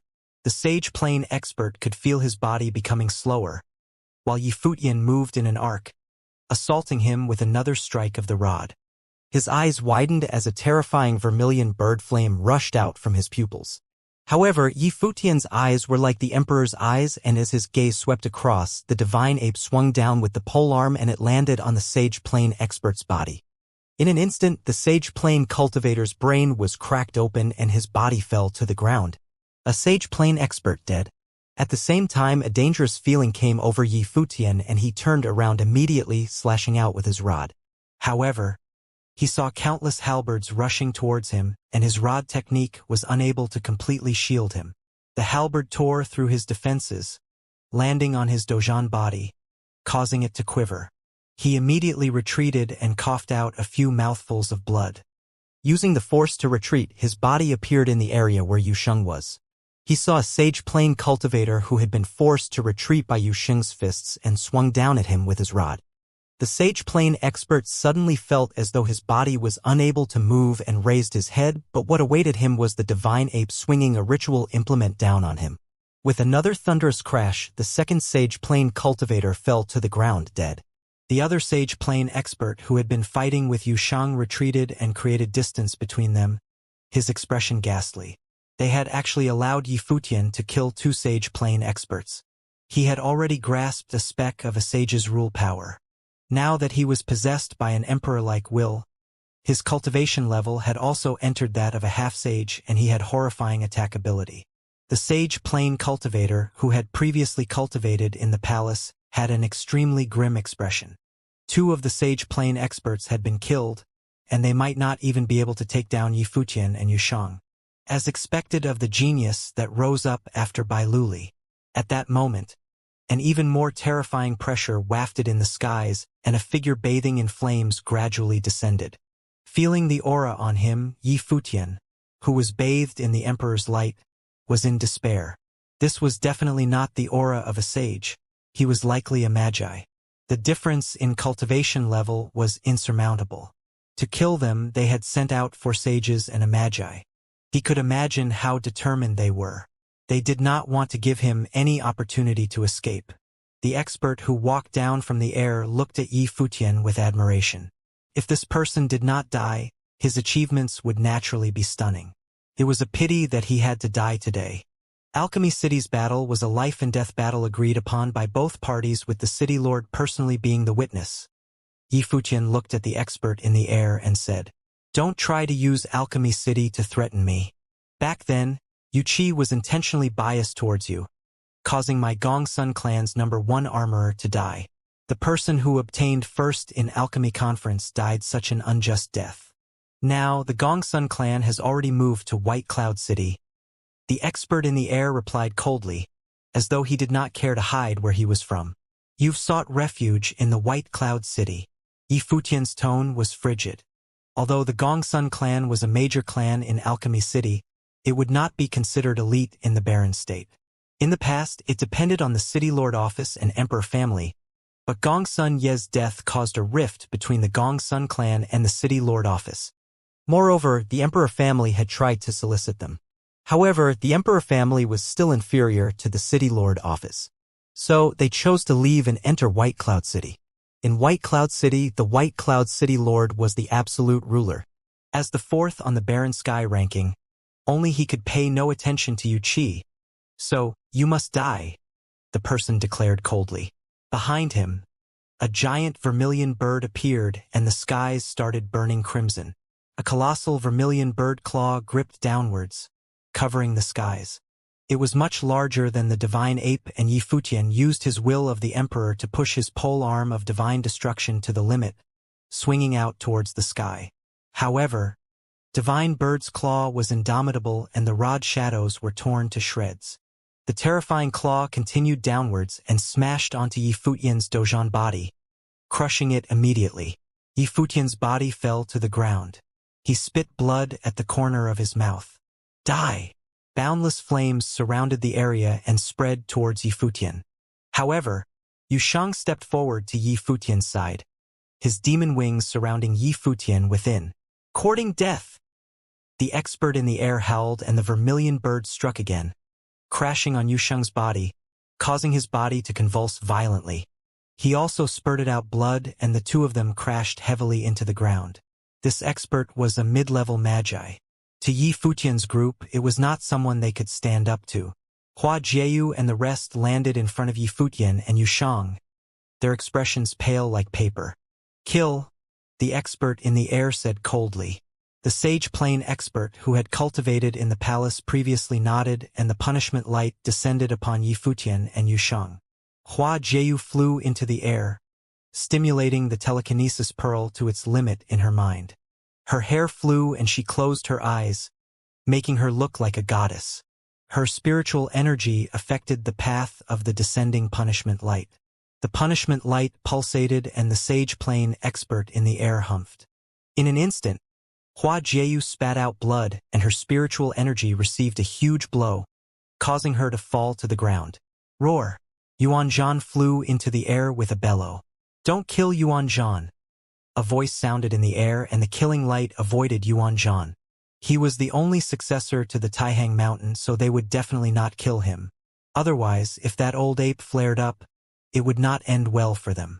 As the killing light was about to land, Long Linger ran in front of Yi Futian and shielded him with tears in her eyes. She ripped the dragon-shaped jade on her neck and said, "Uncle, you said that you would protect Linger. I need you now." As she said that, she flew into the air, standing above Yi Futian and raising the dragon-shaped jade in her hands. She closed her eyes as tears flowed down her cheeks. Were they really going to die here? Linger! Yi Futian raised his head and called out to the delicate figure in the air, a pale expression on his face. Although the teenage girl still looked weak, she stood there firmly, allowing the rampaging wind to billow on her body. Her clothes fluttered and her hair blew wildly, while the youthful girl's face had tears streaking down it. Evidently, she was scared. She was not even 19. How could she not fear death? However, even though she was scared, she still stood there, like a duckweed in the wind that could be blown apart easily. As the figure burned itself into Yi Futian's head, at that moment, Yi Futian suddenly remembered the time they first met. At that time, Long Lingo had been willful and unruly and he could barely stop himself from beating her up. However, after more interaction with her, he found out that she was simply too lonely. Although she was the only daughter of the West Mountain Dragon clan, her young heart had many worries that she could not tell anyone. He remembered the little girl crying under the moonlight as she thought of her uncle.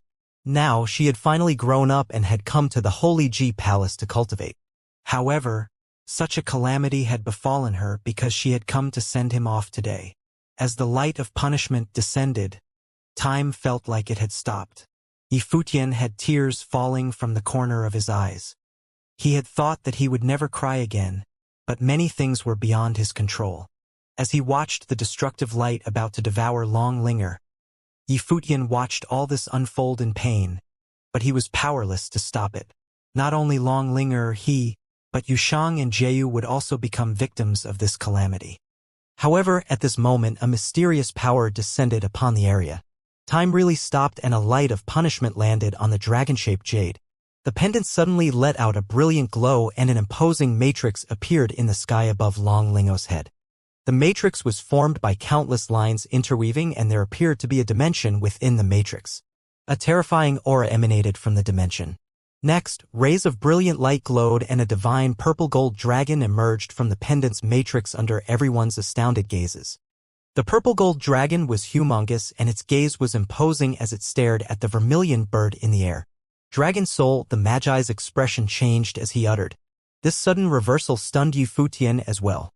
He did not expect that the jade pendant that Linger wore had a dragon soul within it. The giant purple gold dragon had a dominant aura, and on its head, they could faintly see a middle-aged man with his hands behind his back. This caused a huge visual impact on the onlookers. Long Linger was equally stunned as she raised her head and looked at the dragon. "Uncle Long." Long Linger mumbled as her heart raced. This was her uncle's dragon. She often rode on it when she was younger. As she looked further up the purple gold dragon, Long Linger could no longer hold in her tears as they streaked down her face.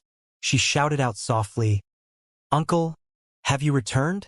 The middle-aged figure turned and looked at Long Linger.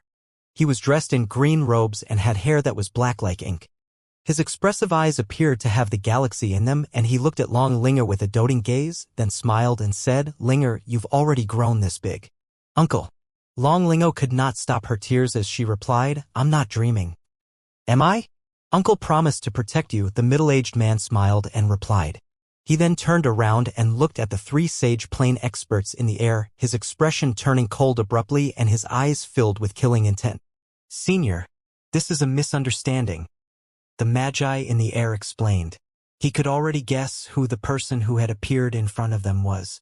He was the prodigy who had once appeared in the top ranks of the Barren Sky ranking like a shooting star, the previous clan leader of the Barren State's West Mountain Dragon Clan, Long Etienne.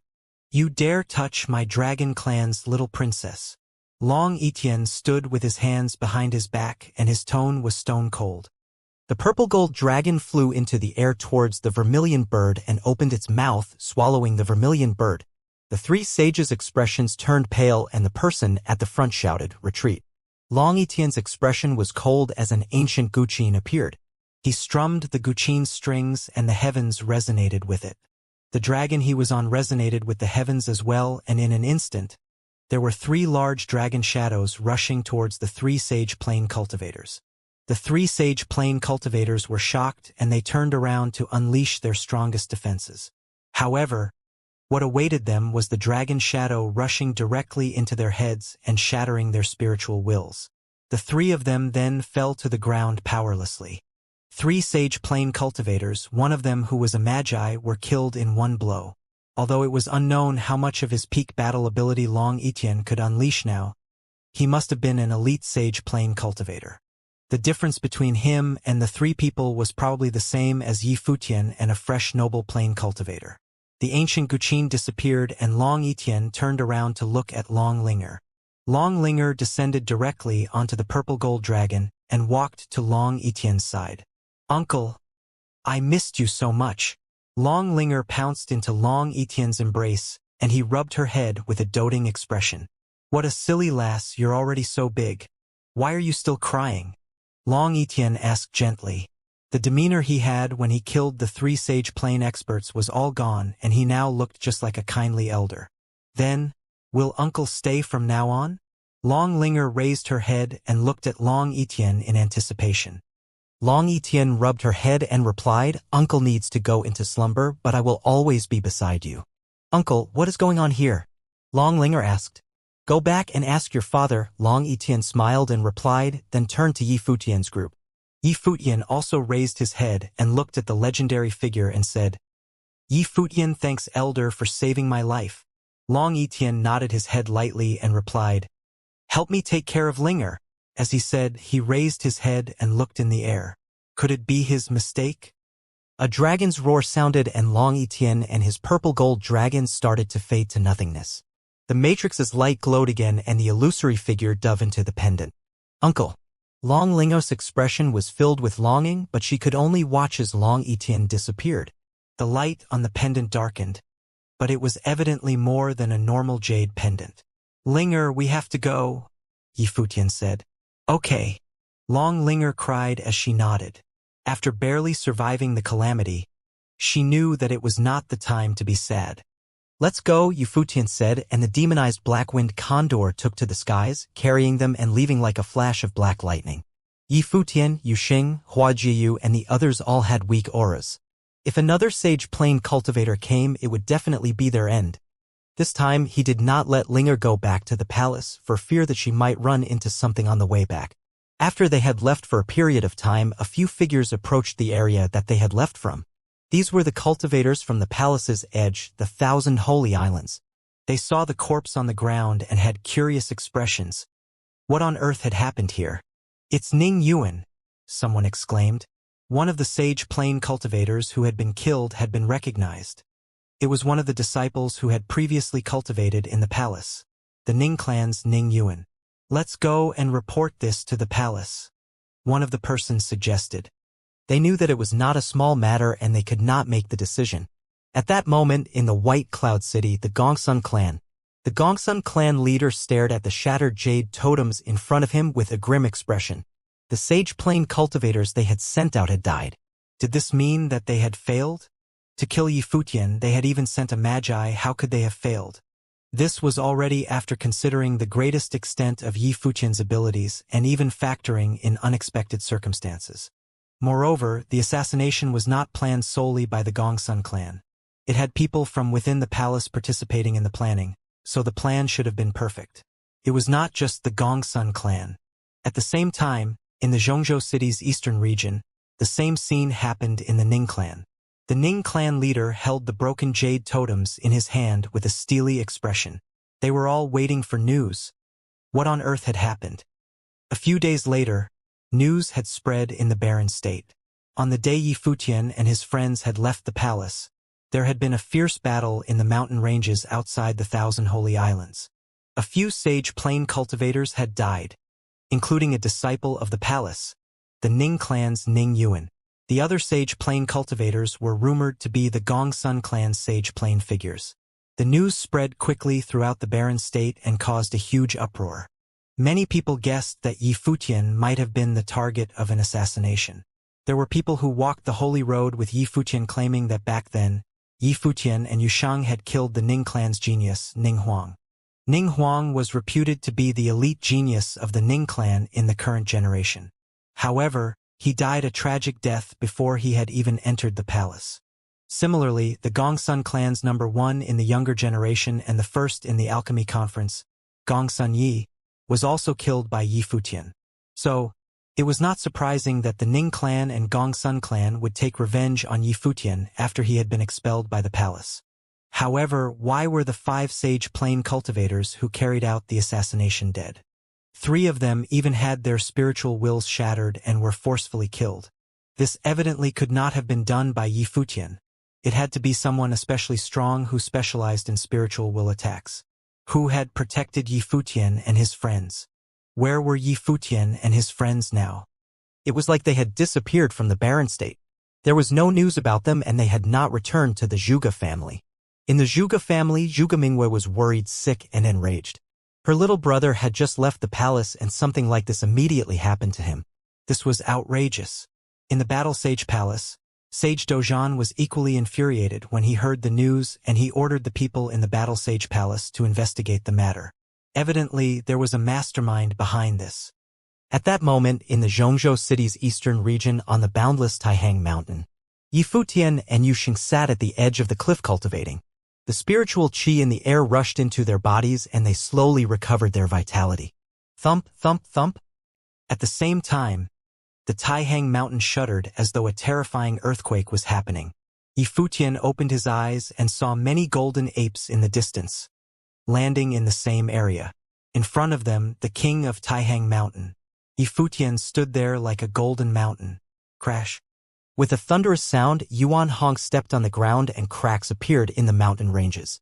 He flew into the air and with multiple crackling sounds, the other golden apes all flew into the air out of Taihang Mountain. The ape clan was leaving the mountain.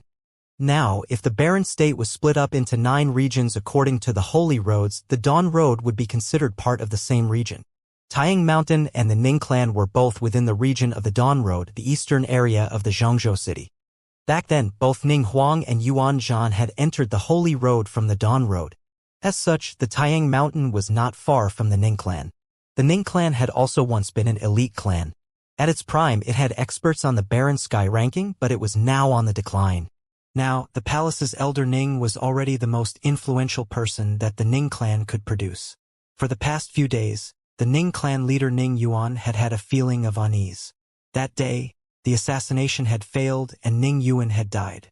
Until now, they did not know who had protected Yifutian, but it was at least a magi, otherwise they could not have killed Ning Yuan. If he had a person of that level protecting him, what other factions were behind Yifutian? The reason they had dared to assassinate Yifutian was naturally because he had been expelled from the palace and the palace would not interfere. As long as the assassination succeeded, nobody would know who had done it. Even if someone managed to find out, who would stick up for Yifutian? Although the Zhuge family and the Alchemy City had some relations with him, that was only because his brother and sister were in these factions, but they were not the ones in power. So, the relationship would definitely not be too intimate, even if Zhuge Qifeng and Yuqi valued Yifutian's potential.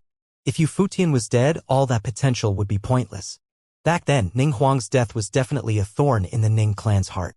However, Yifutian had entered the Holy Ji Palace to cultivate and they could not kill him in the palace. Afterward, he had become the first on the low rank and he was protected even better. The Ning clan had once thought that revenge was impossible until Yifutian had been expelled from the palace. That was when the assassination plan had begun. However, they had failed. The corpses of the 5 Sage Plane experts were left there, so they would know who did it at a glance. Thud. A dull sound was heard and Ning Yuan frowned. What was happening? It was not only him who had heard the sound. At that moment, within the huge Ning clan residence, many people felt the ground shake. Outside the Ning clan residence, the people within the city looked dumbfoundedly at the scene before them. It was a herd of golden apes. On the ground, rampaging golden apes trampled the ground, causing cracks to appear. The golden apes had violent demonic chi around their bodies and in the front. The golden ape bodies rapidly grew to a size of 10 meters, each of them looking like a mountain, crushing the ground beyond their feet as they walked forward. There were also immensely strong golden apes walking in the air. The golden ape at the forefront appeared to be the king of the apes, its golden body standing tall at tens of meters, giving people an immovable, divine feel. Many people started escaping in all directions. They had realized that the golden apes appeared to be heading for the Ning clan residence. At that moment, there were people flying into the air from the Ning clan residence. When they saw the grand sight before their eyes, they were startled and their bodies started to shiver. It was the Golden Ape clan from the Taihang Mountain. What were they here for? There were people flying into the air in succession and even sage plane figures appeared. Standing in the air, he looked at the king of Taihang Mountain across the air and bowed slightly, saying, "Greetings to Taihang Mountain's ape elder." "What has elder come for?" Yuan Hong said with an extremely cold voice, completely devoid of emotion. In the next moment, the tens of golden apes beside him held razor-sharp golden spears in their hands and golden rays flew through the air. The golden spears then flew towards the sage plane expert below like golden lightning. It was too quick. Those who had thrown their spears were all strong golden apes from Taihang Mountain. The sage plane expert was horrified and retreated immediately, but the sky of raining spears rained down and he could not dodge them. TCH. With a giant sound, the giant golden spears impaled his body, pinning him to the ground. A sage plane expert dead on the spot. In the Ning clan, countless people watched the scene with trepidation, fear filling their minds. The Taihang Mountain had sent out all its experts to kill them. Elder Yuan Hong, when has my Ning clan ever offended the Taihang Mountain? Someone roared, only to see a golden ape land right in front of him and crushing him with its golden palm, killing him in the air. As deafening rumbling sounds were heard, the Ning clan's main door was smashed to dust. Next, the buildings in the Ning clan's residence were rapidly destroyed and the golden apes landed on the area above the residence, their might surrounding the entire residence. "Yuan Hong," a voice shouted. The Ning clan leader, Ning Yuan, flew into the air with an extremely grim expression and howled at Yuan Hong. I did not know that Yuan Zhan was there at that time, but I guarantee that Ning Yuan would definitely not have laid a hand on Yuan Zhan. He had already knew that Yuan Zhan had left the palace with Yifutian. Ning Yuan naturally had his own insight and would not kill Yuan Zhan. After all, they had no grudge with Yuan Zhan and did not want to. Nor did they dare to offend Taihang Mountain. Yuan Hong's golden eyes swept across Ning Yuan. Even until now, Ning Yuan probably did not know why he was here. Since the Ning clan likes their outstanding sage plane figures, today, none of the Ning clan's sage plane figures will be left alive. If any noble plane dares to step in, kill them all. Yuan Hong's voice sounded like a storm in Ning Yuan's ears, leaving him in despair. None of the Ning clan's sage plane to be left alive. If noble plane cultivators interfered, they would all be killed. This was akin to severing the Ning clan's lifeline. In the barren state, the sage plane cultivators were the elite figures. A faction could only be considered elite unless it had a sage plane cultivator. Some small cities could not even hold their own in the barren state without a sage plane cultivator, not to mention a clan. Moreover, the Ning clan was a strong clan and would definitely have offended many people. The clan also had many treasures. If their sage plane experts were all killed, how would the Ning clan survive? Bang, bang, bang. The huge golden apes stepped forward and started killing. The Golden Ape clan was renowned for its strong battle ability. How could the declining Ning clan be a match for them? It was absolutely a one-sided massacre. In another part of the battlefield, there were strong sage plane experts holding halberds in their hands, riding cheilants, and assaulting a golden ape. However, the golden ape did not move and allowed the halberd to pierce its body. But the halberd could not even pierce through its skin. The golden apes naturally had invincible bodies that were forged by gold. His giant hand grabbed the halberd, snapping it in half, then slashed downwards and split the other party into two. He did not use much technique and chose to use tyrannical force to crush the other person instead. Below them, the Ning clan's members all had pale faces and boundless fear in their hearts. How could this be? Was it because of the incident that had been spreading wildly? However, the clan leader had already said that he would not touch Yuan Zhan. Why was Taihang Mountain still here? Yuan Hong, are you mad? Ning Yuan's eyes were blood-red as he howled. You dare to commit genocide against a clan in the barren state? How will the other factions in the barren state dare to coexist with you? When you committed murder by using a sage plane expert to assassinate a noble plane cultivator, did you not think of the consequences? Yuan Hong said coldly, staring down Ning Yuan. Yi Futian killed my Ning clan's genius, Ning Huang. This is between my Ning clan and Yi Futian. What does it have to do with your Taihang Mountain? Ning Yuan bellowed. Seeing all the sage plane cultivators die, he had gone into a frenzy. Yi Futian killed Ning Huang, so you wanted him dead. Now, you tried to kill Yi Futian, so I'm here to kill you. After today, the Ning clan will be removed from the barren state, Yuan Hong said nonchalantly. As he heard his words, Ning Yuan's expression became ghastly and he stared at Yuan Hong, saying, Not possible. This is not possible. What relation does Yi Futian have with your Taihang Mountain? It can't be just because he knows Yuan Zhan. Yuan Hong had led the Golden Ape clan to kill them, not because of Yuan Zhan, but because of Yi Futian. He had considered the Zhuge family and Alchemy City.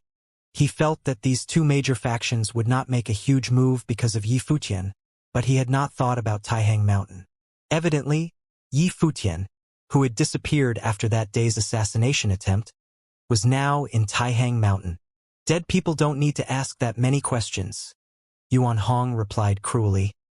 He stretched out his hand, and a golden rod appeared in his giant palm. He stepped forward and the earth shuddered under him. The golden rod crushed downwards, its might causing the entire Ning clan residence to crumble. The other people's battles all stopped at that moment. The power of the rod seemingly could cause the heavens to collapse. Before the rod had even landed, crashing sounds could be heard as the Ning clan residence repeatedly exploded and some weaker cultivators were pressed to the ground, unable to move, spurting blood, feeling as though their internal organs would be crushed. No!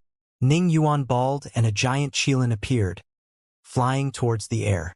However, under the rod strike, the qilin was smashed to smithereens. Yuan Hong was an elite high-level archmage and 18th on the Barren Sky ranking. Ning Yuan was a mid-level archmage. There was an entire cultivation level of difference between them, not to mention that their battle abilities were not on the same level. When Yuan Hong personally descended upon the Ning clan, there was already no doubt about the outcome. As the rod struck down, Ning Yuan was pounded to the ground, blood gushing from his mouth. The color paled from his face as he saw a giant foot crushing down upon his body, getting closer by the second. Ning Yuan felt utterly pained. Was he going to die in such a humiliating way? Being crushed to death. Countless gazes stared in his direction, watching Yuan Hong's foot trampling down. With a thunderous clap, the ground ruptured and cracks appeared in the entire residence as the Ning clan members watched with looks of despair. Their clan leader had been stepped on and crushed to death. What a humiliating way to die. Do your job. Yuan Hong raised his head and looked at the golden apes in the air. The golden apes immediately went on a killing spree and howls of agony could be heard all over the Ning clan. The noble plain cultivators all shivered, not daring to participate in the battle, their cries being completely drowned out by the battle. The Ning clan was finished. After today, they would be removed from the barren state, all because their clan leader had ordered an assassination on Yi Futian. Not long after, the ground shook and roaring sounds could be heard as Taihang Mountain's demonic beasts took to the skies and left.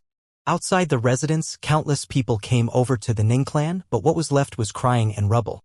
The apes on Taihang Mountain are really brutal, many people thought. The Golden Ape clan were still demonic beasts after all, and the rage of a demonic beast was utterly barbaric. The devastation of the Ning clan caused a huge uproar in no time. The eastern region of the barren state was the first that had caught wind of the news. All top forces were utterly shocked. It was said that the king of Taihang Mountain, that violent king of the golden great apes, brought his forces of demon ape down Taihang Mountain down on the Ning clan. They swiftly destroyed the clan with the king himself stepping onto Ning Yuan. All of their sages were killed. The unrest occurred with the Ning clan soon after people infiltrated their ranks to rob them. The once renowned Ning clan was reduced to history. The few survivors ran for their lives, with some going to Ningxian in the Holy Ji Palace, hoping to have Ningxian avenge the clan. There was news saying that the very reason why the forces on Taihang Mountain went to destroy the Ning clan was because the clan sent sages to assassinate Yi Futian, not because of Yuan Zhan. Yi Futian was apparently on friendly terms with Taihang Mountain, and as such, it was hardly a surprise that Yuan Zhan himself was so close with Yi Futian. Zhuge Qingfeng of the Zhuge family was hardly surprised when he caught wind of the news. When Yi Futian revealed his secret to Zhuge Qingfeng, he mentioned something about the apes. What was unexpected to Zhuge Qingfeng was that Taihang Mountain reacted to the assassination attempt so drastically. Just how high is his status among the apes? However, the destruction of the Ning clan was probably more than enough to have whoever was scheming against Yi Futian after he was expelled from the Holy Ji Palace reconsider their plans and stop pulling off such attempts easily. The Gongsun clan was the next one to be terrified. When the news reached the Holy Ji Palace, many were shocked. No one expected Taihang Mountain forces to be the one to act in Yi Futian's favor. In one of the palaces in Tianqing Pavilion, Ningxian shattered a stone chair near him. His expression was a very, very ugly one. His veins popped and he looked ferocious, losing all the bearing a sage-level figure should have had. He just received the news that Ning clan was no more. That was his family. Even though the Ning clan had fallen on hard times, it was still his roots. The people of the Ning clan shared blood ties with him. His heart bled hearing that Ning clan was crushed by Taihang Mountain. Yuan Hong, you have gone too far. Ningxian yelled with intense anger. He wanted little more than to invade Taihang Mountain right there and then. However, Yuan Hong was a mighty one ranked 18th on the law rank. Despite being an elder of Tianqing Pavilion, Ningxian was no match for Yuan Hong. He and the main palace lord aside, the only people throughout the entire Holy Ji Palace capable of fighting Yuan Hong were Lu Chan, the assistant palace lord, and Sage Dozhan, the lord of Battle Sage Palace. Sage Dozhan had been Yi Futian's teacher. There was no way he would have avenged Ningxian, as he was busy finding out who had gone after Yi Futian's head. Only Lu Chan, the assistant palace lord, would be able to avenge Ningxian since even the lord of Tianqing Pavilion would not be able to do so. However, the Holy Ji Palace never got themselves involved with outside conflicts, and Lu Chan would not have fought on behalf of Ning clan. Ningxian stood up and walked, heading to Holy Sage Pavilion. Lu Chan had, of course, caught wind of the news. When Ningxian made it to the Holy Sage Pavilion, he found the lords of Tianqing Pavilion and Battle Sage Palace present as well. His expression changed for a bit, bowing to everyone there and then turning his eyes at Lu Chan, saying, "Assistant Palace Lord, that demon beast in Taihang Mountain was inhumanely violent. He went on to wage bloody wars when he first came to the barren state. It was entirely unexpected that his violent nature remained for all these years, slaughtering the entire Ning clan. Despite being amongst humans for so long, they were still devoid of humaneness. I suggest that you call upon all forces of the Barren State to destroy Taihang Mountain in order to be rid of this menace once and for all. Lu Chan looked at him for quite a bit and said, Ning Xian, were you the one behind what happened outside the Thousand Holy Islands? Sage Dozhan glared at him with equally cold eyes. Ning Xian felt immense pressure coming his way all of a sudden.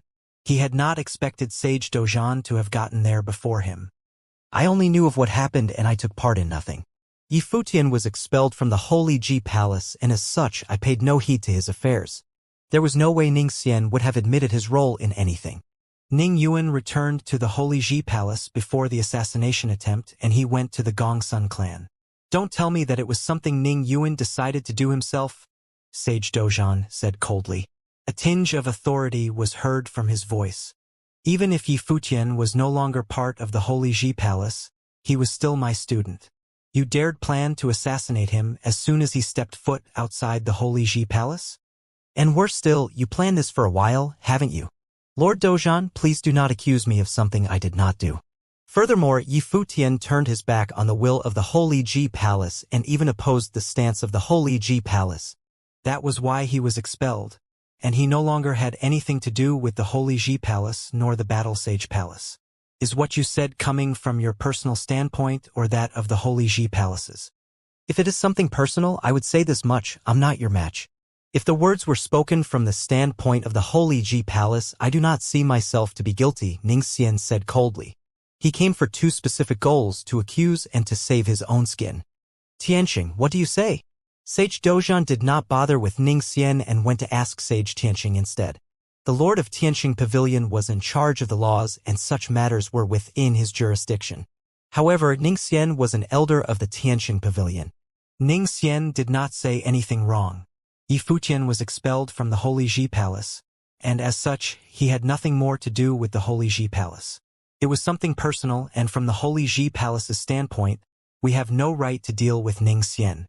Of course, the case of Taihang Mountain avenging Yi Futian is something that the Holy Ji Palace will also not get involved with. However, the demonic beasts in Taihang Mountain have indeed gone too far by slaughtering the entire Ning clan. If other forces were to imitate their way of doing things, the Barren State will be caught in a bloody storm in no time. Sage Tianqing elaborated. Lu Chan looked at the people before him calmly and said, None of this has anything to do with the Holy Ji Palace itself. Period. Ning Xian, if you decide to seek vengeance, do it in an open manner and put your life on the line. The Holy Ji Palace will not get involved with your personal vendetta. You being alive or dead will have nothing to do with the Holy Ji Palace. Indeed, Assistant Palace Lord. Ning Xian nodded while cursing under his breath. It had indeed been impossible to convince Lu Chan to move against Taihang Mountain, and he had been lucky to be able to save his own skin. Sage Dozhan glanced at Ning Xian with cold eyes and said, Yi Futian and Yu Xing were expelled from the Holy Ji Palace. While this had nothing to do with the Holy Ji Palace in principle, they were still marked for death as soon as they left the place. The Holy Ji Palace is sacred ground in the Barren State. What would that have done to our reputation? If something like this happens again, do not blame me for ignoring my position at the Holy Ji Palace and take things personally. Sage Dozhan turned around and left as soon as he was done talking. His stout frame made every single step he took clear, exuding an overbearing air. Ning Xian looked at his back and felt really bad. Ning Xian, take care of yourself. Lu Chan glanced at Ning Xian plainly and said. It was apparent that he found what Ning Xian did to be displeasing, but he did not pursue the matter further. White Cloud City was one of the two cities in the western region of the Barren State with similar renown to Alchemy City. It had always been one of the top forces in all of the Barren State. Mighty ones prowled the streets of that magnificent, grand city, and the place was an incredibly prosperous one. Golden light showered from above right outside the city itself. Many looked up and felt their hearts jumping out of their chests. The lights came from one golden great ape after another. They were huge and they looked as if they were made of gold. It had not long ago that there was news from the eastern region, saying that the Ning clan had been slaughtered by a bunch of demonic creatures from Taihang Mountain. The same golden great apes had now made it to White Cloud City, and everyone knew what they came from. However, the Gongsun clan had submitted to White Cloud City, yet Taihang Mountain forces still dared to come with impunity. It was seen to be an act of utmost insolence. "Quick! Inform the city lord," the guards outside the city said. It was a matter of utmost seriousness. Yuan Hong had come all the way from Taihang Mountain, and no one other than Bai Gu, the city lord of White Cloud City, would have been able to stand against Yuan Hong. A vast, regal, and luxurious estate had just been finished within White Cloud City. The place served as the residence of the Gongsun clan. However, members of the Gongsun family felt troubled, and the reason was an obvious one. The news of the Ning clan being totally destroyed was simply too shocking. They had thought the assassination attempt was something no one would dare to do or able to interfere with. They never expected Taihang Mountain forces to bring their might to bear on them, crushing the Ning clan to stand up for Yifutian. As Taihang Mountain dared move against Ning clan, it was a given that they dared move against Gongsun clan. There were two people playing chess in the vast estate.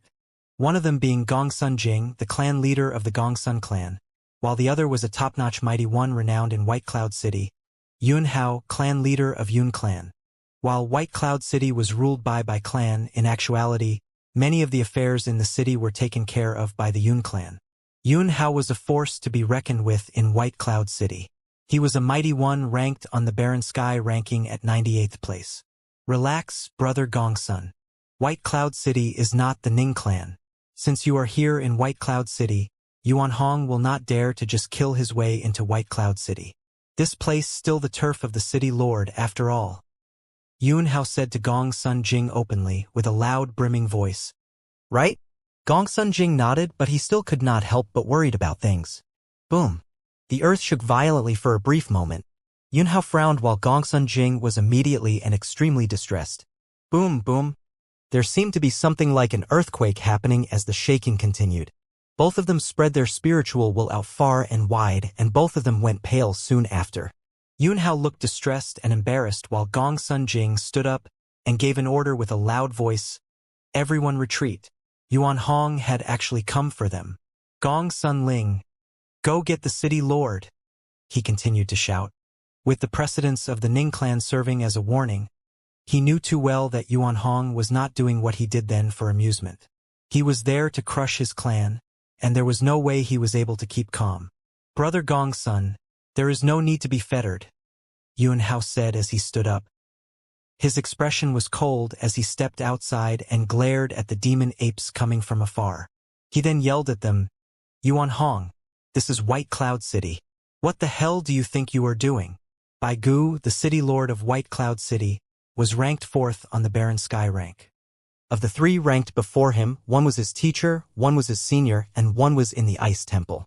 That meant that there was hardly anyone who dared piss off the city lord of White Cloud City in the entire Barren State. What Yuan Hong did right there, trampling all the way from Taihang Mountain, was seen to be insolence of the highest order. Boom, boom. The earth continued shaking as one golden great ape after another showed up. There were some among them who split up, intending to surround the Gongsun clan estate. Get lost. Yuan Hong glared at Yun Hao with his huge golden eyes in a condescending manner. The one ranked last on Barren Sky ranking had no place talking to him. Yun Hao glared at Yuan Hong upon hearing the ape telling him to get lost. He was still a mighty one ranked on Barren Sky ranking, yet Yuan Hong dared berate him. Yuan Hong, I will warn you once again. This is White Cloud City, and nobody from the Barren State dares to come mess around here. Yun Hao said with a threatening tone. If Yuan Hong dared mess around in White Cloud City, then White Cloud City would have also invaded Taihang Mountain at a later date. There were few throughout the Barren State capable of enduring the wrath of the city lord of White Cloud City. That is where you are wrong. I'm not here in White Cloud City to mess around. I'm here to kill someone, Yuan Hong answered with a forceful tone. He extended his palm right after he was done talking. A sky-piercing staff made of gold appeared in his huge hands. He took one step forward and an extremely refined might permeated the space around them. The winds howled and the clouds turned as the entire estate was being encased in the overbearing might. Bam! Yuan Hong took another forceful step forward, which seemed to be imbued with super-powerful martial arts will. Countless of the Gongsun clan fell flat on the ground. No one was allowed to escape. A regal, divine silhouette of a golden great ape appeared in all of their minds, which remained in their heads regardless if they were looking at it or not. Such was the might of the top-notch sage. Yun Hao, are you sure you want to get in my way? A strong wave of sound traversed the air and shook everything in its path. It was a might so powerful that even those far outside the estate were able to feel it. None dared go any way near the estate, and all of them simply took to watch the events unfold from afar. An illusory shadow of a great ape seemed to have appeared in the sky. It blocked out the sky as its vast shadow encased everything in it as if it was something made out of pure will. Yun Hao at that very moment was able to feel the truly terrible might of figures ranked high on the barren sky ranking. He felt utterly helpless against Yuan Hong. The staff in the ape's hand was lifted up high with terrible might. The shadow of the great ape seemed to have lifted its staff as well, synchronizing with his movements. It was some special ability of Yuan Hong himself. Yun Hao burst his aura in a crazed manner. Gong Sun Jing, who was standing behind him, went utterly pale as he looked at the sky. If that staff was brought down on their heads, it would pack enough force to raise the Gongsun clan estate. Yuan Hong, you have gone too far. A terrifying aura was sensed from afar. The skies changed in an instant, and the vicinity became gray. It seemed as if a pair of great gray eyes appeared, gaining control of the entire space like a pair of formless hands. That incredibly huge shadow with a staff seemed to be hindered by that formless power. Yun Hao felt the pressure on him lessen considerably. He let out a breath of stale air and relaxed for a bit. He came to know the terrifying might of that pressure when he was facing Yuan Hong. It was fortunate that the city lord showed up at the nick of time. The might that permeated the sky belonged to none other than the city lord himself. It was a power unleashed by the Eye of Devastation. The same spell, when used by the city lord, was several orders of magnitude more powerful than it had been when used by Luli. A terribly imposing figure dressed in white appeared in the air above the Gongsun clan estate. The city lord took his steps and was overflowing with terrible authority. He was practically clad in the powerful aura of one of the few top-notch figures. He addressed Yuan Hong, who stood before him with cold eyes. I care not for your affairs at Taihang Mountain. This is White Cloud City, and I will not tolerate any disrespectful acts here. Gongsun Jing sighed a breath of relief as well. He was drenched in sweat all over. Being faced with an imminent threat of death, even sages would have felt fear. He had no doubt that, if the city lord had not shown up, Yuan Hong would have crushed them right there and then. Those wretched beasts from Taihang Mountain, what business do they have with me killing Yi Futian? The two figures squared off against each other in the air. One ranked 4th on Barren Sky ranking while the other ranked 18th. It had been quite a while since such a battle happened in the Barren State. A formless gale blew across the air. Yuan Hong's golden eyes were set straight at Baigu as he said coldly, I told you I'm coming to White Cloud City to kill the Gongsun clan today. Are you trying to cover for them by standing in my way? I'm telling you one more time. This is White Cloud City. If you think I'm going to cover them, very well then. What if I do? Baigu responded sternly. He was still a figure ranked 4th on the Barren Sky ranking, and there was hardly anyone in the Barren State he took notice of. Yuan Hong is threatening me? What a joke. The assassination attempt on Yi Futian had nothing to do with him, but the case with Gu Donglu ruining the marriage arrangement in the Zhuge family estate had everything to do with Yi Futian. However, it was nowhere serious enough that Baigu deemed Yi Futian to be one he had to eliminate. If he had gone all the way to plan an assassination attempt on a noble like Yi Futian, that would have truly been a joke. If he had wanted to kill Yi Futian, all he had to do was simply slap the young man across the face. Baigu's status was such that assassinating Yi Futian was utterly beneath him. However, since the Gongsun clan had joined White Cloud City, it was only natural that they became Baigu's men. Yuan Hong asked if Baigu intended to cover the Gongsun clan, but there was hardly anything anyone could have done if Baigu actually did so. Your name has been the talk of legends, City Lord of White Cloud City. Yuan Hong will find out for myself how powerful the one ranked 4th on the Barren Sky ranking actually is. Yuan Hong's words sent shivers down the spines of everyone within earshot. Even Yun Hao and Gongsun Jing felt themselves trembling inside. Yuan Hong of Taihang Mountain actually dared move against the city lord of White Cloud City. It was something utterly insane. So be it. The city lord glared at Yuan Hong as he said plainly. It was only 3 words, yet the pressure behind those 3 words was extremely intense. Baigu also wanted to see for himself how powerful the golden great ape of Taihang Mountain, said to be invincible in battle, truly was. This is spectacular. I never expected to be able to see this up close. A boisterous laughing voice was heard. Several silhouettes were found at the side. Everyone turned their eyes in that direction. There were some among them who were not familiar faces, but to those who actually knew who those people were, their hearts trembled. Wuxia, the city lord of Alchemy City, appeared in White Cloud City. Both White Cloud City and Alchemy City served as major symbols of the western regions of the Barren State. Both were true landmarks of the region, and at that moment Baigu, ranked 4th on Barren Sky ranking, and Wuxia, ranked 8th, were found at the same time in the same place. Baigu and Yuan Hong did not find his appearance to be surprising, as they obviously were able to sense him. They were of the same plane, Sage Plane, and it was only natural that they were able to sense each other's presence. Yet, Gongsun Jing's face changed. He had, after all, come all the way from Alchemy City to join White Cloud City. Wuxia, I assume that you're not here in White Cloud City just for the show? Baigu asked. Of course not, Wuxia said plainly. I came for the Gongsun clan. You want to meddle with that assassination attempt? Baigu asked as he frowned. Just because the victim is a junior of your son-in-law? Gongsun Jing's face went pale. Wuxia wants in on this as well? My business here actually has little to do with Yi Futian. Wuxia said, it's just that back when Yi Futian and Gongsun Yi fought, I was the one-bore witness and hosted the fight. Everyone there saw it, including your son, Bai Luli. Now that the Gongsun clan wants revenge, they're practically throwing dirt on my face. He was being reserved with his words, but he needed not spell it all out for Baigu. Gongsun clan did more than just that. They had come to join White Cloud City before they planned the assassination, and that embarrassed Wuxia even further. So, Baigu asked. So, I'm here to ask you, do you mind handing Gongsun Jing to me? Wuxia asked with a smile. Gongsun Jing's face went pale. Wuxia had indeed come for him. Can't do. He is one of my people now, Baigu said casually. Gongsun Jing was already one of his men.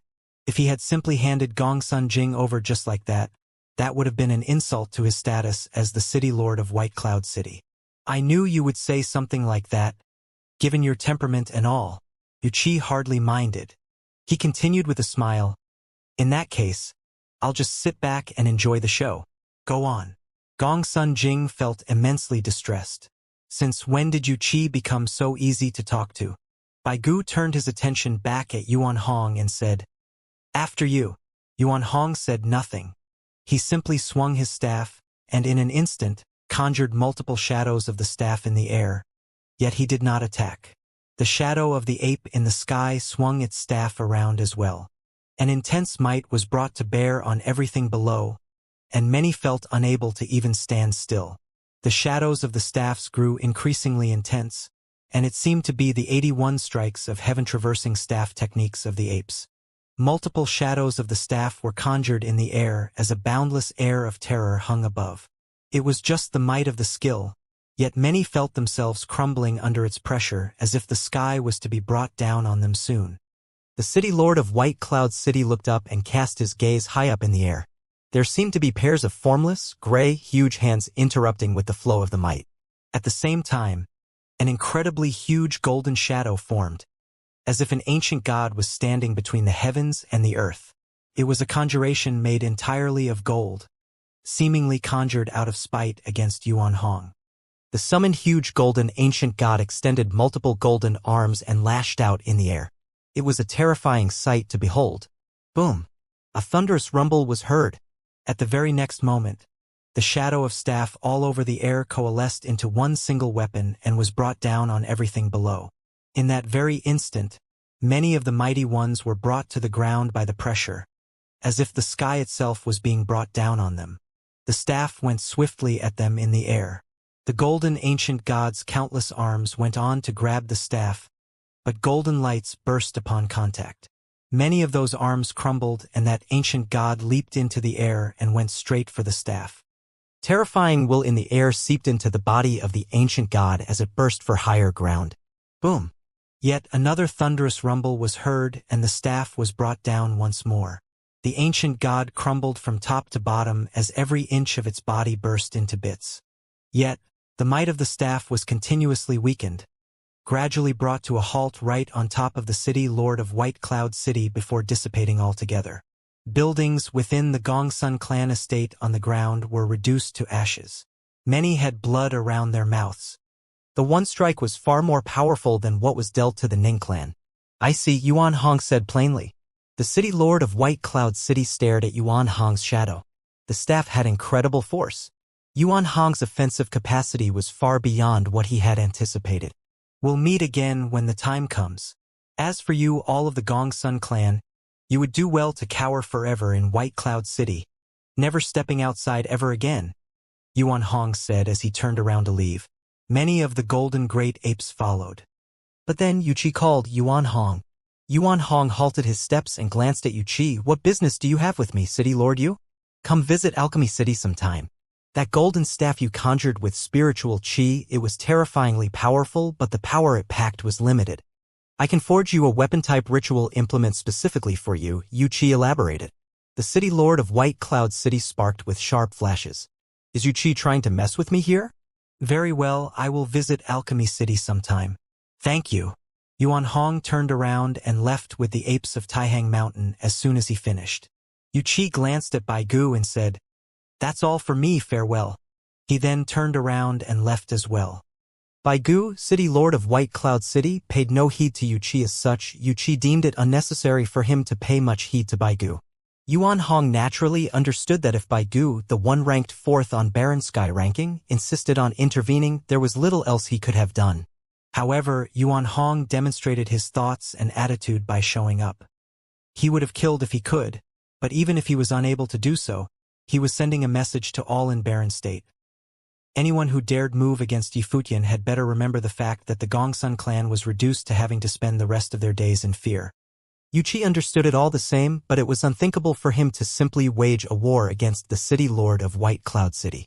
Both of them were top-notch figures in the Baron State, and it would have been bad for them to simply go for each other's throats because of Gongsun Jing. However, he needed to make his stance on the matter clear, nonetheless.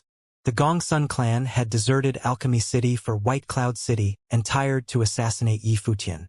All that they did was seen as a severe slight against him, and he was compelled to make sure Gongsun Jing remembered that, or else everyone would think they could have their way with Yuchi as they pleased.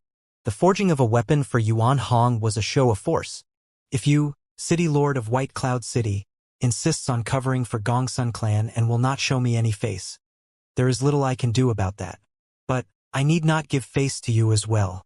He was interested to see if the City Lord of White Cloud City found Gongsun Jing worth keeping around, and he wanted Gongsun Jing himself as well as the entire Baron State to see that. Yuchi and Yuan Hong both left White Cloud City.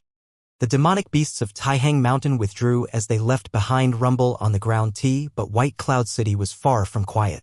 It was especially so for the Gongsun clan. Gongsun Jing's face was ashen at that point. He began to have regrets, pondering if it had been worth it to try to assassinate Yifutian simply because he had not been able to hold himself back. He never thought that not only did the attempt ended in failure, but it had also even kicked up such a great fuss with powerful figures.